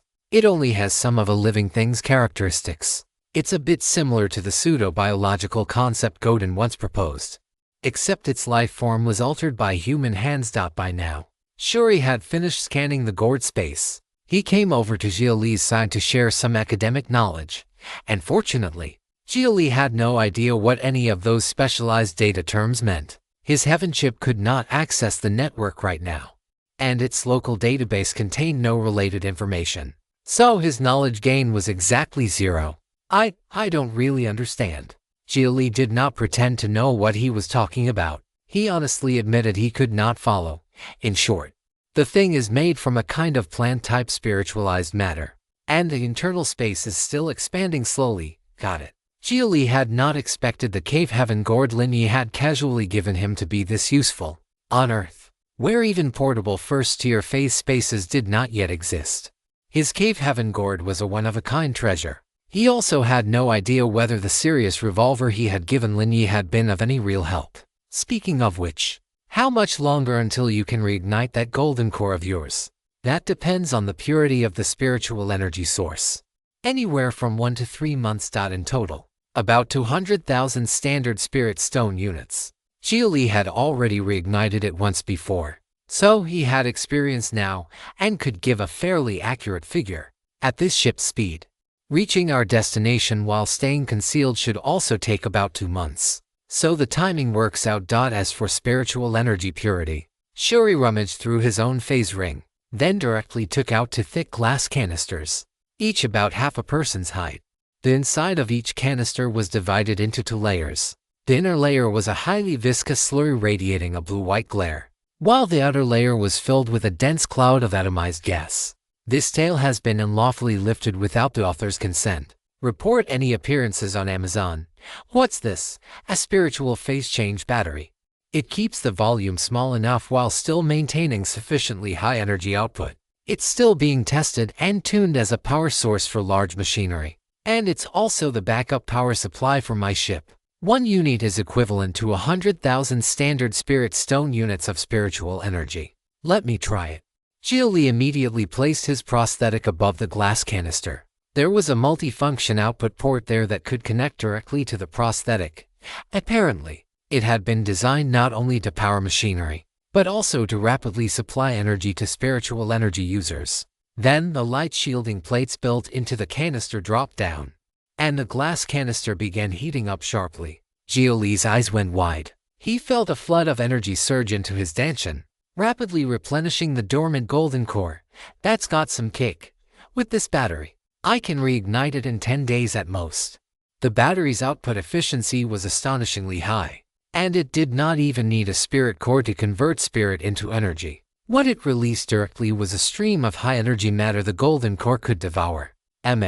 Battery compatibility is something I'll have to consider in the future as well. Shuri looked at Xia Li with a strange gaze, as if he were appraising a perfect machine and admiring the exquisite precision of its operation. I consider what? You don't need to worry about that. Just let me collect data. I'm planning to use you as the template for an entire modification route. I have to say, the real-world appearance of your golden core solved a lot of technical problems. The pseudo-stellar golden core was originally an experimental result meant for full mechanized modification. It was never designed from the start to be compatible with a spirit core. I guess that makes sense. His stellar golden core devoured spiritual energy, but what it produced was excited state matter. Though it still carried some spiritual energy, it could no longer really be called a golden core in the traditional sense. Other people's golden cores cycled spiritual energy in and out, altering its nature and producing different spiritual energy traits. His was different. It simply stripped away spiritual energy's uniqueness and crudely turned it into high-energy matter. Still, there was no denying that the destructive power was incredible. While his enemies were still contemplating the profundities of Dao arts, he could raise a hand and fire an energy cannon. He had probably strayed from the traditional spiritual energy lineage long ago. He was walking farther and farther down the road of turning himself into a weapon. When he had fought that assault mecha earlier, Xia Li had already felt it. He had a strange sense that he himself was like a scaled-down mecha made of flesh. So an absurd scene appeared inside the cave heaven gourd. Shuri watched Xia Li recharge without sleeping or resting, occasionally falling into thought. At times, he even walked over, pulled off Xia Li's clothes, and directly examined him by touch. Shuri looked to be a handsome young man around 26 or 27 years old. Neither Xia Li nor Shuri had any intentions in that direction, but for some reason, Xiao kept staring at him with a scrutinizing look. Eventually, Xia Li could not take Xiao's gaze any longer, so he asked through his heaven chip Sisk, "What exactly are you looking at?" "I'm seeing whether the two of you are going to develop into an intimate relationship. I'm a little worried about that. What? We're both men. What era do you think this is? Before Yaguchi Haya met you. She was always taking liberties with me and saying, 'Sis, you smell so good.'" Xia Li had almost forgotten that in the modern age, same-sex intimacy was perfectly normal, maybe even conservative. Some people in New Detroit had long since been sleeping with A's day and night. And you could not even be sure those A's were humanoid. Relax, I'm into machines. Most humans are not rational enough. They're self-centered, impulsive, and overly emotional. Setting gender aside, it's not that I'm completely uninterested in people, but I only start feeling attracted when someone's modification ratio is above 70%. To be honest, Xia Li is less attractive to me than my refrigerator. Shuri suddenly spoke up to explain himself. For him, the heaven chip exchange between Xia Li and Xiao was effectively public. It was not that he had deliberately eavesdropped. He had mostly just forgotten to turn that function off. If you'd like to support the translation and read 10 chapters ahead, https://www.patreon.com/poppingdino. Thank you so much for reading and supporting the story. 50 days later, at the edge of the Kuiper belt in the solar system, Shuri's ship plunged straight into the belt. The meteoroids in the asteroid field were not nearly as dense as Xia Li had imagined, but they still caused no small amount of trouble for navigation. At the very least, the ship could no longer maintain high speed. Where is Astarte's experimental base? We only have an approximate coordinate range, but I believe there is a very high probability that it is on an asteroid near Charon. It's not deeper inside the Kuiper belt. Xia Li had assumed they would have to go farther in. From the standpoint of transport and route planning, going deeper into the Kuiper belt would not be wise. The positions of the inner asteroids change more unpredictably, making them harder to locate and even harder to use for transport. That means Astarte did not have many viable options. They would need to choose an asteroid with a relatively stable orbit. Shuri explained as the ship kept advancing toward its destination at the highest speed that still allowed it to change course flexibly. 3 more days passed. Xia Li was in the middle of a desperate boss fight in an offline game he had downloaded into his Heavenship database when Shuri suddenly called him back to reality. "We're here. That asteroid there." I scanned what appears to be an artificial hollow and the outline of man-made structures inside. Shuri pointed to the display screen beneath the cockpit console. The scan on it showed the inside of the asteroid he was referring to. One section within was clearly hollow, and its structure was fairly orderly. Inside that space, there were even natural raised contours. It looked exactly like a standard building complex. If we land directly, we will most likely be detected. Once we get close enough, use that relic of yours to make the landing. Shuri proposed using the Cave Heaven Gourd to land on the asteroid, and Xia Li had no objection. Soon after, Xia Li, Shuri, and Xiao all entered the Cave Heaven Gourd, and Xia Li used the anti-detection field to approach the asteroid. Throughout the process, Xiao looked calm on the surface, but the occasional twitch in her brows betrayed her tension. Xia Li and Shuri had both seen much bigger things before. They truly were not nervous. Xiao, however, could not help being nervous. She was just an ordinary intelligence operative. Was it really a good idea for her to follow 2 heavenly Dao counselors deep behind enemy lines? More importantly, was she even useful here? Aside from pointing out earlier that going to Near-Earth Fireseat Space Station might drag the station into the conflict, she had not managed to offer anything particularly useful during the journey. At the opening of a war that would decide the fate of humanity itself, she was following 2 people capable of changing the course of that war. There was no way she could remain completely calm. She kept thinking, unable to stop herself from thinking about how she could make herself useful, while also fearing that any self-important help from her would only make things worse. Did you know this text is from a different site?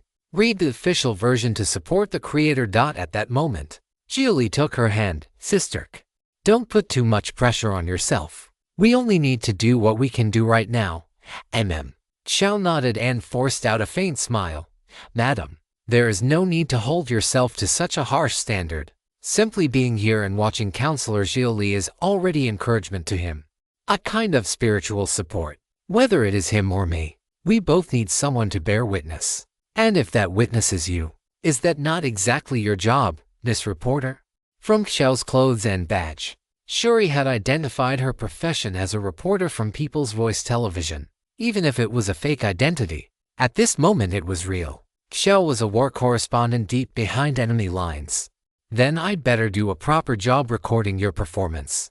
One day this is all going into the historical archives, and plenty of people will be picking apart the photos and videos I take." Xiao felt much more at ease now. "Then record Counselor Xia Li instead. He is the only combat unit among us. I am not skilled at armed conflict. Even if you film me, at most you will capture me standing in one place blankly staring." Shuri was a researcher. His own modifications were designed for scientific work, with only some low-level self-defense functions left in place. Xia Li was nothing like that. He was practically a true war machine wrapped in human skin. Some mechs were huge but weak on power, the kind that annoyed you just by looking at them. Xia Li was small but overloaded with power. Just looking at him was enough to make people afraid. A few hours later, the Cave Heaven Gourd landed on the surface of the asteroid. Xia Li and the others came out. Shuri crouched down and placed a hand against the asteroid, but after a long while, he shook his head. "There is a shielding device. I can only sense the outline of the interior space. I cannot probe any other information. If I spend more time on it, I could do a targeted analysis. But that would probably take more than 10 days. I'll do it. Xia Li directly activated soul perception and passively received all the environmental information around him. A few minutes later, he opened his eyes and shook his head as well. It's completely dead in there. I can basically confirm there are no living things unless they are being kept in cryogenic suspension. What detection method did you use? Full spectrum information reception through a consciousness aggregate. I have not done much research in that area, but I have read related literature. Your results should be accurate. Ostart may already have abandoned this experimental base. So, do we still go down and take a look? They had already come this far. Neither Xia Li nor Shuri was willing to leave just like that. There might still be valuable information inside. We go down. Xia Li decided to investigate. He was their only combat power now. So both Shuri and Xiao followed his lead. If anything unexpected happened, Xia Li could deal with it. Xia Li used the earth-burrowing technique, causing the asteroid's surface to part on its own as if it were melting into liquid, and the three of them sank beneath the rocky crust. Half an hour later, the three of them arrived in front of the gates to a building complex. The instant they touched down, lights overhead in the underground space suddenly switched on, startling Xia Li. Shuri, meanwhile, frowned and stared at the ground. He had felt something pass through the cracks in the floor just now. The rock walls around this subterranean space had been gouged into thousands of cave-like holes. There was no telling what might exist inside those deep, dark burrows. Before long, sounds began to come from several of them. Xia Li saw a grotesque alloyed bone arm extend out of one hole. Then, a deformed skull of alloyed bone emerged after it. The skull had been stretched unnaturally long, and sparse remnants of hair still clung to the top of it. Fuck, it's a mechanical remain. Run! Xia Li's scalp went numb. A chill shot straight from the soles of his feet to the top of his head, and the curse burst out of him on instinct. This was the first time he had ever seen a living mechanical remain with his own eyes, but he knew full well how terrifying they were. Those things had extremely short lifespans. Once activated, they might survive for less than 10 minutes. But within those 10 minutes, they could slaughter soul transformation cultivators. They were weapons built specifically to kill spirit energy users, and there were thousands of those burrows in the rock walls all around them. If thousands of mechanical remains came swarming out like a tide of insects, even a harmonization patriarch of the Zhuan realm would have to run.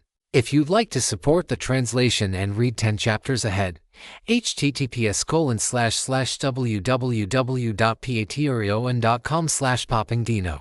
Thank you so much for reading and supporting the story. There was not the slightest hesitation. The instant he saw the mechanical remains, Xia Li activated the cave heaven gourd at once, trying to pull Shuri and Xiao inside. Xiao was too weak to resist Xia Li's sudden pull and disappeared into the gourd immediately. Shuri, on the other hand, had his heaven chip's passive anti-phase safeguards triggered automatically, and the pull failed to take hold. Damn. Shuri realized things had gone bad. His long-standing habit of leaving every function switched on had come back to bite him. Xia Li had no time to explain. The first mechanical remain to emerge had already lunged at him, its figure blurring in an instant, faster than a bullet, closing in on Shuri. Xia Li directly unleashed the telekinetic art, repulsion. A terrifying burst of repulsive force exploded beneath Shuri's feet. This time, Shuri did not resist and was launched flying on the spot. Then, without losing any speed, he slammed into the rock wall like an armor-piercing shell and embedded himself inside it. Xia Li immediately looked up and prepared to fire off a second repulsion to accelerate Shuri again. He had to get him out of danger first. Wait, Shuri wanted to deploy a shield and let Xia Li hit that instead. But there was no time. The second repulsion even carried rotational force, turning Shuri into a human drill that bored straight through the rock wall head first and blasted out of the asteroid's interior. But one of the mechanical remains closer to the top of the rock wall followed the tunnel and gave chase. In the next instant, a blade-sharp arm bone slashed toward him. Xia Li did not dare block it with his prosthetic body, nor did he activate the built-in shield on it or use his golden core to raise a spiritual barrier. He had seen memories of the mechanical remains fighting. He had heard Ningji's final desperate cries. The bodies of the mechanical remains repelled spiritual energy. Not only were they extremely resistant to it, the bone blades formed from their arms could slice through spiritual barriers with ease. He could not let it touch him. Telekinetic restraint. Xia Li clenched his teeth and stared at the mechanical remain right in front of him. The blackened bone blade stopped just short of his nose. Merely letting the creature get close made him feel his spiritual energy stalling, the qi in his whole body running sluggishly. Did the mechanical remains have that ability too? He had not noticed anything like it in Ningji's memories before. His telekinetic restraint could hold the one in front of him, but it could not stop the others rushing in after it. Two more mechanical remains struck at Xia Li from behind. Xia Li gritted his teeth. Telekinetic restraint was powerful, but the mechanical remains were monstrously strong as well. Their withered iron-like skeletons looked frail, yet they could unleash terrifying force. Restraining even one of them already took everything he had. At that critical moment, Xia Li decided to gamble. He pulled a transparent glass blade from his phase ring. Click. With a crisp sound, Xia Li twisted aside to evade the strike in front of him, then spun and swept the blade across to block the bone blade chops of the two behind him. If you come across this story on Amazon, it's taken without permission from the author. Report it. The blade looked fragile, but after stopping the mechanical remains attack, its edge actually showed signs of tempering, almost like the same material as their bones. Just as he thought. The anti-spiritual energy killer blades Astarte made were forged from the matter found in the mechanical remains themselves. He could not afford to drag this out any longer. He had to escape immediately. Forward 3, no preheat. Xia Li ordered his heaven ship to drive the thrusters on his back at once. There was not even time for preheating. The sudden energy shock would damage the components, but at this point, saving time mattered more than anything else. With a sharp whoosh, azure flames burst outward. Xia Li shot into the tunnel Shuri had drilled open, trying to flee. Two mechanical remains were still inside the tunnel, scuttling through it with spider-like speed. Xia Li immediately spread telekinetic force in front of himself, forming invisible barriers to shove them back. But those two mechanical remains stabbed their grotesque limbs straight into the rock wall to anchor themselves in place. That immediately slowed Xia Li down, and more awakened mechanical remains were crawling into the tunnel from behind. Warning! Warning! Insufficient thrust. Warning! Thruster failure imminent. He had skipped preheating and gone straight to forward 3. The thruster components were already close to their limit. The special materials used in the thrusters could endure gradually rising temperatures, but they could not adapt to being flash heated in an instant. There was no time. He was not going to make it out. Xia Li noticed that the environment inside this space was extremely uniform. At this moment, if he wanted to stay alive, there might be only one move left. He did not have the Heavenly Tao computer's quantum domain field to help him right now, but he had magic circuits installed, and with telekinetic manifestation added on top, he could still force the move out on his own. Soul perception. Receive all information. Analyze. Time slowed. Halt the kinetic energy of all surrounding matter, including himself. Heat death. This was already the Cooper belt, where sunlight barely reached. The temperature was terrifyingly low to begin with, and the kinetic energy of matter was already minimal. Under Xia Li's influence, everything started freezing over. Even the grotesque mechanical remains instantly shut down in the extreme cold, one after another. They froze in place, trapped in their original motions, like machines that had suddenly lost power. A shell of frost spread across Xia Li's body as well. Even then, he did not dare use the stellar golden core to heat himself. He was afraid that even that tiny trace of heat would reactivate the mechanical remains. Some of Astarte's newer technologies had come from studying the mechanical remains. The Commander Via armor's fear of low temperatures was probably inherited from them too. A short while later, Shuri carefully dug in from the side, covered in grit, and dragged Xia Li back out. They returned to the asteroid's surface without incident. Only then did Xia Li dare drive his stellar golden core and raise his body's temperature enough to restore his mobility. After that, he entered the cave heaven gourd together with Shuri, then drove the gourd itself to rapidly pull away from the asteroid. Inside the cave heaven gourd, the frost shell on Xia Li's body melted into water and dripped from him. It had all frozen from the cold sweat he had broken out in sheer terror. Xiao also felt a wave of lingering fear. Xia Li had mentioned that monster to her before, and she had told him not to investigate it. Even the current Xia Li had to run the moment he saw it. As for Shuri, he simply stood there in a daze, head lowered, silent, as though thinking about something. Several minutes passed like that before he finally spoke. Sorry. My heaven chip's self-defense mechanism kicked in.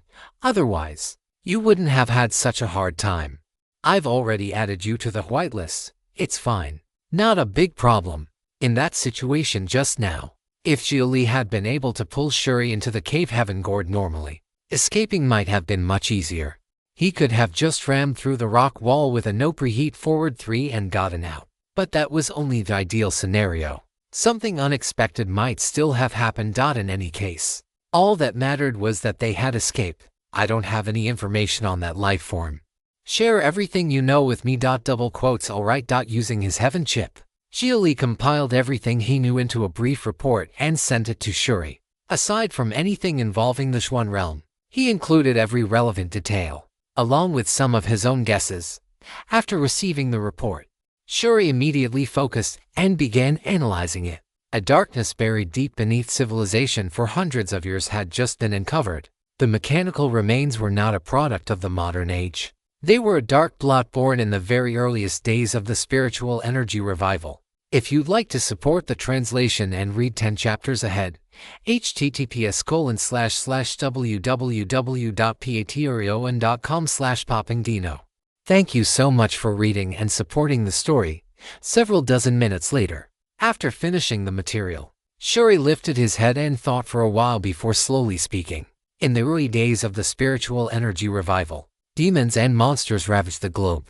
Humanity struggled to adapt to spiritual energy, but those who had undergone radiation-induced mutations showed a much higher degree of compatibility, much like the monsters did. So some scholars proposed a shared origin theory between humans and monsters, repeatedly experimenting with genes taken from mutants and demonic creatures. To date, 3 constellation demons have been exterminated: Alcyone 6, Wing 5, and Sud Alsud. Alcyone 6 was wiped out by the New Alliance at Chernobyl. Wing 5 fell outside the Great Wall of the democratic government, and Sud Alsud was the one Astarte destroyed. As he spoke, Shuri sent a communication request to Xia Li's heaven chip. After Xia Li accepted, a number of photos and videos were displayed. And Sud Alsud, it looked nothing like the other demons. It was a gigantic humanoid demon, so much so that one could even clearly make out the contours of a female body. Its many bony arms were savage and horrifying. It was likely an Asurit. Xia Li seemed to come to an understanding at once. Sud Alsud was absolutely not some monster born from a freak mutation. It was something far more unusual, the remains of an immortal or god. In addition, Sud Alsud actually shared one trait with Antares. It was not aggressive. It was as if Sud Alsud had been searching for something all this time. Shuri sent over more intelligence, all of it citing reports on Sud Alsud. It seemed to do nothing but wander blindly through mountains, rivers, and wilderness. At times it would even take the initiative to attack other demons. So some desperate people had treated it as a god and prayed to it. There were even records of Sud Alsud responding. A group of worshippers had once lured it into driving off another great constellation demon. Astarte considered Sud Alsud the ideal model for replication. It was obviously intelligent and seemingly capable of communication. The problem was that from the very day Sud Alsud appeared, it had only grown weaker and weaker. It seemed unable to replenish its own energy source. Astarte attacked it at its weakest and killed it. Xia Li could only let out a helpless sigh after hearing that. An Asura was, in essence, one of the more benevolent divine beings of higher civilization, a wrathful guardian still capable of compassion. Even in such a hideous and terrifying form, it would still carry on with its mission. But what exactly had this Asura on Earth, dead yet not gone, been searching for? After that, Sud Alsud's remains were taken away by Astarte for research. It seems the result was the mechanical remains. And the mechanical remains eventually gave rise to Astarte's biological armor technology. I understand. But there's something else I want to ask. Why was the information on Sud Alsud classified? I never found anything about it on the Heavenly Down network before. Xia Li had once specifically searched for information on every constellation demon, and Sud Alsud had not been included. Because of that, most people believed only Alcyone 6 and Wing 5 had ever been destroyed. That was part of the Heavenly Tao Accord. Kang also agreed to keep it hidden from the majority of the population. The main concern was imitation. The other great demons are not. This was done to prevent demon worship and stop certain people from running off to get themselves killed. You know how it is. Modern people's mental state is generally a bit twisted. Development moved too fast, and the mind couldn't keep up. Stolen from its rightful place. This narrative is not meant to be on Amazon. Report any sightings. So, when dealing with Antares, you also have to emphasize its danger. Exactly. It is an unfortunate necessity. Take Spica, for example. It resembles the divine dragons of certain myths, but in truth it's only a mutated two-headed lizard. If you start projecting expectations onto a reptilian brain, the result is that you get bitten to pieces and eaten alive. Then with humanity's current military power, why haven't the other great demons been wiped out yet? Because of ecological balance. Great demons sit at the top of their regional ecosystems. They eliminate overbreeding demon populations and can effectively absorb radiation and harmful substances from the environment. After repeated failures to attack human cities, most of them stop wasting their time on it.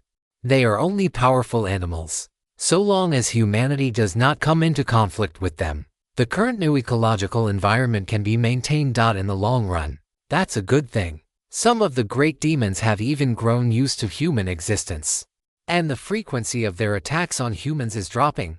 Besides, there are absurd cases like Betelgeuse. If that thing dies, then even if humanity actively purifies the environment worldwide, we'd still have to endure decades of nuclear winter. The ecosystem would be ruined.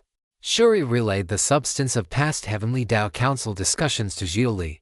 The council had long since debated how humanity should deal with the great constellation demons. But once Xia Li thought about Earth's current situation, he felt a headache coming on. Astarte had definitely taken the initiative to attack the great demons, enraging those that had already begun reconciling with humanity. Shuri, let's get back to the present. What about this Astarte experimental base? Are we still going in? Shuri had judged that the base had been emptied out. So what exactly were the mechanical remains left outside the facility doing there? Were they simply too difficult to take away and abandoned on the spot? Or were they guarding something hidden inside? We're going in. Shuri made the decision without hesitation. The fact that so many mechanical remains were protecting the place only made it more necessary to enter. Even if they truly found nothing, they still had to investigate it firsthand. Then I'll need to keep the environment at absolute zero for an extended period, and I can't do that. Xia Li's telekinetic strength was not enough. That's easy enough. We'll use quantum units to generate a quantum field and directly affect the environment. I still have 3 spiritual phase change batteries left for power. Help me write the relevant program. And do you have quantum units? That was the key issue. Those things could not be stored in a phase ring. So, how exactly did Shuri plan to solve it? I'll manufacture the parts by hand and assemble them myself. We're in the Kuiper Belt. Asteroids are everywhere, so we're not lacking in basic metallic elements. I also brought plenty of rare element ingots for on-site fabrication. The real question now is how much computational power we need. I'm currently at perfected human manifestation. My telekinetic strength is 10. Wait a moment. Let me convert the values. Translate the computational power into fundamental force output. Then factor in the loss ratio from simulating a consciousness aggregate. A 12-unit matrix should be enough to allow for fault tolerance. Expanding it to a 20-unit matrix would be safer. If we're simulating a consciousness aggregate, a cube stack matrix, polyhedral matrix, column matrix, better make it point to point. Shuri calculated how to maximize efficiency and very quickly constructed a design blueprint in his mind. Take me to the nearest large asteroid. The bigger the better. I'll start manufacturing immediately. It should take about 3 days. All right. Xia Li immediately left the cave heaven gourd and used his own eyes to pick out the largest nearby asteroid, while at the same time replaying Ningji's memories and comparing them to his earlier memories of encountering the mechanical remains. At the time, the situation had been urgent and Xia Li had not had the leisure to think about anything else. But he had still noticed that the mechanical remains inside the asteroid were somewhat different from the form Ningj had taken. They were also different from the ones he had seen back in that underground experimental base, and even from the ones in Chen Tai's memories.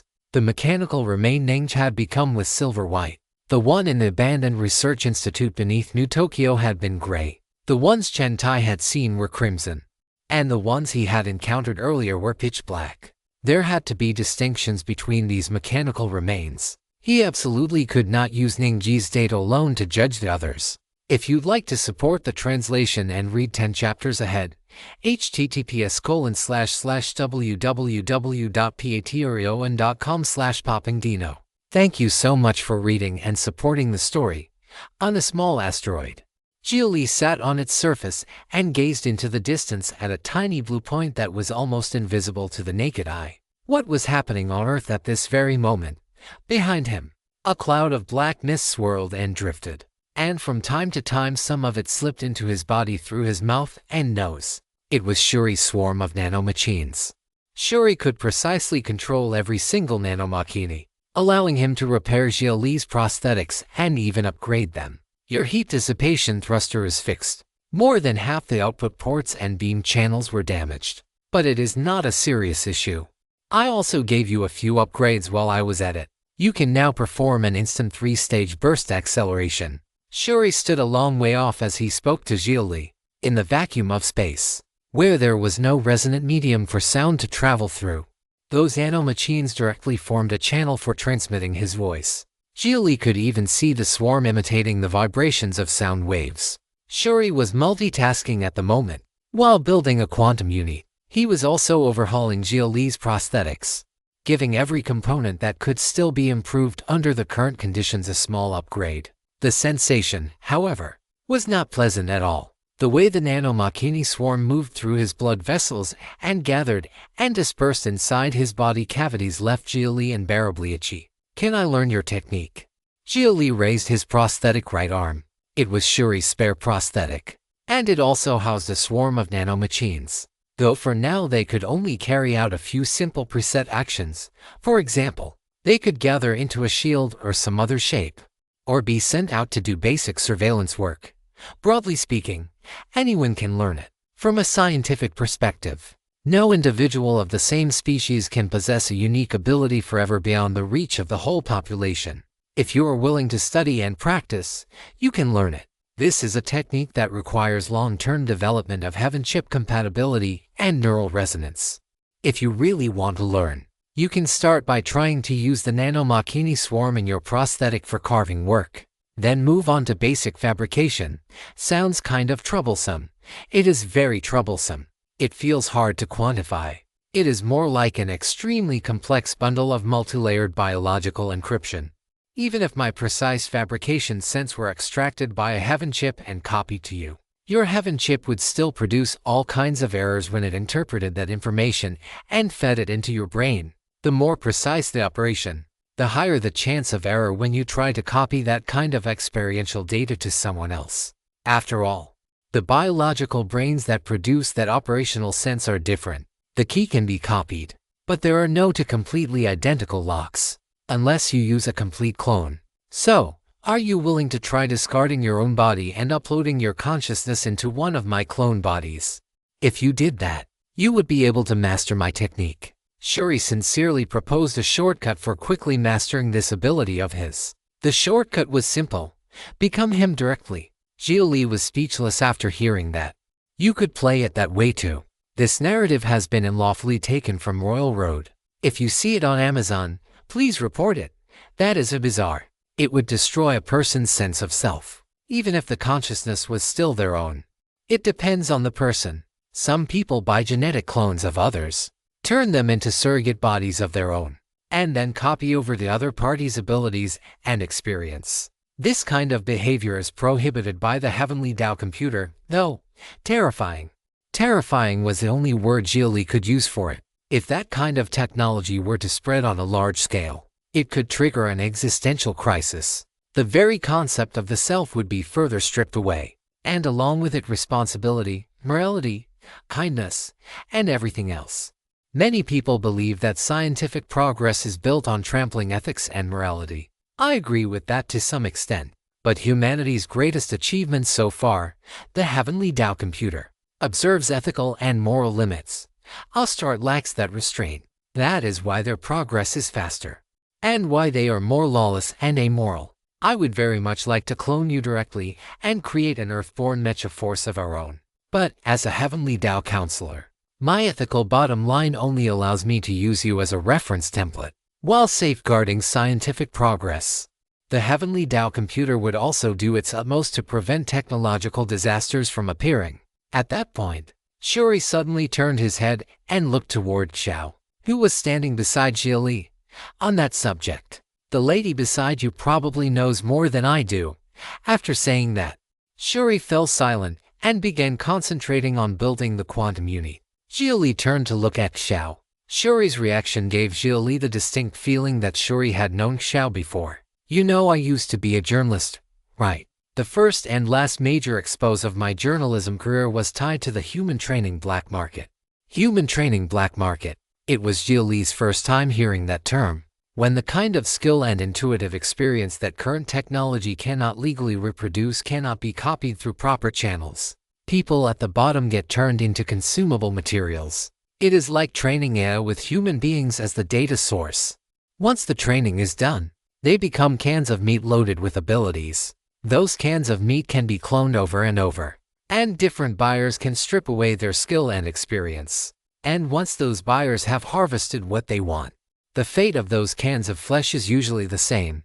They get discarded. I investigated and exposed the entire industry chain behind the human training black market, which led to the corporation at the source being investigated and dissolved. But because I offended the wrong people, I could no longer remain in the corporate alliance. Xiao spoke of what she herself considered an unremarkable part of her past. But it was a news story that even Shuri, a Heavenly Tao counselor, still remembered vividly. In the places Xiao could not see, many Heavenly Tao counselors had watched her report on that incident and quietly pushed events forward, helping wipe out the evil at its source. Personally, I admire journalists a great deal. We Heavenly Tao counselors all have our own affairs to handle. We may have the authority to restrain things, but not the ability to supervise everything. The higher you stand, the narrower the range of information you can actually receive. Only when someone speaks up can we hear it, and only then can we intervene. Shuri knew Xiao. That was why he had called her their witness. It was because Xiao possessed that inner sense of justice that, after arriving in the democratic government, she had continued bearing witness from the shadows. It was also why she had once infiltrated an illegal mine, preparing to expose the darkness once again. And one of the people who had benefited from that was now standing at her side, having become a new Heavenly Tao counselor. And when it came down to it, Xiao was also the reason he had come to Mars this time. Otherwise, Xia Li had not planned to come yet. At that moment, Xia Li felt the existence of a certain kind of gravity. So that was it. He was an asteroid captured by the gravity of her goodness, fixed into orbit within a star system that was not quite so dark, gradually increasing in mass until one day he suddenly underwent fusion and became a star, turning in return to illuminate the very system where he had made his home. Xia Li felt that he had finally understood the gravity of destiny. Assembly complete. Let's go. Hopefully, we will find something in that experimental base. Once Shuri finished assembling the quantum unit, he could hardly wait to go back and explore that asteroid again. Let's go and see what Ostard has been hiding.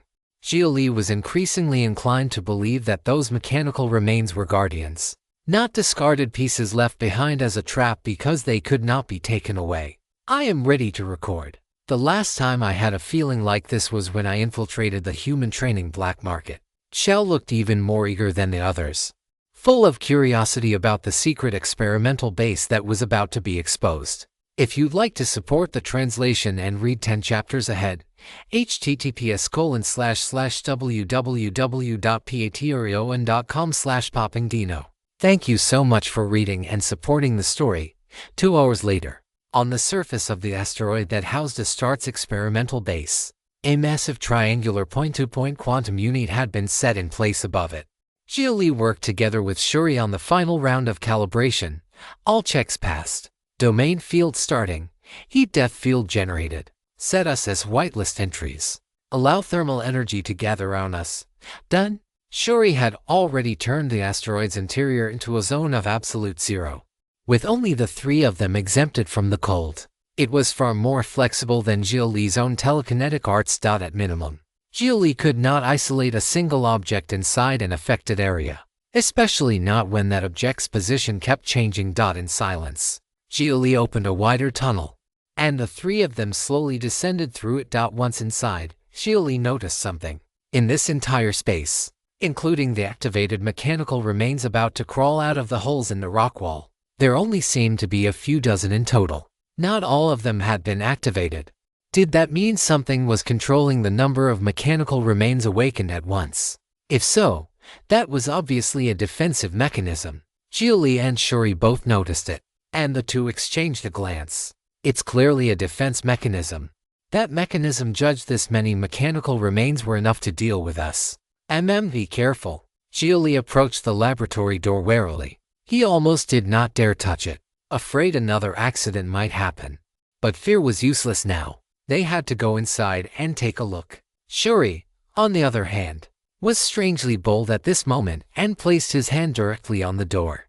I'll crack it. Wait a moment. 5 minutes later, the door slowly opened, revealing a deep, dark passage. After a brief silence, Xia Li chose to walk at the front and lead the way. To be safe, he even used soul perception, but it sensed nothing unusual. Before long, the three reached a large hall. There was no light source here at all, so night vision was useless. Night vision only amplified faint light. It did not let one see in complete darkness. Shuri released several drones from his phase ring. Their cold light illuminated the hall, and only then did the three of them clearly see the many cryopods arranged inside. Every cryopod held a frozen person. Basic information was attached to each pod, but there were no names, only experimental serial numbers. Love what you're reading. Discover and support the author on the platform they originally published on. This space was enormous. Tens of thousands of cryopods had been placed inside, and every one of them contained a half-mechanical remain human. Xia Li, come here. Xiao beckoned to him with a horrified expression.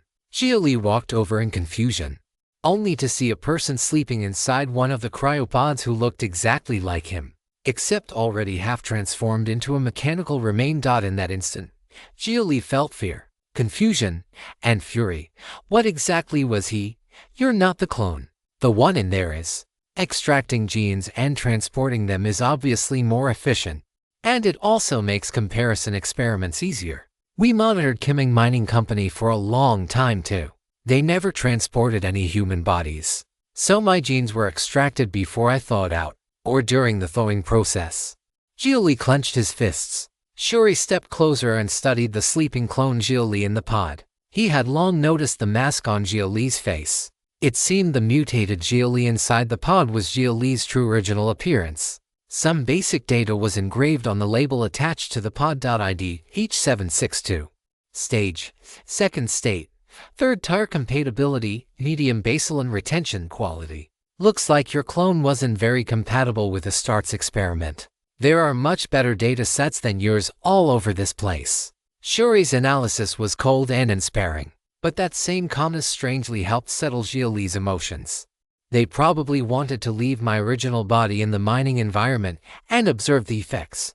I have a question. If these clones ever woke up, would they have the original's memories? Xia Li could not help empathizing with his own clone. If it had possessed his memories, then the moment it woke up, it would have found itself at the edge of the solar system, suffering in human experimentation. What would it have felt then? No, there would be no need. Clones can be rapidly matured, and memory copying requires extra steps. For this kind of biological gene experiment, there is no need for the test subjects to possess a self. At most, these clones' self-awareness would be at the level of infants, blank and ignorant. Besides, in a mass production experiment, unless the result is outstanding enough, Start would never notice you specifically. Shuri answered from a researcher's perspective. Start would only be more efficient than he was. It would never bother with meaningless procedures. That made Xia Li let out a quiet breath of relief. In other words, this clone was only superficially like him and nothing more. Looks like Start preserved the genes of a lot of cryogenic revival subjects from the old era.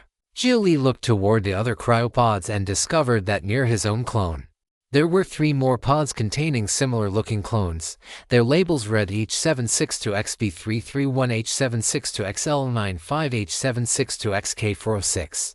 Xia Li immediately followed the labels and found that all 3 sleeping inside were female, which meant those clones resembling him were, biologically speaking, his children, without his knowledge. His clone had been bred with other clones to produce biological descendants. Returning to stand before those 3 cryopods, Xia Li looked at the ugly, mutated bodies inside and felt indescribably awful. Was this what research looked like when morality and ethics were ground completely underfoot? He raised his head. The densely packed cryopods filling the hall made Xia Li feel fear and shock from the bottom of his heart. It also let Shuri realize that Xia Li was a cryogenic revival subject from the distant past. A man who had fallen out of his own era was now walking at the very forefront of this one. It truly was a miracle. Counselor Xia Li, calm down. This is exactly why the Heavenly Tao computer exists. This is why we fight. Shuri had undergone a great many modifications himself, which had left his emotional side somewhat incomplete. But he was not emotionless. He simply did not possess as much of it as ordinary people. Let's keep going. Xia Li did not allow his emotions to ferment. What mattered now was pressing deeper. This was only the outer layer of the experimental base. His life had indeed begun from genes. But genes were by no means everything he was. Even if they had been toyed with like this, venting his anger was not what he needed to do now. The 3 crossed the hall. On the way, Xia Li sent out his divine thoughts to probe the pods and discovered that among them were clones of Cilia and Ningji as well. Ningji's data was high.id, DO for 5 stage, 5th state, 2nd tar compatibility, fairly high. Baseline retention, quality, excellent. Judging from Ningji's data, her clones were very likely suitable for mass production. If you'd like to support the translation and read 10 chapters ahead, https://www.patreon.com/poppingdino. Thank you so much for reading and supporting the story. The 3 of them continued forward, walking as quietly as possible through the darkness. Only the areas illuminated by the drones ahead could be seen clearly. Xia Li and Shuri were both using their own preferred methods to analyze the things hidden in the dark. Before long, they reached another large hall. For the moment, they ignored the branching routes leading elsewhere. They would inspect the main path first and worry about the side passages later. The second hall was also filled with cryopods, but these were of a far higher grade than the ones in the first hall. Every pod was noticeably larger. Xia Li and Shuri casually approached one of them. By the drone's light, they could see that the one sleeping inside was a relatively intact human. In other words, someone whose outward form had not changed. But that apparent normality was precisely what made it abnormal. This was Astarte's experimental base. Xia Li tried to send his divine thoughts through the cryopod and probe inside, but strangely, they could not pass through the sleeper's skin. Shuri seemed to fare better. He merely placed a hand on the cryopod, and light began flashing across his mechanized arm as data streamed through it. Several minutes later, Shuri lowered his arm. His expression had not changed much, but his hesitation, the way he seemed unsure how to speak, still made Xia Li realize something was wrong. I've sent you the data. See for yourselves. Shuri shared a body skin to Xia Li's and Xiao's heaven chips.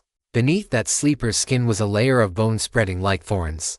There were no internal organs, no muscle, no blood inside these bodies, only horrifying, spike-like matter growing throughout them. It even looked as though it might burst through the skin at any moment. It's like an egg. No, a cocoon. No, not that either. For a moment, Xia Li could not find the right way to describe their condition. A flower bud. The way the bone layers overlap is similar to a bud. Shuri said these bodies were neither in an egg state nor a cocoon state, but a plant-type state. In genetic modification work, those kinds of traits made it possible to infer the direction of evolution. Mechanical remains lean toward plant-type life. If so, their life form had to share similarities with plants. Looking again at the labels on these experimental subjects, the serial numbers and most of the other data were not especially important. The only thing worth focusing on was the entry-labeled state and tier. 4th state. Transitional tier. Shuri, do you think these so-called states and tiers might refer to stages of growth? Very likely. Let's see if we can find related data in here. Shuri immediately began searching the hall for clues, while Xia Li started observing the other subjects. Among them, there were once again clones of Ning's. Did you know this text is from a different site? Read the official version to support the creator. Seeing a Ning's clone sleeping in one of the pods, still outwardly intact, filled Xia Li with complicated emotions. Why Ning's? With the information he currently had, he could infer some of the reason. Ancient people born with hereditary rare diseases adapted far better than normal people. He himself had once suffered from hereditary family cancer. But what terrible illness had Ning's carried? He had never asked. Out of basic courtesy, he would have asked a girl, in that kind of situation, exactly what dreadful disease had gotten her frozen in the first place. That would have been reopening a wound. The data for this Ning's clone raid. IDO for 5x reverse spiritual metamorphosis stage, 4th state, transitional tire compatibility, extremely high baseline retention, quality, insufficient data. Shuri, do you have a moment to look at this subject? Xia Li called out to him. This Ning's clone was clearly different. Astarte had used a technique called reverse spiritual metamorphosis on her. Give me a moment. I'm still decrypting the experiment data encryption. 10 more minutes. All right. Xia Li could only wait. Xia Li, hurry over here. At that moment, Xiao called for him. Xia Li quickly walked over and saw her staring at a cryopod with a horrified expression. Xia Li instinctively sensed trouble. He stepped forward and looked. Inside the pod slept 2 little girls. Their limbs had already begun to stick together, as if they were in the middle of fusing. Clones of Chihaya and Chigusa. No surprise there. Xia Li was not particularly shocked by the sight. The Yagyu sisters had also been victims of Astarte's experiments. It only made sense that their genes would have been extracted as well. Their clones were also at the 4th state, transitional tier. That made this 4th state, transitional tier clearly important. It was the stage that determined whether the mechanical remain experiment could truly be called a success. Astarte's fixation on mechanical remains had obviously gone beyond the development of biological weapons. As weapons alone, the mechanical remains were already terrifying enough. That could only mean one thing. The failures in the mechanical remain experiment were merely the weapons sold off to recover resources. The truly successful form of the mechanical remains had not yet appeared. But if a truly successful one emerged, would it still even be a mechanical remain? 4th state, transitional tier. Failure meant becoming a mechanical remain. Then what did success become? Looking at the 2 tiny bodies curled up inside the cryopod, Xia Li could not even determine whether the Yagyu Chihaya he knew on Earth had been assembled from original body stitching or pieced together from clones. But, did that really matter? What Xia Li liked was the consciousness within that body. The gravity she generated that resonated with his own, original body or clone. It made no difference. Even if the me standing here right now were only Xia Li's clone, Xia Li knew he was the original. But even if he were not, he would not be lost. He had his own unique gravity dot in this starry expanse. He had already influenced the orbits of different stars, and they had in turn influenced his. The orbit turning now was the truest reality of all. That was enough. This experimental base really does treat the meaning of human existence as worth less than dirt. Fortunately, I'm no longer the person I used to be. Only today do I truly understand that I am myself. Witnessing all this made Xia Li reflect on the meaning of his own existence. And in that moment, understanding rose in his heart. The Xuan realm spoke of all things possessing spirit, and all spirits having their own Tao. Cultivators often suffered, but sometimes insight arrived all at once. One saw through the fog of fate and grasped the Tao. For the sake of technological progress, is any of this really worth it? Xiao did not understand. She could not understand why Astarte had created all this. Nor could she understand why, after doing so, it had now openly declared war on Earth humanity. Why was Astarte so desperate to advance? Humanity doesn't even have an external enemy. So why is Astarte doing all this? No. Before Xiao could finish, Xia Li turned to her with a grave expression. Her offhand remark had reminded him of something. There are enemies beyond the sky. Did you forget Sud-Al-Sud? It is an individual from a higher civilization. Astarte exterminated Sud-Al-Sud because it must have discovered something. The mechanical remains may be the weapon Astarte intends to use against higher civilization. Once he saw through the fog, Realization arose in Xia Li's heart. The thing Astarte wanted so badly that it would trample morality and ethics to obtain it made Xia Li think, for some reason, of the death curse blade. Astarte.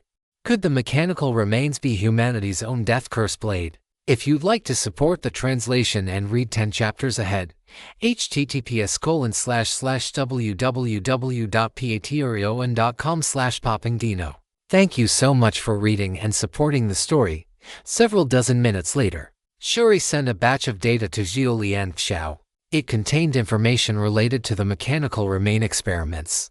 Much of it was still garbled, incomplete, or corrupted in different ways, but it was enough to fill in part of the picture. Shuri had also walked over to the cryopod holding the Yagyu sisters' clones and regrouped with Xia Li and Xiao there. Astarte's data security really is formidable. False data everywhere, misleading routes everywhere. For the sake of accuracy, this is all I could see or YPT. As he spoke, Shuri glanced at the Yagyu sisters inside the pod. The term mechanical remain isn't Astarte's official name for them. Astarte is also pursuing the Spirit Era concept of ascension. This program's official name within Astarte is the Ascension Plan. These mechanical remains are all failed ascendants. Even speaking as a technician, Shuri could not help admiring Astarte. It was chasing ascension of life form in its own way. First state : sprouting. Second state, branching. Third state, hidden leaf. Fourth state, near bloom. Fifth state, full bloom. Failures become mechanical remains, with lifespans as short as mayflies. Successful subjects enter the sixth state, neoform, and after further growth, the seventh state, ascended state. Shuri explained what the states and tiers of the mechanical remains meant. As expected, the fourth state was the key. After blooming, it determined whether one became a ruined flower or a new sprout. Xia Li also read through the data Shuri had sent over and found mention of a certain ideal growth phenomenon that could appear at the hidden leaf stage: fluid metamorphosis. In subjects with high enough adaptability, once bodily fluid came into contact with the outside environment, it would transform into a special material possessing crystal-iron duality. The appearance of that phenomenon meant the subject had a high chance of entering new life after blooming. And as long as the subject had not yet entered the near-bloom state, it still retained the major characteristics of a human and could reproduce. Its offspring would inherit the genes and undergo different transformations depending on the environment. That meant the main trial and error phase of the experiment lay in the first three states. Yet within Astarte's experiments, no subject capable of stably achieving fluid metamorphosis had appeared. At that thought, Xia Li could not help thinking of someone familiar: Lynch, Ningji's daughter, the inheritor of genes ravaged by experiments, now poised to bloom in the Xuan realm after leaving laboratory conditions behind. In a certain sense, Lynch was Earth's true ascendant. Would she become a tragic biological weapon, or ascend into a higher form of life? Both possibilities existed within her. She was absolutely the most ideal experimental subject Astarte could currently hope for. A body founded on crystal iron would possess far broader energy compatibility and far greater energy utilization efficiency than carbon-based flesh. Astarte really is something. By this point, Xia Li felt both fury at Astarte's trampling of human reason and an unwilling admiration for its results. Support creative writers by reading their stories on Royal Road, not stolen versions. If one day an immortal civilization discovered Earth and turned hostile toward it, then with humanity's current level of technology, Earth would have a hard time winning. By contrast, Astarte had begun interstellar colonization long ago and secured itself a retreat. Now it wanted to unify humanity and had already begun targeting immortal civilization at the technological level. Its anti-spiritual energy stance was, in truth, an anti-mortal civilization stance. After all, immortal civilization was simply a highly developed spiritual energy civilization, and the present cultivation system of the Spirit Era was the inheritance it had left behind. If Xia Li's guess was true, then the irony was almost laughable. Astarte was not some utterly evil malignant tumor. It was the pioneer struggling to survive in a desperate situation. How had it become this way? Xia Li tried to calm himself. He had seen this kind of story before. It was not as though old novels and films had never used the same setup. Damn it all. Sometimes the villain turned out to be the most righteous one in the end, while the so-called righteous side became shallow and tedious instead. But reality was not binary, and black and white were not absolutely incompatible. What still had to be done was resist Astarte.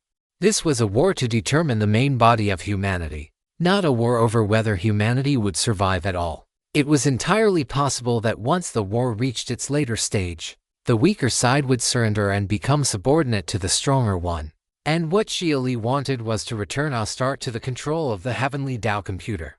The three silently finished reviewing the data, then lifted their heads and looked deeper into the hall, toward the deeper chamber sealed behind a thick alloy door. The first level had been failures. The second level contained those on the verge of failure, but who still had a chance of success. Then what would the third level hold? Combined with the Commander Via armor that had appeared not long ago, the third level very likely contained beings that had already partially succeeded. If one of them woke up, could he beat it? Or should they cut their losses and leave now? Xia Li was thinking. Shuri was thinking too. He had clearly realized that pressing on carried real risk. If Absolute Zero failed to work, all of them might die here. And yet, Shuri still took the crucial first step. Counselor Xia Li, take this lady and go back. Shuri had decided to risk himself. As a researcher, with Astarte's more refined results right in front of him, there was no way he could bring himself to retreat. He wanted to know. He wanted to uncover it. If one heard the Tao in the morning, dying that evening would still be worth it. Sister, you take the data back. Shuri, stand behind me. With your combat ability, a mechanical remain wouldn't even find enough of you to wedge between its teeth. What came next was the battlefield of heavenly Tao counselors. I want to go. I saw resolve in your eyes.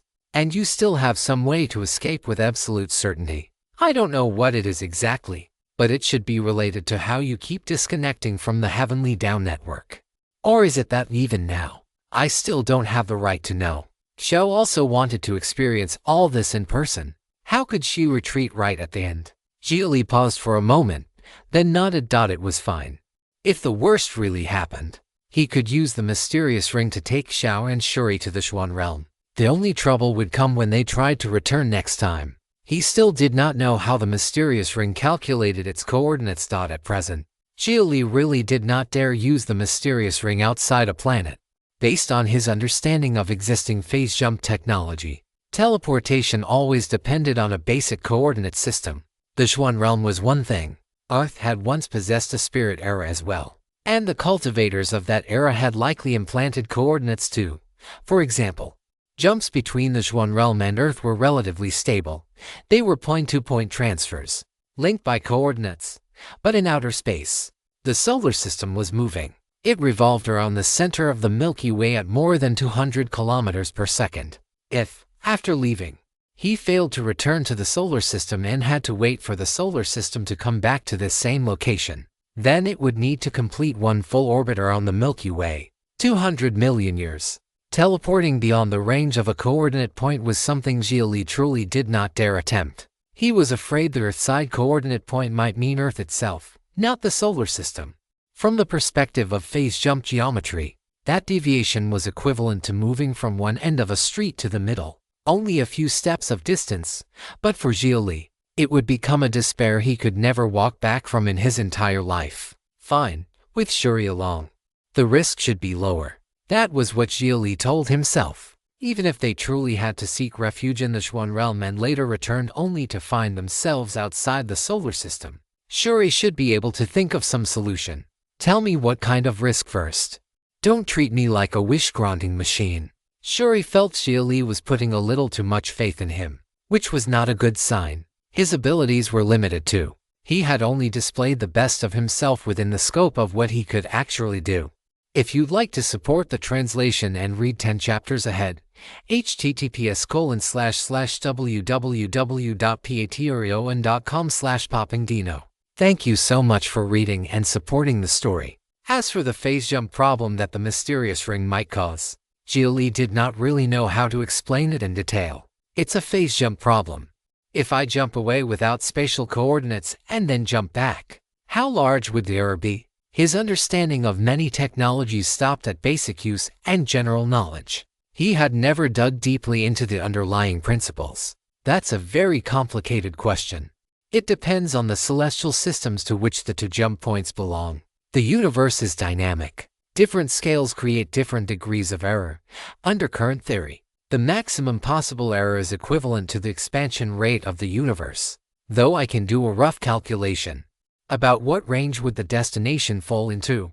The Orion Arm, somewhere within the Milky Way, the Virgo supercluster, the Laniakea supercluster, the Pisces-Cetus supercluster complex within the cosmic web filaments of this universe. Each concept Shuri named was bigger than the last. Xia Li's eyes lit up at once. If a return was still possible from a range that vast, then perhaps there was no need to worry so much. Of course, I only have actual methods for something on the scale of the Orion Arm. I do have ways to get back from within the Milky Way too. But our lifespans wouldn't survive the trip. Anything beyond that, don't even mention it. Then why say it? Xia Li glared at Shuri in frustration. That answer was no answer at all. He still did not know where the Xuan realm stood relative to Earth. The best-case scenario was that both lay within the same galaxy. In that case, the error would mainly be limited to spatial drift within the Milky Way. If the Xuan realm was not in the Milky Way, then the dynamic error between galaxies had to be added on top of that. Anything above that was even more terrifying. So what kind of jump method is it? Exactly. I am formally requesting research access. Please approve it. Shuri was extremely curious about how Xia Li achieved phase jumps. That technology was not yet mature even on Earth. Every activation consumed an astronomical quantity of energy, and humanity's current energy output simply could not support large-scale research into phase jump technology. Sorry. Request denied for now. Xia Li had known that the moment he said anything about it, Shuri would definitely keep asking why. All right. Under the current circumstances, you're allowed to keep it secret. You have your own considerations. I won't force the issue. Shuri could let go when necessary. There were many things he wanted to research, and their owners usually refused him. He was long used to being rejected. Don't worry. If we really have to use that thing in a hopeless situation, I'll explain everything to you afterward. But I also hope you're mentally prepared for the possibility of being permanently cut off from Earth. That would be death in the social sense, even if not in the literal one. Let me confirm one last time. Are we going forward? Xia Li looked at Shuri and Xiao. At this moment, it really did feel as though they were about to stride toward a righteous death. If they truly encountered the kind of dead end he had described, they would not die. But to everyone who knew them, they would be no different from the dead. You could be reading stolen content. Head to Royal Road for the genuine story. My answer is still the same. If I hear the Tao in the morning, I can die that evening. Same here. Shuri and Xiao both wanted to witness Astarte's ascendance with their own eyes. And how could Xia Li be any different? Behind that alloy door was the thing Astarte was willing to obtain even at the cost of trampling ethics, morality, and humanity. Then let's keep going. Xia Li nodded. Their footsteps all became heavier. He was also afraid of certain possibilities. Kang had once said it. His younger sister was in Astarte.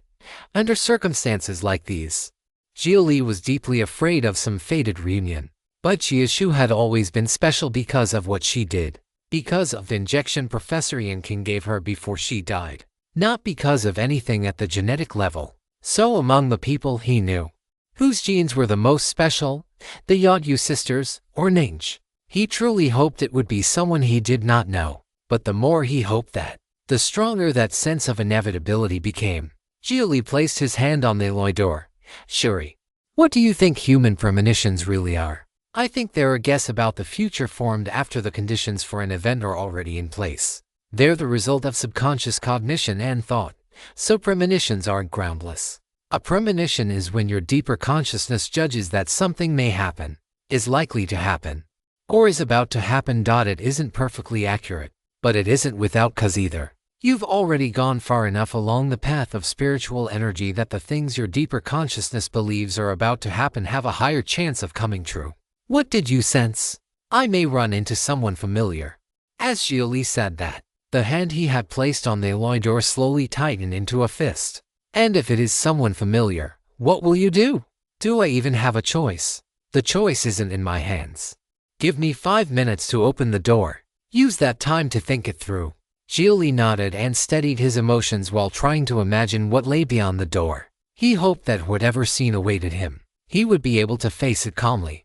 Gravity had set the strings trembling. The self on the other end of those strings had already sensed something. Beyond the light cone, nothing held meaning. Within the light cone, everything was fate. There had never truly been any such thing as a reunion ordained by fate. There was only inevitability born of cause and effect. Then some other inevitability. And which kind of inevitability was he about to face? 5 minutes had not yet passed.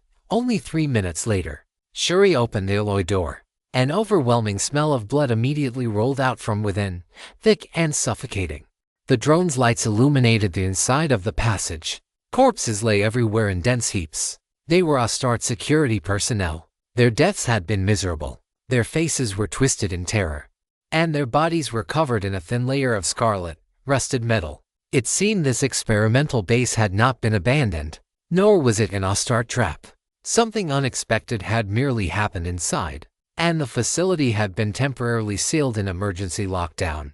And they had chosen this exact moment to walk in and seek death of their own accord. The bodies in the tunnel were the clearest proof of the danger ahead. After a moment's silence, Xia Li stepped forward into the passage. His feet crushed the scarlet rusted flakes with a crisp crackling sound. Then another sound drifted out from the depths of the corridor, crying. It was a heavy kind of crying, like an adult trying to imitate an infant's wail. The voice sounded strangely familiar. It was the same timbre as Xia Li's own. Shuri and Xiao both looked at Xia Li. Was this what Xia Li's premonition had pointed to? Whatever lay ahead was indeed connected to Xia Li in some way. They continued deeper. Then a soft female contralto floated out, humming lightly, humming an old piano piece. For Elise, upon hearing it, Xia Li also began to hum along. He raised a hand to his own face, then slowly removed the mask and revealed his original features. The drones flew forward. They flew into the third hall and illuminated what lay within. Mangled corpses paved a path across the floor. At the end of that path was a naked girl, her body covered in a dried shell of blood and filth. Before her lay Xia Li's clone. Clones had no memories and no true cognition. It was no different from a full-grown infant. And so it could only lie there on the ground and cry, hearing them approach. The girl turned her head. She tilted it slightly and stared blankly at Xia Li. Then the corner of her mouth curled into a faint smile, and she instinctively stretched out her right hand toward him. She truly was someone Xia Li had once known. Perhaps she had already entered the sixth state, become a new life form, and was no longer a mechanical remain at all. How should he address her now? Perhaps he should call her Descendant Ninj. If you'd like to support the translation and read 10 chapters ahead, https://www.patreon.com/poppingdino. Thank you so much for reading and supporting the story. Perhaps because of that premonition, Xia Li had already braced himself for what he was seeing now, so his expression was not especially shocked. But when he truly saw it with his own eyes, his heart still churned like a stormy sea. Was the Ninj before him a clone, or the original body? There was a difference between an original and a clone, but that difference only lay in tiny physical details. And Xia Li did not know them. Even so, Xia Li still calmly walked forward and reached out to touch Ninj, his former fellow patient, the one who had promised to tour the new world with him. And now, 500 years later, they were meeting again at the edge of the solar system. Shuri was also watching the situation with complete focus. The absolute zero field had not yet spread here. If anything unexpected happened, he would immediately let it engulf this area. Do you still have cognition? Xia Li spoke. Ningji's hand was cold, almost completely devoid of body heat. He could not even feel bones inside it. It was like grasping a lump of frozen flesh that had somehow turned hard. Mechanical remains became bone-like. Yet the mechanical remains that successfully evolved no longer had bones. Hearing him, Ninj only tilted her head and looked at Xia Li. Her gaze was like that of a child untouched by the world. Perhaps she possessed intelligence, but lacked the ability to communicate with it. She merely smiled. Crystal dust drifted loose from her body. Shuri carefully circled around Xia Li and Ninj, then began searching the hall for data equipment that could still be decrypted. If they wanted to know what had happened here, the records would have to tell them. Xia Li continued holding Ningji's hand, and she did not let go. Like a statue, she seemed content simply to hold his hand. Xiao curiously stepped closer to observe her, and Ningji's expression changed at once, turning feral. She immediately stretched out her left hand toward Xiao. Xia Li instantly grabbed it. "Don't." "All right." Xia Li looked straight into Ningji's eyes. Her pupils had long since lost focus. They were only empty shapes now, purely decorative. Even so, she still gave a tiny nod. It seemed she had retained at least the most basic ability to communicate. Then, she wanted to squat down, tugging Xia Li down with her. Helpless, Xia Li also crouched onto the sharp fragments of blood crystal scattered across the floor, and she quietly leaned her head against his shoulder. Ningj recognized him. At the very least, that proved the Ningj before him still possessed cognition. Xia Li also noticed that this hall contained countless clone bodies that had been brutally killed. Only one clone had survived. His own. Perhaps because it had cried itself out. It was now lying on the ground asleep. It was a bizarre sight. Stolen content warning. This content belongs on Royal Road. Report any occurrences. A sight so strange that language itself struggled to describe it. What, then, was the being now resting on his shoulder? Questions flooded Xia Li's mind, but this was still better than a hopeless death battle. After a long while, Shuri walked over with a complicated look and silently shared a record with Xia Li and Xiao. Test subject ID :DO for 5-0 designation Ningj original body. Cryogenically frozen on May 1st, at 2030. First known case of crystallization disease in the world. Family history includes cases of fibrodysplasia ossificans progressiva. Refer to the genetic alterations associated with both rare diseases. Recovered in AD 2468 from the Sunken Sea Research Institute. Then transferred to the Awakening Facility in Jiwon City. After analysis, determined to meet our experimental requirements. Genetic clones cultivated from the original body. Original body transferred to Saturn Port. In light of hereditary family value. Personality duplication approved in order to obtain intelligence on descendants of the bloodline. Transferred after AD 2470 to the Pluto-Charon Dark Sector Laboratory. Awakened in March of the same year, Ascension experiment commenced. Amputation testing discovered that pain accelerated progression of crystallization disease. Decision made to implant energy chip to amplify pain response. Organ extraction testing discovered excellent compensatory mechanisms. Enucleation testing discovered visual compensation. Prefrontal lobe excision testing discovered consciousness compensation. Xia Li did not continue reading. At that point, the only thing they had not done to her was slice her into thin sections. The mother of Linj in the Xuan realm had been a clone carrying Ningji's memories. But perhaps she had also been Ningji's ideal self. The one that went to a new world and was reborn in her place. Even so, she had not reached a good ending. The Heaven Alliance tore apart her false freedom. Astarte shackled her soul. The one leaning against him now was Ningji's true original body. She had suffered beyond endurance. Drugs and functional testing had all but destroyed her brain. Her neural tissue had died, regrown, and died again. Because of that, her memories had blurred. She and her clones had given Astarte an enormous amount of experimental data. At 2528, confirmed entry into fourth state. Transitional tier. High probability of success. Memory implantation failed. Memory implantation failed. Memory implantation failed. After confirming Ningj might truly succeed, Astarte had tried to turn her into a loyal chess piece. Yet every attempt to implant memories failed. Even when they completely destroyed Ningji's brain and restored it, she still absolutely refused to accept those memories. At 2529, during consciousness reconstruction, subject babbled the name Xia Li, name, relative, lover, inquiry submitted to Earth. Memory-bearing clone missing, lead severed. At 2532, July 13th, firmament network interrupted. Test subject DO for 50 lost control. Distress signal sent and self-defense mechanism activated. Facility under lockdown. The data Shuri had shared were all low-security logs. Even he had not been able to completely decrypt the detailed experiment data. But from the logs alone, what had happened at this base was already clear. Astarte had sought death by attacking the Heavenly Tao computer. Once the firmament network was damaged and shut down, Ning lost control. She tore through this entire experimental base by herself, killing everything she saw, including the other test subjects. According to the surveillance footage, light shone from her body. Azure crystal iron matter spread over her form. Ray weapons were ineffective against her. Spiritual energy weapons were ineffective against her. The guards even released other mechanical remains to attack her. But when those mechanical remains saw her, they only froze in place. During the fighting, the security personnel broke open the chamber holding the backup test subjects and released other clones in an attempt to buy time.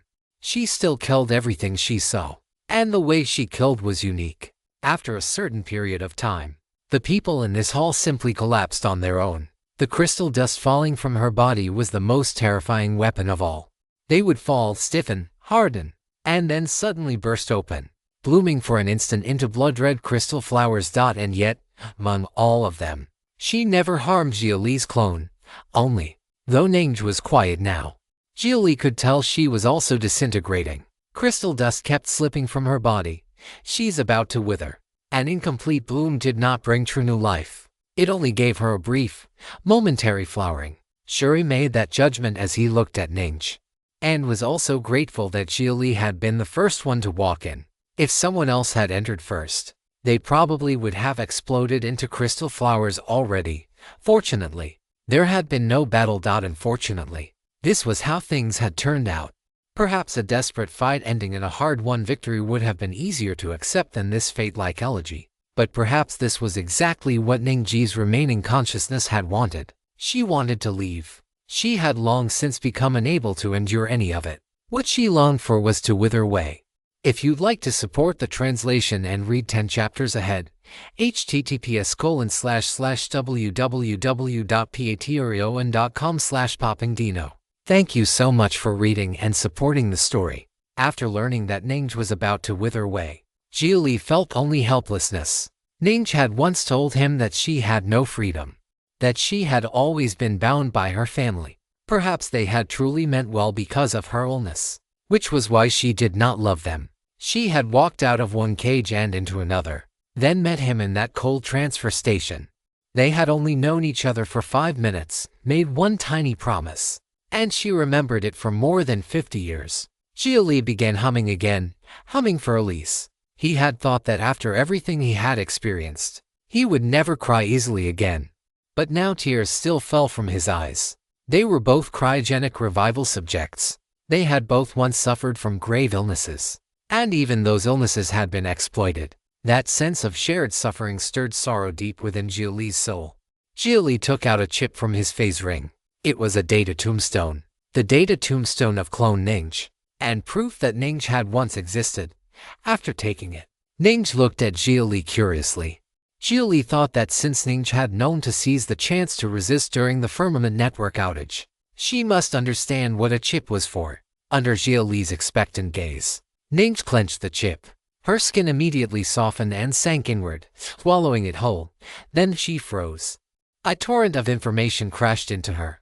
The self she had lost returned.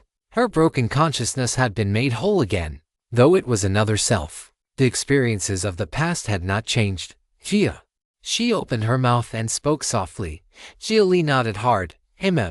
I'm here. Can you still walk? Earth and the Zhuan realm, to radiant worlds, were waiting for her. It was wartime now, but wars would not last forever. Sorry, I can't walk anymore. Thank you for coming. What she lived through is mine too, but her love belongs only to her. It doesn't belong to me. If you were able to get this, then that means you're here. Take care of that child. What else? Xia Li looked at Ning with the gentlest gaze he could manage. A gentleness so deep that even Xiao felt a trace of jealousy. Before he had been frozen, Xia Li really had imagined it. If everything had gone as he hoped, if he truly woke up in the future, then he had wanted Ning to be his girlfriend, even though they had only known each other for 5 minutes. I was urgently thinking that once I woke up, I'd make you my boyfriend. You still can. Did you know you were my first love? At this point, Xia Li no longer cared about embarrassment. Ning truly had been his first love, the warmth that walked into his heart on the eve of entering cryosleep, when he was as good as waiting to die. Xia Li's old understanding of love had always been somewhat flawed. It was precisely because Ningji's life was incomplete that he had believed she and he could complete each other. When he later met the clone Ningji, he only lamented that he had awakened at the wrong time. But he had never envied Ningji's father. On the contrary, he had blessed them. Too bad the Heaven Alliance had torn everything apart. If you encounter this story on Amazon, note that it's taken without permission from the author. Report it. That was why rage had surged through him back then. He resolved to resist the Heaven Alliance, to protect Lynch, to investigate the mechanical remains. That was why he went to New Tokyo and met Yaguchi Haya, which in turn allowed him to discover that abandoned research institute. Jiashu's gravity had allowed Xia Li to keep surviving. Xiao's gravity had given Xia Li a new life. Ningji's gravity had given Xia Li a goal. And you were my first love too. Ningji forced out a faint smile. In an environment like that, under the fear of not knowing whether the future even existed, her promise with Xia Li had been like a shot straight into the heart. In the moments before she closed her eyes and went into frozen sleep, she had dreamed of walking the new world with Xia Li after waking in the future. But when she truly opened her eyes again, all she felt was regret over why she was still alive. She had never regretted her own existence more than she did then. But now she did not regret it quite so much. He had still come. And, sorry. As a test subject, I don't know much. I couldn't help you very much. But luckily, at least I didn't cause you trouble. Ningji could guess why Xia Li had come. He was here to investigate this place. And fortunately, she could not provide much information. It's all right. You've already helped me enough.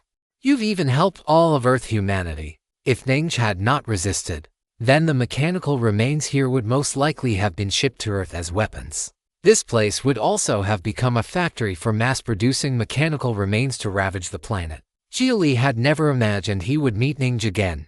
The current ending was not the best one, but at least it gave the gravitational fluctuations between them an answer. Xia Li could not change the past. He could only face the present. So, he was very glad that Ningji's resistance had also become a crucial stroke in the course of history. Hello, honored lady. I am Heavenly Tao Counselor Shuri Turing. On behalf of Earth humanity, I thank you for your sacrifice and your contribution. Our war correspondents have recorded everything here. You will be written into history. Shuri bowed to Ningji. Seeing that, Xiao immediately stepped forward and bowed as well. There had been no terrible monster waiting ahead for them to fight to the death. Only an unknown ally who had cleared the way for them. Is that so? That's good. Only, for what comes next. Please don't record it. Ningji raised a hand to the back of Xia Li's head. Her arm, already nearly out of strength, bent downward with all the force she had left. The moment Xia Li felt it, he lowered his head. Then, she kissed him once. Then showed him a sweet smile. That's enough. I don't want to die with my first kiss still unused. A farewell doesn't have to be this solemn. Smile a little.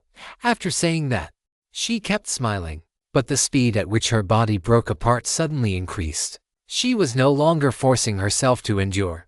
She was too tired. This was the choice she had made. In Xia Li's arms, she collapsed all at once into a handful of crystal dust. In the darkness, bright motes emerged from her disintegrating body and rose upward like ascension.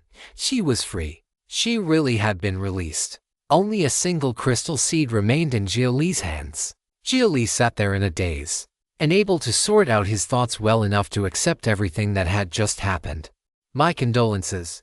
Shuri stepped forward, about to comfort him, when his eyes suddenly widened in horror and he clutched his head. Xiao immediately covered her ears with a pained expression as well. Noise was coming. A fierce noise. It felt as though their brains were about to be torn apart, very quickly. Xia Li also felt dizzy, and hallucinations began to fill his vision. In the darkness, a many-colored glaze-like brilliance spread out. Then, the points of light became neon. The dazzling sound became a tide. Within that suddenly formed sea of light, a vast, illusory, half-transparent jellyfish of shimmering glaze appeared before them. Antares. Shuri clutched his head and stared in shock at the sudden appearance of the great demon Antares. Yet his face showed unmistakable fervor, expectation, curiosity, and undisguised infatuation. For the first time, That perpetually cold man openly displayed emotion after Antares appeared. Xia Li felt even his cognition begin to warp. Everything around him seemed to shatter, as if he were dreaming, as if all reality had been an illusion from the start. Antares' swaying tendrils stirred the glowing motes into faint ripples of light, then swept away the scattered radiance left behind by Ningji's disintegrating body. After that, another tendril lightly reached toward Xia Li's head and swayed there, almost like a caress. "Well done," a gentle voice echoed through his soul. Xia Li abruptly looked up. "Professor, where is my sister?" He nearly shouted the question. "Heavenly Tao Firmament Information C." The voice echoed through his soul once more. Then darkness descended. In an instant, everything vanished, as if it had all been annihilated. The sea of light was gone. The noise was gone. Shuri looked at Xia Li with naked envy and jealousy. Just now, Xia Li had seemingly spoken with the being Shuri adored most. Why hadn't it been him? Shuri had a secret. In truth, compared with machinery, there was one existence in his eyes far more captivating than any object. Once Xiao recovered from the dizziness, she too had never expected events to develop like this. The most mysterious of the great demons, Antares, had appeared right in front of them and even communicated with Xia Li. And Xia Li had addressed Antares as Professor. How much had Xia Li been hiding? Exactly. He was Yeshu's brother, Ninj, and also had ties to Antares. Xiao felt as though she had never truly seen Xia Li clearly. As for Xia Li, through the information Antares had conveyed, he had finally learned his younger sister's exact location. Heavenly Tao Firmament. The information C. Inside the core deep quantum field of Astartes Super AI. If you'd like to support the translation and read 10 chapters ahead, https://www.patreon.com/poppingdino. Thank you so much for reading and supporting the story. No one knew how much time had passed. Xia Li had simply kept his eyes closed and thought. By the time his emotions had finally calmed, the moment he opened his eyes, he saw Shuri and Xiao both staring straight at him. "My dear friend, Counselor Xia Li. Do I now have the right to know, Xia Li? If you don't want to say it, then you don't have to. But if you can, then at least give us a simple explanation." Shuri and Xiao both wanted to understand the secrets Xia Li was carrying. And by now, Xia Li trusted Shuri much more than before. After all, at the critical moment, Shuri had been willing to move forward alone and let Xia Li and Xiao bring the data back to Earth. Where do I even begin? Xia Li glanced at Xiao. She already knew about his relationship with Yeshu, but since Shuri did not, Xia Li could only start from the very beginning. The cryogenic program he had taken part in, that had been the beginning of everything. "You both know I'm an ancient person, right? In AD 2030, because I had hereditary family cancer, I accepted my younger sister's Yeshu's suggestion and joined the still immature human cryogenic freezing program. My attending doctor was Yan King. She's Antares. In the last stretch before I was frozen, I met Ninj, and we promised we would witness the future together." Xia Li recounted his experiences as concisely as possible. In some places, he deliberately concealed the reasons behind certain things, but he trusted that Shuri and Xiao would not fixate on those omissions. What mattered to them was the answer itself. Ever since the day he awakened in the modern era, the shadow known as the mechanical remains had hovered around Xia Li. Only at this moment had the clouds finally parted around that shadow, giving him his first major breakthrough. Almost half an hour passed just like that. Shuri and Xiao listened very seriously. At times Shuri furrowed his brows. At times anger flashed across his face. And at times he even felt sincere admiration for Xia Li's choices. Xia Li was not merely speaking. As he recounted the past, he also shared part of the related data. Listening to Xia Li talk about his experiences was almost like personally living through an epic that spanned 2 eras. Even though Xia Li had deliberately left some sections blank, those blanks only made Shuri and Xiao imagine even more from different angles, while leaving them eager for the day Xia Li would unveil the rest. In the mere 2 years since his awakening, Xia Li had lived through events shocking enough to shake the world. Extraordinary, truly extraordinary. Yeshu's elder brother, Ningji's fellow patient, Professor Yan King's patient. Through the data Xia Li had shared, Shuri had seen Professor Yan King's face. Honestly, She matched his imagination of an ancient researcher perfectly. Mature, wise, possessed of a rational beauty that drew one in completely. Her every word and gesture made one think. That sort of intellectual temperament was simply irresistible. At this moment, Shuri suddenly realized that what he had always loved was not machinery itself, but rational things, structures built on logic, the beauty of intelligence. And if one added a trace more mystery to that, all the better. Whether as a human or as Antares, Professor Yan King fascinated him deeply. If you spot this story on Amazon, know that it has been stolen. Report the violation. Thank you again for this intelligence. It helps me tremendously. Now that he knew the origins of the being he adored, Shuri would henceforth stand firmly on Antares' side in any dispute regarding Antares. Through his own influence, other heavenly Tao counselors who trusted him would also stand with him. From this moment on, Antares' status as a threat was, for all practical purposes, after finishing his account. Xia Li looked down at the crystal seed in his hand. It had formed after Ningji's body crumbled away. Worth noting was that the chip inside the clone had vanished together with Ningji's disintegration. Shuri, with your knowledge, can you guess what this thing is? Let me see it. Shuri reached out and took the crystal seed. He placed it on the palm of his mechanical arm and began scanning it.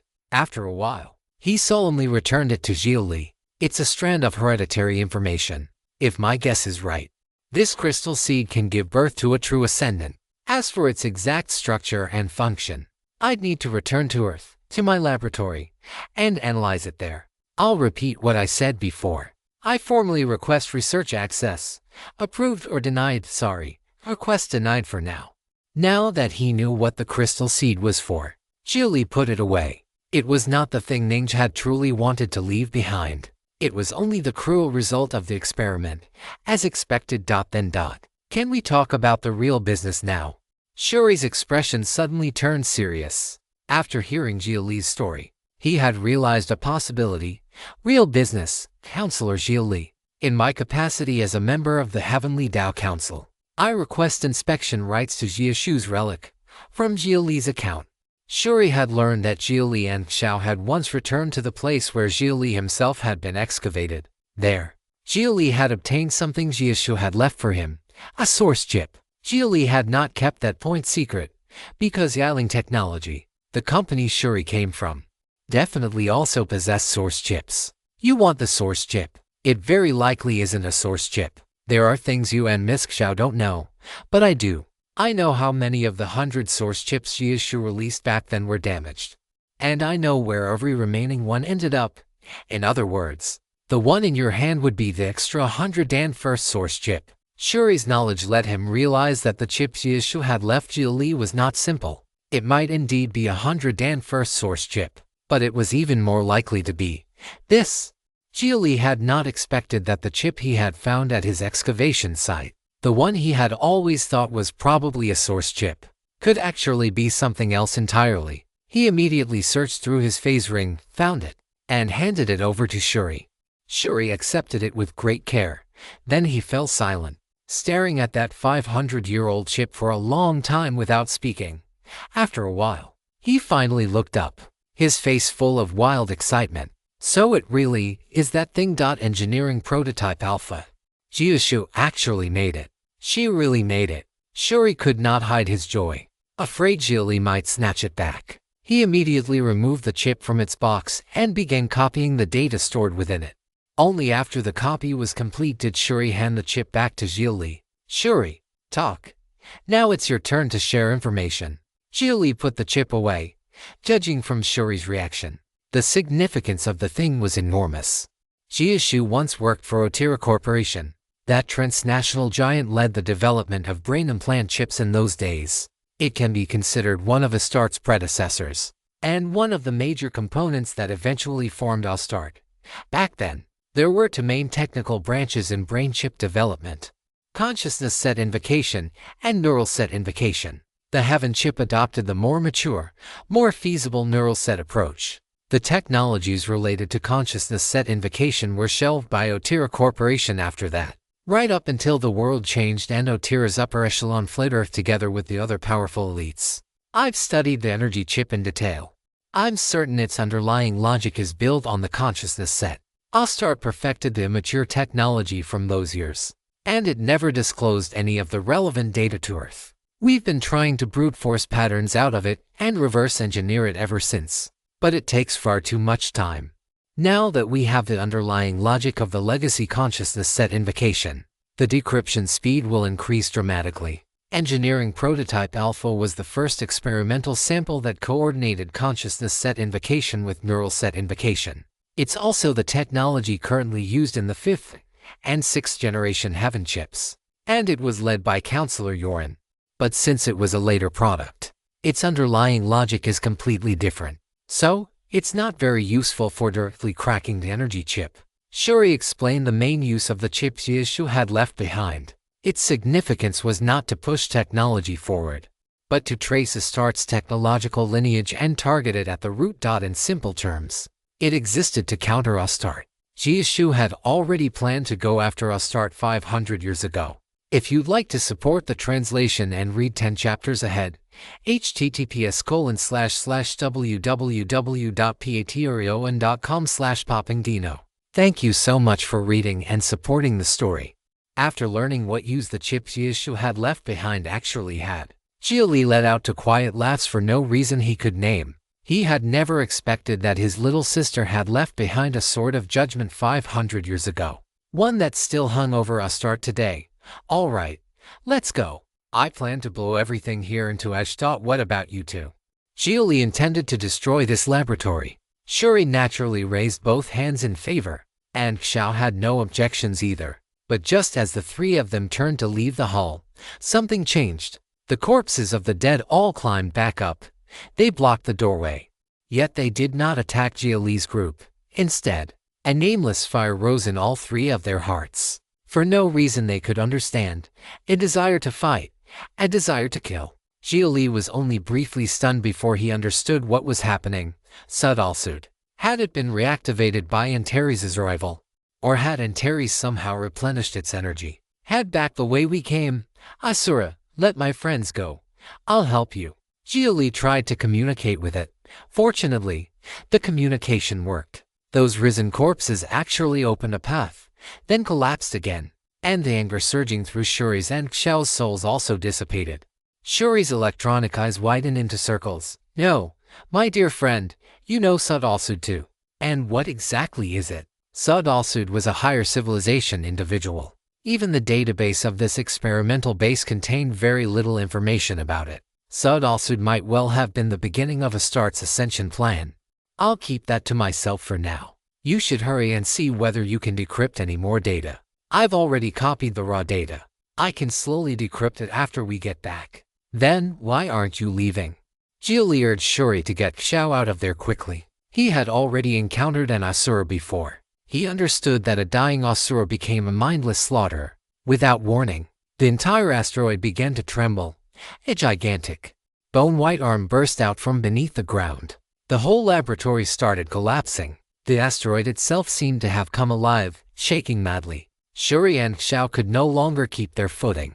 Something inside the asteroid was tearing the entire thing apart from within. Then, the laboratory and the asteroid both began breaking apart together. The source of gravity abruptly vanished, so the laboratory did not actually collapse. Instead, fragments of metal and stone simply floated through space. And when the asteroid fully shattered, SADLSUD revealed itself. Asteroid debris, building wreckage, countless cryopods, clone corpses, and the frozen mechanical remains all floated in space, circling slowly around an enormous, savage skeleton like a ring of stars. The gravity produced by that giant skeleton even began drawing nearby asteroids toward it. Then, a sudden repulsive force erupted and blasted Shuri and Xiao away, leaving only Xia Li behind to face that terrifying skeletal giant alone. What do you want? Xia Li asked. It had revealed itself right as he was about to leave, which meant it must want something. Suddenly, the image of Neng's dying earlier flashed through Xia Li's mind, and at once he understood what the giant skeleton wanted. It wanted to leave to dot as a higher civilization existence. It had been bound by a lower civilization, turned into a tool for research that desecrated its very existence. What remained of its will could no longer endure that humiliation. Still in story, please report. What are you looking for? Xia Li asked again, but the giant skeleton did not answer. No image appeared in Xia Li's mind. There was only rage, urging him to kill the thing in front of him. Is this the instinctive desire for death after losing your will? Xia Li knew no answer would come. So, he simply overheated his stellar golden core and constructed the virtual spirit avatar, manifesting great sun Tatha out of cane flame in the starry void. Then, he began reciting sutras for it. It was a Dharma protector, one of the coexistence faction among higher civilization, a kind that helped lower civilizations. But that very reason had caused it to become tainted by too much low-order matter, forcing it into descent. It had grown weaker, more miserable, reduced to the point where a lower civilization could capture it. In the Chuan realm, an Asura was also sealed beneath Vajra Monastery in Huang Continent. The density of gathered space dust had just barely reached the minimum needed to transmit sound. A Buddhist shout rang out through space, "Thus have I heard." The giant skeleton raised its head. Its 1,000 bony hands returned to place and folded together. As long as an Asura still had one breath of rage left, it would not die, but in the end, it would also become nothing but a creature of rage and slaughter. That was why Rage had to face the source that birthed it, rather than raging blindly at all who crossed its sight. But its fading will could no longer restrain that rage. The Asura was Buddha. How could it harm the innocent? Better for its 6 senses to be severed than for it to become a demon. Before long, the flames of the virtual spirit avatar Xia Li had constructed were drawn away by the Asura and used to burn its own body. Then it stretched out a hand toward Xia Li. An image flashed in Xia Li's mind, a dagger. An Asura whose eyes no longer saw, whose ears no longer heard, whose nose no longer smelled, whose mouth had closed to the Dharma, whose bodily source was exhausted, and whose mind root had been severed would, at the very end, use a dagger to send itself on its final way. It had slaughtered every evil under heaven, but evil karma had also stained itself, and in the end, the final root of evil was itself. Take it. Xia Li summoned the death curse blade from his phase ring. The blade immediately flew toward the Asura's remaining bones and, in a single instant, pierced through its forehead. Its heavenly palace collapsed. Its source will scattered. The Asura's rage finally subsided. Then, with all 1,000 hands, it pointed toward its own Danshan. Xia Li frowned, hesitated for a moment, then still nodded. A brilliant golden core burning fiercely separated from Xia Li's body and appeared before him, only to be seized by the Asura's gravity and drawn into the region of its Danshan. Borrow this believer's relic for a moment. Purify my body of 10,000 evils. The stellar golden core seemed to touch some incomparably vast form of energy and began swelling violently, pushed back by the force of its gravity. Xia Li watched as the core before him seemed to evolve into a true star. Gravity. Terrifying gravity. It swallowed nearby asteroids. It swallowed Charon. It swallowed Pluto. And yet, strangely, Xia Li was not affected at all. He even found himself admiring the brilliant spectacle before him. At that moment, he was the believer, the Buddha seeing an Asura off on its final journey, the awakened one. The Asura would not harm him, even when the Kang flame finally engulfed him as well. Xia Li felt neither pain nor searing heat. Instead, it was strangely comfortable, like soaking in warm water. Within the space now filled entirely by Kang flame, a figure walked toward him. When it drew near, it pressed its palms together. A verse began to echo of its own accord within his heart. You cleanse me with the relic you bestowed. I return to you a Bodhi heart. May you yet complete the righteous fruit. May highest good endure through past and present. Detected extremely high energy matter. It may undergo phase transformation into various spiritual energy qualities. Please immediately guide the direction of transformation. At that moment, Xia Li's heaven chip issued a warning. Some unknown substance had entered his body, apparently a supremely pure form of source spirit matter. It truly deserved to be called the origin of spiritual energy civilization. The Asura had burned away its evil karma and smelted out the purest final thread of its own source. Heavy mass spiritual energy. Xia Li did not choose excited state spiritual energy. He had made an agreement with the heavenly Tao computer long ago. When the day came for his first leap in life level, he would choose heavy mass spiritual energy and add one more possibility for the continued survival of the universe. One more force resisting vacuum decay. He kept his word.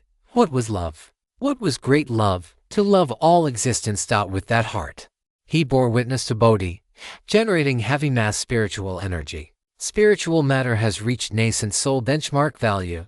Construct nascent soul. Construct. Construction in progress. Connecting to consciousness aggregate. Xia Li felt as though his spirit had taken on form. It was unlike the shape of the soul. His consciousness aggregate arrived in a dim, indistinct space, as though he had returned to his mother's womb and was about to be born again. But that place was not unfamiliar to Xia Li. It was only that sea of quantum fluctuations. There, one could observe gravitational tides light years away. Because he had seen it before, because he had been there before, it felt familiar. The spirit body moved by thought, but the energy there possessed no mass. So all it could raise in that sea were the faintest ripples. It needed mass. Mass heavy enough. Like neutrons compressed together, becoming a beacon within the universe. The spirit body moved. The tide before him fluctuated. Xia Li opened his eyes. The Asura had already returned to the source, and nothing remained around him. But the residual gravity it left behind had sent an enormous asteroid hurtling directly toward him. Warning. Collision imminent. Warning. Collision imminent. Please evade. The Heaven chip had already issued the same warning hundreds of times, but Xia Li had been too immersed in that sea to notice. By the time he regained awareness, it was already too late. But did he really need to evade? He raised a hand and brought two fingers together. Xia Li made a light cutting motion. A line of gold shot from his fingertips and passed through the asteroid. Several seconds later, the asteroid split cleanly into and flew past him on either side. Warning cleared. Congratulations. You have reached the nascent soul stage. Your current realm strength is approximately standard mid-stage nascent soul. Heavy mass spiritual energy truly was not that strong in immediate terms. The stellar golden core, in its normal state, already had early nascent soul combat power. Once overheated, it could reach late nascent soul combat power. And in its supercritical phase, it even possessed standard soul transformation power. In a certain sense, this breakthrough had actually weakened his combat strength. But combat strength was never everything. The true value of heavy mass spiritual energy lay in the future. It would let him step into the golden body realm more easily, and it would let him achieve his second life level leap more quickly. If you'd like to support the translation and read 10 chapters ahead, https://www.patreon.com/poppingdino. Thank you so much for reading and supporting the story. After advancing to nascent soul, Xia Li felt the changes in his strength, but he did not dwell too much on whether the trade had been worth it. This breakthrough had not been the natural process of shattering the golden core and forming the nascent soul, according to the ideal process Kang had laid out beforehand. Under normal circumstances, his stellar golden core would have needed to enter a supernova phase and collapse its inner core, simulating the birth of a neutron star. That step carried a certain degree of unpredictability, but through the Asura's final return, the process had been completed in another form. This breakthrough of his had been one of giving away the core and receiving the nascent soul in return. The Asura had turned Xia Li's stellar golden core into a furnace, extinguished its own stable material state, reduced its higher spiritual matter back to its origin, and gifted it to him. It was, in a sense, an exchange. Its immortal divine rank had made it deathless, but that same rank had also left it lost. Once it had entered the stage where the body itself was imperishable, consciousness had instead gained a lifespan limit. The soul's longevity did not match the body's. So once the soul's lifespan ended, the remaining body became a blight, and that blight needed to be dealt with. Astarte's ascension plan had begun from that very blight, which was why its earliest form had been the mechanical remains, a crude imitation of that blight. But Astarte's researchers were beyond question geniuses as well. From the blight, they had reverse-engineered the correct posture. That was why the successful ones truly resembled beings like the Asura, higher civilization life, that truly was worthy of being called ascension. Just like the ascension of cultivators in the Xuan realm, flying upward into the higher world as immortals, the rising and ending of affinity, the meeting of causes and conditions. Thinking through all of this, Xia Li now understood 7 or 8 parts out of 10 of the full picture behind Astarte's ascension plan. From beginning to end, the broad shape of it was clear to him. At this moment, A segment of strange bone floated not far from Xia Li's side. It resembled a dagger. It had been used by the Asura to purify itself while it still retained the strength to do so. Gathering all the karmic consequences born from a lifetime of killing and refining that evil karma into its final means of liberation. The death curse blade. The immortal cursing dagger. So that's what it was.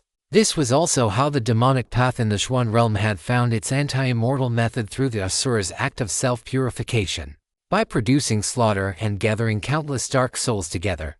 According to the Telekinesis Society's research, negative soul information significantly strengthened a soul's consciousness quality. Xia Li cautiously reached out and touched the dagger bone.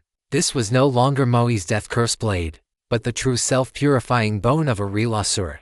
Just one touch made boundless rage flood into him, urging him to slaughter everything and trample everything underfoot. Still, the imitation death curse blade had been exchanged for the true self-purifying bone.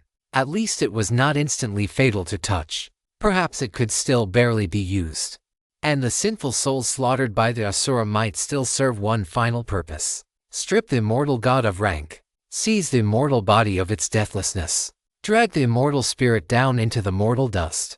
If you encounter this tale on Amazon, note that it's taken without the author's consent. Report it. Condemn the inhumanity of the immortal Tao. I'll take it. Xia Li put away the self-purifying bone, and Teres praised him. Sud-Alsud was grateful to him. These two most extraordinary constellation great demons had both formed a connection with him. His own gravity would be changed once more under their influence. So where did the track ahead of him now lead? Just as Xia Li was sinking into thought and contemplating fate, Shuri had already piloted the ship over to his side. You're fine. Shuri was astonished that not even a single strand of Xia Li's hair had been singed. What had just happened had been a terrifying astronomical phenomenon. Why wouldn't I be? I spaced out too. So what exactly happened? See for yourself. Shuri sent Xia Li a video record. In it, Xia Li saw only an azure fireball that swelled violently over a short span of time, like a blue giant star on the verge of going supernova. That blue giant had even swallowed Pluto. The solar system had permanently lost a celestial body. Pluto might not have been that large, but it had at least once counted as one of the famous planets. To have it vanish just like that made the whole thing feel absurdly exaggerated. Right before Pluto was consumed, several ships had hurriedly fled from it. After all, an outer solar system body like Pluto was not Earth's territory. It belonged to ASTRT. Then, that blue giant did not explode. Instead, it collapsed inward with a roar. In less than a millionth of a second, it lost all light and heat and returned to the origin in an instant. That absolute gravity also allowed the Asura to rest at last. So, what exactly did Sud-Alsud want to do? Shuri understood that Sud-Alsud was a higher civilization life form. A visitor who had once come to Earth back when Earth, during the Spirit Era, had still maintained contact with that civilization. It wanted to wither away. I don't know whether all higher civilization life is like that. It was dead, but not gone. It still retained certain complex instinctive responses. Its remaining body was a blight, and it wanted to erase itself. Can life really be that strange? To personally witness a life form like that moving toward the end that ought to belong to it.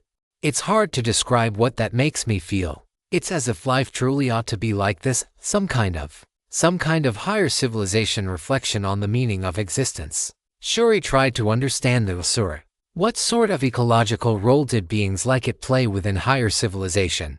What position would it occupy there? Its behavior clearly has a social nature. Is it a producer, an enforcer, a manager?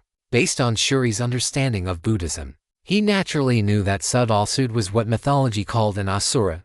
You are evil, but not so evil that you deserve death. Even so, I will still kill you. Once I kill you, that makes me evil too. But it doesn't matter. I was never going to die well anyway. But before that, neither will you. That's probably what an Asura is. An extreme deterrent against evil. That was Xia Li's guess. Good and evil. Would a higher civilization's values really still be something as primitive as good and evil? Shuri found that hard to believe. If they had already reached higher civilization, then in theory, their values should have become grander than that, maybe. Don't use human values to guess at a higher civilization. In any case. Let's go first. Something this huge just happened. Astart will probably send people here to investigate very soon. All right. Xia Li immediately returned to the ship. Even after it had traveled a fair distance away, he still looked back at the empty region behind them. Asura. Xia Li thought again of Mo Yi, the man who had resembled an Asura, and of the sealed Asura beneath Vajra Monastery that had shown hostility toward him after Mo Yi's defeat.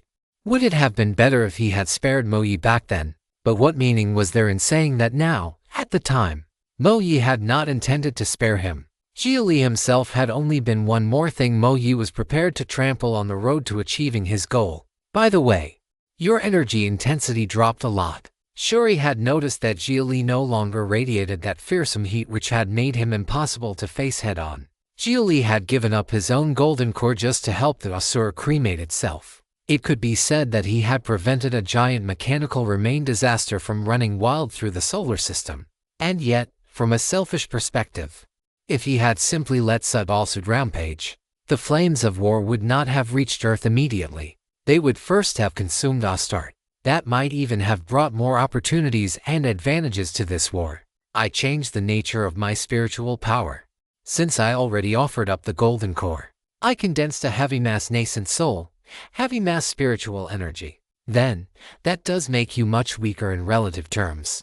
But your very existence right now is the greatest repayment this starry sky that gave birth to us could receive. Shuri also understood what heavy mass spiritual energy represented.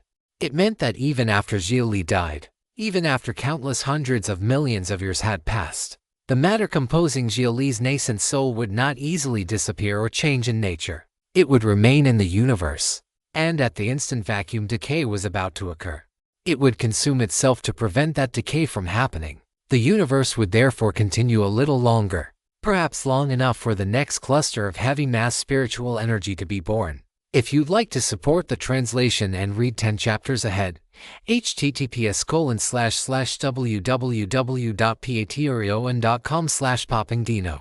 Thank you so much for reading and supporting the story. The conversation between Xia Li and Shuri left Xiao somewhat unable to follow what the two of them were talking about. After she questioned Shuri and got an explanation, she could not help looking at Xia Li with new respect. Xia Li, your choice really was romantic to the extreme. That was the only way Xiao could describe him. It was the kind of choice steeped in old-fashioned personal heroism. Foolish, perhaps, but not naive. Every time you call something romantic, I feel like you're insulting me. Xia Li felt there was a hidden barb in Xiao's tone. After all, the opposite of romantic was practical. If you called something romantic, then it usually meant it was not practical. Maybe vacuum decay won't happen until after human civilization is long dead. And maybe you could have chosen a better present instead, couldn't you? If you put it that way, then let's just say I got tricked by the heavenly Tao computer. Xia Li smiled, not intending to explain himself further. That reminds me of Counselor Yoren. After he followed the heavenly Tao computer's advice and made that technology public, he was complaining the whole night as he ran. This is what he said. I only ended up like this because I believed the heavenly Tao computer's nonsense. Forget it. Let's just say I got tricked by the heavenly Tao computer. I deserve it. When Shuri brought up Yoren, there was clear familiarity in his tone. Their relationship had been quite good, but unfortunately, Yoren had been driven away at times. Shuri had also wanted to do something, but as a researcher, his heart was pure in one sense. It was directed towards science itself. He did not want to get involved in class conflict and political struggle. But in the end, that too was a form of avoidance. Because such things were difficult, that was why, this time, he had gone to Mars because he wanted to do something. He had never expected the chain of events that followed to become this astonishing. So can we head back to Earth now? Xia Li raised the key question. It had taken them 2 months to reach the Kuiper Belt. The return trip would take the same amount of time. A round trip like that meant for months had passed. The opening battle near Earth should have reached some conclusion by now. There was no way the war could drag on for 4 whole months without any significant change. Either Astart had won and was still blockading near-Earth orbit while grinding Earth down in a drawn-out war, or Earth had won and driven Astart out of near-Earth space, without a signal. We have no way to know the situation. We can only risk heading back to Earth first. There aren't any other strategic targets for us right now either. What? Were you planning to go assault Mars? Shuri almost wished they could, but unfortunately he lacked destructive combat power, and Xia Li had thoroughly wrecked himself as well. Humanity's first super 9th grade golden core had been used up cremating SADLSUUD. Otherwise, Sud also might have continued wreaking havoc behind Astarte's lines. As for heavy mass spiritual energy. How to put it? It was not exactly weak, but it simply did not pair well with the kinds of highly destructive prosthetics and weapons that demanded massive energy output. It was nothing like the stellar golden core, which, once matched with high energy, high output prosthetics, could turn a man directly into a humanoid war machine, slaughtering across the battlefield and smashing even Astarte's assault-class mecha head-on. The current Xia Li would probably have to run the moment he saw an assault-class mecha. His combat power had practically gone backward after advancing a realm. Fortunately, both Shuri and Xiao had enough tact. Otherwise Xia Li would probably have been roasted to tears right now. Support creative writers by reading their stories on Royal Road, not Stolen Virgins. Then let's head back. Hopefully Earth 1, hopefully. That experimental base suffered an accident. Yet there wasn't a single patrol escort ship anywhere nearby. The only ships fleeing Pluto were transport vessels. That means Astarte really did commit a great deal of combat strength to the main battlefield. Shuri guessed that Earth's situation was not optimistic, but no matter what, they still had to go back and see. Time passed in growing agitation. Traveling through space was unbearably dull. Shuri continuously decrypted and repaired the data they had obtained earlier. Xia Li cultivated heavy mass spiritual energy according to the technique provided by the Heavenly Tao computer. The one with the least to do was Xiao, who could only absent-mindedly pass the time through her heaven ship. Until 2 months later, their ship neared Earth. In space there were no real compulsory routes, and there was no need to pass Mars at all. In plotting their course, Shuri had also done his best to avoid Mars entirely. As they drew closer to the region of space surrounding Earth, they began to see many fleets on patrol. The paint schemes on those space warships were obviously of Earth design, and each hull bore Earth as its emblem. Shuri immediately sent out an open communication request to the fleet. Hello. Which side's fleet are you?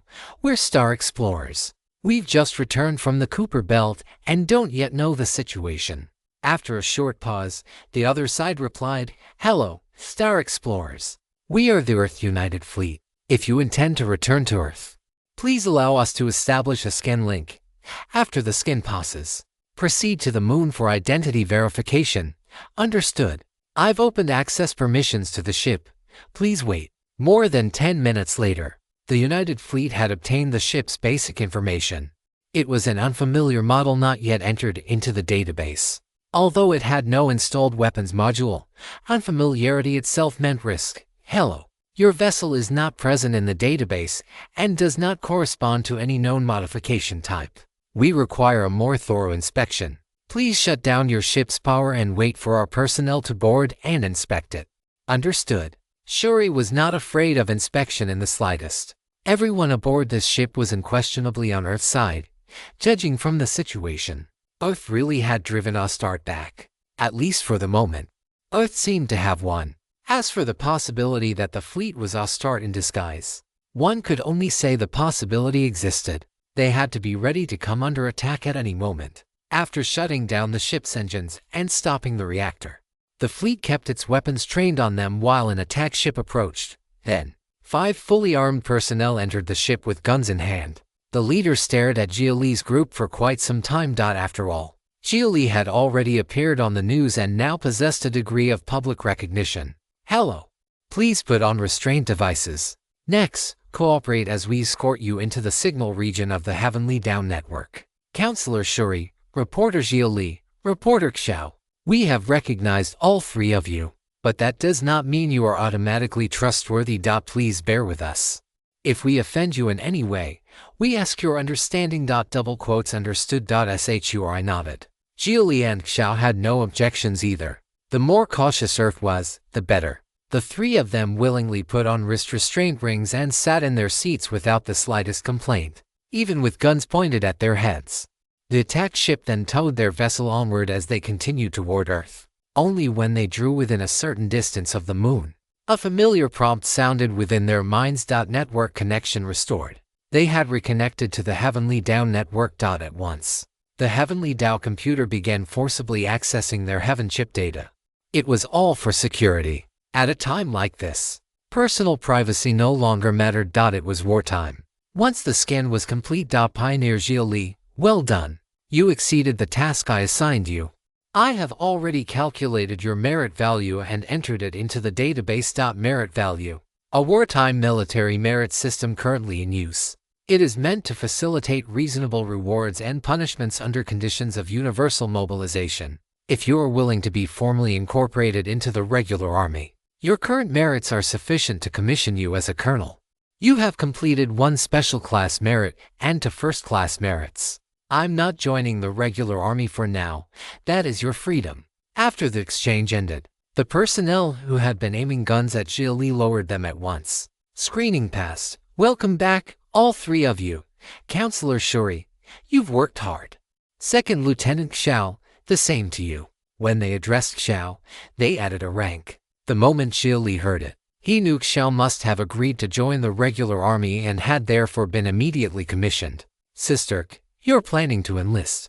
Its current situation needs every one of us to step forward. What surprises me more is that you're actually not enlisting.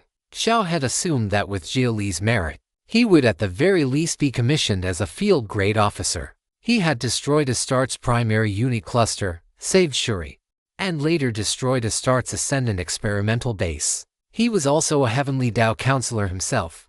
No rush. Just because I don't enlist doesn't mean I can't fight for Earth. I just don't want to accept formal deployment for the time being. Suit yourself. Sister, I don't object to you enlisting, but don't forget your intelligence personnel. At that moment, Xia Li reminded Xiao not to foolishly charge off to the front lines. He would worry about her. I'll follow whatever assignment I'm given. If they send me, I go, fine, then. Xia Li said nothing more. In any case, he did have enough authority to influence where Xiao ended up assigned. Everyone had private motives. He had contributed quite a bit already. A small bit of selfishness on his part should not be a problem, right? If you'd like to support the translation and read 10 chapters ahead, https://www.patreon.com/poppingdino. Thank you so much for reading and supporting the story. After the identity check was completed, the 5 coalition army soldiers left. Shuri restarted the ship's engines and brought Xia Li and Xiao back to Earth. Sitting in the cockpit, Xia Li looked at the grating planet before him. Even from space, thick gray clouds blanketed the Earth. He immediately pulled up the war reports. After invading Earth, Astarte had launched strikes on the major node cities of the Heavenly Dao computer. Their objective had been extremely clear. The main invasion force consisted of anti-spiritual energy troops and mecha forces. The anti-spiritual energy killers had punched straight into the cities to destroy the citywide energy barriers, while the giant mechs engaged the major forces of every faction outside the cities. Land, sea, and air had all been hit by Astarte's invasion, with mecha forces coordinating with anti-spiritual energy killers. Earth had been caught completely off guard. Traitors on Earth had also leaked secrets and sabotaged the orbital defense batteries. That was one of the key reasons Astarte had been able to swagger in so openly. Astarte's fleet then sealed off space, attacking satellites operating in low orbit. At the same time, everything beyond Mars's orbit was lost. All of Earth's colonies past Mars had fallen under Astarte's control, and with them went Heavenly Dao network coverage. Astarte's fleet rained orbital cannon fire down on Earth from space, accompanied by huge numbers of hydrogen bombs. Faced with that situation, the Heavenly Dao computer could only focus its processing power on locking onto those hydrogen bombs and use the quantum domain field to alter their detonation mechanisms. More than 90% failed to go off because of that, yet over 100 still exploded. Most of those bombs were triggered prematurely high in the atmosphere by the Heavenly Dao computer, minimizing their impact on the surface. Even so, more than 10 still landed on Earth. 3 caused the worst destruction. New Tokyo's upper district collapsed, and Mount Fuji erupted. Beiju City, one of the core cities controlled by the sects and clans, saw nearly half its urban area ruined. with even its upper district left teetering on the brink. Chengdu City of the democratic government received especially heavy attention from Astarte, as one of the regions that preserved the most of the old ecosystem. Chengdu City housed many world-class biological research centers, but the districts where those research centers stood were wiped into dust by nuclear fire. That move thoroughly enraged all of humanity on Earth. The democratic government, the corporate alliance, and the sects and clans joined hands to form the coalition army. And Earth finally revealed one of its own interstellar weapons, the Prism satellite constellation.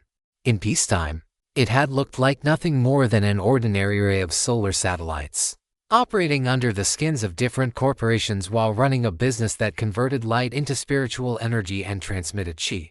On the surface, they even competed with one another. In wartime, however, tens of thousands of satellites gathered together and formed a giant prism. From the satellite's perspective, the sun suddenly blazed brighter. Then the sunlight intensified countless times over in an eruption of brilliance. The day side of Earth was protected by some special technology and suffered no direct harm. But it was still possible to see waves of heat flow over it like a great shield before dispersing into the space around the planet. Near-Earth space became unbearably hot. Astarte's fleet activated its energy shields at once. But under the violent temperature spike, those shields did not last long. Ship after ship ignited and melted in space, and the troops aboard were swallowed up and vaporized by the heat. Support the creativity of authors by visiting the original site for this novel and more. Thousands of core warships were destroyed in that single strike. Supply ships, troop carriers, attack ships, escort ships, all with different functions and crew sizes. A single troop carrier alone might hold tens of thousands of soldiers, but the price Earth paid was just as staggering. To keep that weapon from burning itself, the Heavenly Tao computer had overclocked every city node on the planet. After blocking that attack, every spirit fusion reactor on Earth had to shut down its output and vent heat. No one could raise defensive barriers anymore. Astarte's mechs took the chance to attack like mad. Earth's side naturally fought back with everything it had. After 7 days of desperate combat, it finally annihilated every Astarte force left on the planet.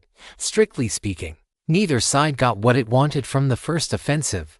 Astarte's losses were severe, but Earth's sacrifice was even greater. The ecological environment had deteriorated across the board.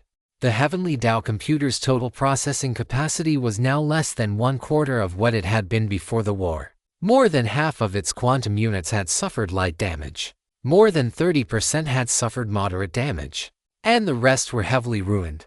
Initial estimates put Astarte's dead at nearly 10 million. Earth's losses were beyond counting, more than 10 times worse. The main forces of each faction might not have suffered more casualties than Astarte, but among civilians, the combined toll had already surpassed 100 million. Astarte was the invader, so its dead were mostly soldiers.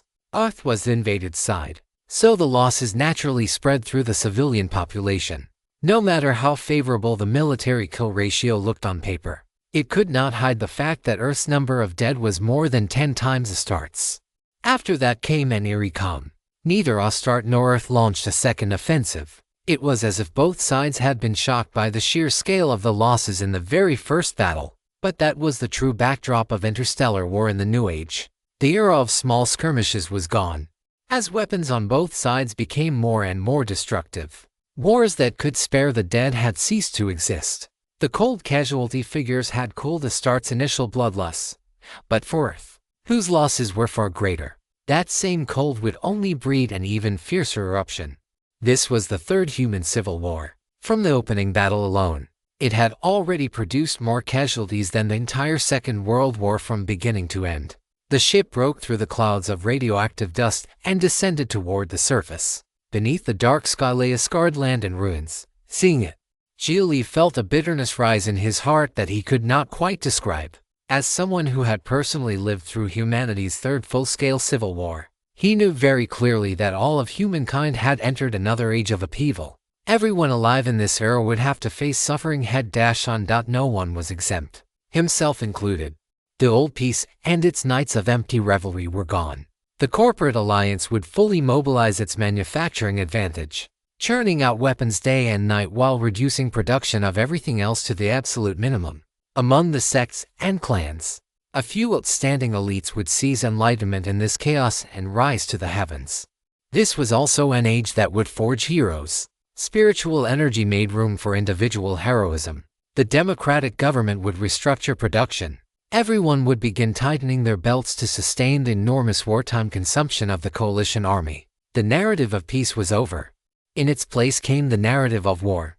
Xia Li, what are you planning to do next? I'm heading back to Yaling Technology. Shuri's mood was heavy too. He had once thought Earth's internal struggles were already severe. But only now did he realize everyone had actually been remarkably restrained.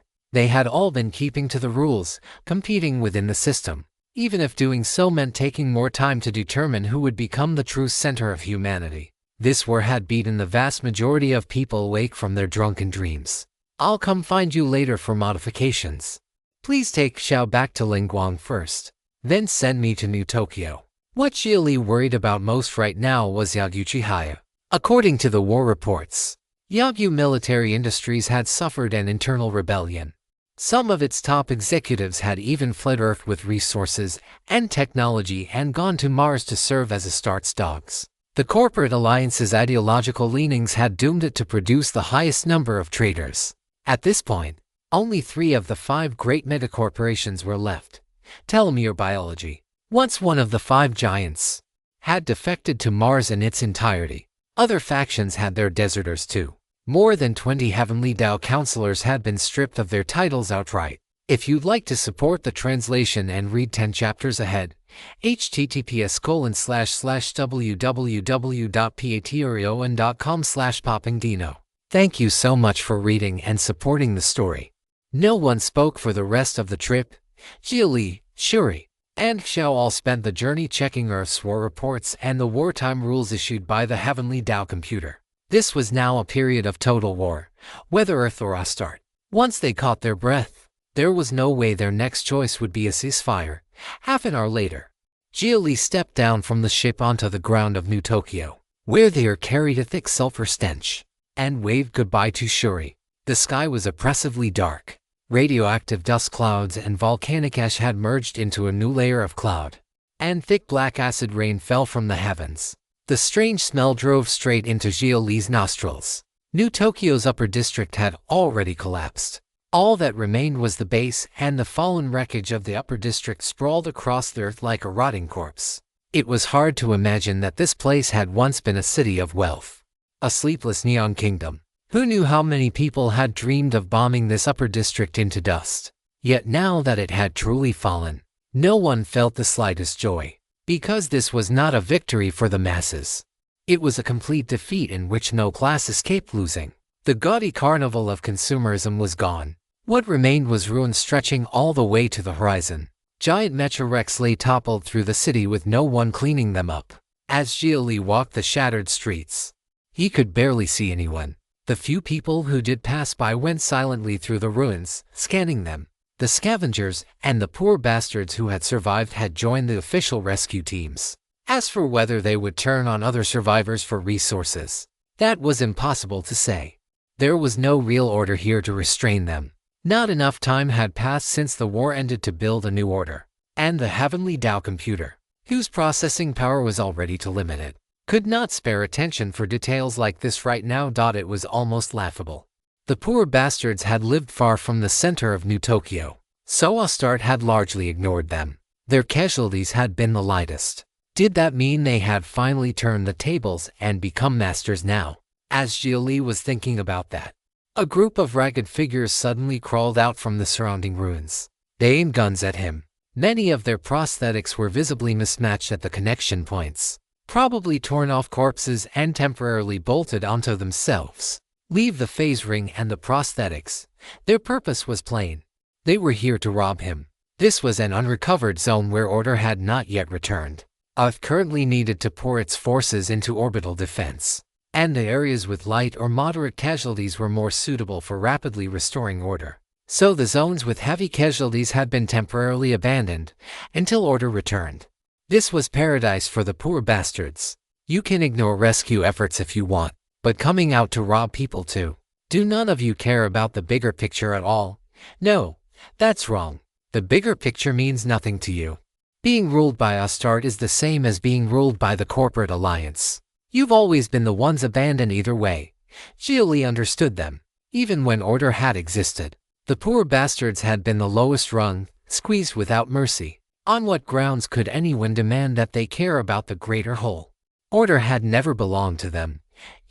One of the robbers suddenly sensed something was wrong. There was only one kind of person who showed absolutely no fear when confronted by people like them. Someone strong enough that it made no difference. Move aside, with telekinesis. Xia Li directly bound all of them and lifted them into the air. You can keep taking revenge on the world that treated you unjustly, or you can choose to move forward.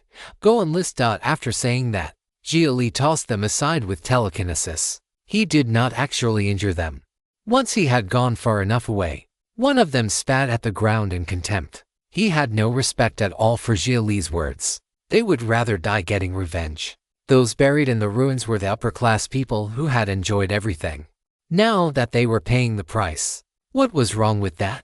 If Astarte had failed to kill those upper-class bastards, then they would do it themselves. Ensure your favorite authors get the support they deserve. Read this novel on Royal Road. Praise Astarte. Of course, some among them fell into thought. This situation could not last forever. Order would return sooner or later, and when it did, there would likely be a reckoning. Should they choose to vent their anger and settle accounts with their miserable past? Or should they choose the future? After that, Xia Li ran into several more robberies, and even some direct attacks without so much as a question. Even so, he never hurt anyone. The poor bastards had their own ways of communicating on these ruins. They had their own rules too. Some of them recognized Xia Li. He was that naive idiot, that legend from that night. Even now, he was still just as naive. They pointed guns at him and tried to rob him.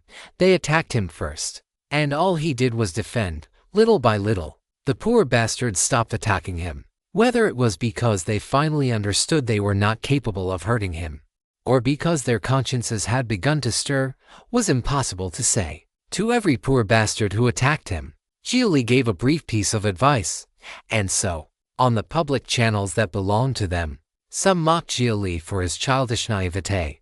But at the same time, they could not help asking, what are we supposed to do from here on? More and more poor bastards began giving their opinions. The tone of the discussion gradually shifted toward order. In the middle of the ruins, they began seriously examining the future. And in the end, they reached a conclusion. Maybe they could try becoming the true masters here. If they stopped destroying things from now on, this really could be an opportunity. And so a new order was born amid the ruins. Some extremists tried to reject all of it. They dug up Xia Li's old footage and released it, hoping to prove that he was nothing more than a vile attention-seeker. Instead, the poor bastard saw his silent howl in the rain, for himself, and for them. Everyone stop fighting. Astarte won't treat us like people, and once order returns our lives won't improve much either. I'm going to enlist. I took in a wounded Astarte soldier. Who's coming with me to cut him down for merits? I'm done being greedy. There's no point. We can't win. Once that thing heals up, he'll probably be the first one to kill me. I'm in. Me too. Let's just save people properly from here on out. We're not poor bastards anymore. In a time of peace, the worthy have no need to speak. Too much rhetoric only becomes something ugly. But though the worthy may not change the age itself can change. Once the worthy begin preaching again, people naturally come to understand what is right. On a dark side road, the people at either end could not see one another clearly. Each side assumed the other was an enemy out to kill them.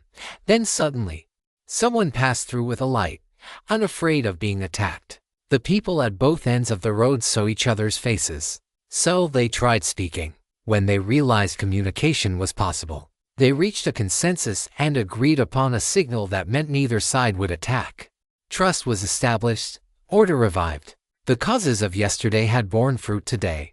Xia Li's gravity was now strong enough to alter the orbits of other small stars in turn. He continued all the way to the front of Benzoin Clinic, before the collapsed ruins. Inside a temporary medical station that had been hastily put together, one figure was busy working. People with prosthetics and spiritual energy were no longer so fragile. They could hold out beneath ruins for a long time.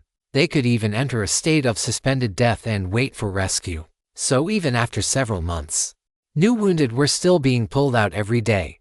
Miss Yagyu, we have another critical case here. Take them to the emergency room first. Miss Yagyu, over here there's a child. Wait, more than a dozen wounded over there. I can't handle that side right now. If they can still hold on, take them to another treatment point first. Yagyu Chihaya kept working until someone patted her on the shoulder. She turned and looked, then immediately lowered her head again and continued operating on the wounded person in front of her, extracting shards of collapsed building from inside the body. If you have something to say it later. I'm busy. Why didn't you answer my messages? No signal. The network here still isn't fully restored. Stop getting in my way and stand somewhere else. Fine. Left with no choice, Xia Li could only stand aside and wait. Finding nothing to do, he took out a spirit cigarette and prepared to relax a little. But the instant he lit it, Yagyu Chihaya suddenly looked up. Put it out. I'm standing pretty far away. I said put it out. Spirit cigarettes speed up blood flow in the wounded. Tch. Xia Li had originally planned to walk farther off and smoke there, but seeing everyone nearby staring at him with disapproving eyes, he could only throw it away and grind it out underfoot. If you're this busy, I'll come another time. I just came to make sure you're safe. As long as you're safe, that's enough. Wait. Yagyu Chihaya stopped him again. What now? Donate a medical pod. I need medicine too. And hand over a few tens of thousands of spirit stones while you're at it. Hurry up. Fine. Xia Li could only take the medical pod he had previously swiped from Yagyu Chihaya out of the cave heaven gourd and return it, along with quite a few pills and spirit stones. Thanks. If you're free, wait until tonight. I'll rest for half an hour tonight. You only rest half an hour a day. What else would I do? I'm a medic now. You enlisted too. Xia Li had not expected Yagyu Chihaya to choose the army as well. That meant the two partners closest to him had both enlisted now. In the face of total war, no one was exempt. Yagyu Chihaya was even more likely to be sent to the front in the future and become a frontline medical soldier. What about you? Are you not enlisting? As for me, Xia Li fell silent. His situation was somewhat special. He still needed to return to the Xuan realm, and military orders were absolute. If he disappeared for long stretches after enlisting, that would be a clear violation of military regulations. And once he enlisted, he would not be some random rank-and-file soldier who could quietly vanish when he wanted. He would be promoted straight to colonel and become one of the main officers attached to various combat operations. At that point, leaving would be even harder. Forget it. That's your own business. Wait until I'm done.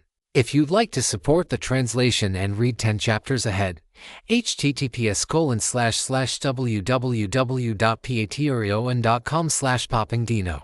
Thank you so much for reading and supporting the story. Late at night, muffled groans of pain from the wounded still drifted out from time to time inside the temporary medical station built atop the ruins. Yagyu Chihaya finally finished her work.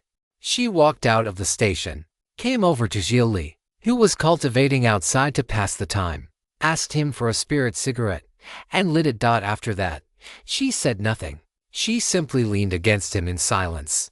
Only after she had smoked half the cigarette did she let out a breath of smoke with a sigh. It's good that you made it back safely. What exactly happened to you on Mars? She did not complain about her own situation first. Instead, she asked about Xia Li. He gave her the briefest summary he could, and after hearing it, she reached up and brushed the radioactive ash that had gathered on his shoulder. You're still as naive as before. More than 100 million civilians on Earth are dead or wounded, yet you still let the civilians on Mars off.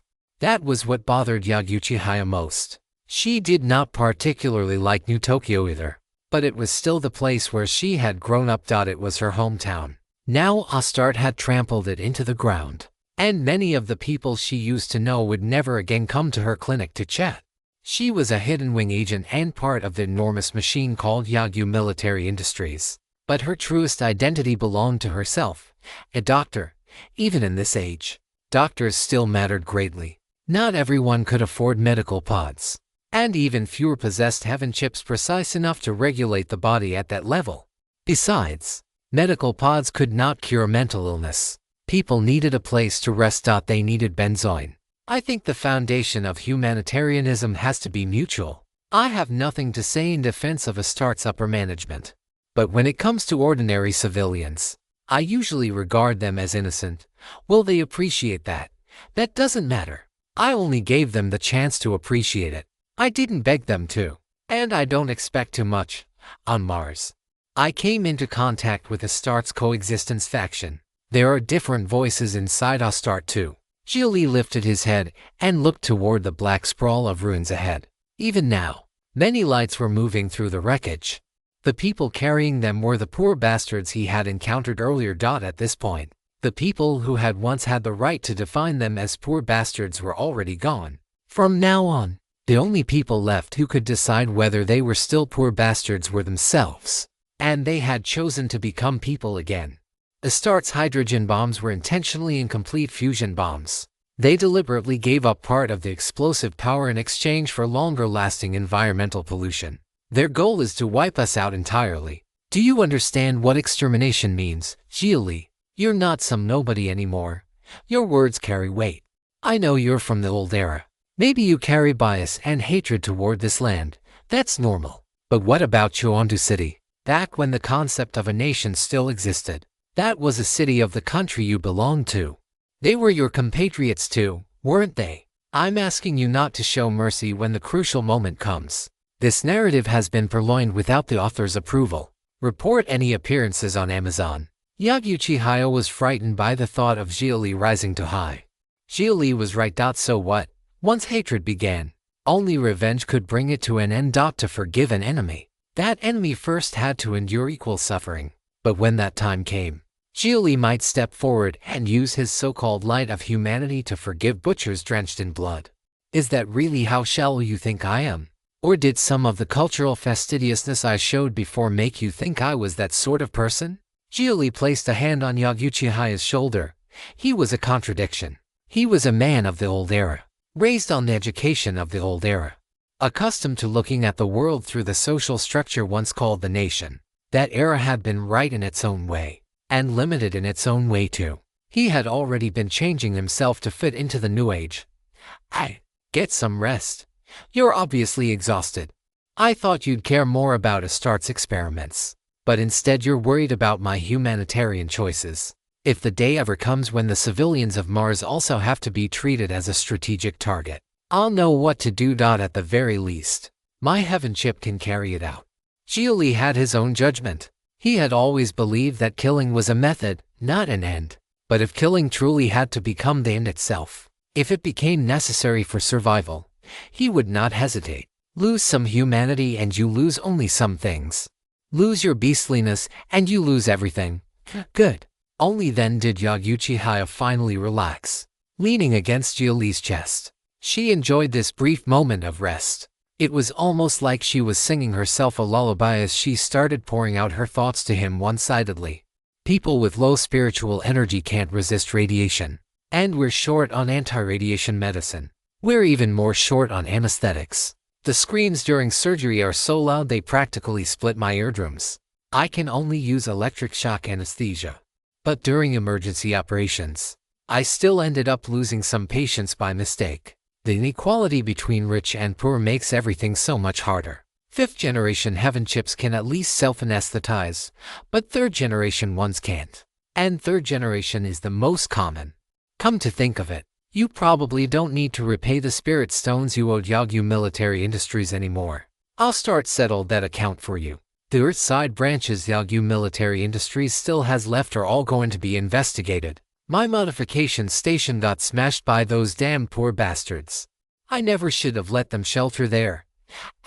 She kept talking until, still standing there collapsed against Xia Li. She fell asleep.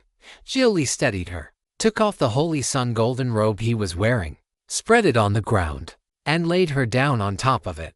That robe also had a minor restorative effect on the soul. After all, it was a soul transformation grade treasure. After that, Xia Li walked into the crude medical station and took Yaguchi Haya's place in treating the wounded. The heaven chip came loaded with a vast amount of medical knowledge. Shuri's prosthetics also contained swarms of nanomachines. which were extraordinarily effective at repairing damage. They could mend not only machinery but wounds of flesh and blood as well. And so the whole night passed. What surprised Xia Li was that no one tried to steal the Holy Sun golden robe he had laid on the ground. Maybe they knew it was something he had taken off. Maybe they knew that the person sleeping on it cared about them too. Only when Uchiha woke up did she stare blankly for a moment, then realized that she had relaxed too much the night before and accidentally fallen asleep. She hurriedly picked up Xia Li's golden robe from the ground, rushed into the medical station, and saw him inside treating the wounded. Awake. Without even lifting his head, Xia Li knew she had come in. Let me take over from here. You should still have your own things to do. Thank you for coming to stay with me. All right, take care of yourself. And don't go to the front lines. That isn't my decision to make. I'll obey the coalition army's orders.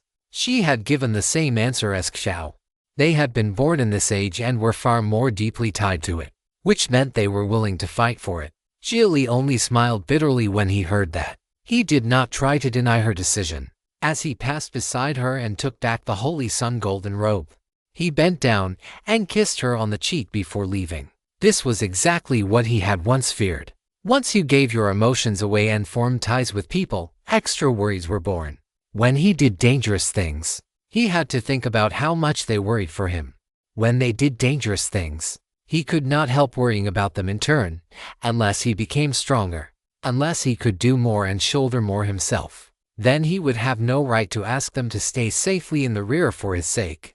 If you'd like to support the translation and read 10 chapters ahead, https://www.patreon.com/poppingdino. Thank you so much for reading and supporting the story. Half a day later, Xia Li rode the wind across the sea and arrived at Ganjing City. This was one of the corporate alliances for central cities, equal in status to New Tokyo. New Tokyo was the corporate alliance's center for the Asia-Pacific Economic Zone. Ganjing City was the center of the Central European Economic Zone, the place where humanity's first industrial revolution had taken place and where capitalism had first begun to sprout. It was also Yaling Technology's headquarters now. Because Yaling Technology had managed it well enough, there had been no major internal rebellion. It also had independent backup quantum units. With the citywide energy barrier fully active throughout the attack, it had only suffered light damage. The corporate alliance's other 3 central cities had not been so lucky. New Tokyo in particular had been nearly destroyed outright. Just as Xia Li was preparing to descend, he suddenly saw a massive black mountain rise up from the far horizon of the sea, accompanied by an extremely high-pitched roar that shook heaven and earth. Ganjing City immediately sounded the alarm, because with the appearance of that black mountain came a tsunami dozens of meters high, charging straight toward the coastline. Rooftop 1 is attacking the city again, Xia Li muttered to himself. He recognized what that black mountain in the sea was. It was Rooftop 1, the Great Demon, a grotesque sea monster whose original form had been a mutated orca. It possessed relatively high intelligence, and over the last century its relationship with humanity had improved somewhat. It had not attacked the city in over 100 years. Who knew what Astarte had done to provoke it into launching an assault on Ganjing City in such fury? Since Astarte's retreat, it had attacked Ganjing City 15 times. This was the 16th. Every time it attacked, it triggered huge tsunamis that swept mutated marine creatures onto land. More than once, the neutral cities in Hoi City had proposed joining forces with Ganjing City to eliminate Rooftop 1, but Ganjing City's government had never agreed. Since the areas suffering the most from Rooftop 1's attacks were those around Ganjing City itself, and Ganjing City did not seem to care. The matter had simply been left unresolved. The great demons that still existed on Earth today had already become part of the new ecosystem. Killing them was not necessarily the best answer, at least according to Ganjing City's research. Rooftop 1 maintained the balance of the marine ecosystem because it was the natural enemy of another demon species known as terrestrials, creatures that reproduced extremely quickly and wreaked havoc on ocean ecology. Xia Li hovered in the air and watched everything unfold. Just as that tsunami was about to swallow Ganjing City's lower district, the city's energy barrier opened, laden with all kinds of sea monsters. The wave crashed against it and burst into clusters of foul-smelling blood. Then the tsunami swept across the mudflats beyond the protection of the barrier, carrying away great amounts of soil and leaving Ganjing City looking like a castle built in a pit of mud. Perhaps Rooftop 1 wanted to destroy its foundation and slowly wash the whole city down. Faced with the attack, Ganjing City did not respond with anything more than the initial alarm to warn citizens. After that came only a calm, high-pitched tone that repeated over and over until Rooftop 1 sank back beneath the sea. Rooftop 1 doesn't need humanity, but humanity needs Rooftop 1. After watching the whole process, Xia Li could not help sighing. Even if humanity could eliminate the Terrials, some other mutated life form would simply take their place in the ecosystem.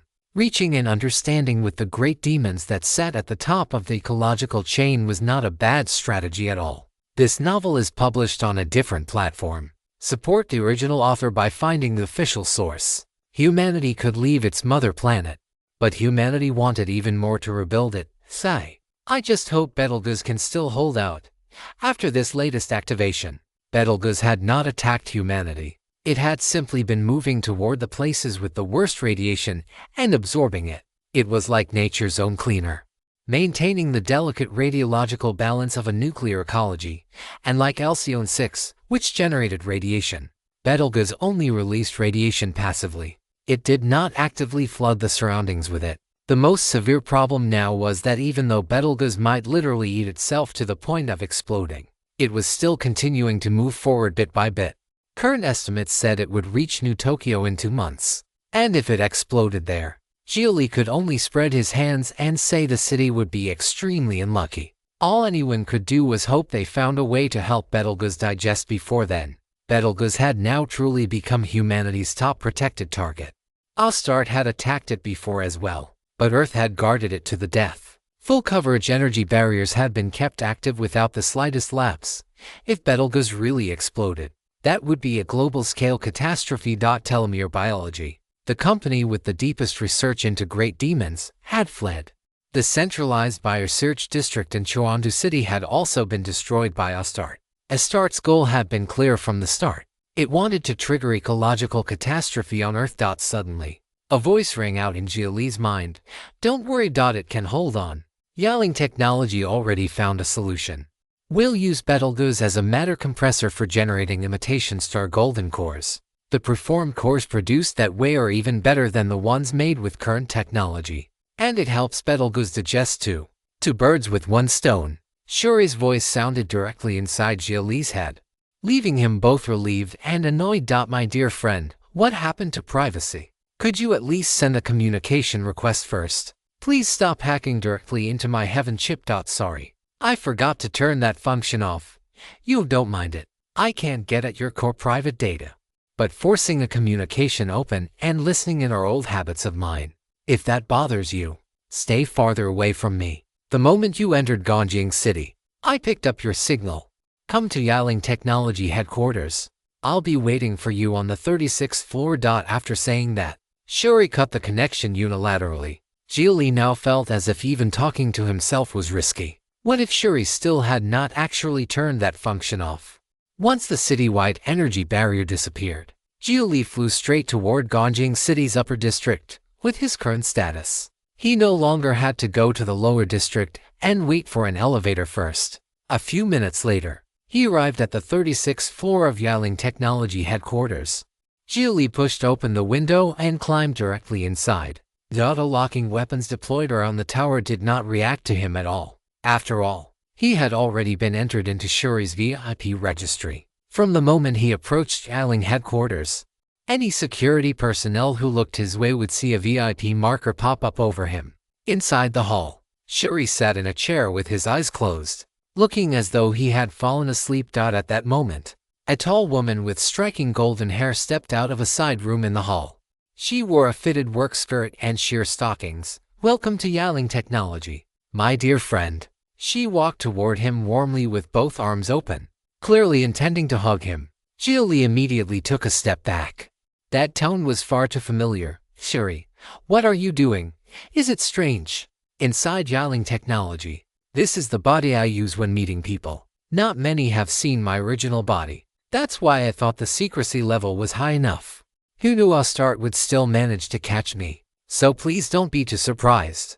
The female-bodied Shuri smiled gently a couple of times, and the sound made Xia Li's scalp crawl. That body doesn't look like a mech body, a clone, a cross-sex clone.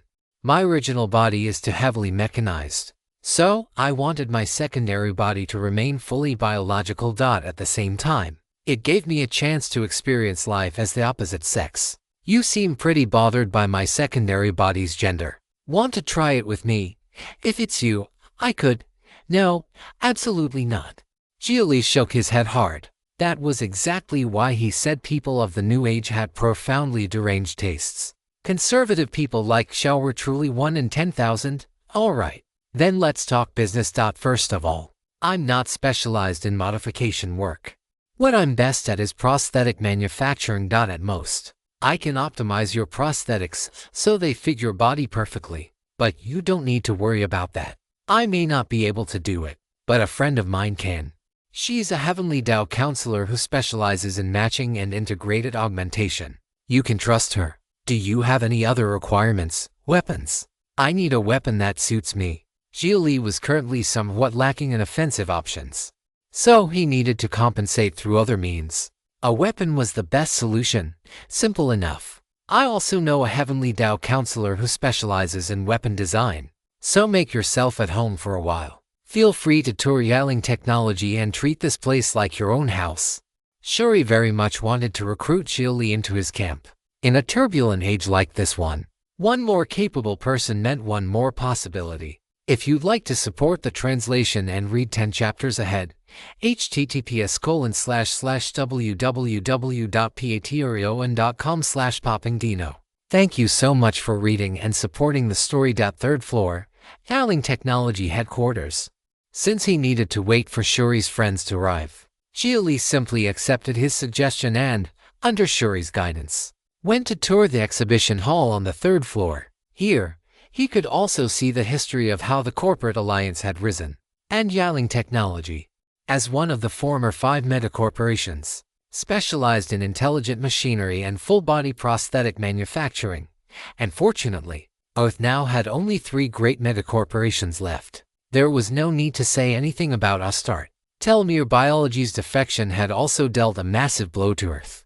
Telomere Biology specialized in the production of all kinds of genetic serums, capable of strengthening flesh and blood bodies until they were no weaker than intelligent machinery. If intelligent machinery defined the lower limit, then the flesh body defined the upper limit of spiritual energy. And genetic serums were what raised that upper limit. In that regard, it had to be admitted that Astarte had been unusually far-sighted. Its energy chip and outer spine system preserved the flesh body to an extremely high degree, turning the outer spine into an integrated prosthetic expansion framework and firmly treating machinery as external armor rather than as symbiotic mechanical organs fused with biology. Precisely because of that, Astarte had likely seen value in keeping close ties with Telomere Biology. No one knew what conditions it had promised that company to make it betray Earth so decisively. The Open Spirit Serum Xia Li had used before, the Surge Chi Serum, and Genesis Serum had all first been developed and manufactured by Telomere Biology. This is a commemorative piece from after the Houston Agreement was signed, the Golden Shell. It was the symbol of the Pan-Capital Alliance, and it gave the corporate alliance its first basic charter. This is a commemorative photo of the Shanghai Accord. More than 100 companies broke away from the corporate alliance and merged into the democratic government, where they were brought under public ownership. Compared to merchants, the owners of those companies looked more like unyielding warriors. This is the Medal of the Progress Accord. It marked the first time Astarte, in the identity of a corporation, re-established contact with Earth's humanity and reached a basic consensus on advancing together as fellow human beings.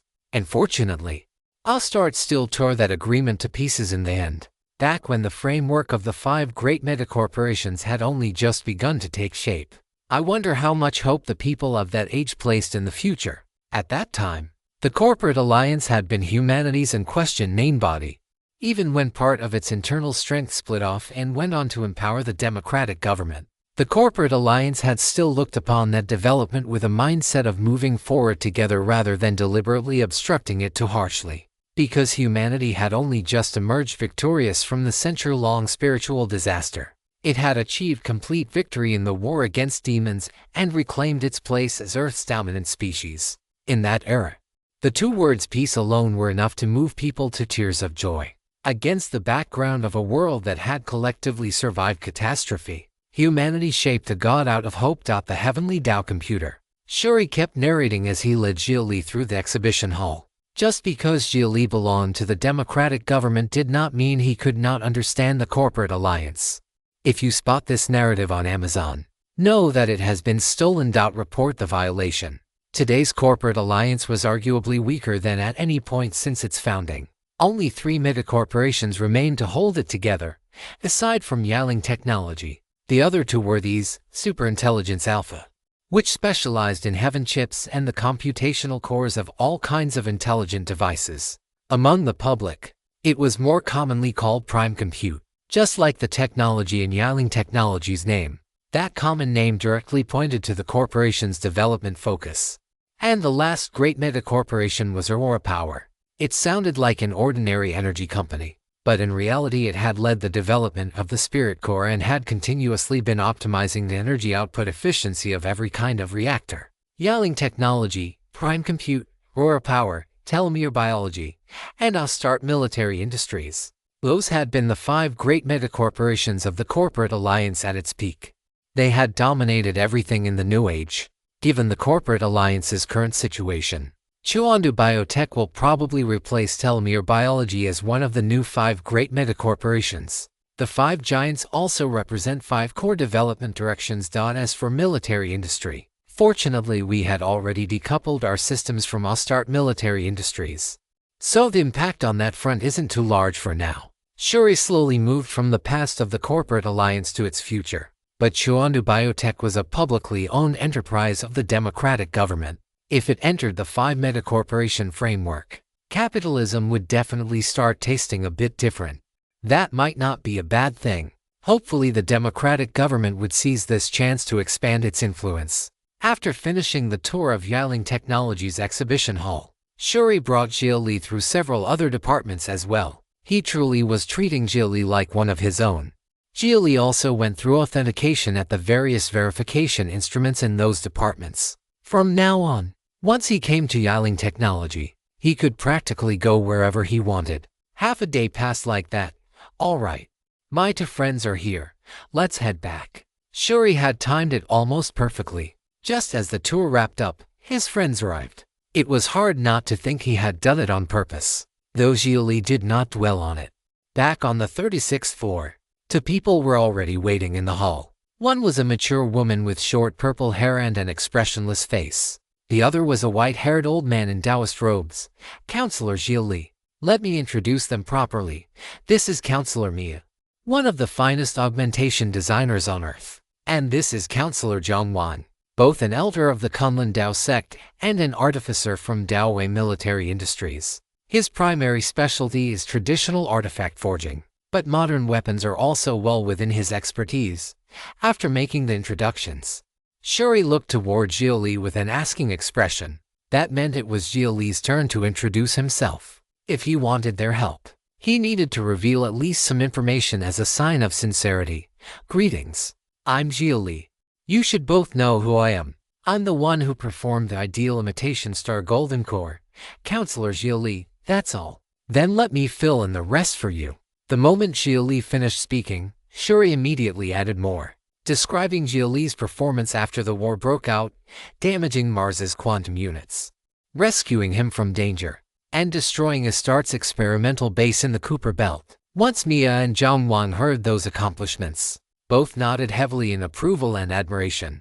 No wonder Shuri respected this friend of his so much. He truly was no ordinary person. Hello, it's a pleasure to meet you.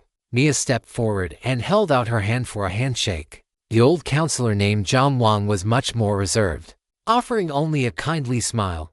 Young friend, I'll get straight to the point. What kind of weapon do you want forged? A sword. A sword that suits the nature of my spiritual energy. I've condensed a heavy mass nascent soul, heavy mass spiritual energy. So, it's actually Tai Chi. Surprise flashed through Zhongwang's eyes.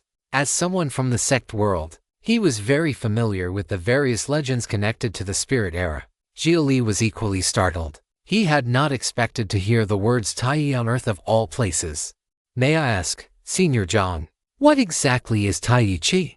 According to archaeological study and information recovered from the Spirit Era, the characteristics of spiritual energy display three distinct epical traits.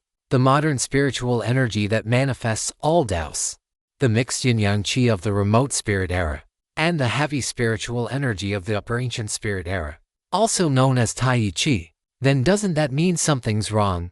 The older something is, the weaker it should be. At that instant, Xia Li's heart skipped hard. The heavenly Tao computer had screwed him again. If you'd like to support the translation and read 10 chapters ahead, https://www.patreon.com/poppingdino. Thank you so much for reading and supporting the story. Hearing Xia Li's words, Zhang Wang smiled for no particular reason. It depends. If you use the old methods the old way, then of course you'll be weak.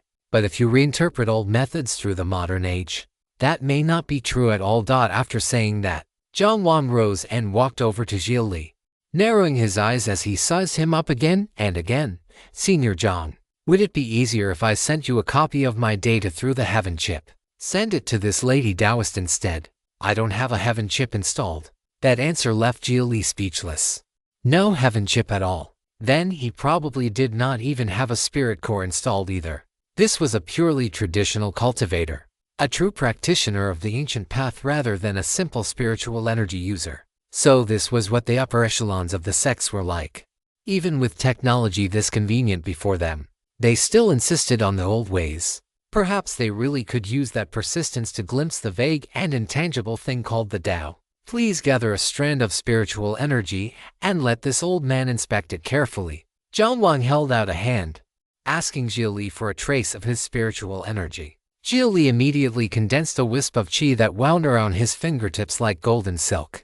But the moment Zhang Wang reached out to take it, his body suddenly pitched forward. The floor exploded into collapse, and even the building shuddered. He almost lost his footing and dropped straight through into the floor below. So heavy. Zhang Wang immediately threw away any carelessness. After using a technique to analyze it for a while, he scattered Xia Li's heavy spiritual energy.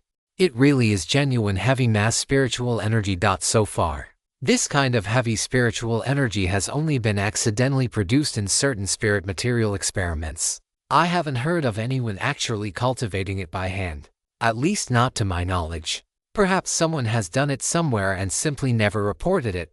Yang Jia, I have to be honest. At the moment, we truly don't understand heavy mass spiritual energy well enough. But from a purely physical perspective, if what you want is greater destructive force, then I do have a plan. 2 weapons. A metastable greatsword and a metastable greatbow. They should suit you perfectly. Wow, brutal destructive force starting at 100 tons and going well beyond 1,000. What do you think? Sounds good. Then could you see whether these 2 items can be worked into the weapons? Xia Li took out the Shao Demon's Demon Core and Reverse Feather. The moment Zhang Wang saw them, however, he immediately looked around warily before lowering his voice. Yang Jia, which demon did you secretly hunt? You can't do that. The Kunlun Demon Autonomous Government will come looking for trouble on Earth. Using demon materials to make weapons was fine. Using demon beast materials to make weapons was not. These didn't come from the Kunlun demons. They came out of an ancient ruin. They have nothing to do with them. Are you sure you want to use them? Then you'd better log the material source through the Kunlun demons public network. That way they won't come bother you later. Do I really have to? What if they lie and insist the stuff belongs to them? They won't. The Kunlun Demon Autonomous Government wants peace even more than humanity does. During this invasion war, the Kunlun demons contributed quite a bit too. Did you know this story is from Royal Road? Read the official version for free and support the author. Fine, I'll try it. They'd better not come cause trouble for me. Through his heaven chip, Xia Li logged onto the Kunlun Demons public network and followed their process. He shared his field of view and showed the Shao Demon's Demon Core and Reverse Feather to their inspector. The approval came down very quickly. Approved. The item was not from any Kunlun Demon citizen. They did not appraise how special the material was. They only checked whether its outward form had anything to do with a member of the Kunlun Demon race. If there was any suspicion, it would move on to the next stage of review. If not, the request was approved immediately. The approval went through. Xia Li handed the demon core and reverse feather over to Zhang Wang, who finally dared to accept them. Yang Jia, my Kunlun Dao sect is close to the Kunlun Demon Autonomous Region, so we need to maintain a good relationship with them even more than most, especially since I'm also a Heavenly Dao counselor. I can't be seen taking the lead in breaking the rules. I hope you don't take offense. These seemingly excessive rules exist so everyone can move forward together more smoothly. I understand. It was only a registration anyway. The Kunlun demons were not forbidding anyone from using such materials. They simply forbade the hunting of their own members. That was perfectly normal self-protection. With spirit treasures scarce on Earth, the demon race was practically treasure from head to toe. Of course they had to guard against that. I've received the materials. On my end, preparing the rest of the materials and covering the forging cost would normally be expensive, but for Shuri's sake I'll only charge you the material cost. 3 million spirit stones will do. That, good. Yaling Technologies account will transfer the funds to you shortly. Shuri nodded at once, casually deciding that Yaling Technology would cover the cost of Xia Li's weapon forging. What was a few million spirit stones? After all, he would have been even happier if Xia Li spent more. Shuri, thanks. I'll pay you back. It's fine. You saved my life. And my life is worth quite a lot of spirit stones. This little bit doesn't amount to much. Then can you lend me 10 billion spirit stones first? And would you be willing to join Yaling Technology completely and repay it in installments over the next 1,000 years? Let's forget it. I was joking. Xia Li had only been joking around, but Shuri actually seemed fully capable of doing it. There would just be quite a few conditions attached. Then again, working for 1,000 years in exchange for 10 billion spirit stones. Maybe that was not impossible either. With the weapon problem solved, Zhang Wang said he needed to return to his sect and activate the artifact forging grand formation to make Xia Li the proper weapons. Before leaving, he also asked Xia Li for 10 more strands of heavy spiritual energy to take back for compatibility tuning. This would be a traditional custom job, made with the artificer's own heart and labor infused into it. It was destined to be incomparable to ordinary mass-produced weapons. As for the design, Xia Li's only request was a clean modern look. In fact, he wanted them made to resemble mass-produced weapons on purpose. In a fight, he was actually a rather underhanded person. If the enemy saw him pull out what looked like a standard-issue weapon, they would naturally underestimate him. And then, he could smack them flat into 2 dimensions with a single swing. Next came Mia's side of things. She had spent the entire time just now searching the Heavenly Dao network for information related to heavy spiritual energy. But unfortunately there was not much data online. Counselor Xia Li, please go into the Heavenly Dao computer's quantum domain field and get scanned. I need more detailed information on heavy mass spiritual energy. This concerns future compatibility. Everything from minor subdermal components to your spirit core prosthetics will need precise adaptation if you want to bring out the full potential of this spiritual energy state. The Heavenly Dao computer still offers private services right now. This was wartime, and the Heavenly Dao computer's processing capacity had been damaged. Paid private services had already been suspended. What exactly do you think our counselor's status is for? Mia shot the question back at him. And Xia Li immediately reacted. Right. He was a Heavenly Dao counselor. Even in wartime, he could still ask the Heavenly Dao computer for private service. And in any case, a spiritual energy state analysis scan would not use much processing power. All right, I'll go right now. Xia Li did not waste any time. He climbed straight back out the window and flew toward Gongjing City's city hall. Mia found a place to sit down, then looked over at the smiling Shuri. It's one thing to use this body as your main operating body, but dressing it this provocatively too. Have you completely switched sides? I thought you said the only thing you liked was tunneling machines. There was something complicated in Mia's gaze. She had a great deal of goodwill towards Shuri and had pursued him several times, but every time he had brushed her off with the claim that he only liked drilling rigs. True hospitality means meeting the other person's preferences too. That's how I treat my friends. Counselor Xia Li prefers naturally born women. I was only suiting his tastes to bring us closer.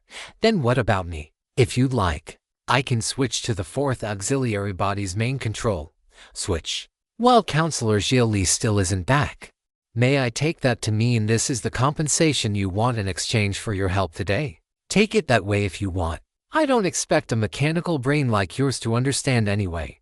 Please wait a moment. Shuri temporarily left. When he reappeared, he had become a weathered middle-aged man with graying hair at the temples and a rough beard. Looking a little over 50. Yes, that's the right flavor. This look suits your true self best. If you'd like to support the translation and read 10 chapters ahead, https://www.patreon.com/poppingdino. Thank you so much for reading and supporting the story. Inside Gongjiang City's Upper District City Hall, the moment Xia Li walked through the doors, an intelligent machine AI came over to guide him and led him into a special passage connected to the quantum domain field. It seemed Shuri's side had informed the city government in advance. After passing through a corridor of intense light and stepping through a gate of radiance, Xia Li discovered that he had arrived on top of a filthy platform. Ahead of him, big English broadsheets of black text on white paper drifted through the wind. In the distance came the blare of iron ship horns from the docks. On the rail line to his right, a steam train thundered past, belching thick black smoke from its engine. Dim skies. Noise. Steam.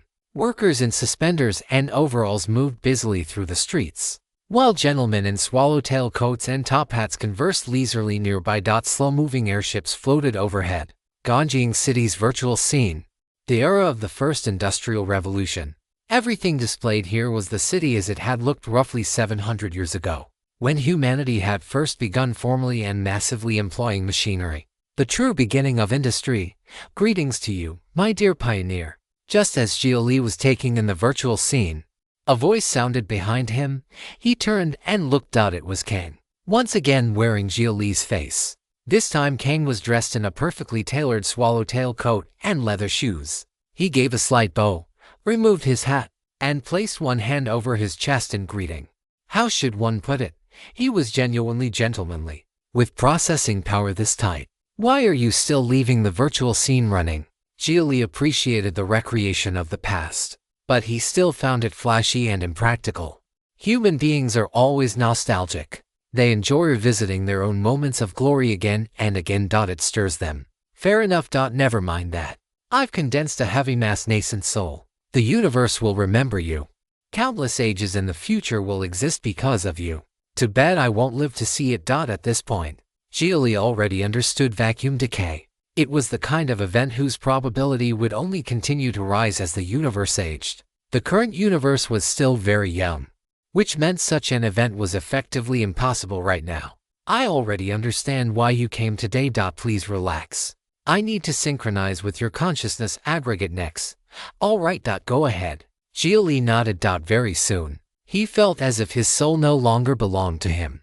It was an extremely strange sensation. His sense of self seemed to become an informational fragment embedded outside spacetime itself, unable to interfere with anything in any way, isolated from all phenomena, a perfect observer outside events.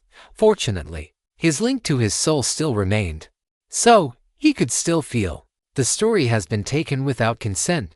If you see it on Amazon, report the incident.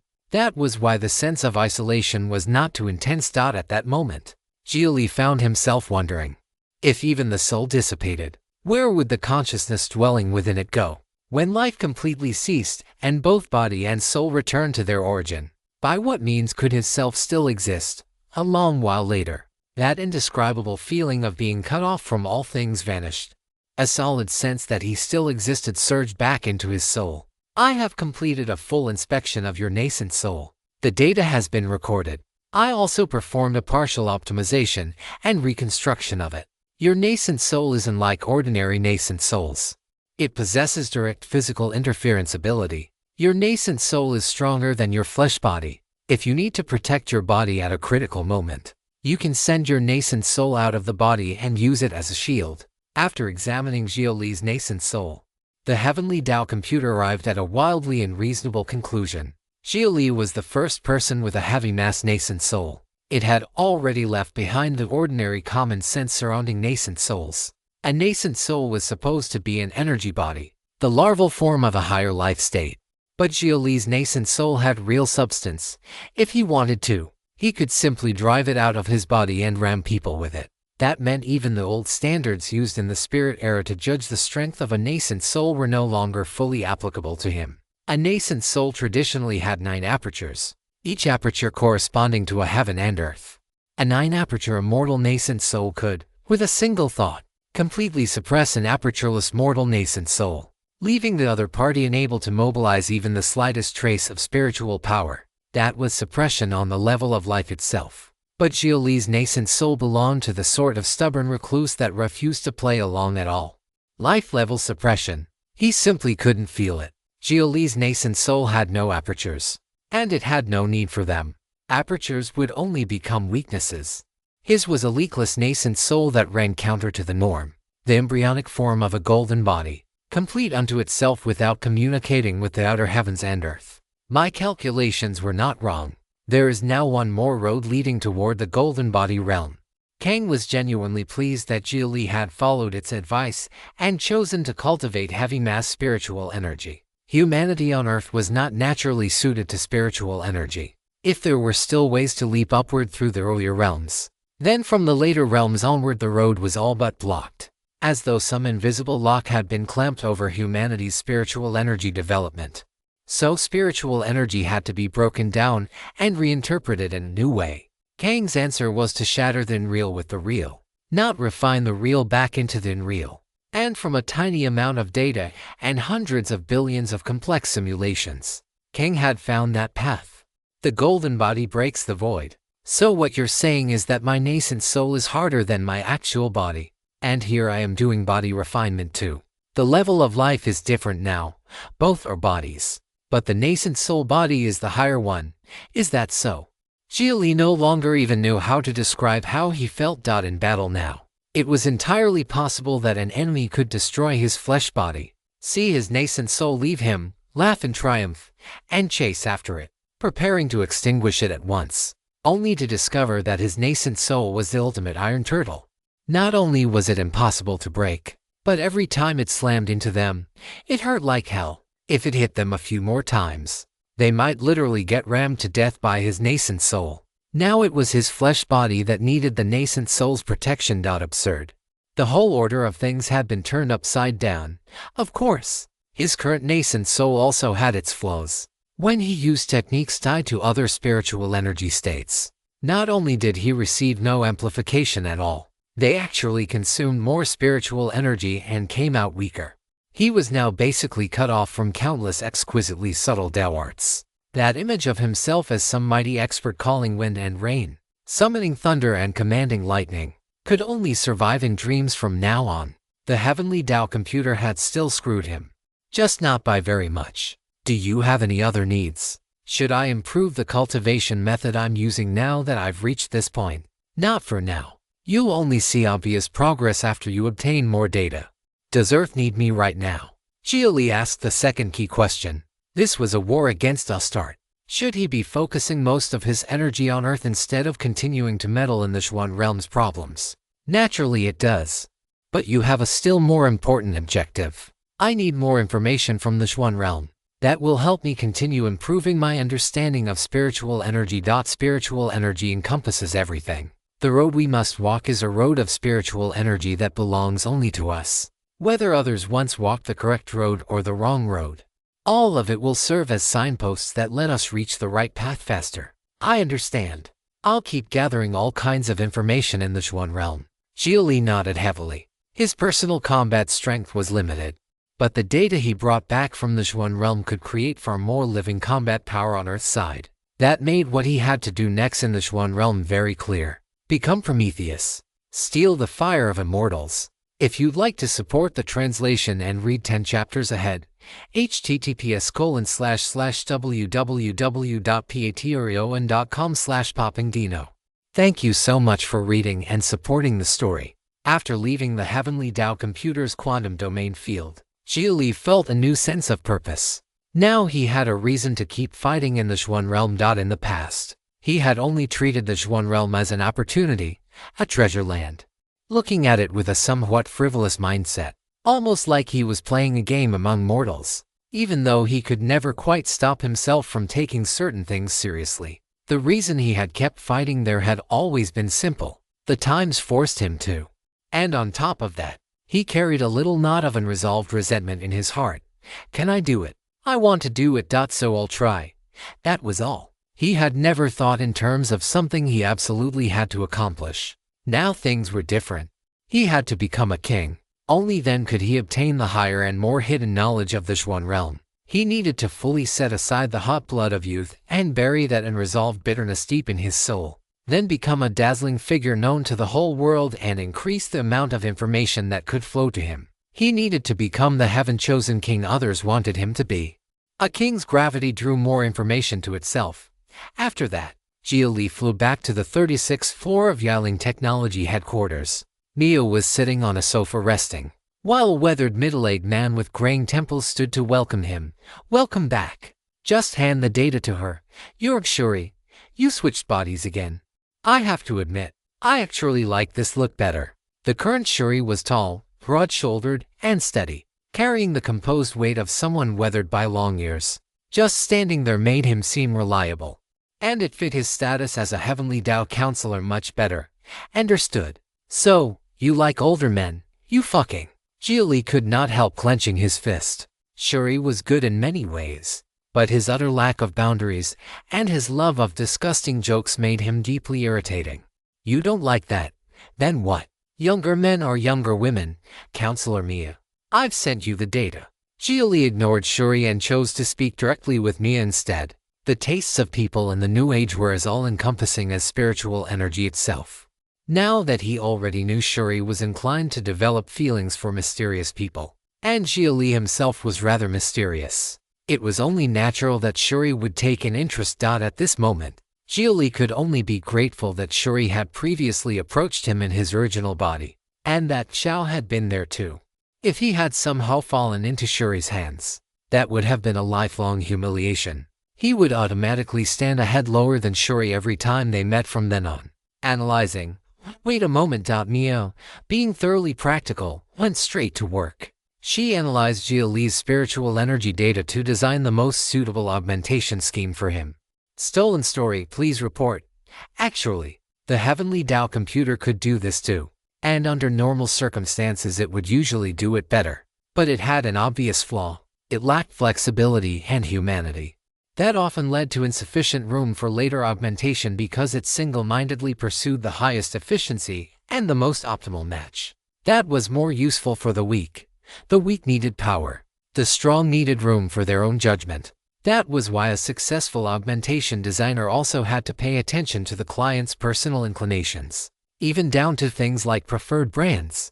A full hour passed before Mia finally transmitted a data file to Xia Li. I've designed an invocation logic better suited to heavy mass spiritual energy. Have Shuri refine it for you into a working program. Then send it to Prime Compute for customization. Your spirit core will need the core technology of Mountai Prefecture's Zhuangzhen circuit. Have Shuri secure the authorization on Yaling Technology's behalf. Then pass it to Overpowered to build a custom unit better suited to your data. Yaling Technology can handle the prosthetics. What is your preferred augmentation ratio? Mia's professionalism meant one thing. None of the standard commercial products would fit him well enough. Everything had to be custom-made, below 30%. So you prefer a low prostheticization ratio. Are you open to replacing healthy existing tissue? Replacing healthy existing tissue meant cutting away perfectly good body parts and swapping them for prosthetics. Not especially. Your habitual prosthetic is the right arm. Then I suggest biological tissue regeneration for the eyes, nose, teeth, and cheekbones. Remove the heat dissipation thrusters from the back. Replace part of the leg skeleton with prosthetics. Can you accept an implanted force field module? That part is acceptable. Xia Li's eyes, nose, some of his teeth, and parts of his cheekbones were prosthetic. Mia's proposal basically meant regrowing those areas as flesh and reclaiming some of his original body ratio. At Xia Li's current realm, prosthetics were no longer merely substitutes for missing parts. He had long since become capable of regrowing flesh. Now, augmentation was a kind of intelligent machine evolution, using mechanical organs to optimize his body in every direction. At this stage, The trade-offs mattered a great deal. Replace all the body's ligaments with chain-structured imperial seed steel alloy. Replace the bone joints with high-spirit fibrous material. Then implant extra ligaments to construct a new stress chain between a perforated bone design and a full mesh integration. Which are you more willing to accept? If I accept that, what does the augmentation ratio become with the perforated bone design? A bit lower, around 32% with full mesh integration, about 4% higher on paper. But the actual spiritual energy blockage inflicted on the original body is lower than the nominal ratio. It would only amount to roughly 28%. It wouldn't go beyond 29.3%. You can actually squeeze out extra augmentation headroom like that. A truly skilled augmentation designer can. A higher visible ratio with a lower real impact. That's with your prosthetics being fully customized. 2. If I had more practical data to work from, I could push it a little further. That's enough. I'll come back to you next time if I want further optimization. Then, I'd be very happy to see you again. Your dear friend Shuri will prepare the sort of compensation I like. Mia licked her lips and shot Shuri a strange look. Shuri, meanwhile, wore an expression that suggested he was ready to die nobly for a friend and even nodded at Xia Li as if telling him not to worry. At first glance, it was oddly touching. But the moment Xia Li thought about it more carefully, it just made him sick. And this was supposed to be him taking a loss. Counselor Mia was clearly a great beauty by ordinary standards. Counselor Mia, do you want to make a move on Shuri's original body? I can hold him down for you. I would love to. But that bastard cut off the tools on his original body because he decided he didn't need them. What the hell? Xia Li had no words. What kind of lunatic was this? Even if he truly had no use for them, leaving them there as decoration would still have been better. All right. Counselor Xia Li, please don't interfere with my private life. I'll take care of getting all the customized items arranged for you. Just wait for the augmentation. It will take some time, around 1 to 2 months. During that period, I need you to take part in a mission. What mission? Escort Betelgeuse to New Tokyo. We can only interfere with it once it enters feeding form. At that point, we'll create the rudiment of a new imitation star golden core inside its body. On the way, many demons will approach it to absorb radiation. Some may even attack it. Spicker, Rooftop 1, Dipper 1, and Ghost 3 will all attempt to prey on it. Demons parasitized by Alcyone residual fungus will also come in groups. Current theory holds that other great demons may be able to achieve a second evolution by devouring Betelgeuse's energy organs. Betelgeuse has it that rough. What kind of moving feast was this? Why did everything in the world want to take a bite out of it? Betelgeuse is the only great demon under direct human protection. Humanity has always protected it very well, which is why Astarte couldn't get what it wanted. You could say it's all humanity's beloved pet. We don't pamper it because we want to. We pamper it because if we don't, it'll explode in our faces. What are humans supposed to do? Humans are helpless too.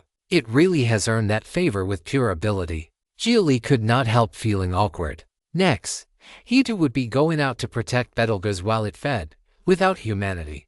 How was such a fragile, explosion-prone creature supposed to stay alive? If you'd like to support the translation and read 10 chapters ahead, https://www.patreon.com/poppingdino. Thank you so much for reading and supporting the story. Early the next morning, Xia Li followed Yiling Technologies people to Beizhou City, which, after the attack, was just as covered in ruins and rubble. Betelgeuse was currently there in Beizhou.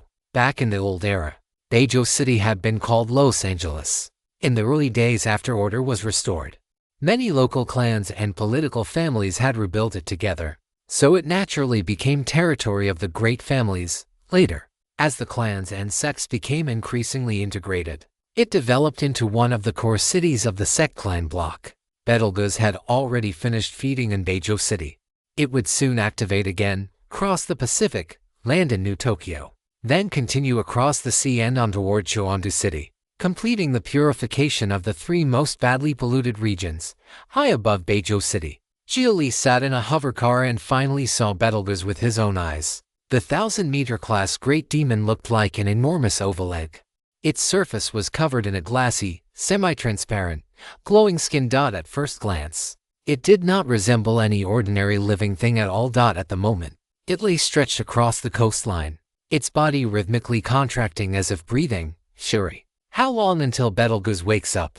It's already entered the revival stage. At the earliest, within 2 hours it will shift from sleeping form to active form. Betelgeuse is so huge that everything it does is clumsy. It needs time to change posture. Then you head to Zunhai City first. I'm pretty curious about its metamorphosis and want to watch it with my own eyes. Suit yourself. Shuri nodded. Open the door of the hover car and let Xia Li climb out. Xia Li suspended himself in midair with telekinesis. According to the plan for this Betelgeuse protection operation, once Betelgeuse woke and entered the Pacific, Zunhai City would escort it all the way to New Tokyo. True to its name, the neutral city Zunhai City was a city that moved on the sea and constantly monitored marine ecology. Ever since the spiritual energy revival, the ocean had become extraordinarily unstable. No one knew how many demons had mutated and grown in the dark abyss of the deep sea. Even Rooftop One, the overlord of the ocean, emerged from the deep covered in savage scars every time it surfaced. At the very beginning, humans had only gotten close to Rooftop One by helping it recover from its wounds. Slowly, Rooftop One had come to accept humanity's goodwill, and fortunately, communication between the two sides was still far too shallow. Rooftop One was even less capable of understanding humanity's civil wars. To it, being attacked by Astarte was the same as humanity declaring war on it. Nothing more. Zunhai City, meanwhile, frequently clashed with Rooftop One and had always wanted to eliminate it. Marine ecology and all that. Why should humanity need a great demon to maintain it? Zunhai City believed humanity itself was fully capable of doing that, and its own existence was proof. If you spot this story on Amazon, know that it has been stolen. Report the violation. So Xia Li floated in midair, tempering his telekinesis while continuing to refine his nascent soul through cultivation. Roughly an hour and a half later, Betelgeuse woke up half an hour earlier than expected. Its oval, egg-like body began to stretch out and lengthen, as if it were being pulled beneath the translucent skin. Its glowing organs began lighting up in rhythmic pulses, flickering like signal lamps. On the side of its body that faced the ground, countless tiny, stubby fleshy legs bulged out from inside it, numbering in the thousands of pairs. Those little legs wriggled and pushed, slowly carrying the creature forward while a storm of dust rose along the shoreline. This was Betelgeuse. Its original form had once been some kind of butterfly or moth, though after so many rounds of mutation, the precise difference between the two no longer meant much.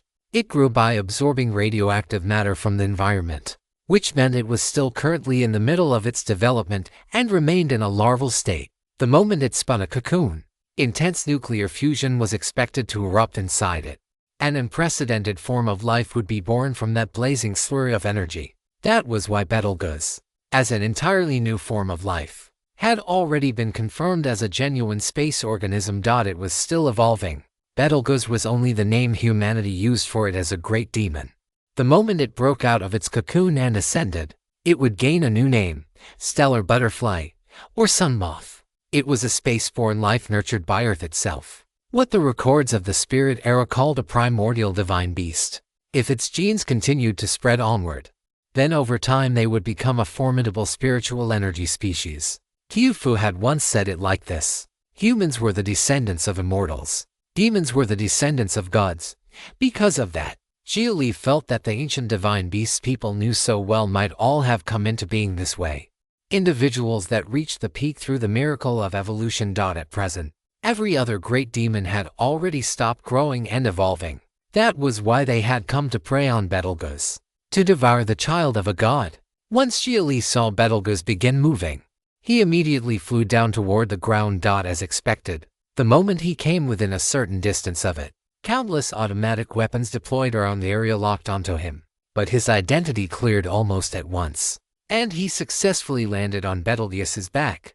Squatting down, he reached out and touched it. Betelgeuse showed no obvious reaction, but the frequency of the glowing points beneath its transparent skin noticeably increased where he touched it. That seemed to be some sort of tactile receptor. Betelgeuse really could feel him touching it. You really are a gentle giant. Xia Li simply sat down cross-legged on top of it and began cultivating there. Betelgeuse was already extremely familiar with humanity.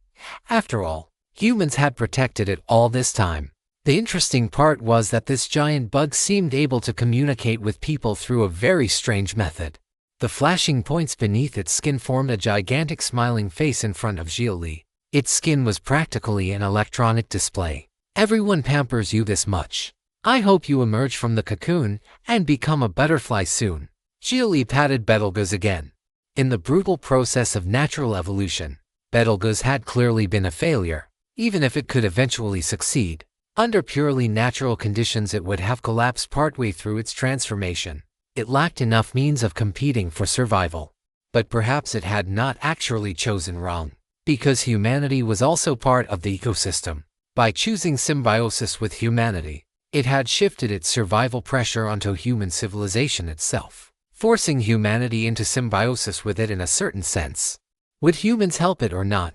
If they did not, it would explode. Its survival strategy had taken an extremely crooked and unconventional path, but it had undeniably worked. Not long after, Betelgeuse fully entered the sea. Its bulky body floated forward slowly through the water, crossed a shallow inlet, and climbed onto a broad metal platform floating on the ocean. That platform bore signal lights that flashed in exactly the same frequencies and colors as the points on Betelgeuse's skin. It was probably some sort of beacon lure device. Once Betelgeuse had fully crawled onto the platform and settled itself, the platform began rising out of the water. From every side, tall structures emerged from beneath the sea, throwing up massive chaotic sprays. Skyscrapers. Streets. Plazas. Parks, and the pillar-like stacked matrix of quantum units that linked the upper and lower districts. Zunhai City had risen from the sea, sheltering Betelgeuse in an open area of the lower district. This was the neutral city Zunhai City. It could patrol the seas, or submerge directly beneath them. It was an armed fortress disguised as a city, the true overlord of marine ecology. If you'd like to support the translation and read 10 chapters ahead, https://www.patreon.com/poppingdino. Thank you so much for reading and supporting the story. After Betelgeuse was temporarily taken in and protected by Zunhai City, Xia Li flew off its back and headed straight for the upper district to meet up with Shuri. Third floor conference room, Zunhai City Hall. Xia Li knocked on the door, and an old but forceful voice immediately replied from inside, "Come in." Xia Li pushed open the door and stepped in. There were not many people in the room, fewer than 20 in all.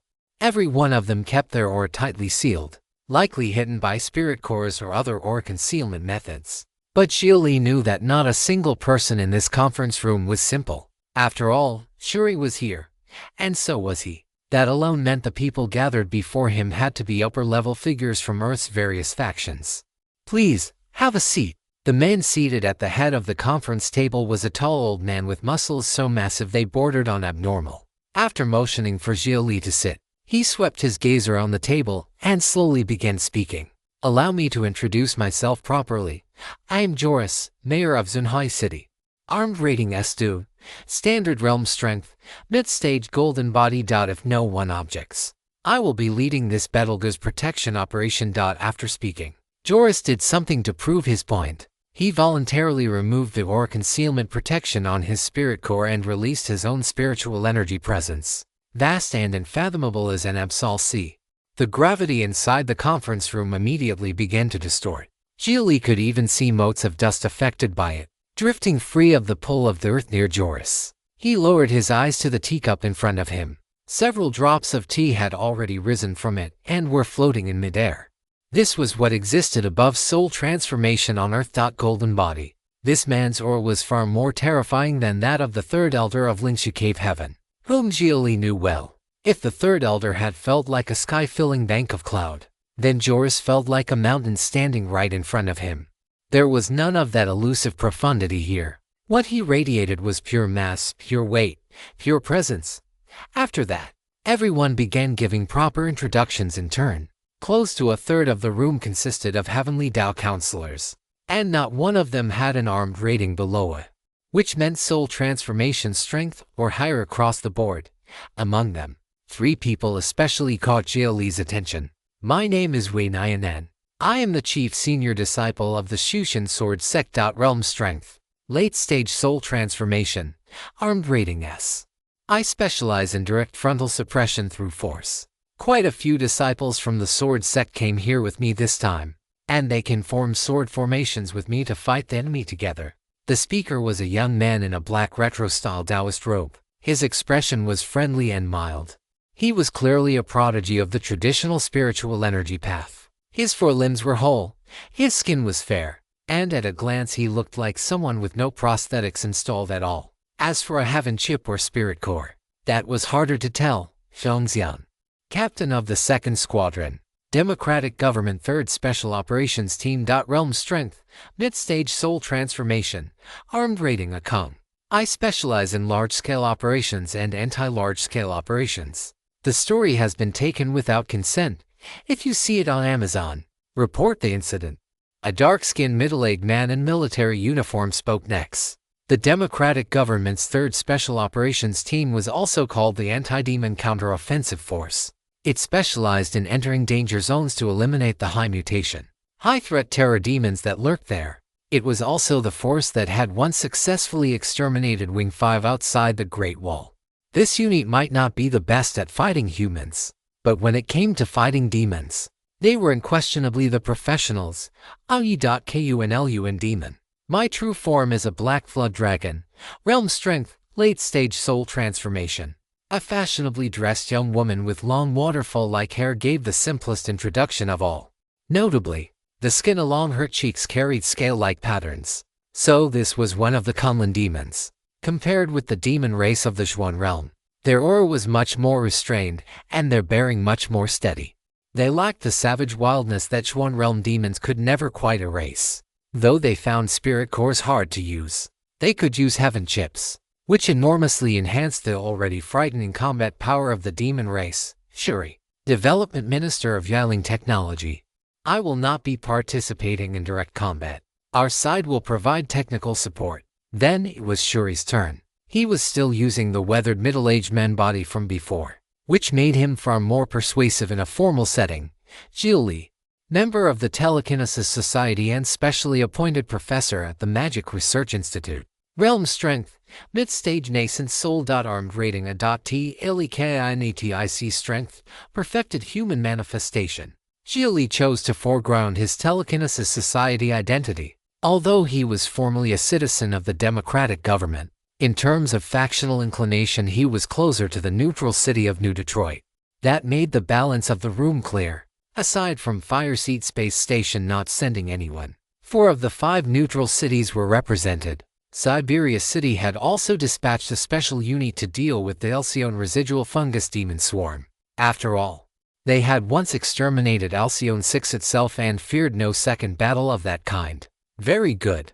On behalf of Zunhai City, I welcome all of you. The seniors who are stronger than I am are currently occupied with maintaining deterrence against Astarte's homeland and cannot conveniently show themselves. That is why this mission falls to us to carry through with everything we have. Nothing must happen to Betelgeuse. Joris first explained the current situation. Why had they been invited? Because the truly strongest people on Earth had mostly already left the planet and were hidden in space, serving as a form of deterrence that prevented Astarte from launching massive troop movements against Earth. Otherwise, Earth's strongest experts would simply launch a direct assault on Mars itself. That forced Astarte to keep a portion of its own highest-end combat strength guarding Mars at all times, which in turn reduced the intensity of the war Earth had to endure. So the strongest could not show themselves, even on Earth. They had to create the illusion that they were elsewhere, because everyone's specialties differ. I have made a preliminary division into different teams based on each person's strengths. A small elite formation centered on the Shushin Sword Sect will oppose Spica. Those proficient in water combat, centered on the Kunlun demons, will oppose Rooftop 1. An anti-swarm force centered on the Democratic Government's 3rd Special Operations Team will oppose the Alcyone residual fungus hordes. Telekinesis system combatants centered on the Telekinesis Society will oppose Ghost 3. I will personally oppose Dipper 1. If anyone objects, we will vote now. Joris's gaze swept across everyone at the table. When he saw that no one had any objections, he gave a heavy nod. Motion passed. Meeting adjourned. Please prepare yourselves to carry out this operation. And just like that, the strategy conference for the Betelgeuse protection operation ended. Everyone stood, offered Joris a brief gesture of courtesy, and left. Xia Li naturally followed suit. New Detroit had sent people as well. He himself had not originally been their team leader, but the moment they heard he would also be joining the operation, they simply passed command to him. Next, Xia Li still had to go to the Telekinesis Society's resting quarters and formally take over his assignment. The great demon he had been assigned to oppose in this operation was Ghost 3, an extraordinarily intelligent cephalopod great demon of the deep sea. Something like the Kraken of ancient myth, Ghost 3 could also wield telekinesis and possess terrifying influence over the mind. It could tempt and control human beings, and once made a cult slaughter countless lives under its control. Ghost 3 had also been the instigator of a great martyrdom incident, that before heaven chips had become widespread among the public. It had once mentally controlled more than 100,000 people and made them walk into the sea to drown themselves. It was suspected of taking pleasure in tormenting living creatures. The harm it posed to humanity far outweighed whatever ecological balancing function it served, which made it a great demon that urgently needed to be eliminated. The problem was that it hid in the deep sea and could evade detection. Even Rooftop 1 gained no advantage against it. That was why the second objective of this operation was to lure Ghost 3 out and seize the opportunity to kill it. If you'd like to support the translation and read 10 chapters ahead, https://www.patreon.com/poppingdino. Thank you so much for reading and supporting the story. In the upper district of Zunhai City, inside the Deep Blue Hotel, this had once been a great place for tourism, the kind of place where rooms were impossible to book during peacetime. Now, however, it had become the reception hotel for combat personnel from every faction in Zunhai City. New Detroit's group had been arranged on the 12th floor. While waiting for the elevator, Xia Li happened to run into Yi of the Kunlun demon race. She too was waiting for the elevator, but her gaze stayed on him, openly and covertly sizing him up. Xia Li was dressed in Yaling technology formal wear, a modern redesign of the old era suit. It made him look every inch a man of status, with the air of someone used to standing above others. "Hello. You are Mr. Xia Li, correct?" Yi took the initiative to greet him. Xia Li turned and gave a slight nod. "May I ask what you need?" Both of them were extremely polite, speaking in formal, courteous tones. "Did you know? The demon race shares a faint sensitivity to blood aura. You've signed a blood contract with a member of the demon race, haven't you? And an equal one, at that." Xia Li raised an eyebrow. He had indeed signed a blood contract with Qiufu, but Qiufu is from the Zhuan realm's demon race and had no connection at all to the Kunlun demons. "Please don't misunderstand, Mr. Xia Li. I bear no hostility. Blood contracts are based on the consent of both sides. Even unequal ones are still a matter of mutual willingness. There is no room for us to interfere in such things. I only sense that the demon who signed that contract with you has a rather unusual aura. It seems she was never registered with our Kunlun demon authorities, if possible. I hope you can bring her in to register. We can provide the basic protection and cultivation resources she needs. And I'll speak to her about it." Xia Li nodded and agreed without refusing. Whether he would actually tell Qiufu was another matter, but for now, he still needed to show the Kunlun demons a friendly face. Though humanity and the demon race had reconciled, the fighting between the two in the early days of the spiritual energy revival had been brutally fierce. There had even been a time when both sides fought with extermination in mind. The demon race had not pursued peace because it liked peace. It had compromised in the face of human spirit tech. It had been beaten into submission, sworn loyalty to the heavenly Tao computer, and been forcibly implanted with heaven chips. "I hope so." Aoyi nodded. At that moment the elevator doors opened, and the two of them stepped inside together. She pressed the button for the 15th floor. Xia Li pressed the one for the 12th. Only the two of them were in the spacious elevator, maintaining distance and silence inside the enclosed space. Xia Li could smell her. It was an unusual fishy scent, even in human form. The breath that left her mouth still carried something primitive and savage. Yet in complete contrast to that, her posture was impeccable, almost even demure. Her legs were together, her hands lowered and folded in front of her. If she had been wearing an old era school uniform at that moment, anyone looking at her would probably have thought she was nothing more than a harmless, well-behaved schoolgirl. This content has been unlawfully taken from Royal Road. Report any instances of this story if found elsewhere. Soon, the 12th floor arrived. With a ding, the elevator doors opened. As Xia Li stepped out, their eyes met briefly. Her smile was cute, even tinged with a hint of seduction. Even the curve of her narrowed eyes looked as though it had been finely calculated, likely another fake smile adjusted into place by a heaven chip.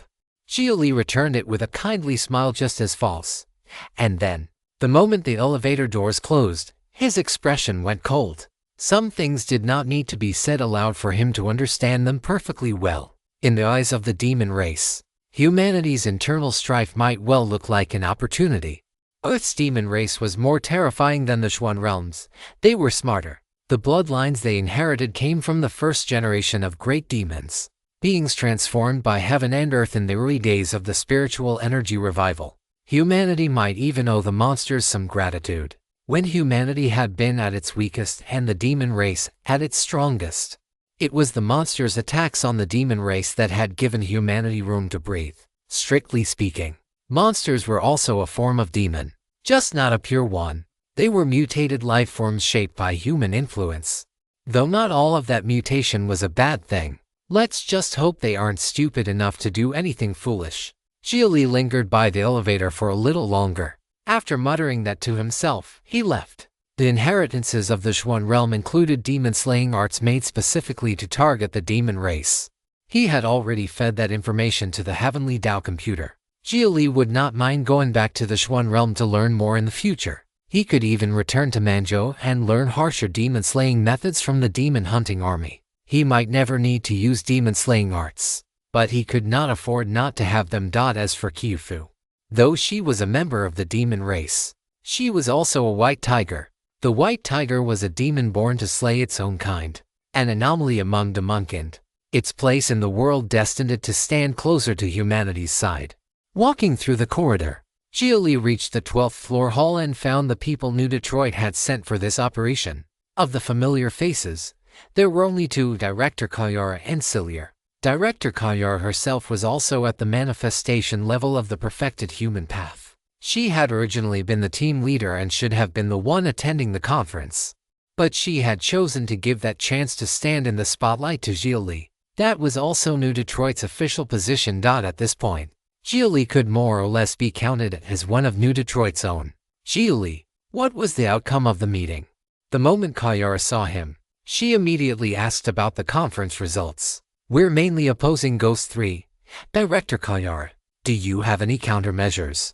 Yes, about what I expected. If anyone was going to be sent against Ghost 3, it was always going to be us. This time, we've brought a secret weapon. What secret weapon? Come with me. Kayara motioned for Xia Li to follow. Puzzled, he followed her into a room. Standing upright inside the room was a strange container. It looked halfway between a cryogenic pod and a coffin.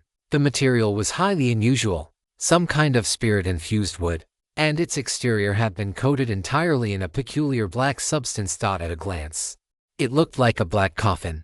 It's Aurelia.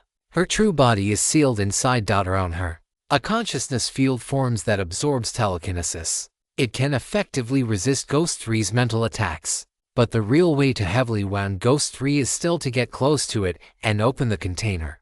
Does she still have a sense of self? Aurelia will know what to do. At the very least, once she senses Ghost 3's aura, she'll become relatively lucid for that moment. What happened between Aurelia and Ghost 3? You could call it a hereditary blood feud. Her ancestors were survivors of the Great Martyrdom incident, but they were also influenced by Ghost 3 for generations. Ghost 3 kept tormenting her family. That was a very dark piece of history. That intelligent, innately evil, bizarre great demon found its path of evolution there. More than 300 years ago, during the Great Martyrdom incident, a girl survived despite never having had relations with any man. A few months later, that girl gave birth to a child born with innate ability to wield telekinesis. That was how the telekinesis system first appeared, and Aurelia's family inherited the bloodline of that child. Director Kayara told Xia Li the truth she had previously kept from him. After all, they were about to face Ghost 3 directly now. There was no longer any need for secrecy.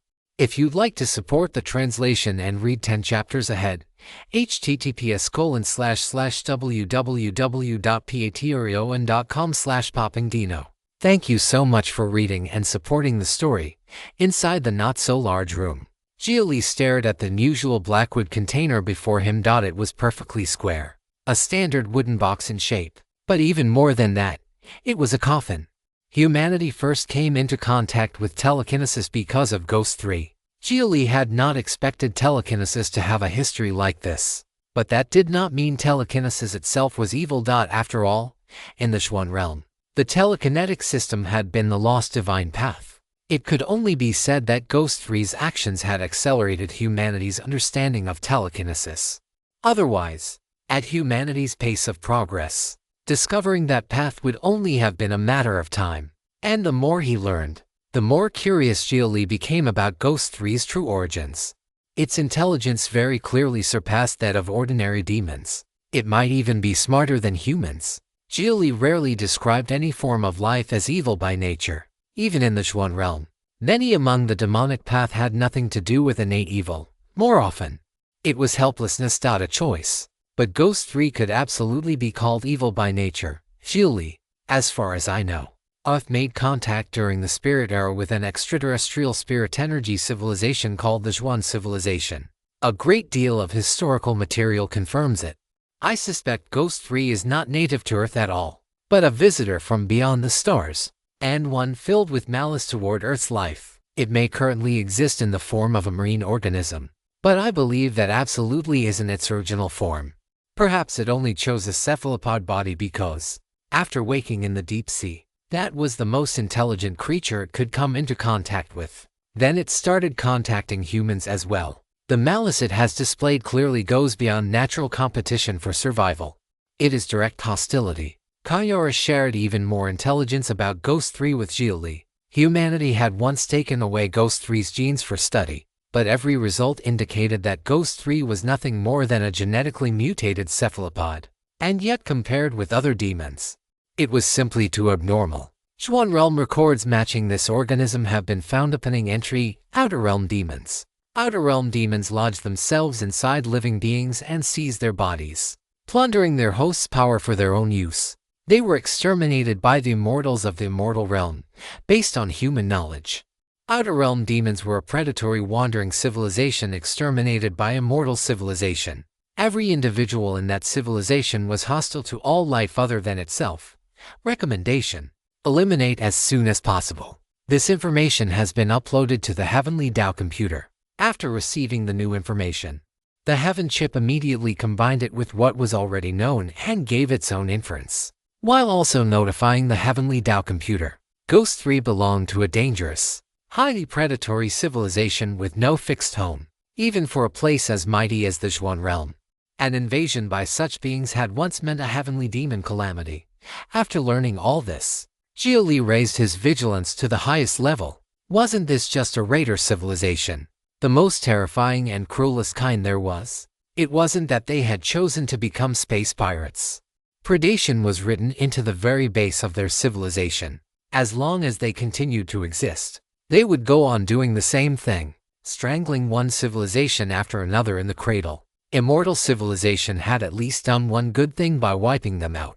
That counted as fulfilling the duty a higher civilization ought to bear. And fortunately, one survivor had still slipped through and made it to Earth. Luckily, this thing had not awakened before the age of spiritual energy. Otherwise, all of humanity back then would have gone mad. No, who said it definitely had not awakened in the past? This story originates from Royal Road. Ensure the author gets the support they deserve by reading it there. Perhaps someone had only sacrificed themselves in secret to protect everything, and ordinary citizens like Xia Li had simply never known. Perhaps traces of its past awakenings had long since reached people in the form of stories, only for humanity to never realize that some stories were more than stories. Before the spiritual energy revival, it too had been weak. Its power had not been great. After the revival, it had become stronger, but humanity had become stronger as well. How? At last, it was time to tear away the veil of mysticism and shatter old fears. The universe is vast. Goodwill cannot be relied on, but primordial malice never rests. Humanity still has to keep moving forward. By any means necessary. Xia Li walked up to the black coffin and reached out to touch it. It felt slightly cool to the hand and had no mental effect on him at all. Aurelia was sleeping within a pitch-black deep dream. She had chosen to meet malice with malice, sinking into a nightmare of despair so she could become a weapon against Ghost 3. She too was a pioneer. A start. That's a bit extreme. Director Kayara did not agree with Xia Li's words. The forces of New Detroit were all genuine pro-machine hardliners. But the Heavenly Tao computer possessed morality. Advancing by any means necessary was not something it would permit. When morality can no longer answer that kind of primordial malice, humanity will need Astarte if it wants to keep going. What we are now is one choice. Astarte is our final fallback. I hope this work can make both sides realize that. Xia Li understood that clearly. The mayor of 7th Martian City understood it too. That was why she had told Xia Li not to trample, but to liberate. Human civilization could take two forms. When a peace-loving human federation was trampled by an alien civilization, Astarte's mecha forces should sweep over it like a swarm and exterminate any civilization that dared trample humanity's goodwill. It wasn't a plea for you to be kind. It was an order. All right, if that's how you want to see it, that's your freedom. Now let's get to the real matter. Telekinesis is powerful enough, and among the people who have made enough achievements in spiritual energy as well. There is currently only you on Earth. There are plenty of people with stronger telekinesis than yours, but no one else has also cultivated spiritual energy to your level. So the task of bringing Aurelia close to Ghost 3 falls to you. Kayara spoke with solemn seriousness. Xia Li nodded after hearing her. It was exactly what he had expected. Otherwise, why would Kayara have called him here and told him all this? Shuri's side had probably received the news long ago as well. Only after learning about the nature of his heavy mass nascent soul had they decided to involve him in this mission. Then let's hope my mind doesn't get contaminated. Both Aurelia and Ghost 3 were terrifying sources of contamination. Ordinary people really could not take on a task like this. They would be driven insane by malicious thoughts. Xia Li, however, had two special advantages: a consciousness that had been baptized by higher dimensional cognition, and a special soul shell formed from heavy mass spiritual energy, the heavy mass nascent soul. Combined, those two things let him resist mental influence to the greatest extent possible. From that point on, Zunhai City moved at full speed. The days before battle arrived felt almost like a vacation. But Xia Li did not relax because of that. Instead, he took the initiative to focus even harder on cultivation. 5 days later, Xia Li received a combat alert. He stood up and walked to the balcony of his room, looking out toward the distant horizon. Sea wind thick with salty fish stink brushed across his face. Astarte's rebellion had formally brought him into humanity's upper circles. He was beginning to know more, see more, understand more. He was no longer weak. Human civilization was facing upheaval. The people capable of changing history had all begun to move. The history books would devote special attention to this era, another age after the spiritual energy revival that would determine the shape of civilization. He had once been frozen beneath the earth during the age of spiritual energy revival and missed that era. This time, he would not miss it again. Future generations would read the opening words.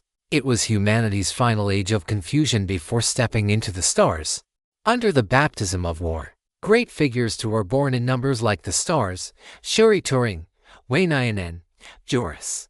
And then, turning the page, they would see him, his figure, his face, the words that recorded his deeds, preserved in the archives until the very end of human civilization. Xia Li, who after the Mars incident returned to Earth and joined the defense of Betelgeuse, and in the battle against Ghost 3 achieved. What kind of result he would achieve depended on what he did next. At that moment, a fierce wind suddenly rose, and the previously calm sea began surging with waves. A high-pitched howl came from the distance. Zunhai City immediately sounded the alarm, and alloy walls began rising from the edges of the lower district's foundation. So it's here. Xia Li narrowed his eyes toward a black speck flying in from the distant sky. A strand of golden silk drifted from his fingertips on the wind. The first great demon to arrive was Spica, the two-headed fiend dragon. If you'd like to support the translation and read 10 chapters ahead, https://www.patreon.com/poppingdino. Thank you so much for reading and supporting the story. Spica came howling in like a gale. As it drew closer and closer to Xunhai City, its body rapidly grew larger in Xia Li's vision. At once, Xia Li pulled up its detailed profile through his heaven chip. Great Demon Spica, approximately 900 meters long, with a wingspan of more than 600 meters, mountain ecology apex predator, maintainer of volcanic environments. Spica frequently visited volcanoes that were naturally on the verge of eruption, feeding directly on magma and absorbing geothermal heat. It was also fond of preying on other flying demons, because its role in maintaining the ecosystem outweighed the threat it posed to humanity. It had been classified as a demon that did not need to be exterminated. But demons acted on instinct. Their tempers were impossible to predict. Sometimes, Spica would attack a human city for no reason at all. When it finally reached Xunhai City and hovered above it, it suddenly folded its enormous wings and dropped. Its gigantic body came crashing down onto the city's encircling energy wall. Its thick hind legs could not quite keep their footing, and it had to beat its wings again to steady itself. Then Xia Li heard a high-frequency hum, the sound of high-energy matter undergoing complex chemical reactions and being converted into power. Spica pressed both of its heads directly against the energy wall. A blazing blue-white light began gathering in its throats. Plasma breath. Xia Li had once been a fire user himself, and his own flames had also been azure in nature. He understood better than most just how terrifying Spica's breath would be. Even with the energy wall protecting the city, he still could not help breaking into a sweat. A few seconds later, that blazing light swallowed Xunhai City whole. Xia Li watched as azure flames wrapped around the energy wall and nearly covered the entire city. Even back when he still had his stellar golden core, he could only barely have matched that kind of firepower by overheating himself to the limit. The temperature inside the energy wall began rising violently. All across the city, cooling systems immediately started blasting out chilled air. Spica's breath continued for nearly half a minute before finally stopping. The moment it did, the Shushan sword sect moved. With Wei Nianan at the lead, network synchronization complete, formed the sword formation. Wei Nianan led the sword sect disciples and the people sent by the other sects and great families, riding flying swords. They arranged themselves in midair until their positions took on the shape of a sword. With Wei Nianan himself as the tip, through the heaven chip network, he could fully take over the others' movements, even the circulation of their spiritual energy. Only then could hundreds of people truly move as one, severing sword form. The people in formation suddenly drew together, forming a pure spiritual energy longsword forged from the combined power of hundreds. Every movement they made was perfectly synchronized, with almost no error and no delay. Then the sword struck. The vast blade of spiritual light came crashing down onto Spica's back. Spica let out a shrill cry, but all that fell from its body were countless shattered black scales. The blow had not even truly wounded it enough to draw blood. Infuriated, Spica immediately lifted both heads and unleashed its breath into the sky in retaliation against the Shushan sword sect. But Wei Nianan merely drove the sword formed from the gathered cultivators straight through the air and away. Spica angrily gave chase. This story is posted elsewhere by the author. Help them out by reading the authentic version. Spica had been lured away, but Xia Li remained standing on the balcony without moving, simply watching the battle unfold. It was not yet time for him to act. No one else would go reinforce them either. Spica had never been one of the targets slated for extermination. Driving it off was enough. And among the great demons that had come to prey on Betelgeuse, there seemed to be some kind of unspoken understanding. Almost the moment Spica left, large schools of fish covered in fungal blotches rose from beneath the sea, while in the sky, flocks of birds speckled with the same fungus hurled themselves directly into the energy wall. They exploded against it. The power of each blast was not especially great, but the explosions were so dense and so frequent that Xunhai City seemed to be enduring a sustained missile bombardment. This was a direct attempt to drain the energy wall's reserves. The half-dead Alcyone 6 residual fungus organisms had appeared. Back then, In order to ensure that no trace of the residual fungus survived, the new Union had burned the land clean even while facing material shortages and the approach of winter, to the point that people froze to death in the wind and snow. And yet Astarte had still secretly preserved a remnant of the fungus. That made the sacrifices the new Union had once paid look almost laughable. It robbed meaning from the people who had frozen to death in that storm. 3rd Special Operations Team, 2nd Squadron deploy. Siberian Radiation Eradication Force, deploy. All other armed units. Maintain heaven-ship synchronization and move out. Battle groups numbering in the thousands. Equipped with flight packs and wearing filtered helmets and fully sealed outer armor. Launched from the open ground to Zunhai cities left through a gap opened in one corner of the energy wall. They used ray guns to intercept the self-detonating birds in the air while also firing on the fish swarms lunging from the sea toward the outer wall. Zunhai city's own defense systems activated as well. Gun emplacements rose from the ground and began bombarding both the sea surface and the airborne residual fungus swarms. The most terrifying thing about the Alcyon 6 residual fungus swarm was the sheer power of its self-detonation. Zunhai city's energy wall absolutely could not withstand that indefinitely. The barrier generators would overload before their energy reserves were even exhausted. Like fireworks.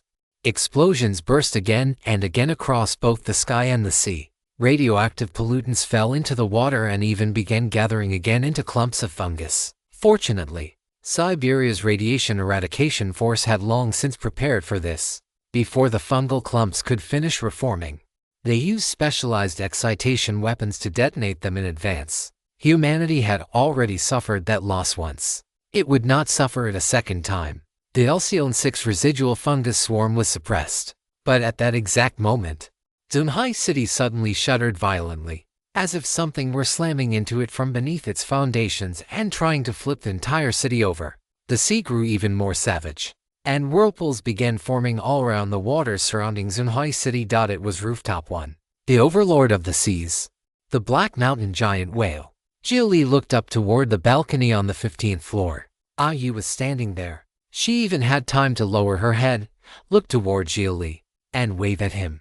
Then she lightly leaped from the balcony. Black water surged from every limb and bone in her body, suspending itself in midair around her. And within that floating black water, a savage black flood dragon burst forth with a roar and plunged into the sea. At a glance, the flood dragon was close to 200 meters long, but in front of Rooftop 1, even that was not enough to matter, as Yi revealed her true form and entered the water. The other demon race members followed suit. Some revealed themselves as enormous crimson dragon carp. Others became giant turtles as vast as floating islands before plunging into the sea. Other corporations and enterprises skilled in ocean development also sent their aquatic combat forces below the surface. And Zunhai City's own deep-sea units joined them in attacking Rooftop 1. Xia Li could not probe the battle unfolding underwater. He only turned his gaze northward, where some enormous object was racing towards Zunhai City across the sea. Narrowing his eyes, he looked carefully. It was a gigantic ape nearly 1,000 meters tall. It came striding over the waves, every step kicking up raging walls of water. Though it was a colossal demon, it was somehow able to run atop the sea itself, almost as if it understood what people once called lightness arts. That was Dipper 1, the battle-mad giant ape. It counted as one of the more human-friendly great demons. Sometimes it would even go to battle simply because humans cheered for it. And when Astarte invaded, it had also taken the initiative to appear and attack Astarte's assault mechs. But it was by no means benign. Dipper 1 was battle-crazed to the extreme.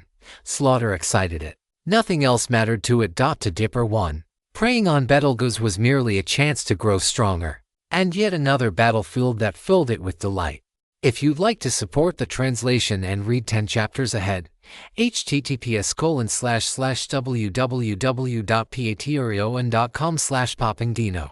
Thank you so much for reading and supporting the story. After Dipper 1 appeared, no troops moved out. Only Joris, mayor of Zunhai City, lifted his head from the docks at the city's edge. How was he going to do it? How was he supposed to stand alone against the great demon Dipper 1? Xia Li watched Joris with curiosity. Let me see just how strong the Golden Body Realm is. As he muttered to himself, Joris suddenly stamped down and shot into the sky on the force of his own recoil. The power of that step even made Xinhai City tilt slightly. Joris leapt straight into the clouds. A few seconds later, a giant fell into the sea. Heaven and earth manifestation. Xia Li could not help leaning halfway off the balcony, even in the Xuan realm. This was regarded as a supreme divine ability. Earth could actually use it too.